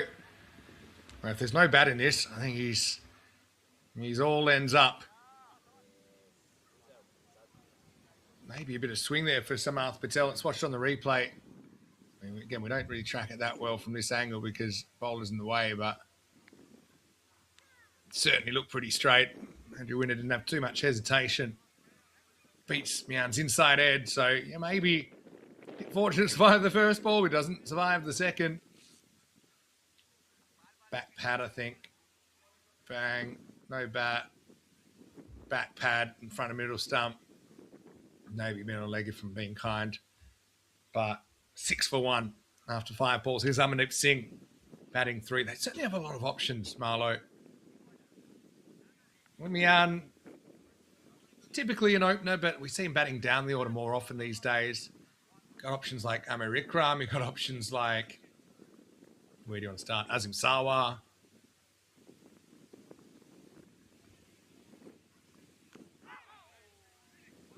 On a deep, sort of an inside edge onto the body here. End of the over. Pretty good one from Samarth Patel. Creates first wicket of the contest. And Marlow, 6 for 1. It's also a funny game in that Brisbane Capitals, as far as this game goes, have probably got more riding on it than Marlow. Marlow being second on the table, and they kind of look destined for a top 2. Even if they were to drop this game, they still have to play Werewolves and Gorka. But they're kind of fairly clear. I say fairly clear. Punjab CC Amador have crept up to 1 point behind. So Marlow, I suppose, top 2's, the incentive is there, but it's not kind of like playing for your season, which is kind of what it feels like for the Capitals. Shaidur Rahman, pretty good left arm option to be able to share the new ball. Coming on to bowl the second.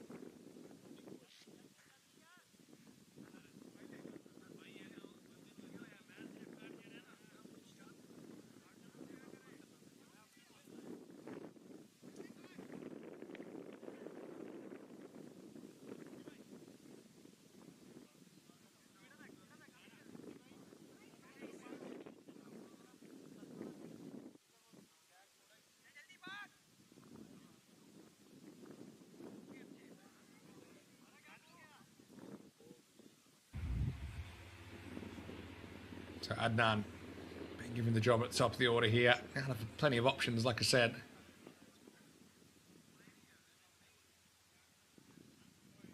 And gets the first one very, very wrong.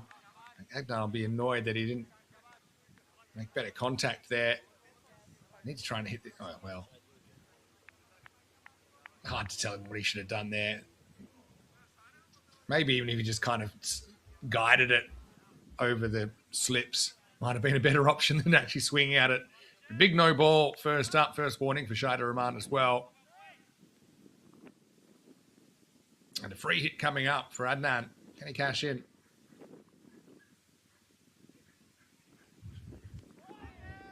Nope, he can't. So Rahman certainly trying to establish dominance out there.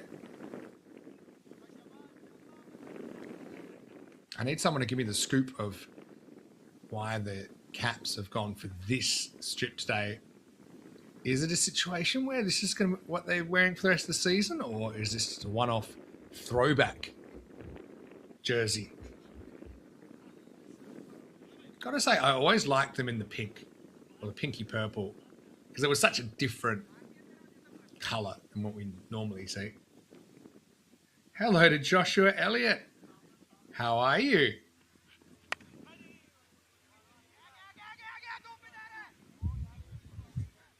Good to see you. Everyone, welcome, Josh. And Josh from North Beach in Western Australia, if I'm not mistaken.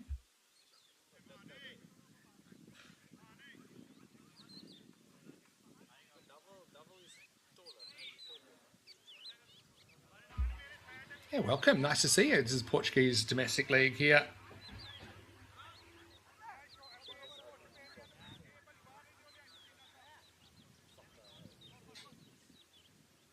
And then just being reminded, it's left arm bowler coming over the wicket here.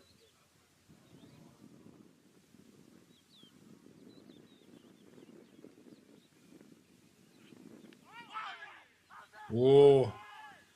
Definitely worth a shout, this one. No, it wasn't a great shot from Amandeep. Tries to swing across the line. I suppose one of the issues we've got, where is this pitching? Is it pitching outside the leg stump? Is it going over maybe? This pitch is on, and it actually seems back. I have a feeling that might be going down the leg side. I know we're having to trying to piece together a couple of different angles.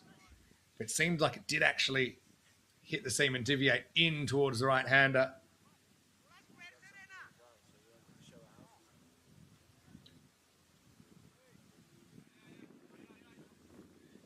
Yes, this is me, Josh. This is Vinny Sandhu here.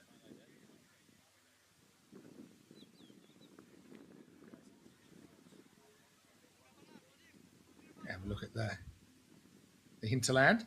Well, Josh is inviting me to Perth Telethon. I would love to go, but here's the issue I've got, Josh, and I'm glad you joined. It's so nice to see you in the chat. It's probably the best place to get me is in the chat. Wanted to go there, Amandeep. Wasn't a run there. But I won't be in Australia for the rest of the year. Definitely over here at my home base of Prague when I'm not out on the tour. And I'm actually expecting a little one in the next couple of weeks. So I think I'll have my hands full at that time. Plus, the European cricket season is listed to go until the 1st of November. That's my last day of the season as it stands.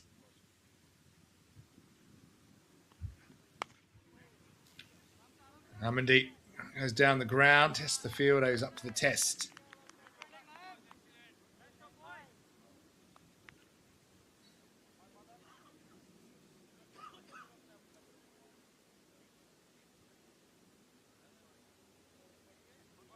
So, yeah, Josh, how great to see you. And, yeah, stick around for a chat here. This is what we do at European cricket. If you can get in the chat, you can talk back and forth with us.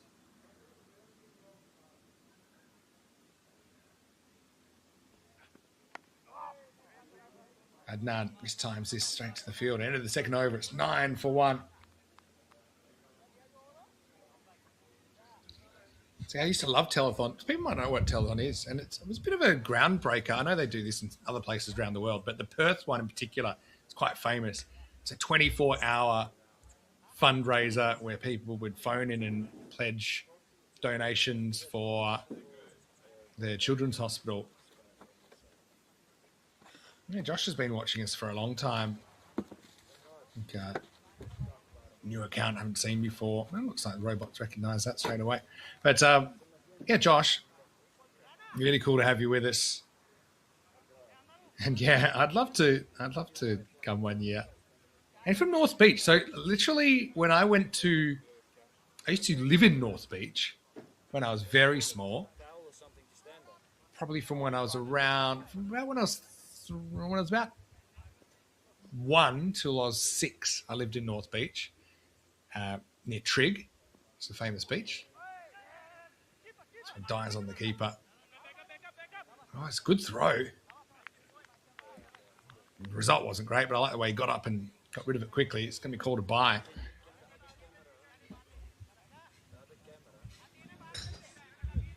But yeah, Josh, let me know how your pre-season is shaping up at North Beach Cricket Club, right? And what do you do in the winter? Do you have an AFL team or another sport that you get into? And also tell us, Josh, again, remind everyone how you got into European cricket in the first place. Here's Samath to Adnan. Short Adnan smacks him over the leg side. And that one will cross the boundary for 4 runs. I've got to say shout out to the umpires as well today. Andrew Winter and Bucks doing all 3 games, putting in a big shift.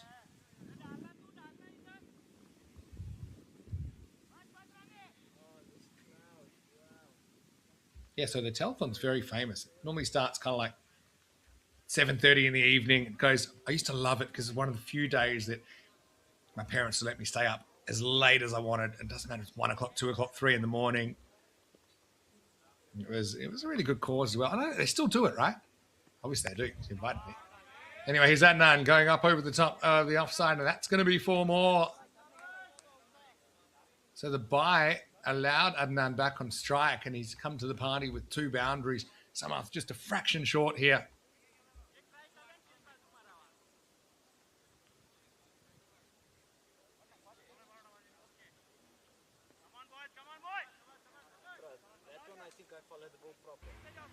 So I didn't know this about that telethon, Channel 7 Perth telethon. It was established in 1968. I know it goes back a long way.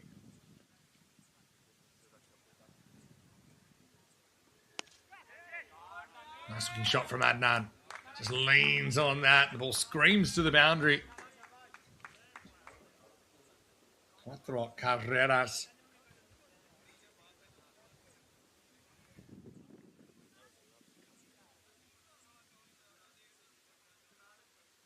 Josh didn't know about League 2 I was on it, but that's cool, Josh. And yeah, just reading out about the telethon.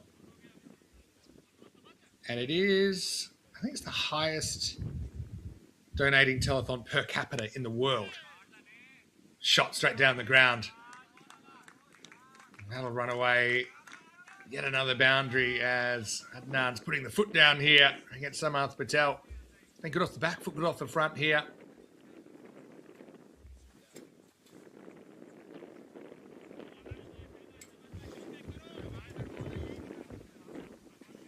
Yeah, normally runs 26 hours, starting at 7 o'clock on a Saturday night in October and then going through to 9 o'clock the following evening. But I used to love it because, yeah, you'd stay up all night. They raised 90.1 million last year. It's crazy. Such a good set of causes they support.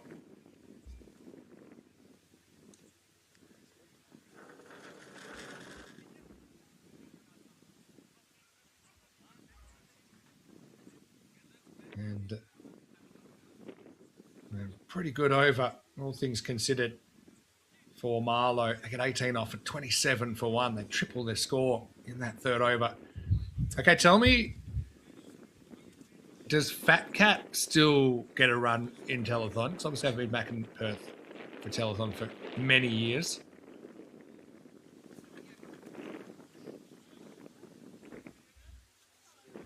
I'm curious about what's been going on.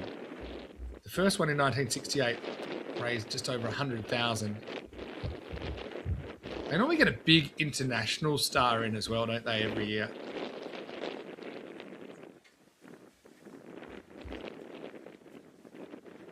$90 million, that's insane. That is lifted up, and Nan's in a bit of a mood here. Puts that one up the bank. Maximo. Jeez, the thing with Marlow, as opposed to kind of the innings we saw the last innings when Punjab CC Amdora were batting, no one really fired. They normally have someone fire for them. That's why they end up making these 200-plus scores.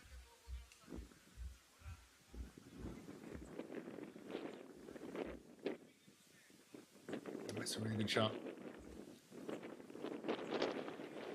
So raised 100,000 the first year. They raised $1 million for the first time in 1980.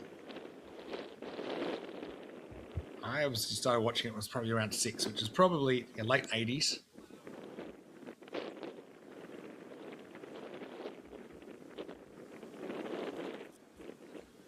There's always the telethon home auction as well, isn't there?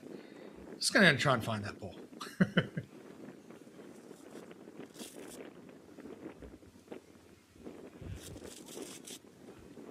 So, geez, I can't believe how big it's gotten, though. 90 million, that's insane. The last year before I left, it was less than half that. There must be some pretty big donations in there. I think maybe some corporates. But it's all about the, 10, 20, 50 bucks, $100 that individuals put in. I guess this year they'd be hoping for 100 million for the first time. 90 million last year, 83 the year before, and 77 the year before that.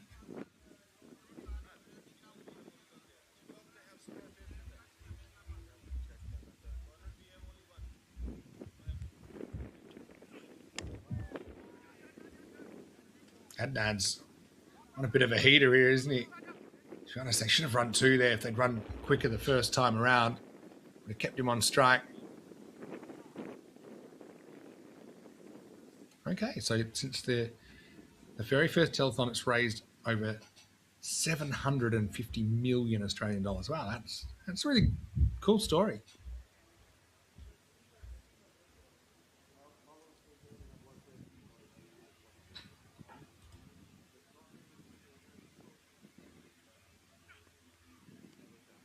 Oh, it's going to be a wide, good length, but just losing the line.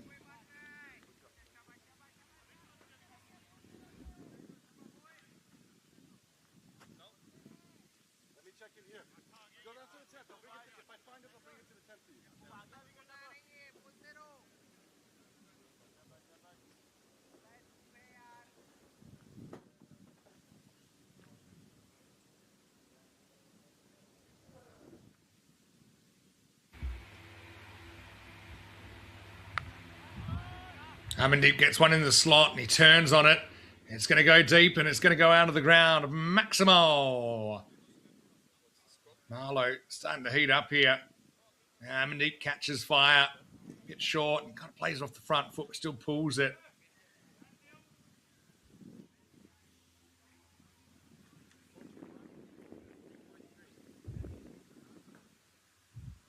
Well, Josh, maybe one of these years. I am Europe-based now, so you'd realise that. We'd love European cricket to keep growing, especially have that profile in Australia. Loses this one, gets away from the keeper. They won't get a bye.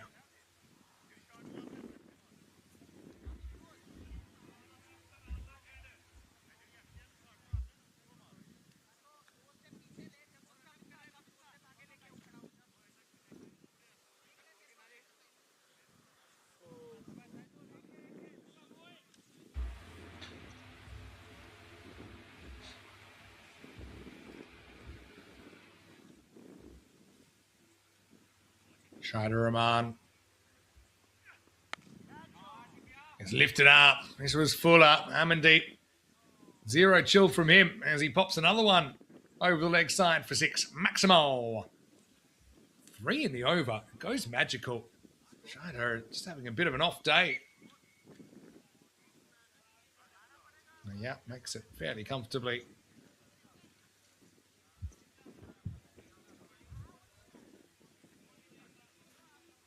And so it ends up going for plenty.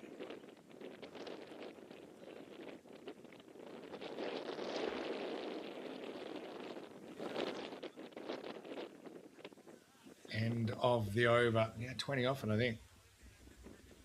And the score, I'll make it 47. I'm just checking here. It's been scored correctly.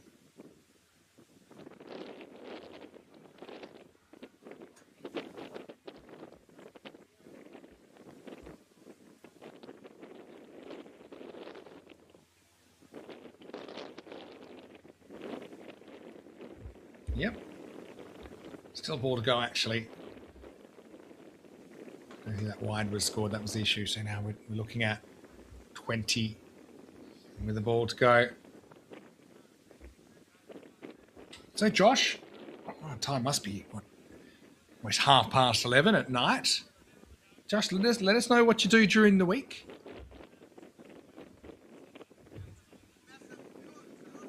Big week coming up, of course.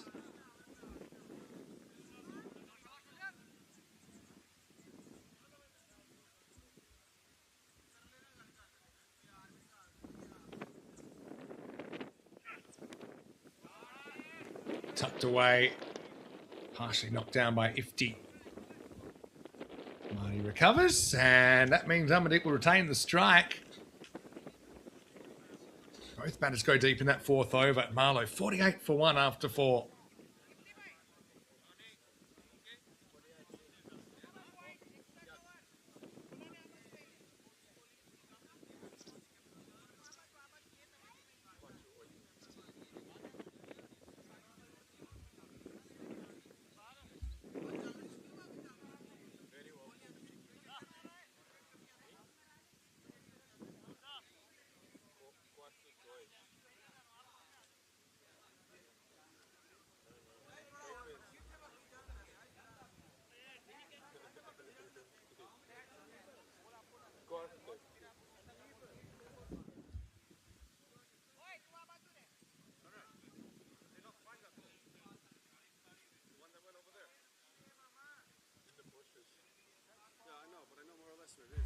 McNayem is going to take over now at the clubhouse end.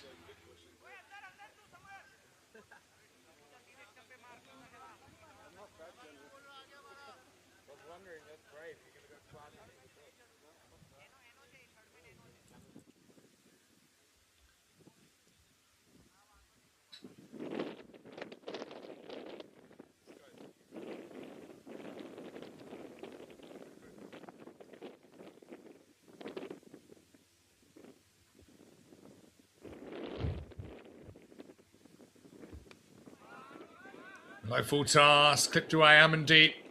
He's looking dangerous. Pitch is just inside, but the result's going to be 4 runs.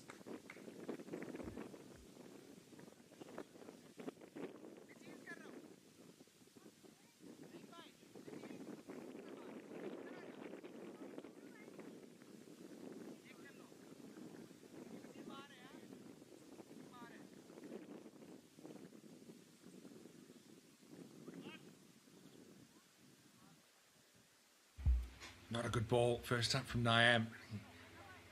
Pays the price.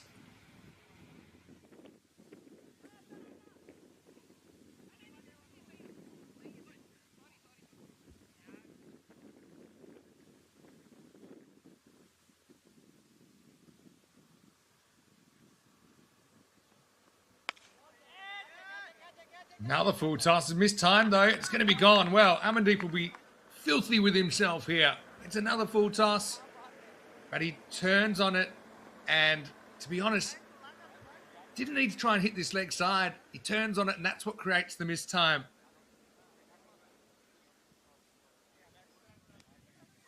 Just probably wasn't sure where he wanted to hit it. It was a good catch, an important catch. Shanto Khan takes it back, going back at mid-off. But Amandeep really was set up for a big score there, and that's... Well, that's an unusual one. But it will be the second wicket, 52 for 2. Here comes Ulfik Shah.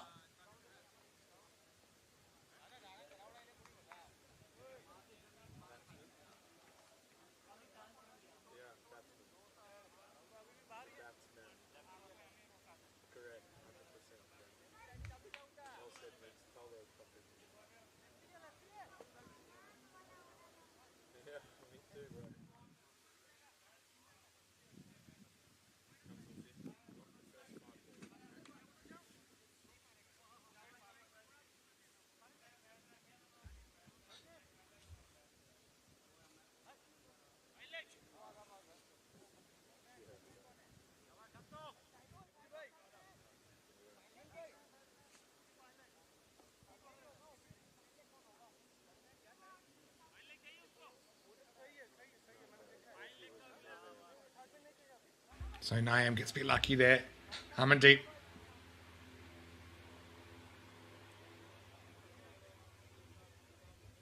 High score of 79 not out on the network. But he's history now. Ulfik Shah, the left-hander, comes out.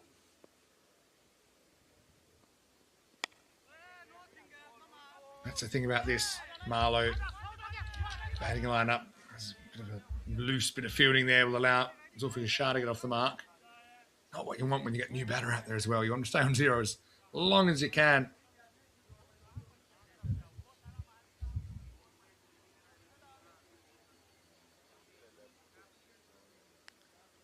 Zulfika, again, another guy that could easily be batting up towards the top of the order. Comes here at 4. High score on the network of 50 not out.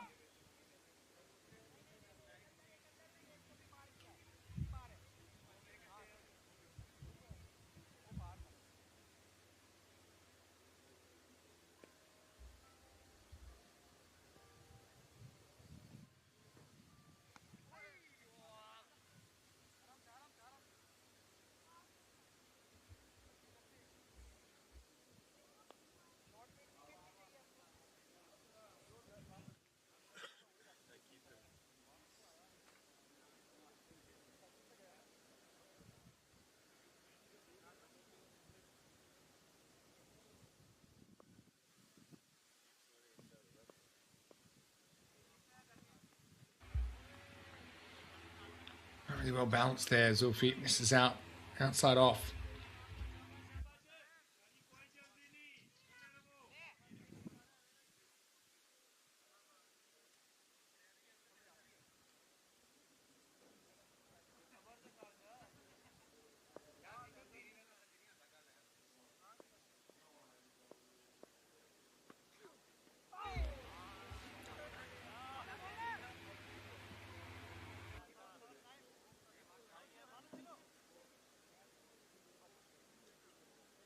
Technology is good when it works.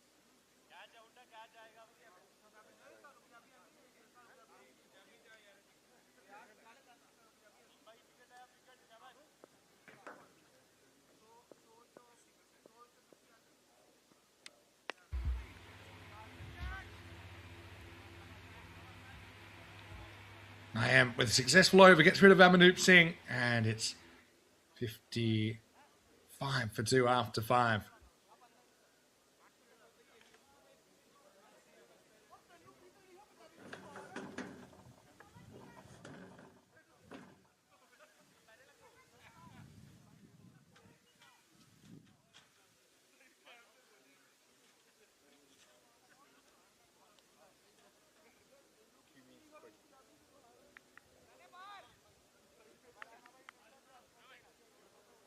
Last over the power play coming up.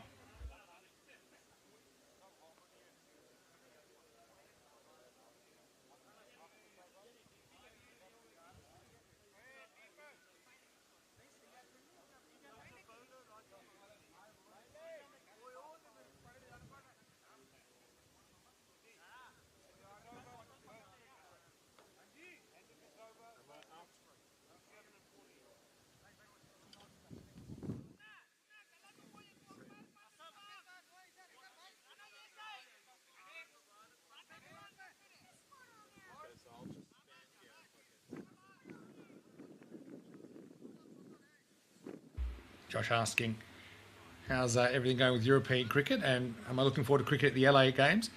I am. It's good that cricket's back in the Olympics. It's a shame it's only 6 countries, so it doesn't do too much to expand, I suppose, the great incentives for the next layer of countries. In Rana gets the ball, claiming well from his exploits with Friendship Cricket Club. This is one of the issues. One of our viewers from California today was saying, cheapest ticket for the cricket's $200 US. It's just kind of out of his price range. It's sad to see that.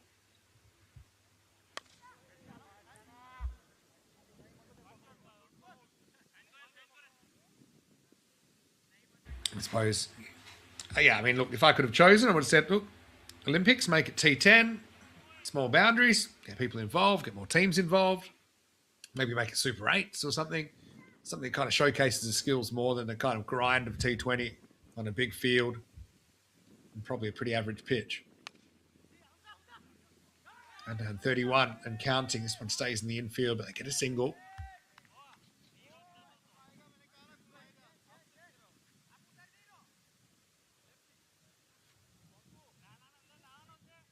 Talking extensively about the qualification process for the World Cups earlier with the 20 over World Cup and the ODI World Cup coming up. Josh's got a great memory about the time I walked away from my mum straight down Lynn Street, actually, in North Beach Trig. Yeah, good memory, Josh. Yeah, maybe people do listen to what I say.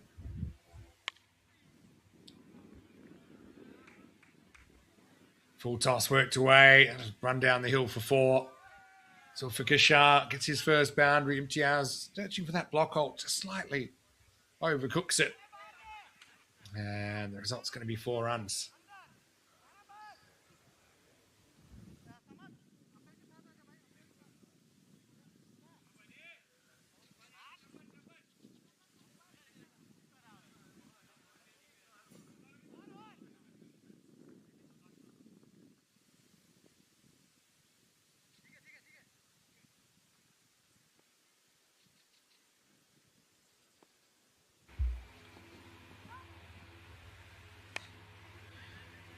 Around the wicket, just kind of feeding that clip to mid-wicket. Zulfikar be annoyed he missed out on that. I just think it'd be a better option over the wicket here, try and push it across the left-hander.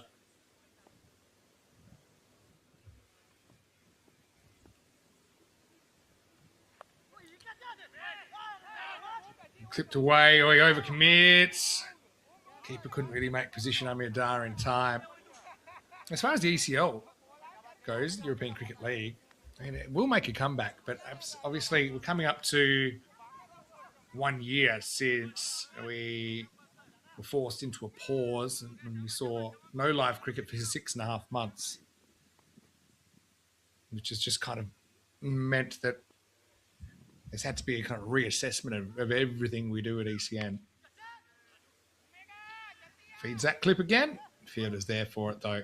End of the over. End of the power play. Marlowe, 62 for 2. Yeah, so because of those changes, obviously the type of coverage changed. Some of the types of tournaments have changed a little bit. Some are the same. Still got European cricket. European Cricket Series as well. Covering a bit more T20 cricket. I think they're going to have a drinks break after this over. Here's the thing. It is hot. So currently, in Santarem, 36 degrees. I think they will have the drinks break after all. So I'll take a quick break. Back with you shortly. 62 for 2 after 6. Marlowe after winning the toss, batting first. More Grizzly action around the corner here on ECN.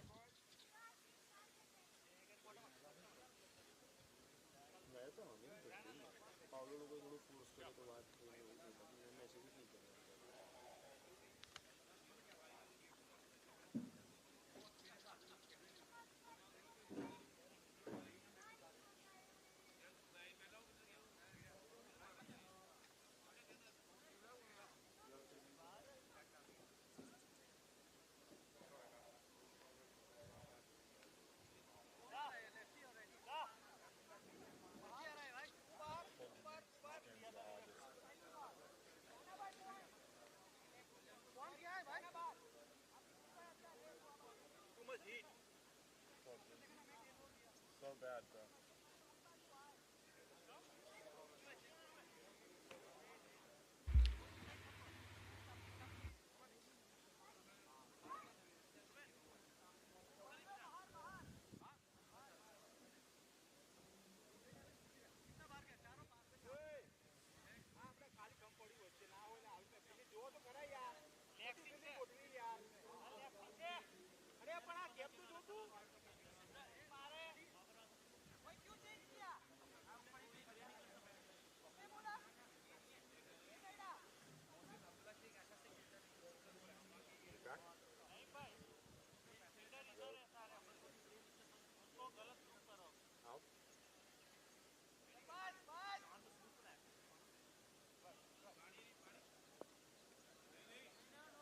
Back in action then as we get ready for over number 7.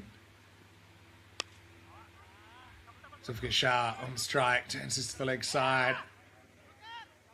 Pick up. Bit of clean fielding from Shanto. He's been good so far on the field.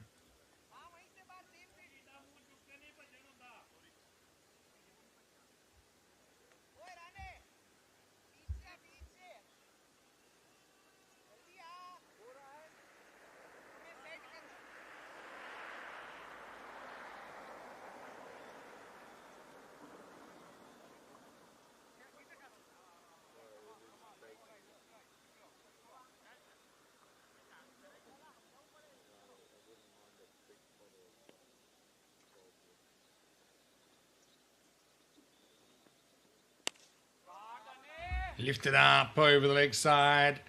That's going to disappear. Maximo. McMahon tastes the full force from Adnan.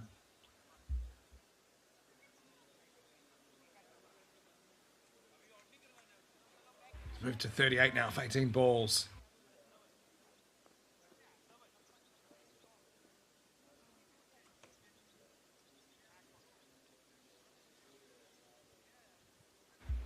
Really clean strike. Adnan's looking on here, isn't he?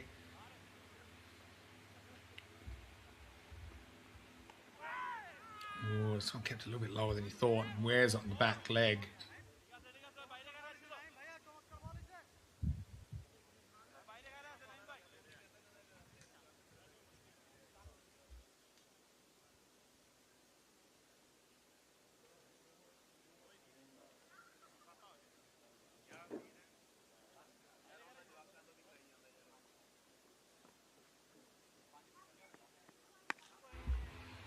Beautifully worked away to leg this time.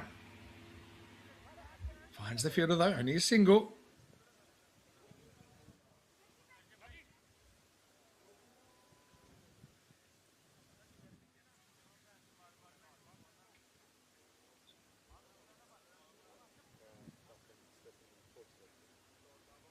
Left hand, right hand forcing those changes. Every time the strike changes.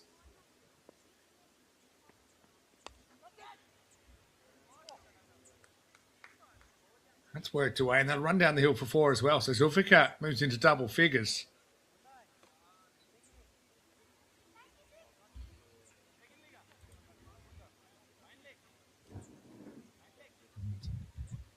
This is looking dangerous. Marlowe, despite those 2 early wickets, early-ish wickets, cruising at almost 11 and over here. If they don't run into trouble as far as wickets lost, then you can expect 200 plus here.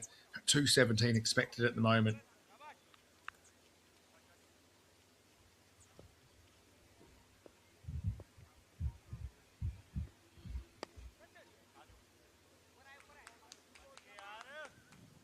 Knocked down the ground. Just a single to finish the over. End of 7. And Marlowe 75 for 2.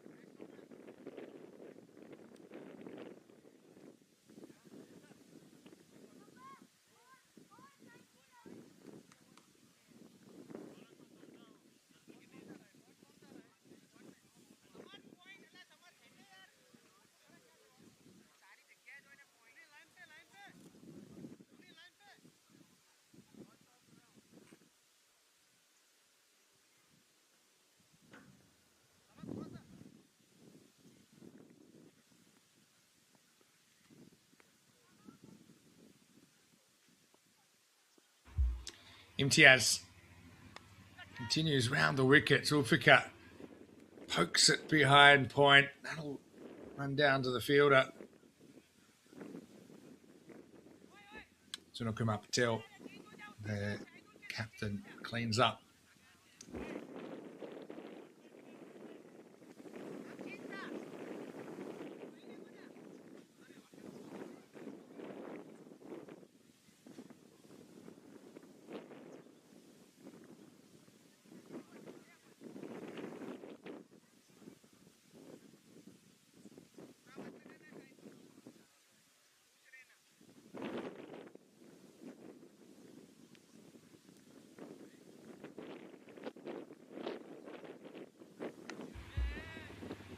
Adnan is cruising. Takes him to 40. Can he go on with it?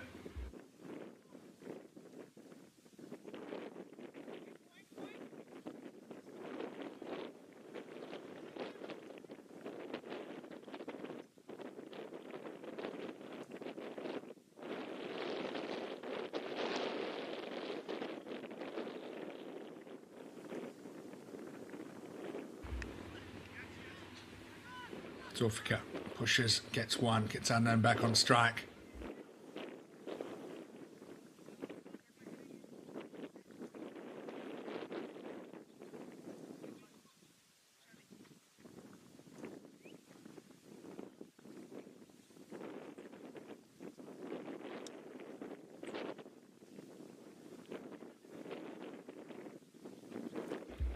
And Josh mentioning as well that, do I have the world record? Yes, I believe so. Can't give you an exact number. Steps across to Adnan. Finds the gap. Spotted it. Square of the wicket on the leg side. And made up his mind that's where it needed to go. A little bit of length to play with, but it's a pretty good shot, isn't it? Sweeping from the 8th stump. Finds the boundary. Moves to 44. I think something like 6 or 5,600. Something like that at the moment. And number 2 in the world is Rico. Without a doubt. Without a doubt. Thanks for asking.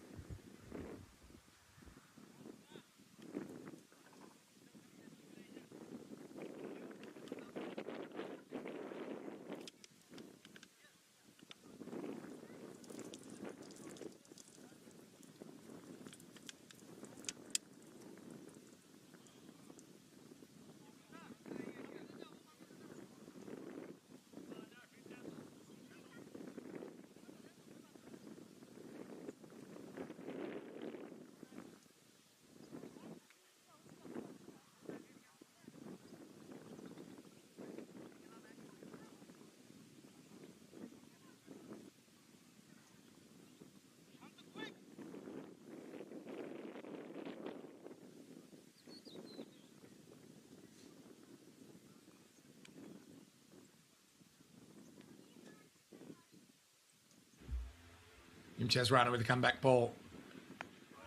On the walk, Adnan, uber aggressive. Can't beat the infield this time.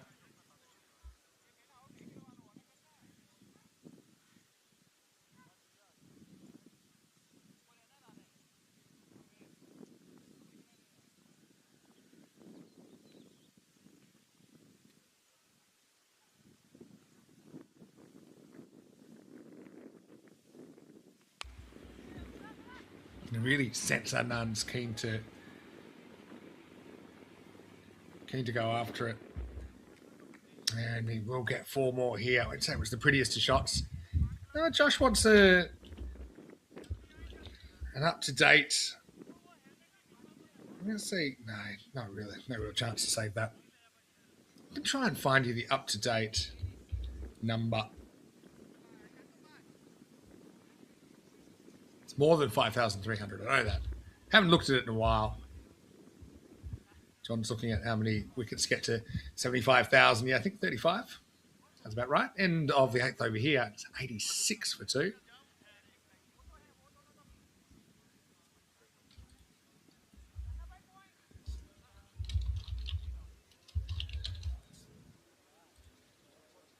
Let me have a look, see what I can find.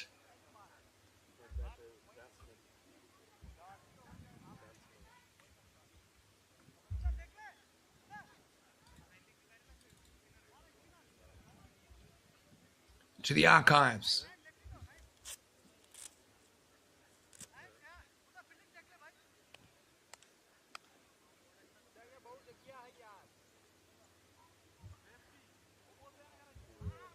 Looks like we'll get Rahul Huda getting a bowl now.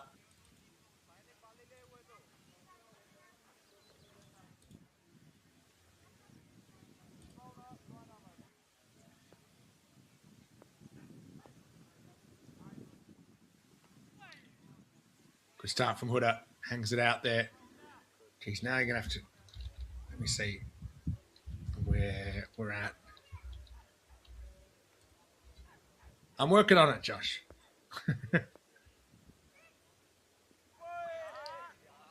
Zulfikar, you see, this shows he's leg side conscious. Doesn't feel comfortable with lack of pace here that he's going to be able to drive, put it through the covers.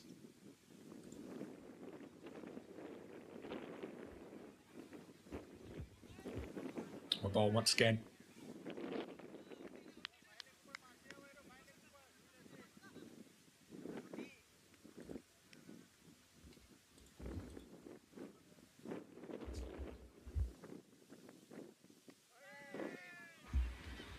Okay, I've got a number, I think.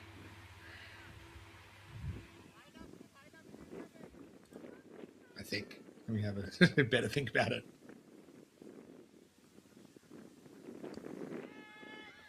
That's nicely played.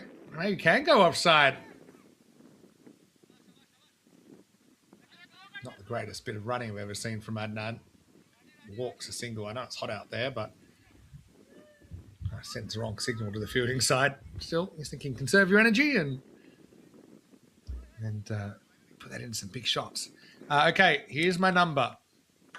This is match number 5,574. There you go. That was pretty close with 5,600. What do you think?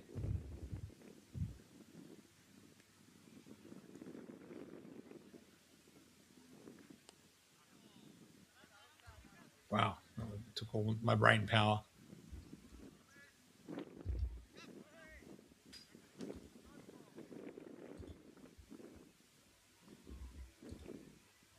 End of the ninth over, and Marlowe,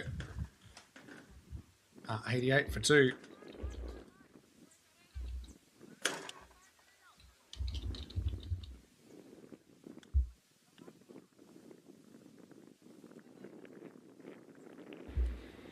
Josh asking, will I do commentary in the Big Test Nations? I suppose the commentary's a funny game. I'll tell you one thing that's quite interesting about commentary is that there's no real clear path of how to do it. Okay, I've fallen into European Cricket Network, which suits me perfectly.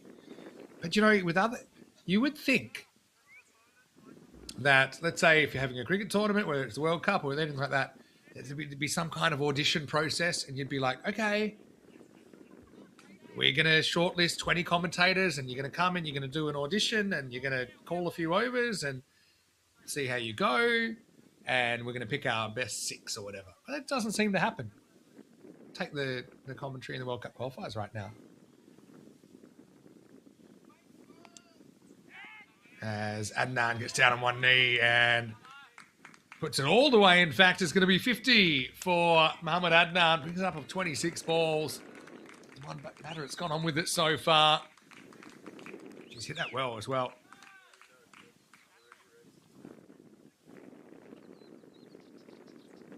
And Sunil Kumar Patel just over pitching slightly, and Adnan, well, he's happy with it, but something tells me he wants to make plenty more. Yeah, so with commentary in the World Cup qualifiers, there's no real process it's kind of opaque about how commentators get selected. Sometimes it's who you know, who's organising the tournament.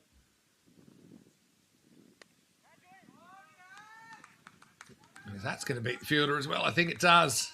Nice shot from Adnan, moves to 59 now. I like the way that he goes with the line of the ball. Yeah, so to kind of finish my point. Well, firstly, we haven't actually, ECN's been so all-consuming over the last few years, I really haven't had any time to look into anything else. I quite like doing European cricket. But yeah, there's no real clear path. Just everyone seems to be floating around. Nice looking cut shot here as well, and that'll be cut off. Siddiqui finds himself out at deep backward point, pretty key player for the Capitals.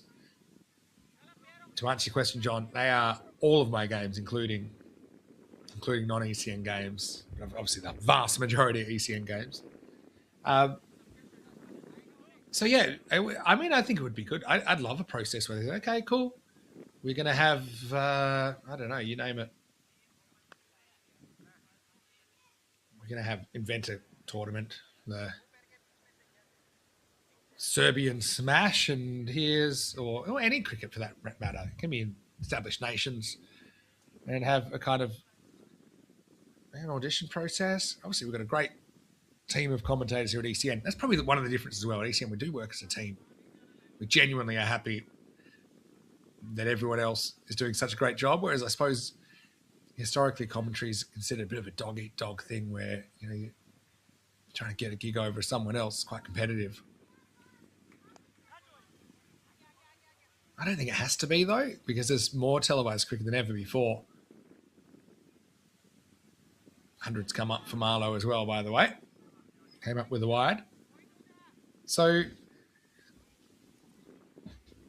yeah, I mean, it's funny. I mean, with the World Cup qualifiers, I started the season thinking, okay, these are games I'd really want to do because we weren't clear about if there'd be any ECN cricket this year. So I made a few inquiries. Never heard anything back. Okay. No problem.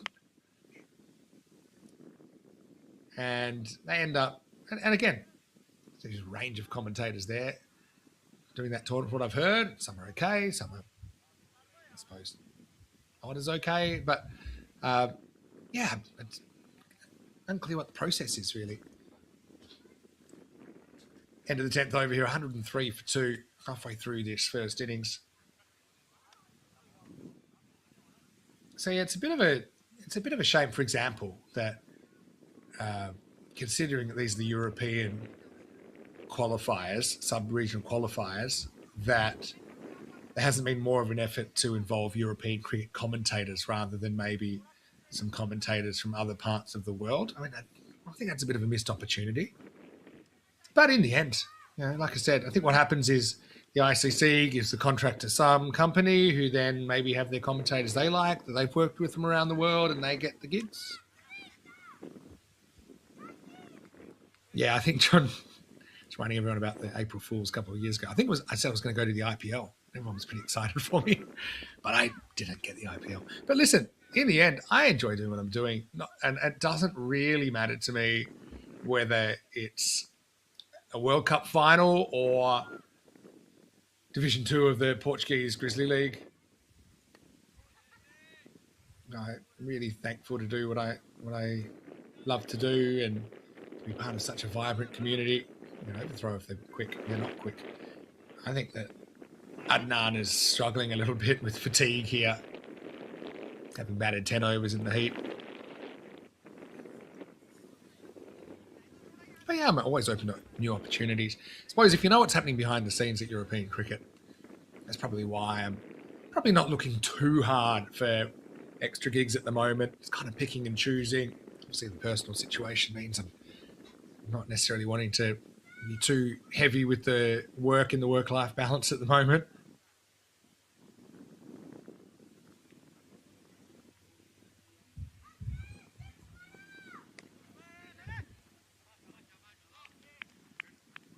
And misses out on this one, gets jammed.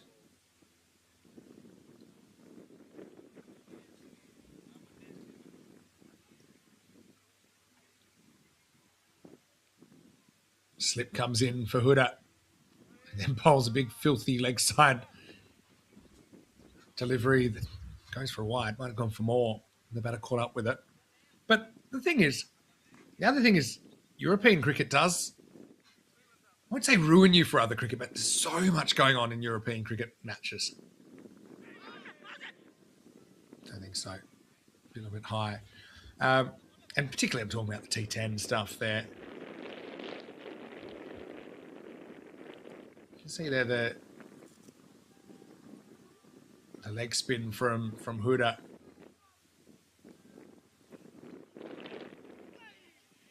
That was another one that turns a bit. Nice work.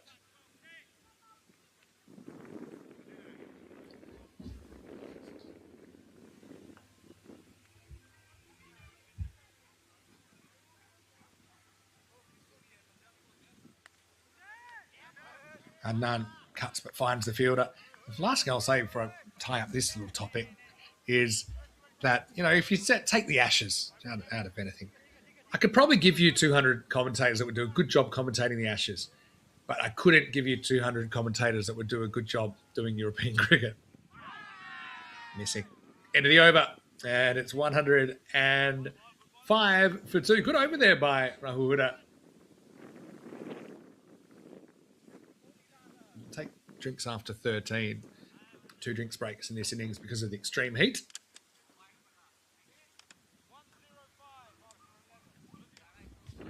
But yeah, I'm really thrilled to be commentated over 5,000 ECN matches and to have just been involved in some of the most amazing drama, televised drama.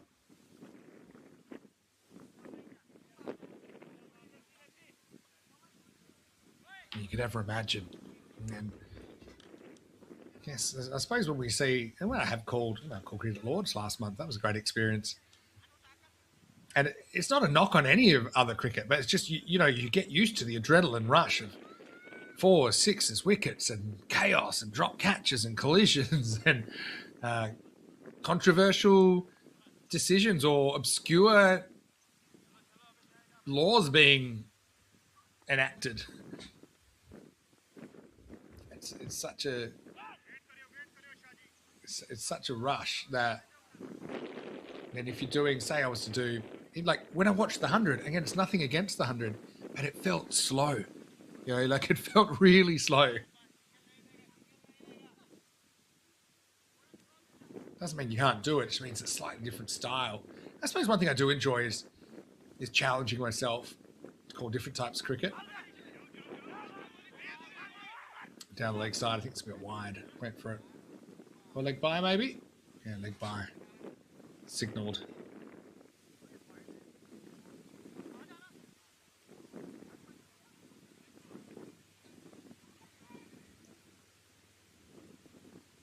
But I mean, a Big Bash is a good example as well, you know. But I think it's pretty difficult unless you're a really big international top-level commentator to get a gig like the Big Bash. They tend to go for former players. Well, that's up in the air. Just land safely. I mean, I love doing the Big Bash, though. Hey, why don't I share an idea with you, just because it's just a few of us, obviously, between friends. An idea that's been percolating in my head for a while. Well, this is percolating off the bat of Adnan, and he will beat the fielder, and it goes all the way. Maximal. A bit worried there for a second that he'd hit it straight down his throat, but it was just hit well enough and slightly to the side of the fielder. And ends up carrying the boundary. We have to watch it go over his head.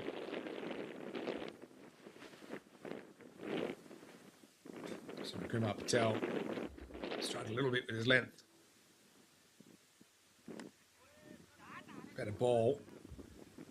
Outside off, dragged for one. But look at Adnan, he's barely running here. He's feeling the heat.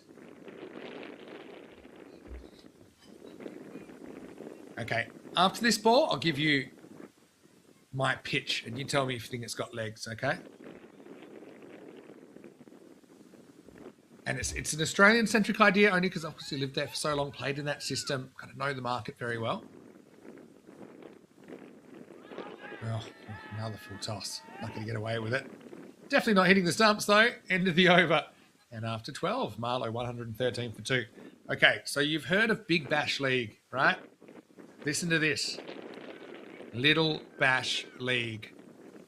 Now, what do I mean? I mean using suburban teams around Australia to run an ECN-style T10 competition on artificial wickets, 50 to 55 metre boundaries, and televised the way we know how to do the cricket.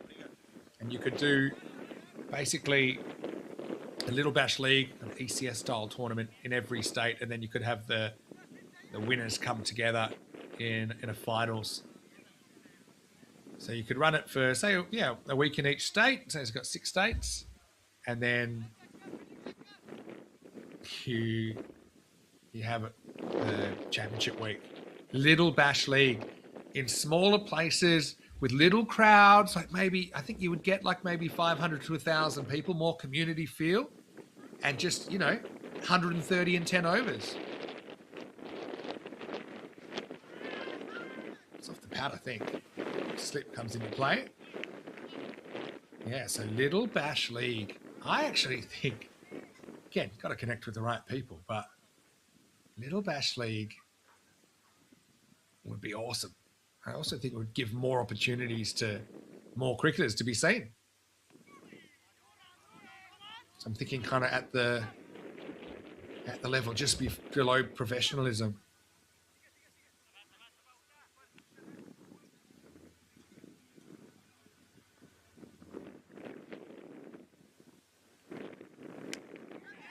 Well, high, hasn't got it at all. Adnan on 69. Is this the end of him? No. Gets away with it. Shanto's fielded well today. Adnan, again, no interest in running. He'll just walk a single.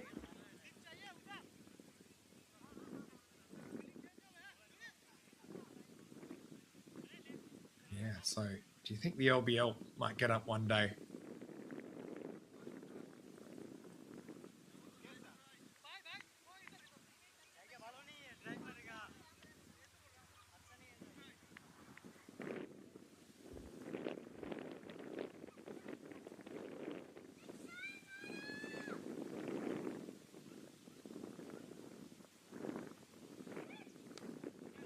All right, that's straight up in the air. It might fall safely as well, you know. Yeah, you bet it does. Look at these sky balls finding grass.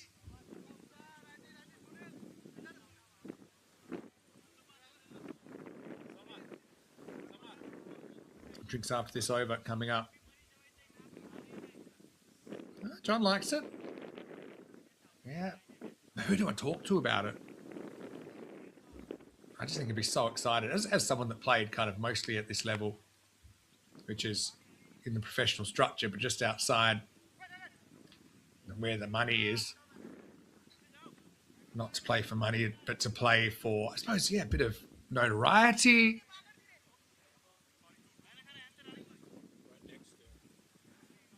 Yeah, I equate it to kind of minor league baseball in America, or kind of like lower league football in England, for example. Let's have another sky ball then. Oh, this time he's going to reach at Shanto. Oh, that's a great catch. He's fielded so well today. So Zulfiqar Basic says, give me a long drink. He'll go for 18 off 24. Time for him to step aside. You can see he's probably a bit frustrated he wasn't scoring quicker and thought there's still batting to come. He's not too bothered about it being the drinks break. So he'll hold out. Good catch by Shanto. His second one of the day. Zulfiqar out for 18. It's 116 for 3. I'm going to go sketch out a quick schematic for my Little Bash League, and I'll be back after drinks with more Portugal Liga Grizzly on ECN.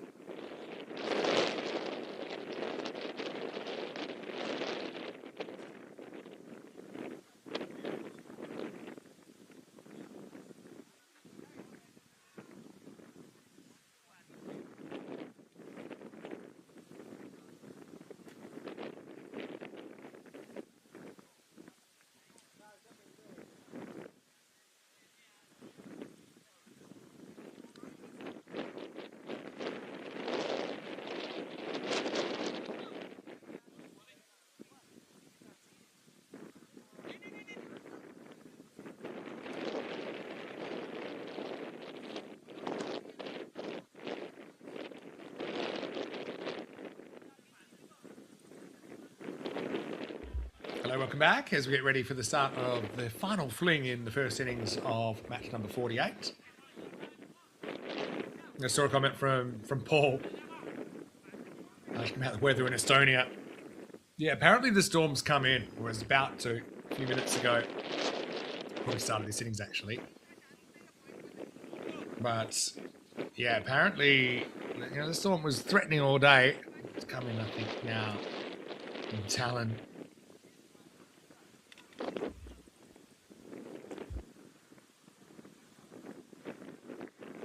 Luckily, we got through another week without...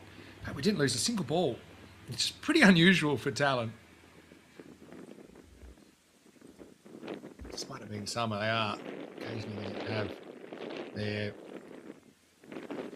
patches of rain during the week. Right, Adnan, well, he should be out here as well. Oh, well, he's been so lucky with these high balls. Adnan, I think he's thinking about retiring out. I know he just wants to give his helmet back. I mean, he survived one more ball after drinks. He was already walking, thinking, oh, is that out? And no, he looks exhausted.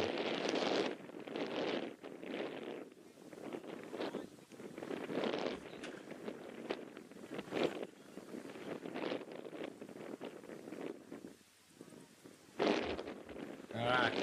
Well, obviously, thinking about giving the helmet away at tricks. And he's giving it away now. He's on 71. Amble through for another single. There's no real interest in pushing himself between the wickets. I suppose I can understand that. He's incredibly fatigued. Yeah, John, you're right about if you are playing for France. Typically, France probably not a great example, but the ICC rules say you need to either be a citizen of that country, so be able to hold a passport for that country, or to have lived there for 3 years. 3 consecutive years, where in each of those years we've been in the country for at least 10 months, so a total of no more than 2 months outside the country in each of those 3 consecutive years. That's the criteria for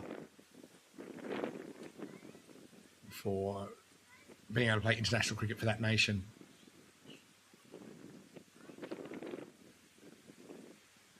The wind has picked up a little bit, you're right there, Paul. Azim Sawa, the new batter, and he's a guy that could have easily opened the batting. So this is the thing with Marlowe. I've got such a long list of hitters, and that's why I think Zulfikar realised, it's not really happening for me. I'm just going to go. If I get out, so be it. I'm not really in trouble as far as wickets lost here.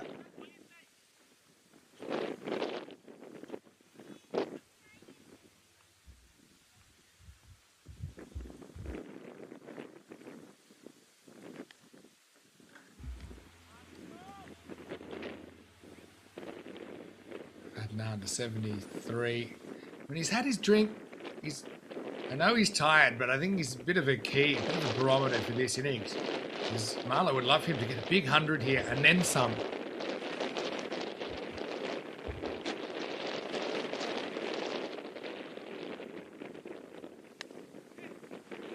Full toss, Sawa can't put it away.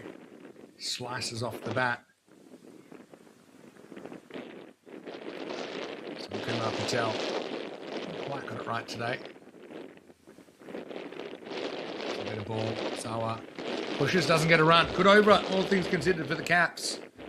Restricting Marlowe to 3. And after 14 overs, Marlowe 119 for 3.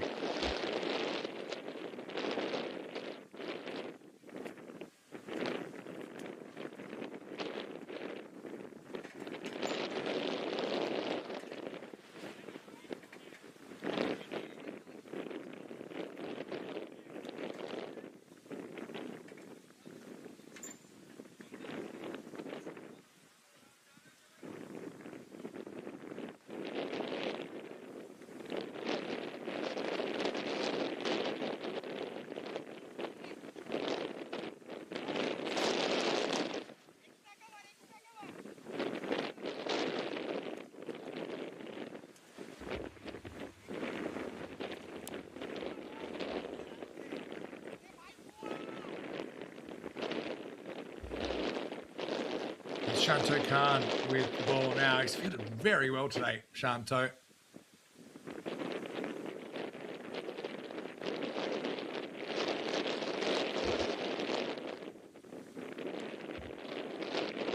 Adnan lifts him up over cover first up. Welcome to the crease, Shanto. 4 more takes Adnan up to walking stick 77.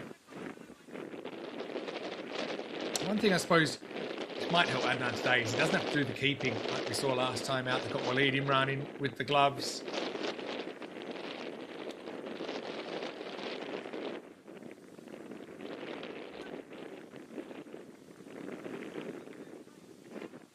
John Gray saying, they changed the name to Lisbon Uppercase. Well, what if I told you that before? Okay, this is actually a quiz question for the chat. I'll be so impressed if anyone gets this. I'll even give you a couple of overs to try and even research.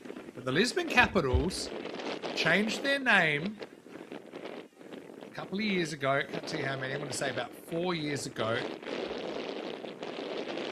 3 or 4 years ago. Lisbon Capitals previously were known as what?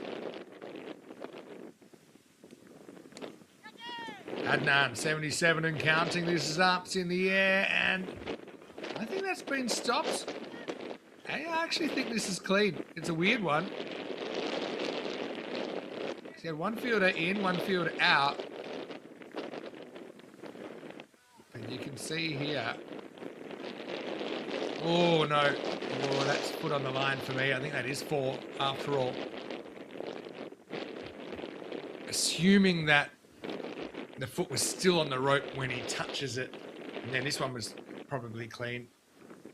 But yeah, I actually think that is 4. If he lifted his foot up off the rope, but even then, right, even if he's in the air, his last step was from the rope, which he can't do. He would have had to have re-established himself in the field with the step before he touches it again. So this is definitely 4 then. See? Number 1, I think he is touching the rope and the ball at the same time. But even if he touches it after he's stepped on the rope, but before he's touched the ground again, then that would also be 4. So well umpired there. John, it is not Lisbon Super Giants. Lisbon Super Giants are still in the competition. And, okay, I'll give you a clue, because I'll give you to the end of the 16th over. Their previous name did not have Lisbon in it. There's a bit of a clue for you. Wild one from Shanto. Actually, what I just gave you was a bit of a clue as well. My commentary of that ball. That wide. There you go. Getting cryptic. Give you an over and a half. I don't think anyone's going to get it. Adnan, 81. Make that 85. He's getting close enough to the 100 now to start to believe.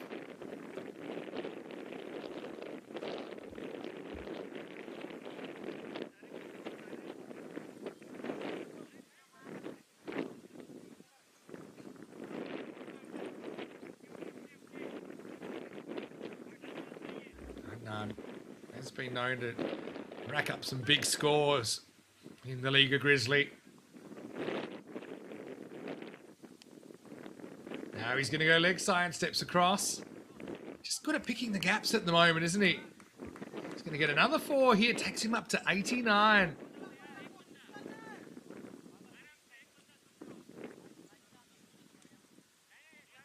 It's now his top ECN score, beating the 80 versus 30 scored for Portugal versus Romania in an ECI on the 26th of November 2023.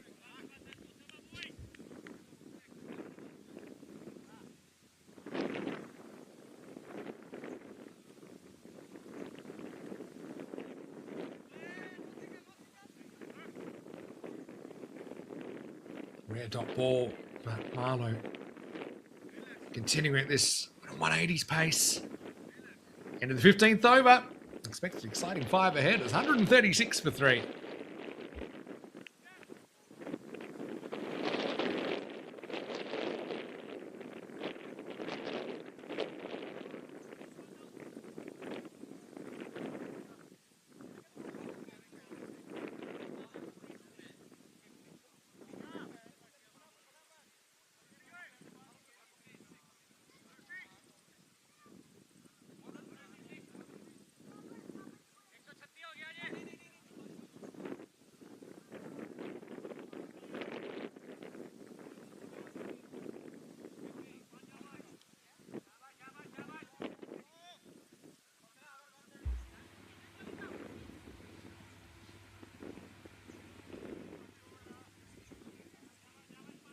So Sunil Patel in a bowl out here, bowls his 4 straight from that palace end.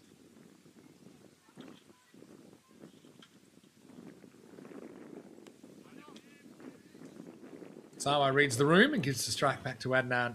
I'll give you one more over. Honestly, it's a good get if you can get it. I'll be impressed, put it that way.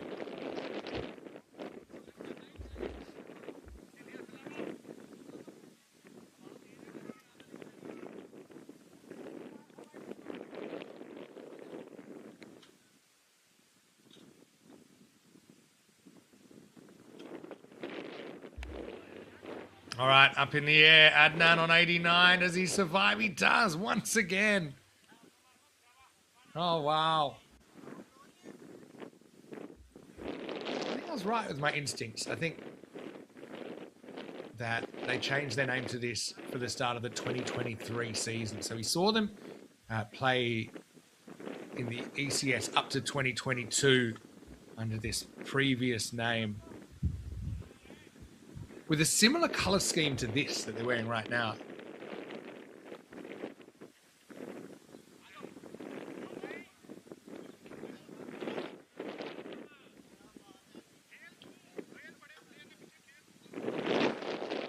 Like I said, I wasn't expecting anyone to get this.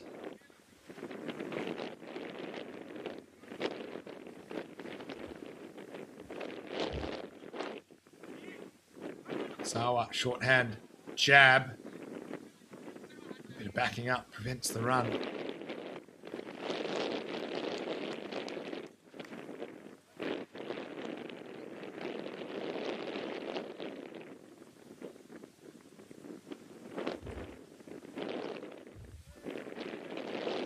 Just breaks outside the line.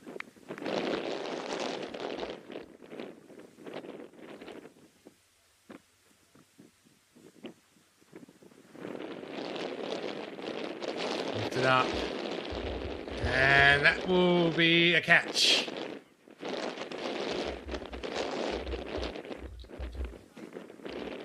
So Sawa can't move the needle too much. Sunil Kumar Patel finally able to get a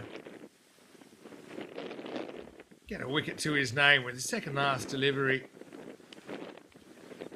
Pretty well taken down there by Imtiaz Rana, who would just had to traverse to his left slightly. Marlowe now 139 for 4. Here comes Harit Kutan, who can make an impact with the bat. You can see his top score on the network, 78's not out.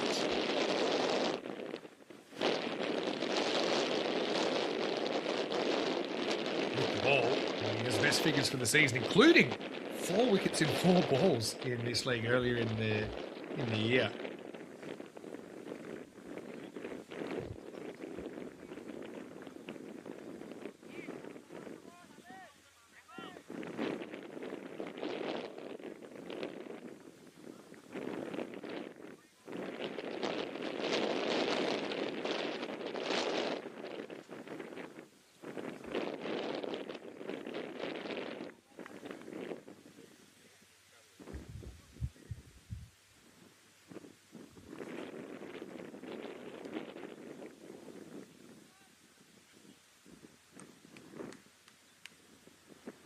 So, end of the over. Kutan off the mark and retains the strike. And the score is 140 for 4. Okay, no more teasing. They were previously known. Let me check one more check of the chat. Okay, so they were known as, I'll actually put it in the chat as well as I say it. They were known as the Wild Panthers.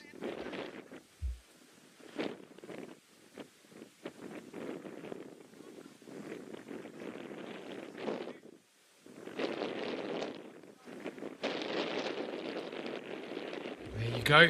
Taught you something you didn't know today. All the Caps fans, well, the Caps there watching the game, they'll probably know that. Yeah.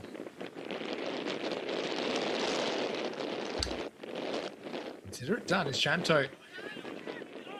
Deep pushes a 1. Adnan on 90. All eyes on him. He's saying they look pretty tame to me. They never used to be. They used to be wild before they were tamed into the Lisbon Capitals.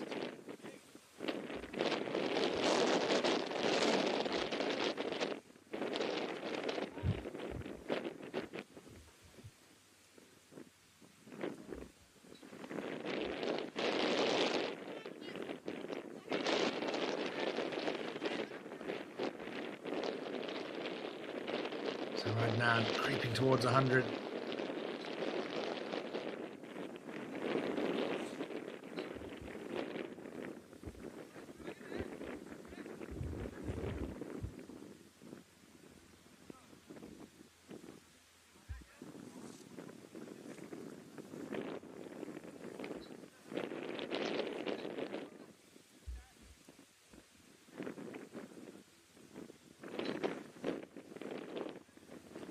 Just a quick delay here. And still struggling with the heat.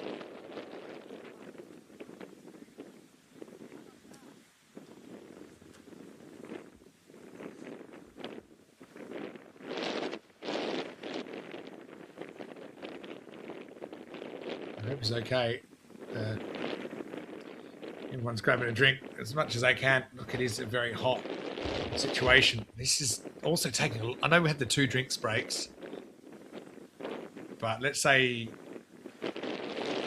about 3 minutes for a drinks break. Still looking at kind of, oh geez, that's a wild one. Shanta with the quicker one. That's headed for a Minimo town. Oh well, that's one way to grab your breath back. Okay, so what are we looking at? Looking at 16 overs in around about 80 minutes, so 5 minutes and over. I think, even with the heat, I think they might be headed for a penalty. I suppose we'll wait and see. Have been a few allowances, I suppose, but I think 20 minutes is long. It's a lot of allowances to try and find. They're now pretty strict on timings. We already saw a time penalty earlier in the day.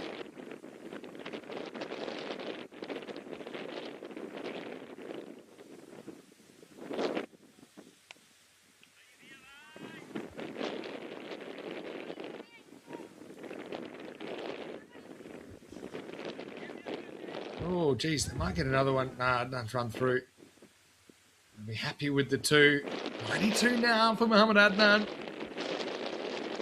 Can he bring up a memorable century here?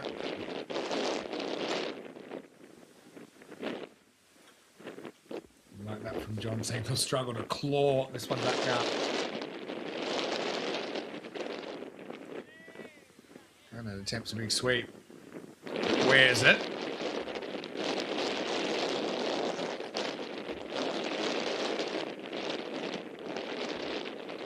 Interesting there in the lowest score defended.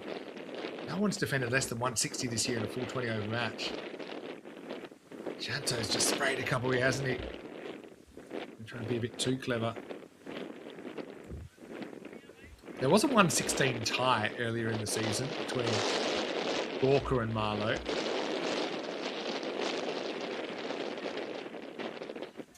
And Nan, he's struggling, isn't he? But he's persisting. 93, I think we're this close. We saw Cat Frost retire pretty close to 100 in the recent T20 IW in Switzerland. I really felt for her. I was just willing her to keep going because you just don't get in this position very often. A lap sweep, finer than he thought. In fact, it's kind of gone offside in the end. And Nan will be coerced into a 2, considering he's not running to the danger end this time. It's interesting. No one's defended less than 160 this year. That was Werewolves that defended it only by a run. And 160 is more or less the 160 was also defended by Gorka against LSG. And in the 17th over, 152 for 4. But that is interesting. We've never seen a below par score defended all year. Technically, well, par is 161, and we've seen 160 defended. Let's call that a par score. Saw 160 defended twice. But no one has defended 150s or less. That's quite remarkable in 47 results.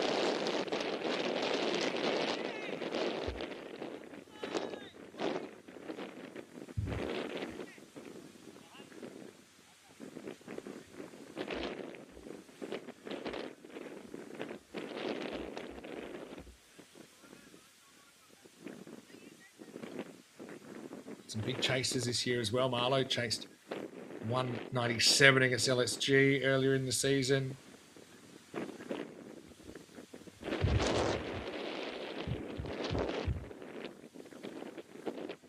See 180s chased a couple of times. No one's chased 200 in Division 1, but has happened in Division 2. Is that on 93 facing Rahul Huda? Switched himself up to the other end. Oh, maybe off the pad. In fact, hadn't done well to realise that he had to get back in his crease. Quick work from Amir Dar behind the stumps. Off the pad. It's a pretty good catch. Look at the reaction. Just bang in the webbing. Whoa, okay, that's not out. Is this out? We've seen batters caught napping before in that situation. Nervous 90, says Paolo. I think it's more the exhausted 90s. Just looking at Adnan. He's been struggling for a while out there.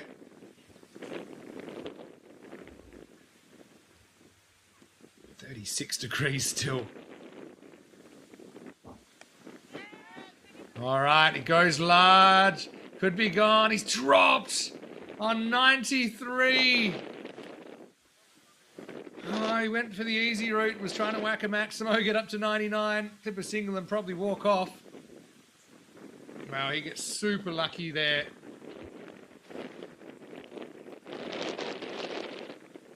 Super lucky.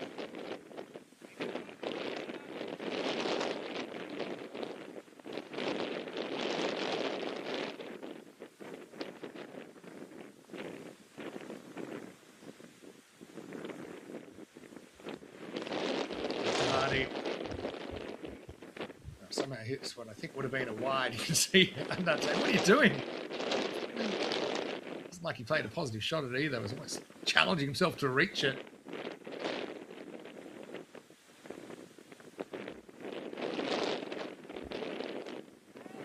Hardeep, wow, out of the box and 6. Maximo, how's this for just bat speed?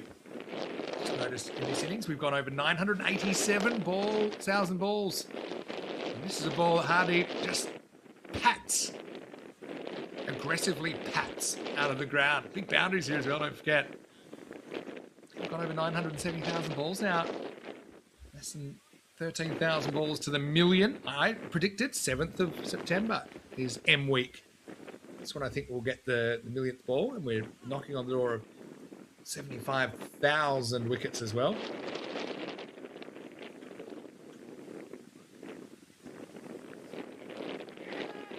Lifted up as well this time. It's just short of the fielder.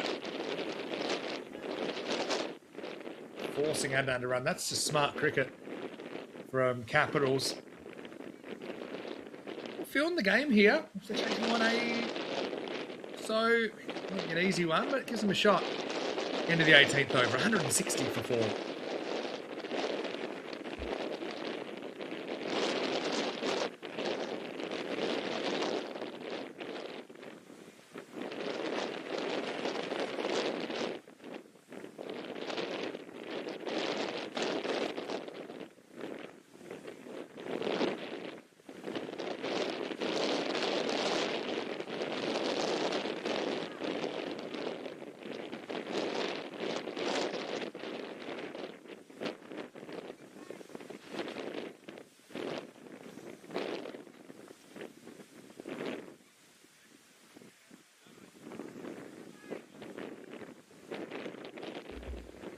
Like we're going to get to this Siddiqui getting a bowl. Typically he's been a good bowler, but we just don't see him bowling so much in Portugal.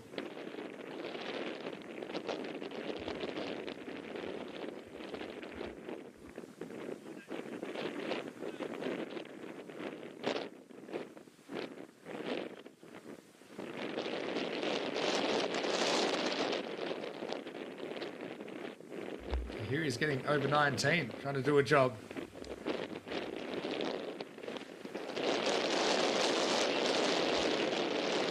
Good time. Picks up a single over to Adnan, who's dropped on 93 moments ago.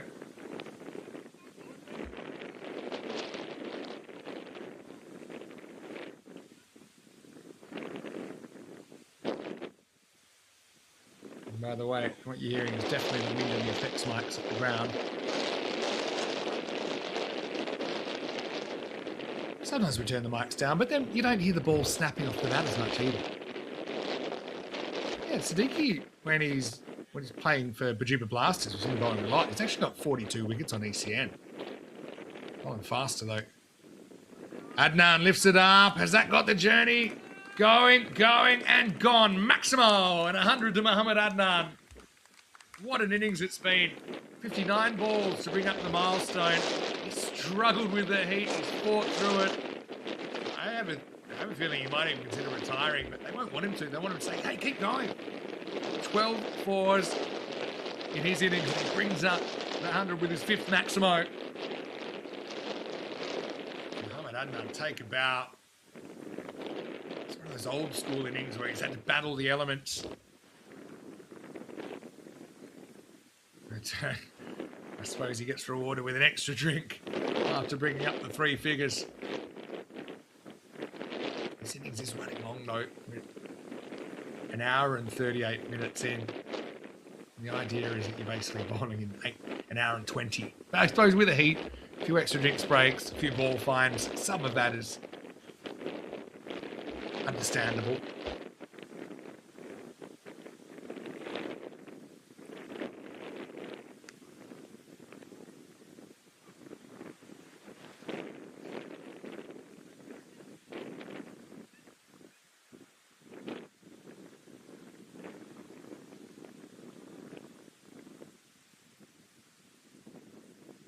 .47th century that we've seen on ECN in season 2026.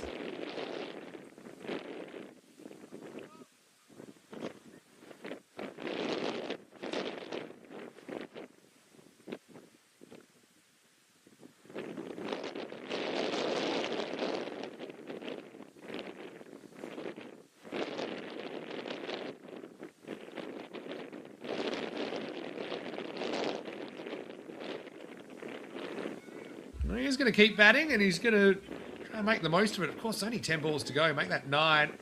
Take on a bit of a dodgy 2. Now he thinks it's time right. It's like the finish line's in sight now. Let's take it on.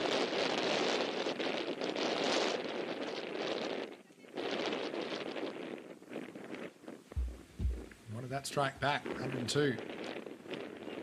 Cracks it. And find a gap. Doesn't. Shanto blocks it, and this time Adnan way less interested in the second run. Hardik can now bat with freedom as well. I know he was thinking a little bit about getting the single and getting Adnan on strike, getting him to his 100. He's done that. Might as well swing away now. 170 from Arlo.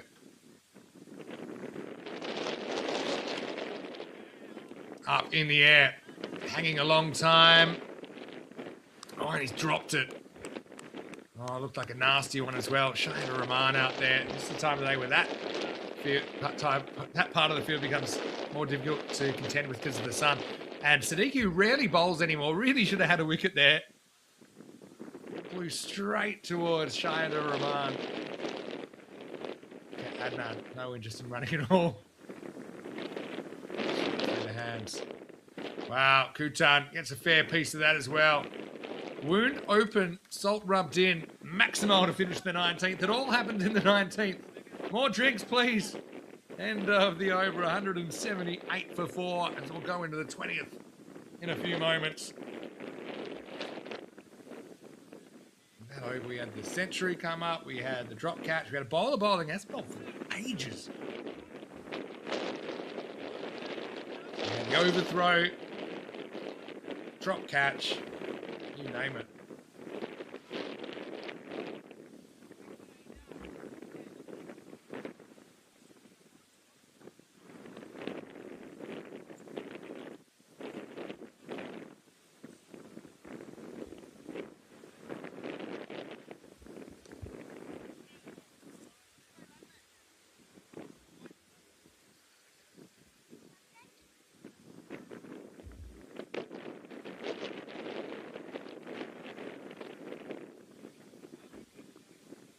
So we go to the last over.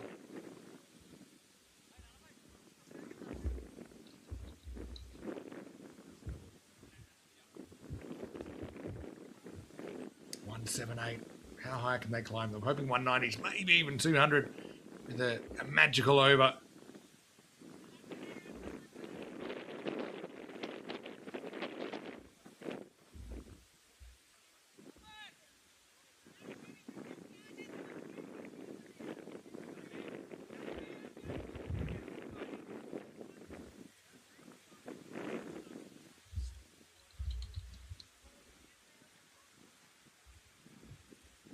Rana will get the last one. Adnan, I think if it was a few overs ago, I actually think he genuinely would have considered retiring because he's that gone. But so close, brought up his 100 in the 19th, so he's like, all right, come on, let's just do it. Let's just keep going.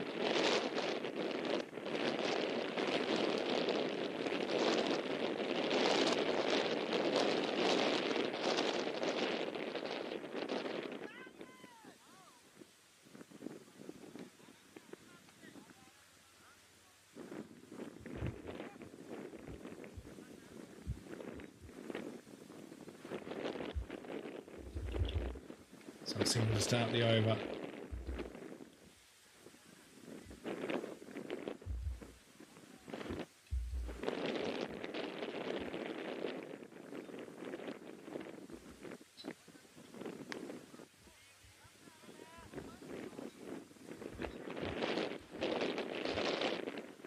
Rana escaping the boundary so far.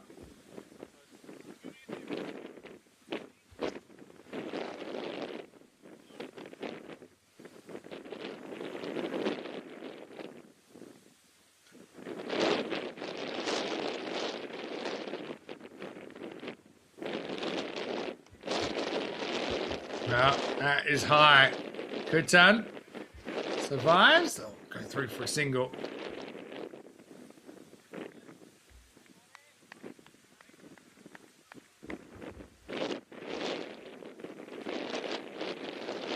Good knock though. Mentioned Adnan was a real barometer for this innings. He's got them up 20, 25 over par here. Adnan tries to launch another one out of the ground, and that's exactly what he'll do. Maximal. And just so much easier for him, even with his fatigue issues, than a new batter coming out there. Rana puts in the slot, and abracadabra. Adnan makes it disappear. What a good shot.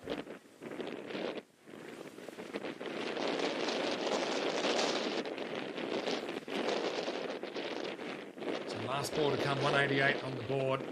There's a nice look at the clubhouse on the left, the VIP parking on the right, the facilities on the very right, here at the SCG.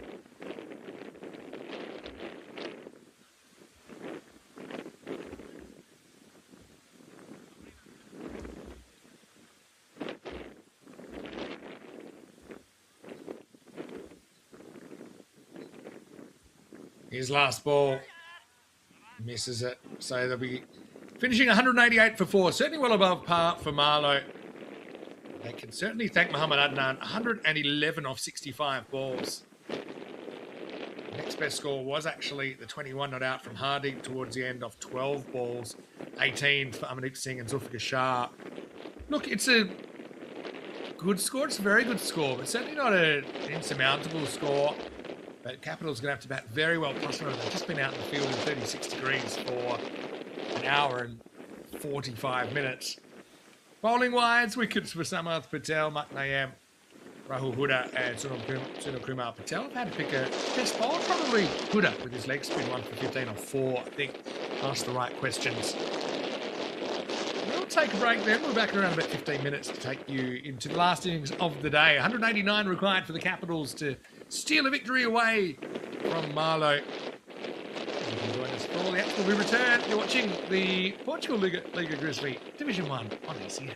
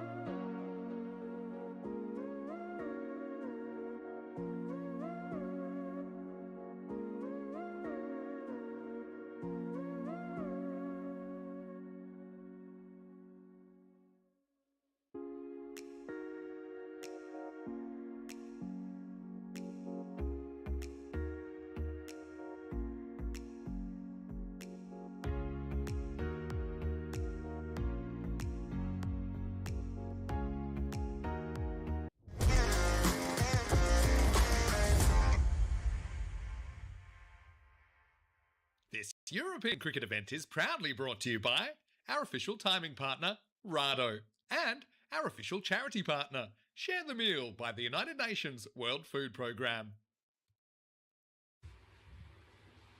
ECN lovers, welcome back as we get ready for the last innings of the day with the Lisbon Capitals coming out to chase 189 for victory against Marlow.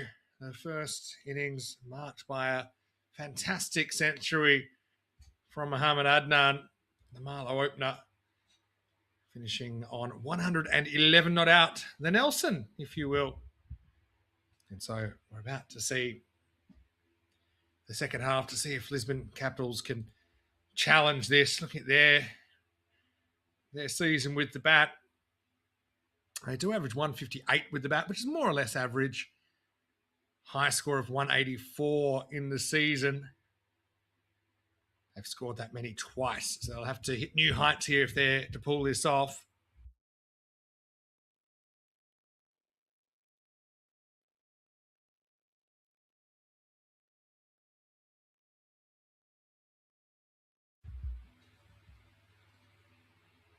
So, Amir Dar out there with Danish Siddiqui. Capital changing it up in their throwback strip. Maybe their new strip, still to find out. Amir Dar, the keeper to face up. Hadik Kutan, the spearhead of the Marlow attack to get us going. Power play is so important. They want to go 50 plus, maybe 60 in the power play.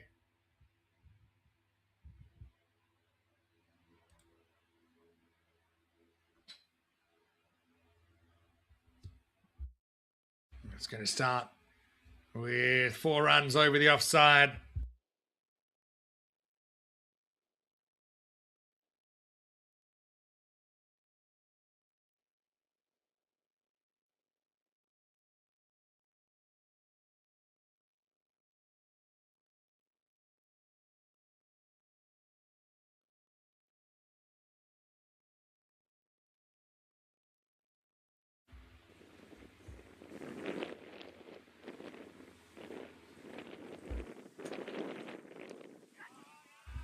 Clipped away, and that'll be another boundary. So back-to-back boundaries to start. Positive start here from Amir Dar.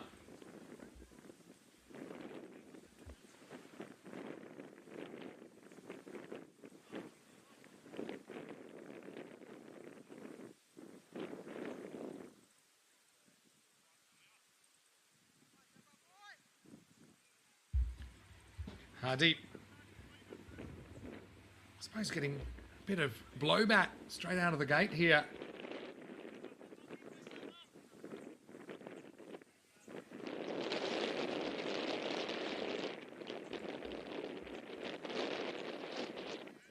And you're trying to set a good tone here.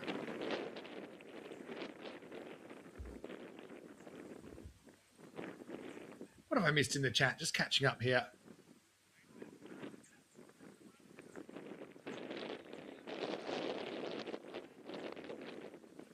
Rod Stewart performing on stage.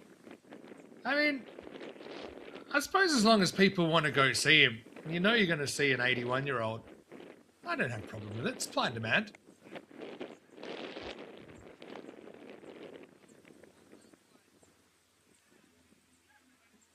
I suppose. Yeah. Maybe. Let's have a look at Hardeep's action. He's always had so much success. He's a good performer with his right arm seam.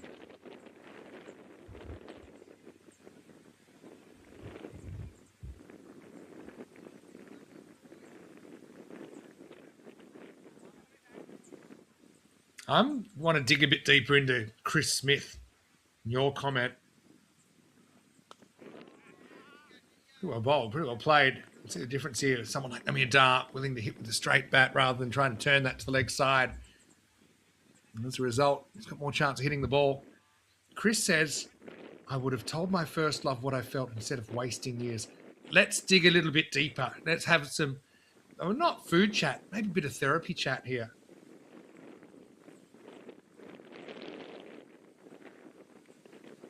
curious. Therapy chat last innings of the day. Good ball from Kutan. So fights back well after going for back-to-back boundaries to start things off, and it's 8 without loss after 1.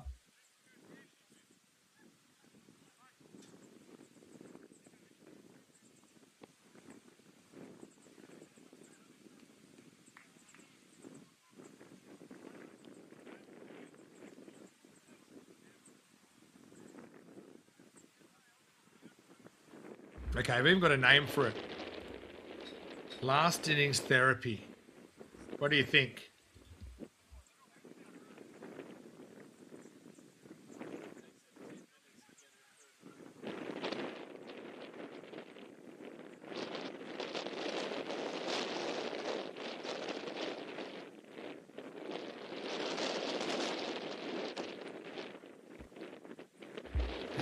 Let's find out about what Chris wants to share. If he wants to share. Hey, no pressure.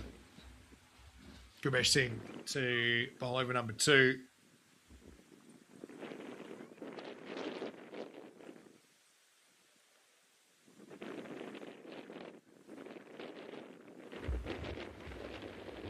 Now I'm kind of enthralled in the soap opera here.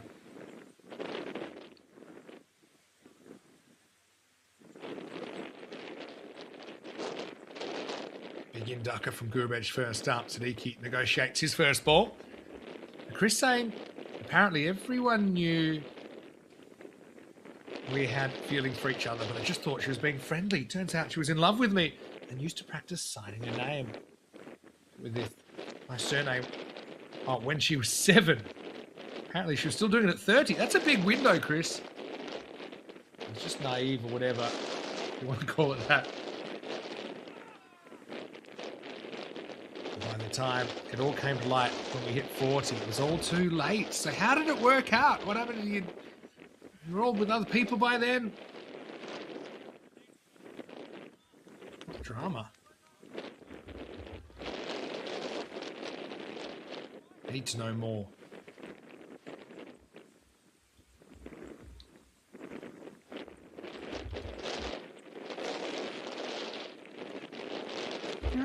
Love's never, or rarely a straight line. Sometimes it is. Expect the unexpected. One door closes, another opens. I don't know, 2 relationships are exactly the same. I don't know if I'm the most qualified person to speak on this. I have ended up pretty happy. That hasn't always been, like I said, what you'd expect. Wow, extra bounce here from Gurbesh.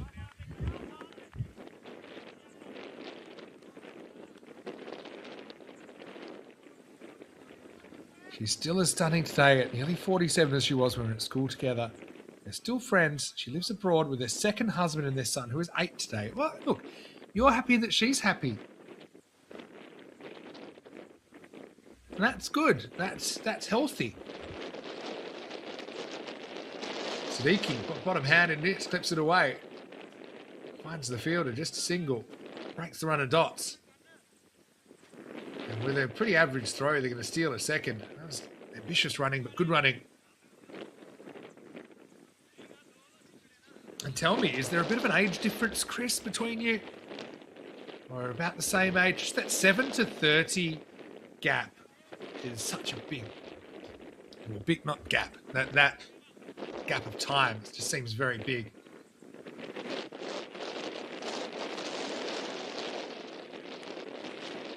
Siddiqui goes over mid-off. That's going to run down the hill. Cuatro carreras as he tries to get going. Good bench ball's pretty good over. Ends up going for a boundary last ball. Technically a pretty good shot from Dinesh. And that will be the end of 2. And it's 14 without loss.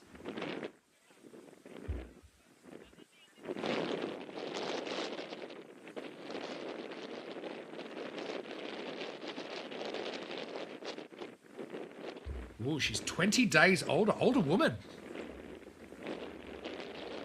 Here's Hardy coming back. You see his best figures, 6 for 18. That included a double hat trick.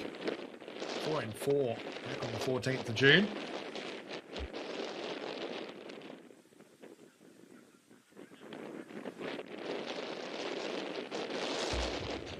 Yeah, I mean, I suppose you never can live the altered, or the, what's the word? The alternate reality where things might have worked out differently, right? Again, let me stress, I'm not a trained psychiatrist, psychologist, or relationship counsellor. I suppose we all have philosophies, don't we, about it? Hey, you never know how it worked out. You just hope that you can always move forward and find happiness, because you can't control the past. You can only kind of control your actions in the present and hope for a happy future. Getting quite deep, aren't we? This is lit.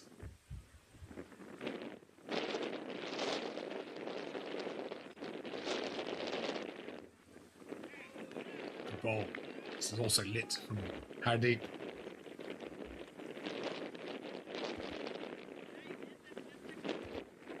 So yeah, give us, here we go. This is last innings therapy. Give us your, give us some wisdom. I suppose I'm middle-aged. I think it's fair enough to say that. I'm 45. I think we'd probably say I'm halfway through my useful life.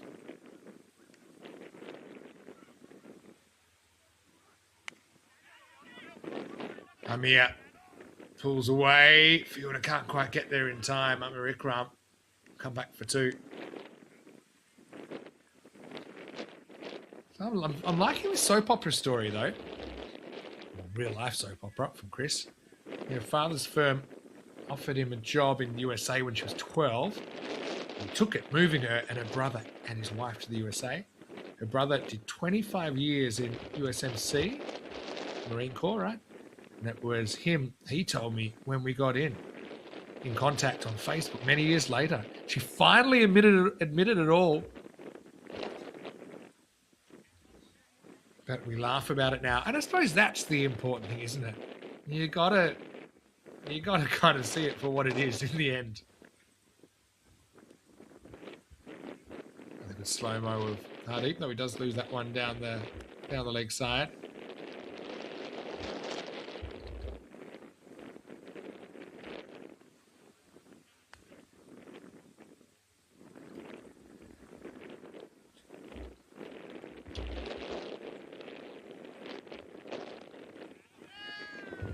Just brushed the shoulder there. Maybe not. Good bounce though from Hardeep.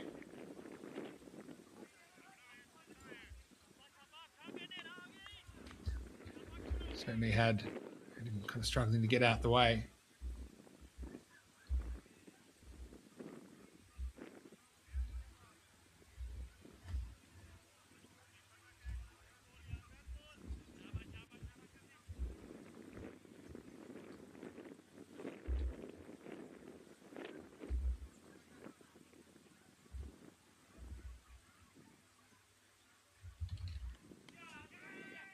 That might have been an off-cutting change up there, up in the air. Oh, geez, gets away from the fielder, and it will get away for four. Rizwan Iqbal down there, disappointed.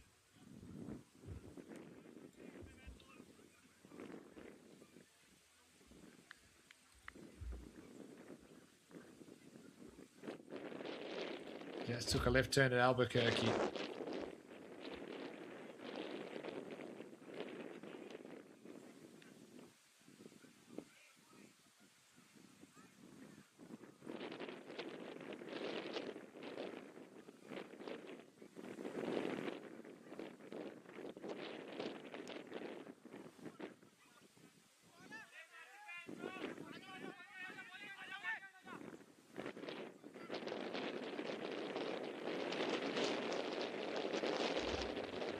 So, end of the over.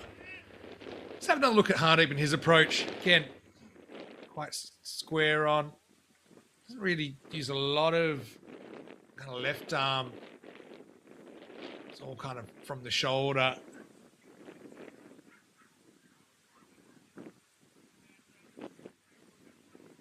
But he's a good bowler. Like I said, the top bowlers in the domestic league.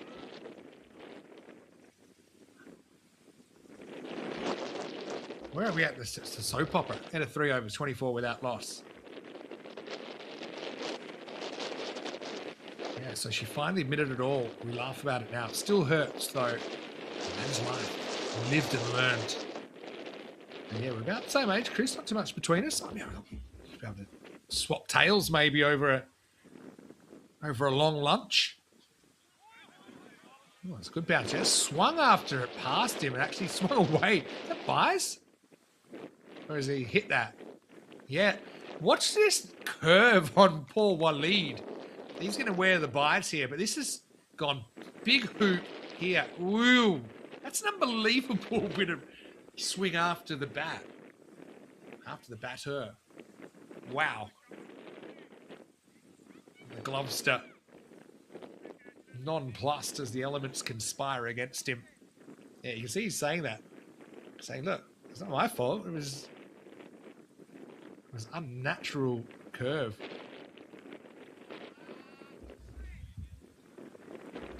Meanwhile, Amidar is going to go pretty close to 4. In fact, I think it will be 4. Just knocked into the rope.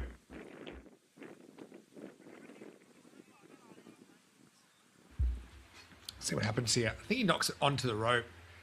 I think he didn't think he had a chance, and then he did have a chance, but then he realizes, oh, hold on.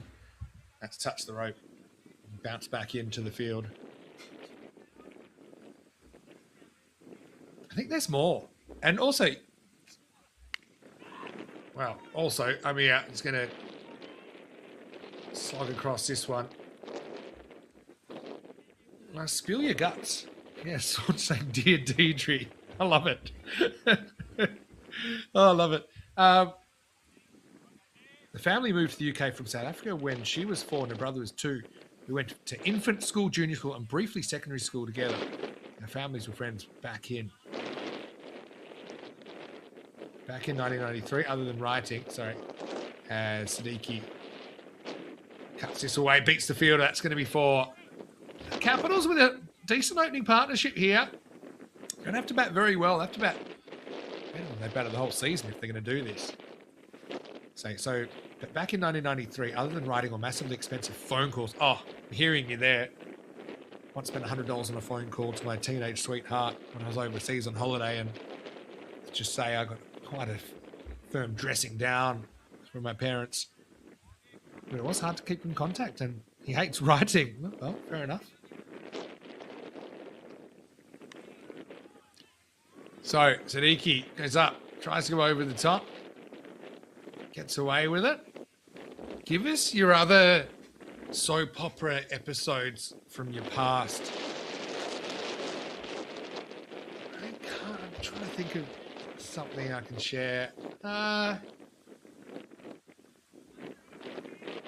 suppose the closest I would get is I had a kind of a preschool kind of crush from when I was about 5, and she reappeared when we were 12.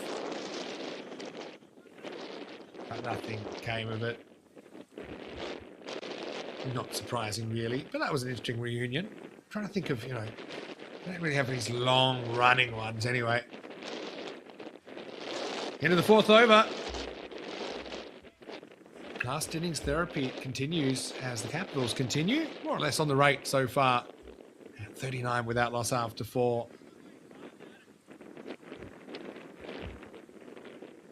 Yeah, different times.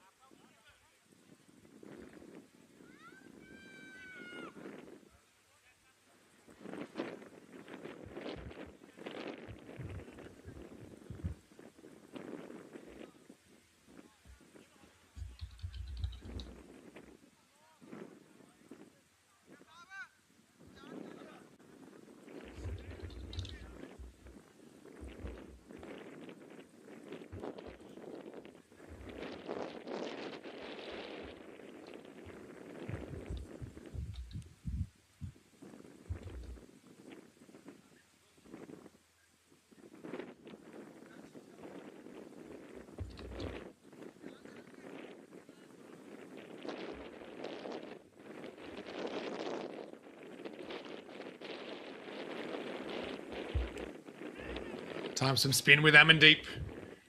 And the first one's hit deep from Amidar. Who'll get 4 to start the over.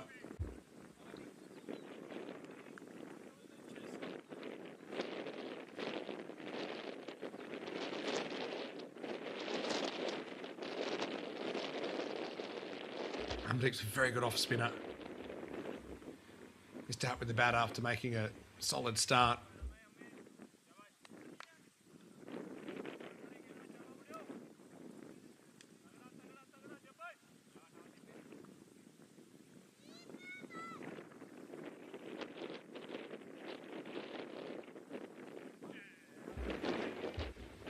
All right, let's continue the therapy. It'll be tough with the off spin operating.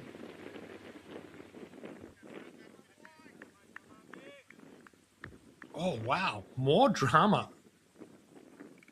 Your life is a soap opera, Chris. Up in the air. And gone. So Amandeep hangs it outside off, and Amidar couldn't resist. Went for it. He's a bit more of a leg side. What's the word? Against the spinner, he does like to go leg side, and I think he's trying to hit this where he shouldn't. Let's analyze it for you here. Oh, no, not really. He was going for kind of square drives, just thick outside edge. And he'll be on his way for 27. Nice catch from Rizwan Iqbal.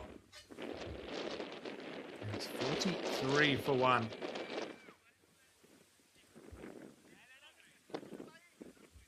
Going back to the Chris dramas. Last girlfriend left him with emotional damage. She never wore rings, etc. But turns out she was married to a Royal Marine Commando. Part of the SBS. Is that the special? You have to tell me what the SBS is.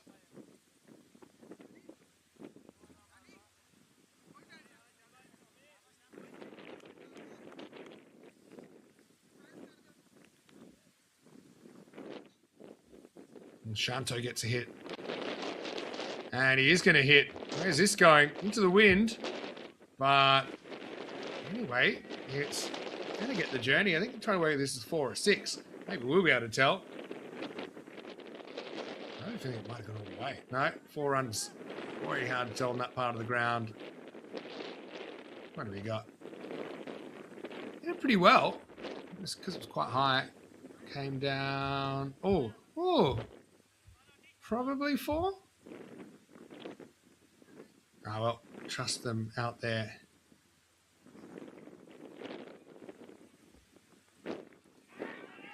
Oh, dropped. Not an easy catch for the keeper, Wally. Whenever there's an edge up to the stumps, you can take it away from the middle of your glove. Actually, you see it here. Hits him in the right kind of, what's the word? Not quite the thumb, but the bottom of the thumb. Not in the main catching surface because of that outside edge. It's very tough to call that a drop catch, but technically, I suppose, he reacted and the ball had not bounced away too far. He might have been able to complete the catch, but instead, Shanto is going to hit his second boundary. And over, they had a bit of everything. 3 boundaries, 2 dots, a drop catch, and a wicket. And more heartache at the end of 5. The 50's up for the Capitals. 51 for 1. Okay, so was married to a Royal Marine Commando that was deemed good enough to undergo SBS selection, but 2 weeks before he was meant to do it, he lost part of a leg and part of an arm to an IED in Iraq.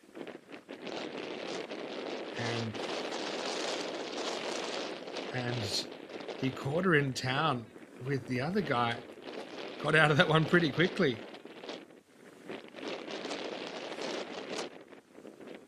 Wow. So Chris, sounds like you got a bit going on. Thanks for sharing. This is LIT.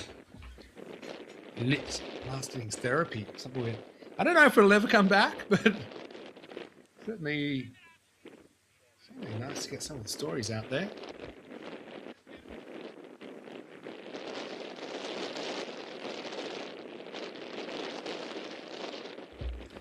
Chris, you're putting yourself out there. We need a bit more. Anyone else? Special boat service, okay.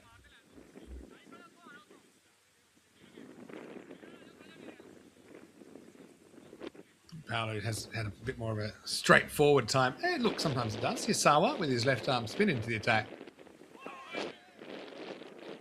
And this, you know, we were talking about commentary earlier and what I do other cricket and what are my ambitions as a commentator and this and I don't think that you're getting last innings therapy in too many other cricket competitions in the world. And for that reason, I'm pretty thankful to be right here on ECN. You can take it wherever you want to take it. Sadiki hasn't had too much to strike so far.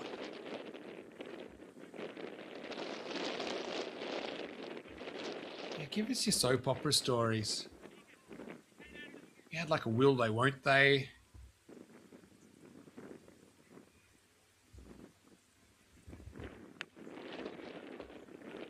Up in the air, Sadiki gets away with this one as well. Mian Shahid prowling round to his right. Yeah, so I'll learn about the SBS.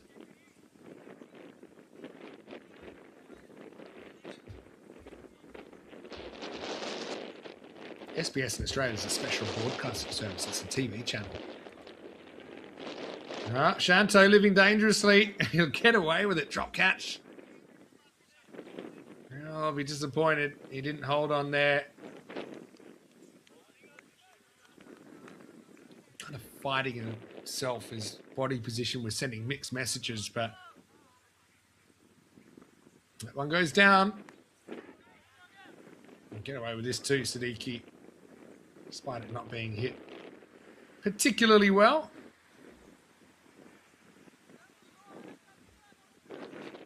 Look at the required rate. They've just crept behind it, but they're pretty much on it at the moment.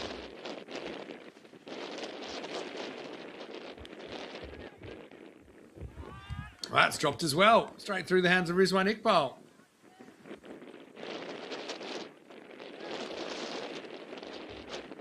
So, Shanto and Sadiki.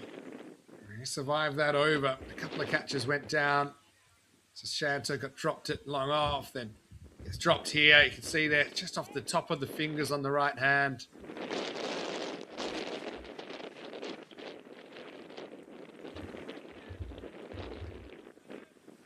And that will take us to the end of another over. End of the power play as well. 56 for 1. I said at the start, they'd want 50s. Ideally 60s, but 50s in the power play. They're still in the game. They're still in the game. It's a lot of runs to get. All right, I'll keep waiting for more drama when it comes in. They haven't had too many will they, won't they. I think with me, I normally know if it's a will they or a won't they. I've had will they, when they's. When will they's.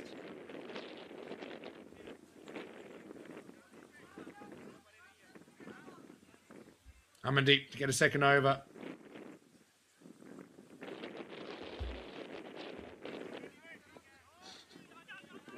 All right, mishandled first up with our second run.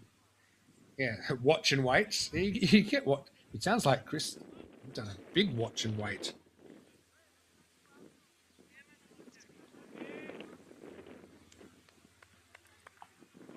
And wait and wait.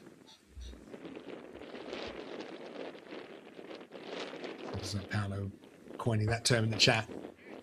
This is in the air as well. Amandeep watches it, and it's going to be dropped. It's well, Marlo. Very unlike them. Hazim Sawa, I know it's blustery conditions, but Amandeep bowling to perfection here.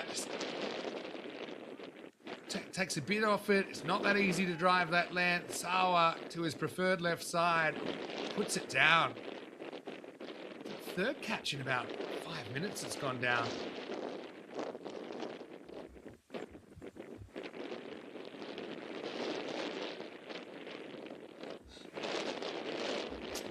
Disappointed with that, Marlo. I mean, they're still favourites here, I think, but on the top side, and they don't expect to be putting these kind of catches down. They're a side that have been to an ECL.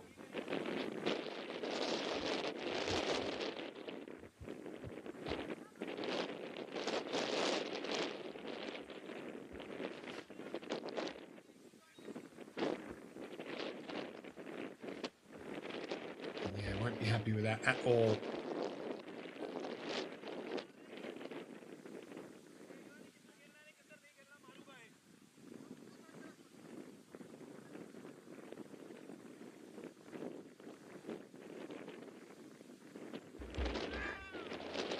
Reverse this time, Shanto. Actually trying to play all the shots in the book.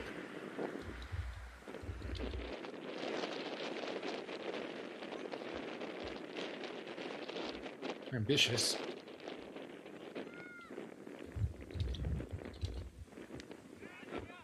That's lifted up in the air. Another one goes to hand, but this time they're going to hold on. Certainly due as Grubej. Well, make no mistake that time, and Shanto goes for a very dramatic and entertaining 12. You can't keep hitting catches and expect that you're going to keep getting away with it.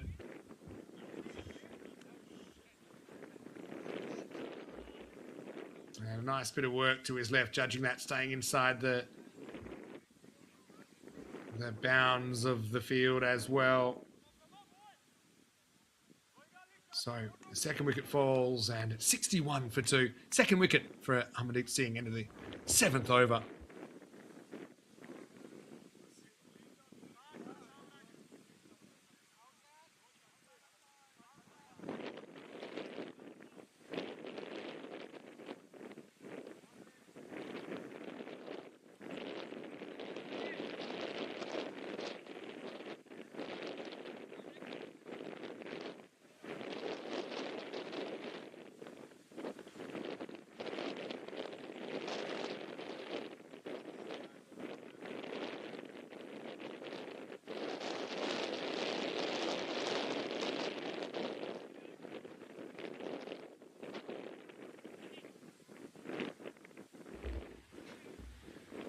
Nazim Sawa to continue. We're getting twin spin attack here at the moment.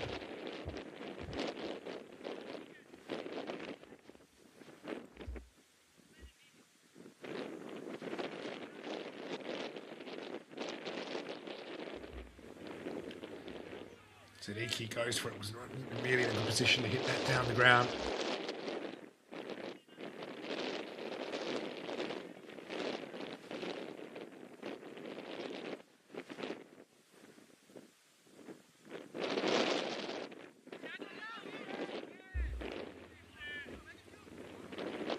Siddiqui gets this one away, but only a single.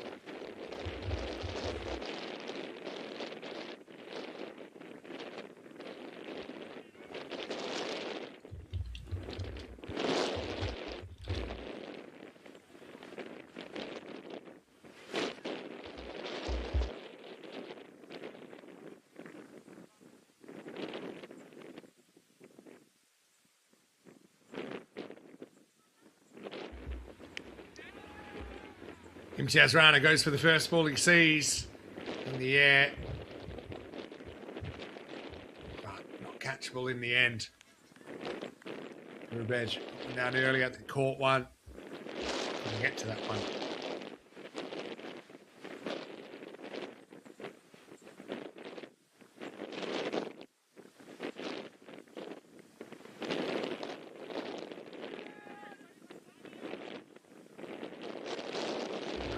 Threatens to carry, but doesn't in the end.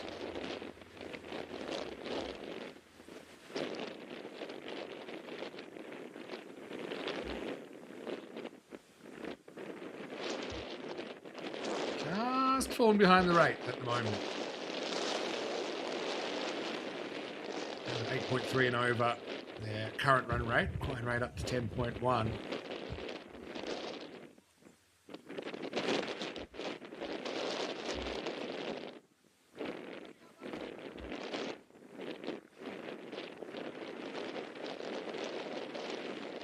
Takes it on again. Under edge of the sweep. Brings 2 runs.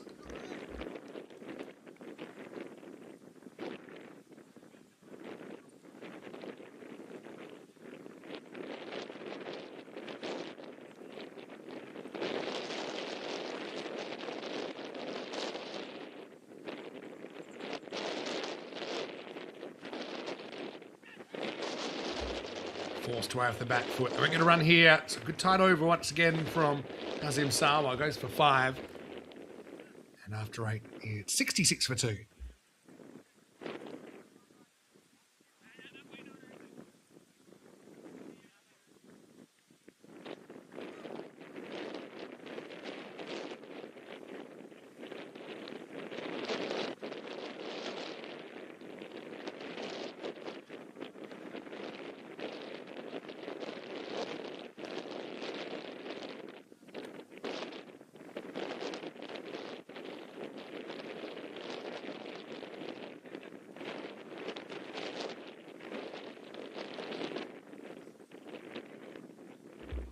Deep to continue. 2 wickets.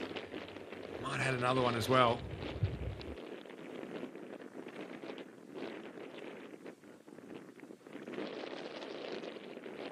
Bit of a craftsman is Amandeep Singh.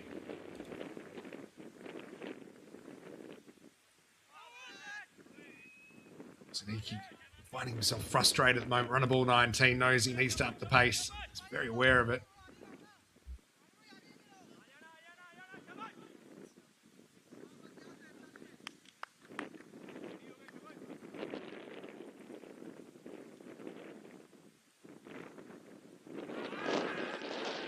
Big appeal, confident appeal. Wow, gets turned down, but there's a bit of arm movement there, wasn't there? He's considering it pretty strongly. Probably didn't have a great view because Amandeep was following through almost in front of the umpire and threw his arm out. Definitely was a good shout. Sneaky goes after this next one. Does he get enough? He does not, and he will be out. Let's continue to keep hitting catches here, the Caps. Siddiqui falls on 19. Amandeep with the 3rd wicket. Now he does get that 3rd wicket. And clickety-click at 66 for 3.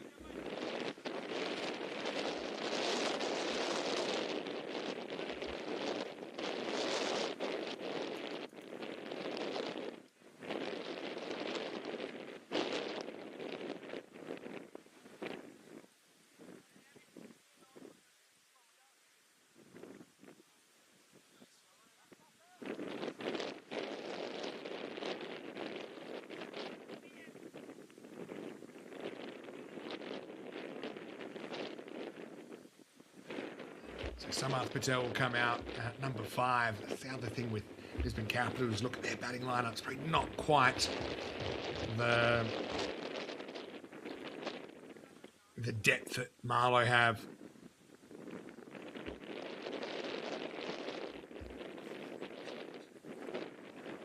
Amandeep wants more. There's time to get more. Samarth goes after the first ball. He sees. And he'll get it away from the fielder. In fact, it will go all the way. Maximal. Well, someone's got to come off here.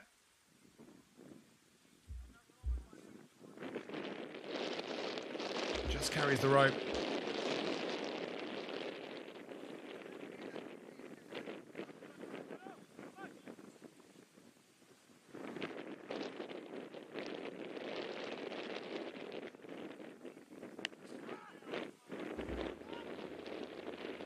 Fielding there.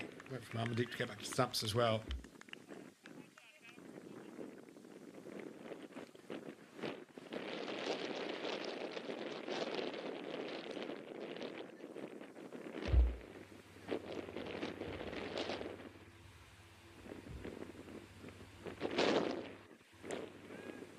Samarth times this pretty well as well.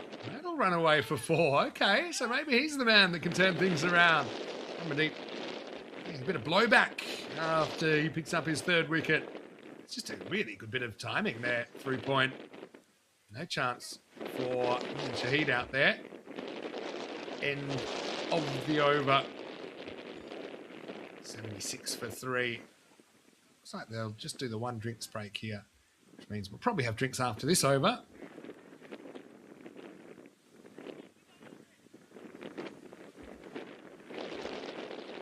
I've been out of the chat for a little bit. Let me go back in. What have I missed? A little bit of chat after the drop catches. Fair enough.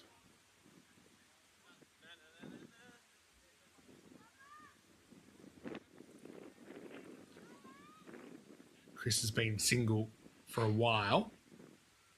I'd say almost 19 years, quite a while. But hey, I've had my long periods as well. As long as you can find some happiness in your own life, definitely some positives.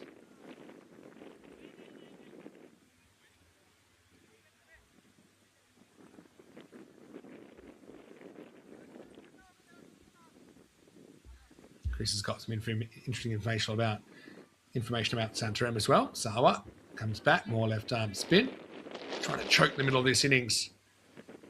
Now they've got to have a dip here, Capitals. They can't let this game drift away and just allow that to get up over 12 and over and game over. Chris Smith saying that Marlow are the top side in Portugal for a reason. I will say they are second in the league to Whereas this season. Still have time to catch up, and obviously we'll have the playoffs.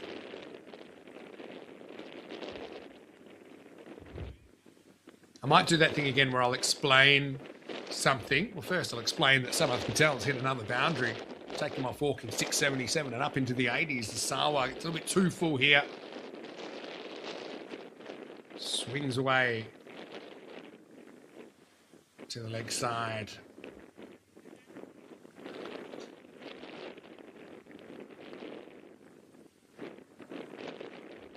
So I'll explain something, they'll try and put it in the chat.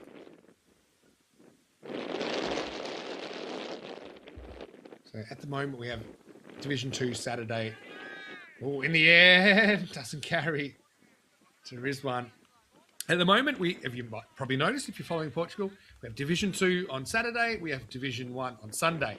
But that's only for a few more weeks. Let me explain.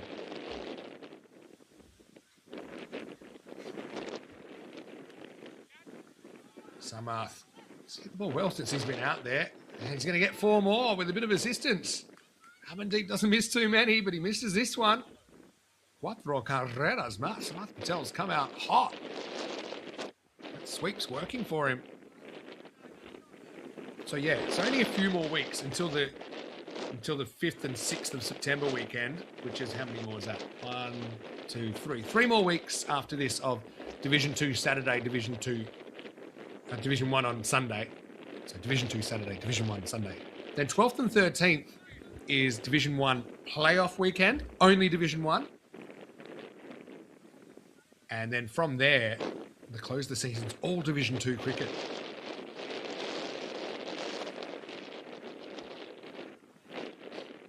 Allow me to put that in the chat now, because it probably didn't make a lot of sense when I said it. Maybe a lot easier for writing. Samath comes down the pitch. Has he got enough? He doesn't look like it, and he is going to be gone after a lightning 18. Thought for a second it was up in the wind. It might have carried, but as Sawa tossed it up, he dangled the carrot, and Samath had to have it. He'll be out for that 18, and from the stroke of drinks, it's 85 for 4. Azim Sawa with the breakthrough. I'll put that in the chat. I'll also have a quick drink, and I'll be back shortly with the close of the day here, live from Portugal. You're watching the Liga Grizzly on ECN.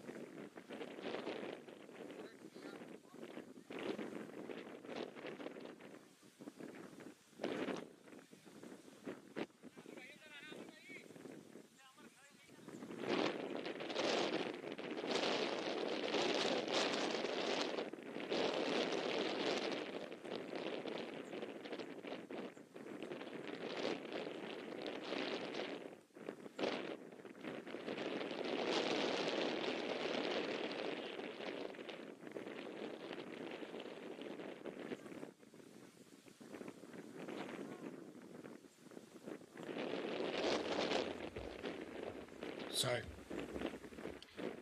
85 for 4.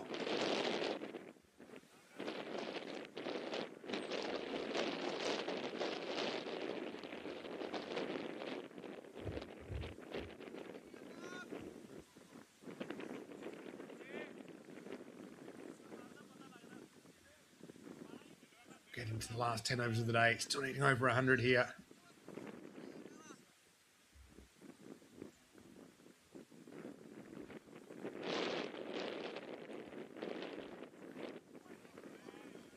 Mian Shahid getting a bowl.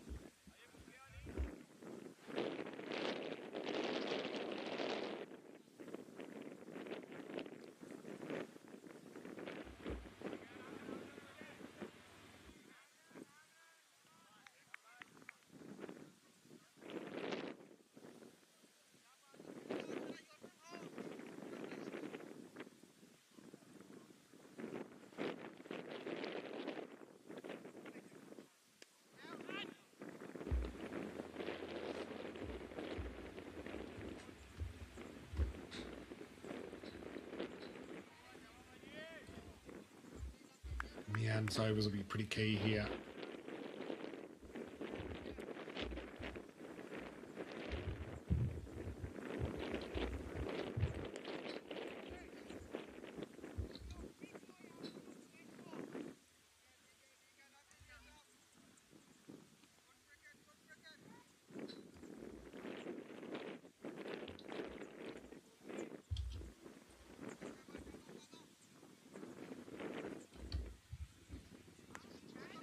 Fraction short this time from Mian.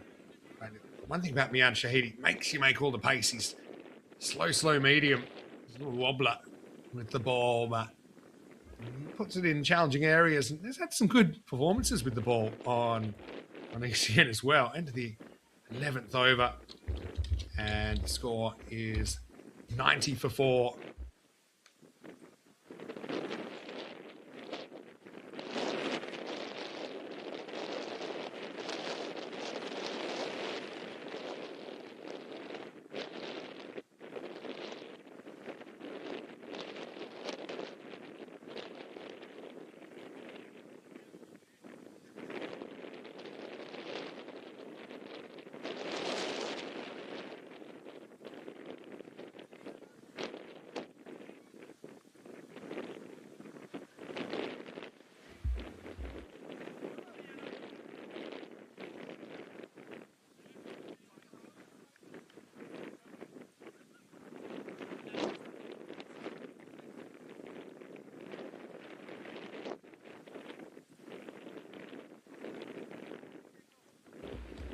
For 4 after 11 as Rizwan Iqbal gets the ball.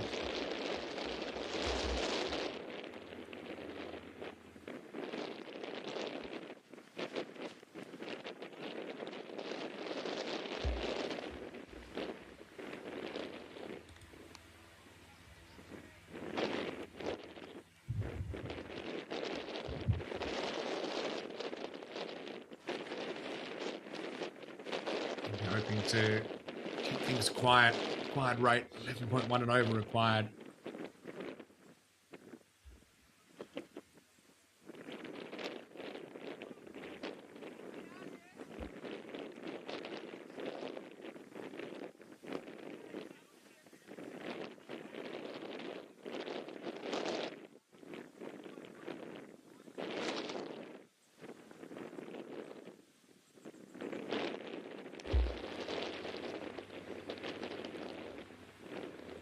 No full toss, just a single back. Nayam come to the crease now.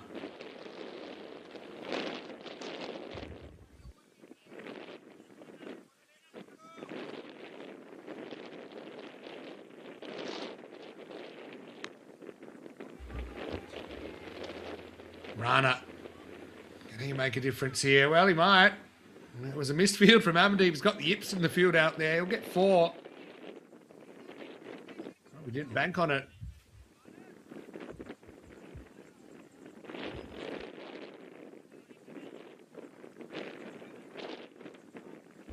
Rate the Tortuga.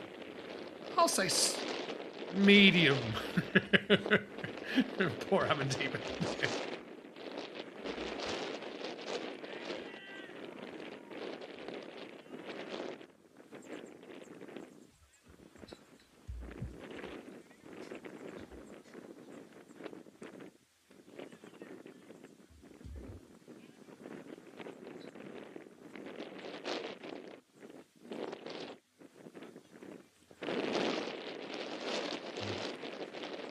Swing and a miss. Wade continues to climb. I need that second boundary in the over.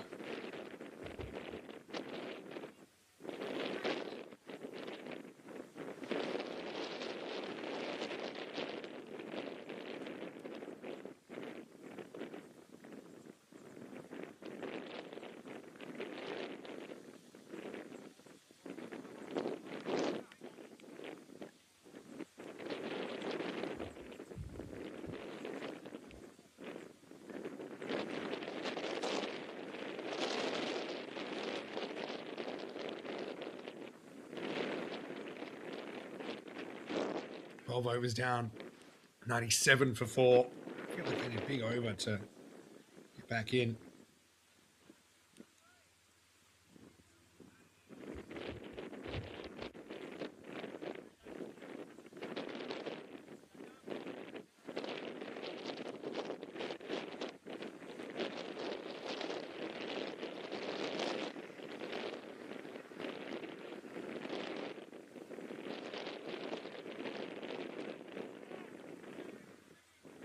Mian, again, able to keep it quiet.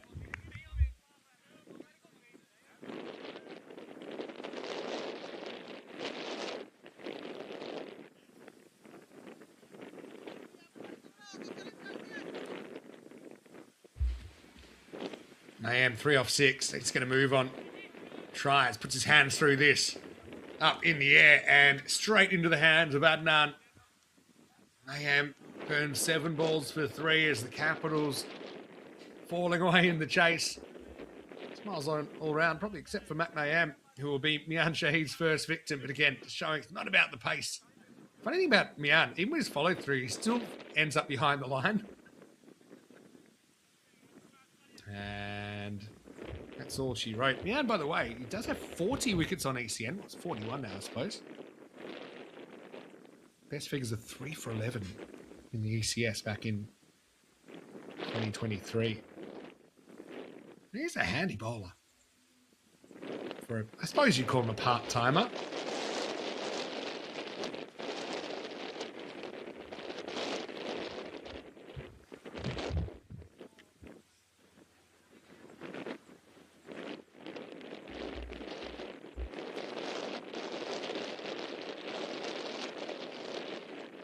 New batter is Rahul Huda. Bowled well. See how he bats.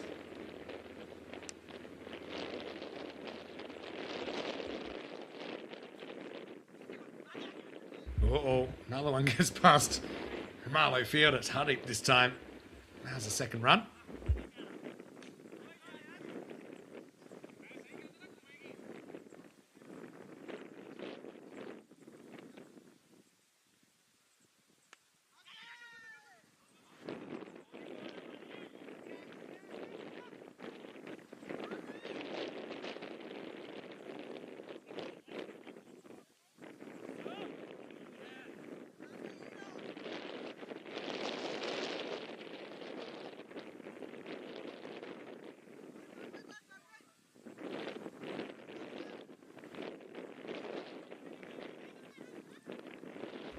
Required, creeping up to that tour ball.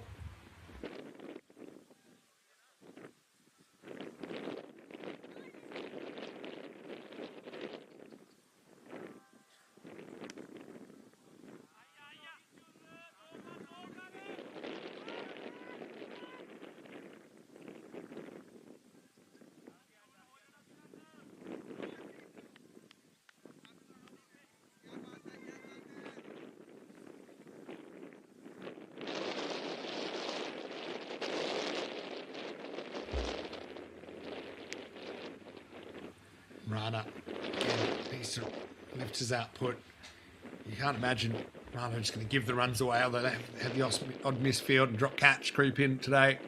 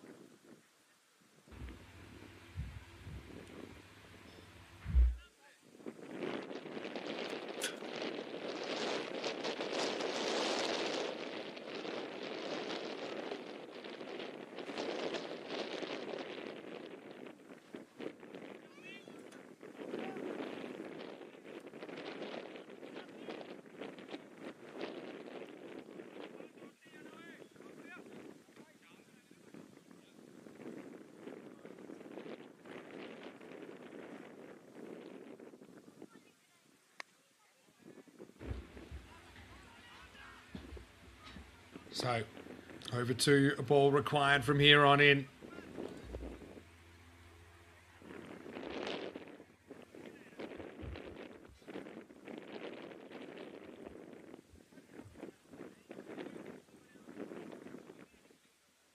Yeah, John, you're right. Kind of that 2 boundaries and over, probably with no dot balls and the rest of the over either.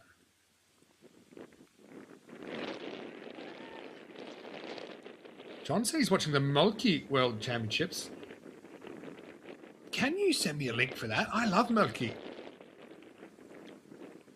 Marketed as Finska in Australia, fun fact.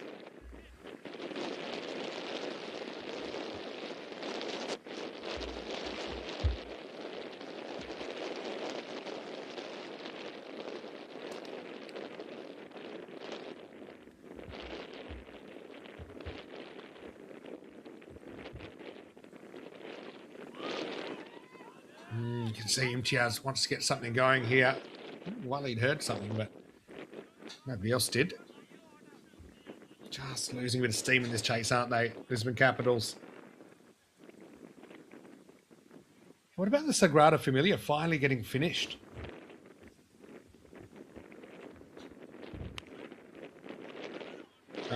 Imtiaz.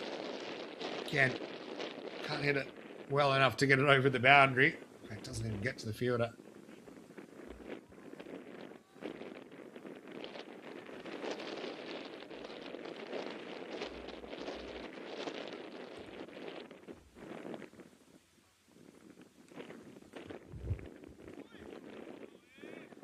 Nothing really getting produced boundary-wise. Feels like a while since the boundary, doesn't it? It's been 2 overs since the boundary now. 12 balls. Buddha gets this one into the gap and well fielded. So the boundary drought continues into the 14th over. 108 for 5.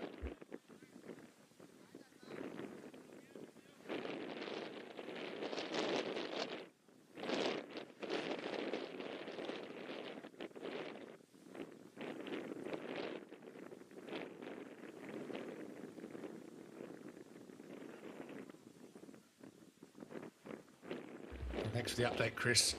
Being actually internal work still being done on the Sagrada Familia, so looking at mid to late 2030 for it to be finished. I mean, I saw it, when was it? Reasonably recently. I've never done the tour of it, though. I've seen it from outside quite a few times. Yeah, probably last year, a couple of years ago would have been the last time.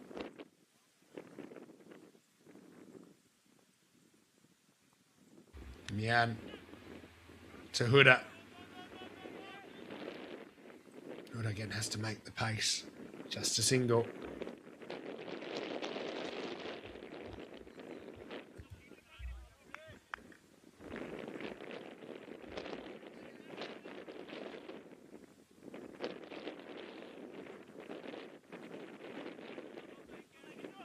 Rani, the disgust in his face, and he wants a boundary, but the best he's doing is he's hitting balls to outfielders.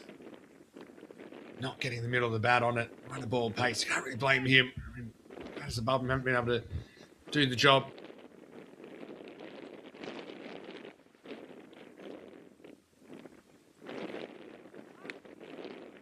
Huda with the uppercut here. Goes to the skies.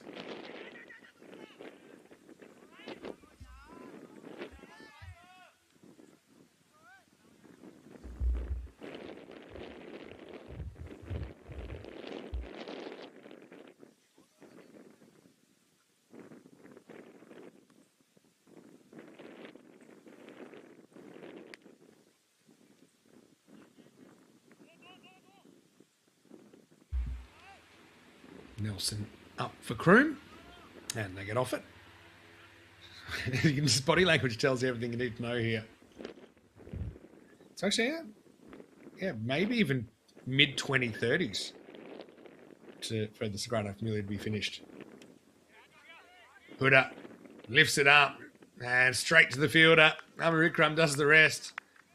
I think he's not happy because someone yelled at him to drop it. which is a bit kind of bad form. Let's follow the feud. Hood is out for 8. I reckon it's right in front of the bench, and Ikram catches it, turns around and says, hey, come on, that's not really on. But I often think, you shouldn't be able to be put off by, in theory, 9 people when I suppose they're at the top level. You might have 90,000 yelling at you to drop the ball. It's more off-putting somehow if there's less people that you can hear.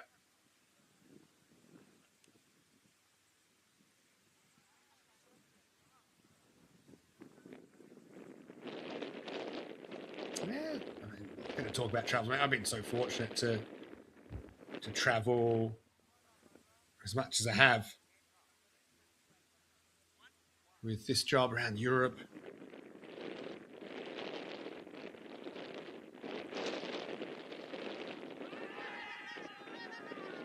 Big appeal, and Mian Shahid has another wicket.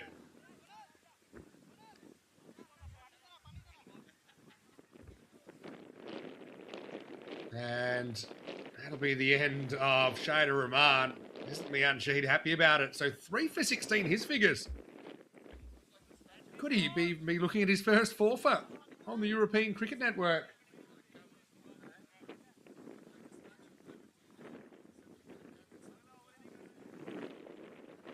Yeah, looks pretty good to me. It's a long way across. Trying to turn it to fine leg. The keeper's down leg side. I know people look at that, but I think he's just there because he loses the ball in the body, so it's a sensible place for him to take a position, see? But that's not missing. That's out. No real hesitation from umpire Andrew Winter.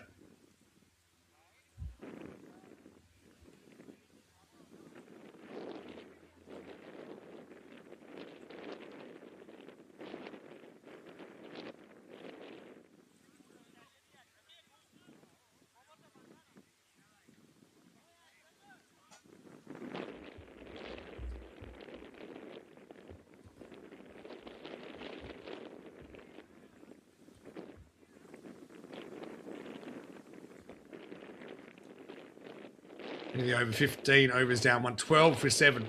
Jazz Rana on strike. Out there with Narinder Rana.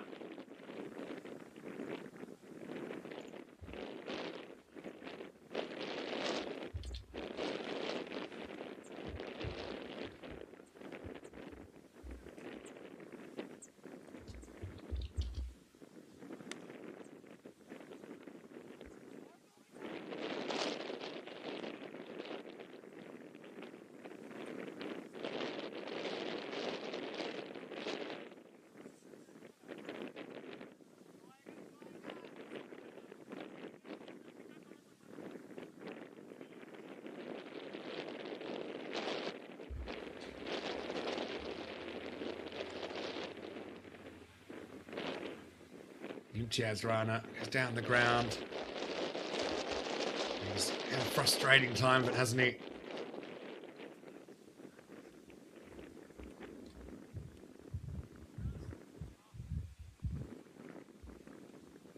John Gray says Kargi's at the ready.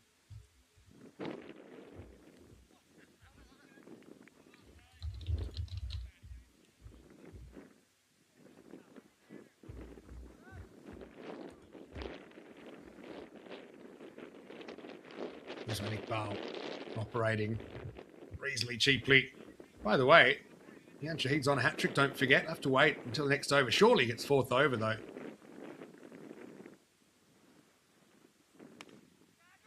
Low full toss. Imtiaz Rana pops it over the head of cover. That rate's just crept out onto his watch. He's frustrated about it. You can understand that.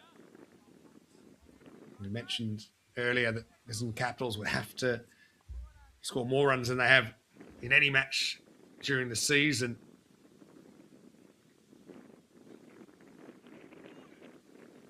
Oh, they had a decent start. Just haven't been able to go at that 9.5 over pace that they needed to stay in the chase.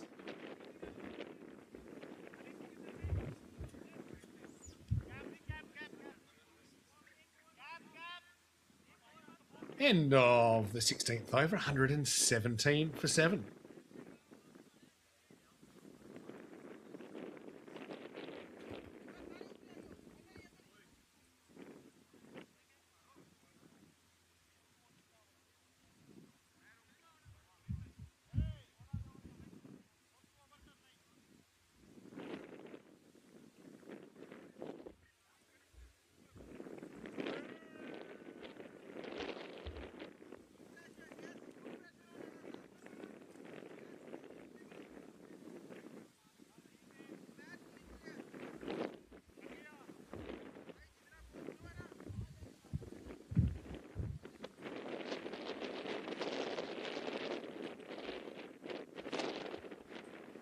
So, hat-trick ball.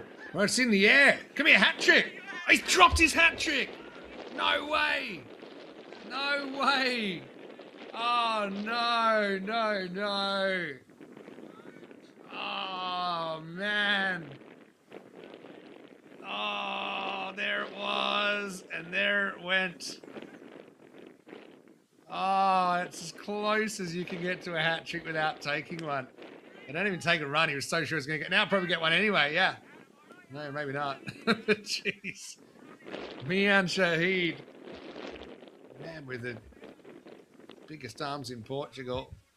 Would have been a hat-trick taker on ECN.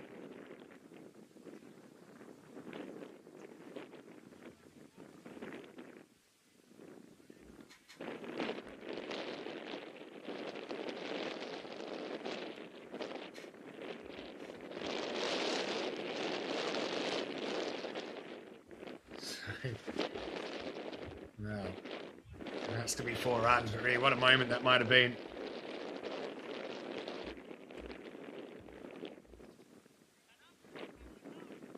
Can't believe that got dropped. Okay, it wasn't the easiest catch ever. It's a nice look at the surrounds. Yeah, a bit of cloud going on here, maybe a late storm. Still meant to be pretty hot tomorrow.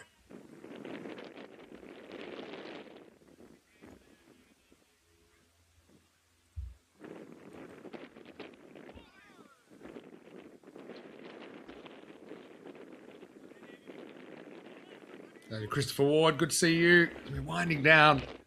Big day of action.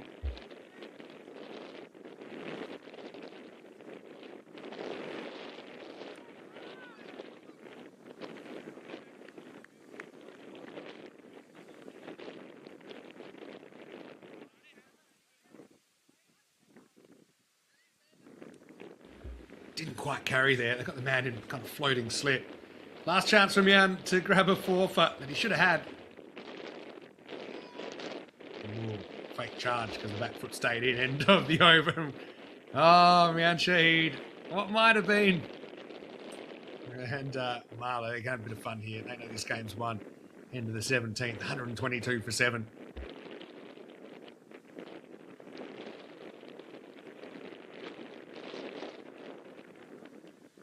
There's the wrist injury.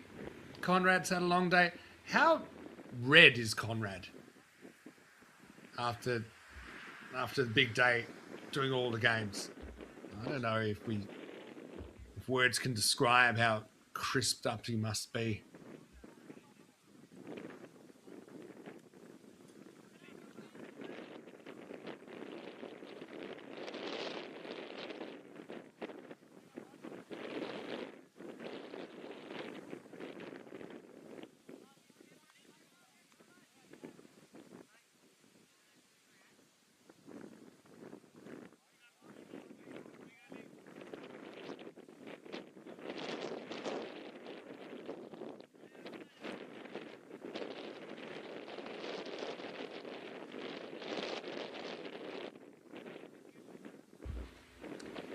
Ali Umar gets a ball.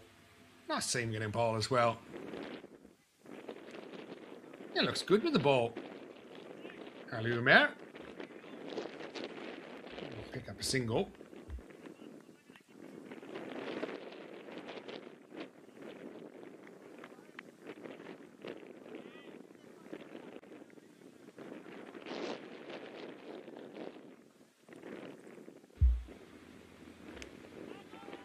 Arinda takes him on. Leg side. Go for 2 here. Well, judge 2. Chaz gets back.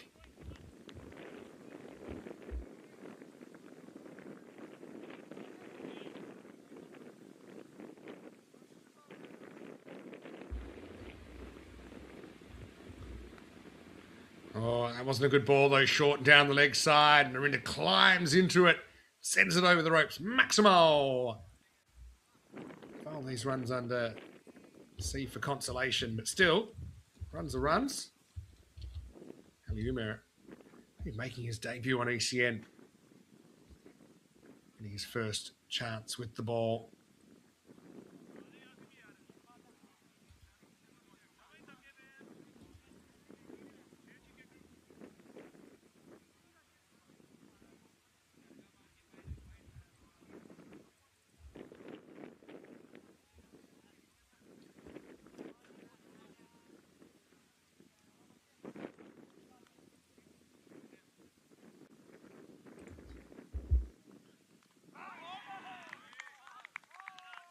Well, he's got him. So Aliumar has his first wicket on ECN. It's Narinder Rana who's going to go 6 and out. The 8th wicket falls 132 for 8. And yeah, well bowled. Good comeback from Ali.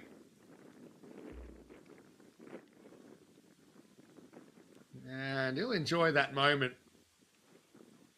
There's a bit of inside edge. Hits the bottom of the leg stump. 1-3-2 for 8. And the Brisbane Capitals falling by the wayside here.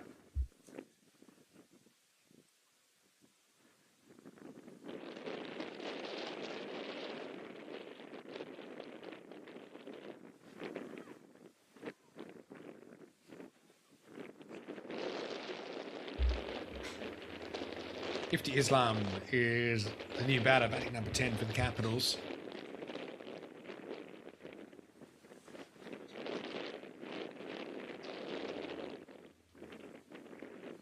Over 987,000 balls now.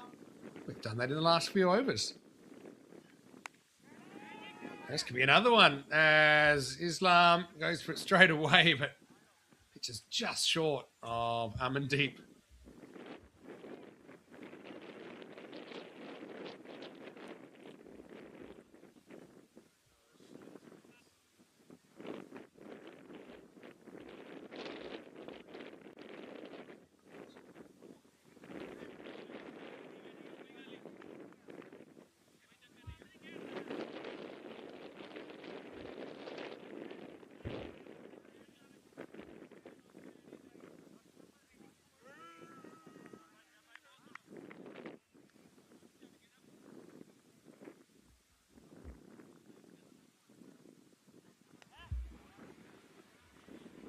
Aliumar gets a wicket in his first ECN over. Despite no one getting away from 1.5 fielders. It only cost him 2. End of the 18th over. That's 137 for 8.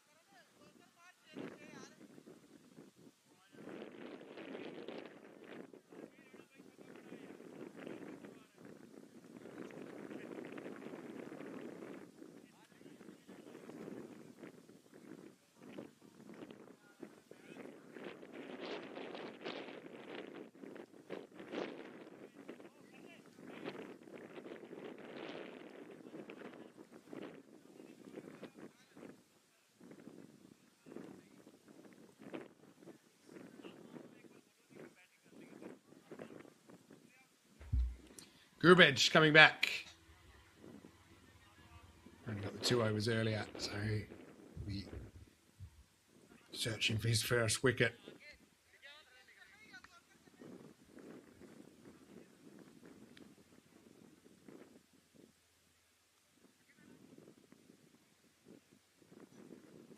Ifti Wants to have a swing here. Chips it down the ground. It's either if they're ready. Oh, geez. That's a shocker. That's actually humorous. He's going to pull it back and actually kicked it forward over the line. Oh, man. Can't wait for the replay. Looked good in real time. Seemed like he'd done enough. And then, poof. Outside of the boot. A genuine face palm. Warranted as well. If he won't mind, he'll take the 4 runs. Tell you who would mind is Gurbash Singh.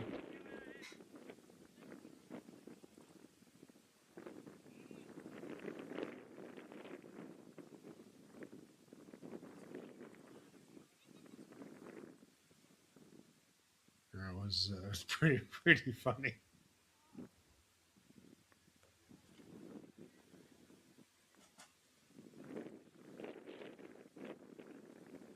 Swing and a miss, maybe a slower ball there from Gurbash.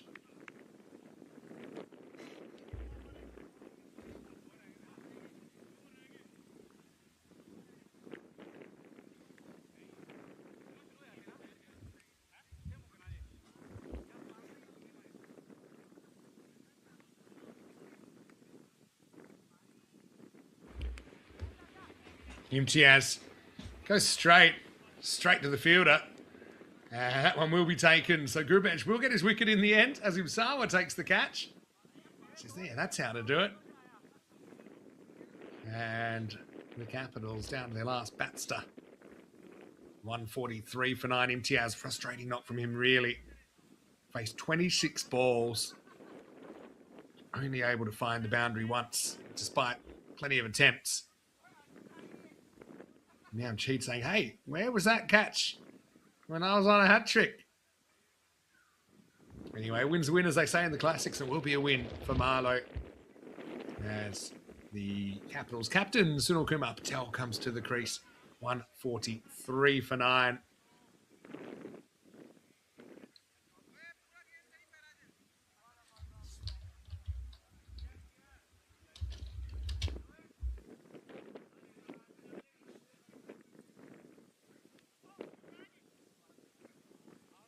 Bit of an outside edge, doesn't carry to the keeper. Gurbash gets his wicket, which is, let's be honest, that's why he came back. 143 for 9 after 19.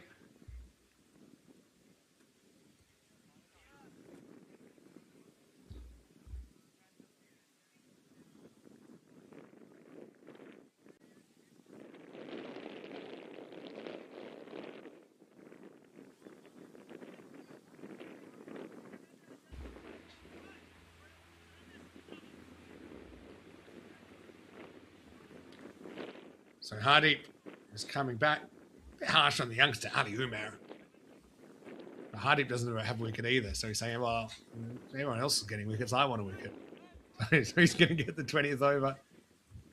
And a crack at Ifti Islam.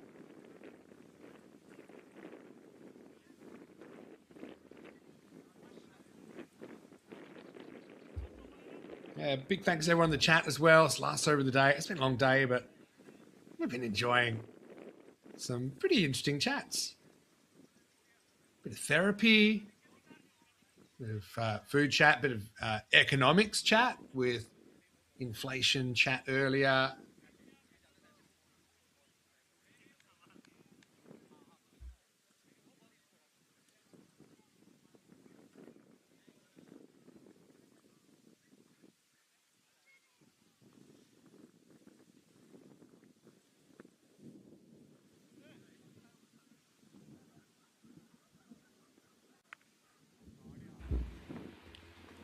Kutan wants that wicket, and now we'll get a crack at the number 11, Sunil Kumar Patel.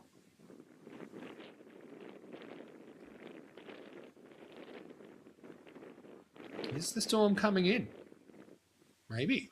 Maybe we got lucky twice in a day.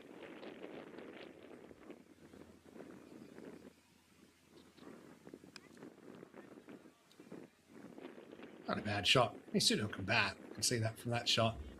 He's just maybe not your T20 smasher and dasher.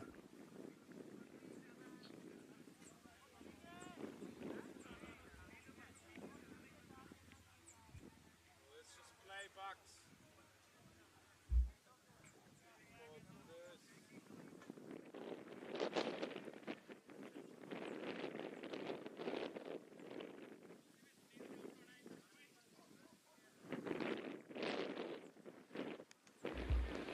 Well, Nick from Ifty, that will be it. Hardeep will get his wicket too, and it all comes up smelling like roses for Marlowe. We'll end up winners in this game by 43 runs, 188 to 145. Marlowe improved to 8 wins, a tie, and 3 losses out of their 12 games. And for Lisbon Capitals, what puts them further away from an unlikely run into the 4. In fact, I mean, now I don't really think it's going to happen for the Capitals. Best they could probably hope for is 5th place. Mathematically, there might be a way they could make it into the playoffs, but that's a game they kind of had to pinch off Marlowe, and they had their moments, didn't they? But in the end, Marlowe just too good. Chasing 189 for victory. Lisbon Capitals finished all out for 145. No one really able to play that big knock for them. In fact, no one actually making 30 in the end. 27 from Amir Dar off 19 was a bright start. They did have a decent power play. Siddiqui looked a bit frustrated in his 19, wasn't able to go at run a ball pace. Shanto looked good, but he was just playing way too many shots, I guess, to not give chances. He ended up falling for 12. 24 Imtiaz Rana. Again, frustrating not for him. Not quite at run a ball pace. 18 for Samarth Patel. And looked good while he was there, but wasn't there for a long time. Narinda with 14 late in the piece. And a good sign for Marlowe with 6 wicket takers out of the 7 bowlers used. 3 for 27. Amandeep Singh, I thought, bowled really well.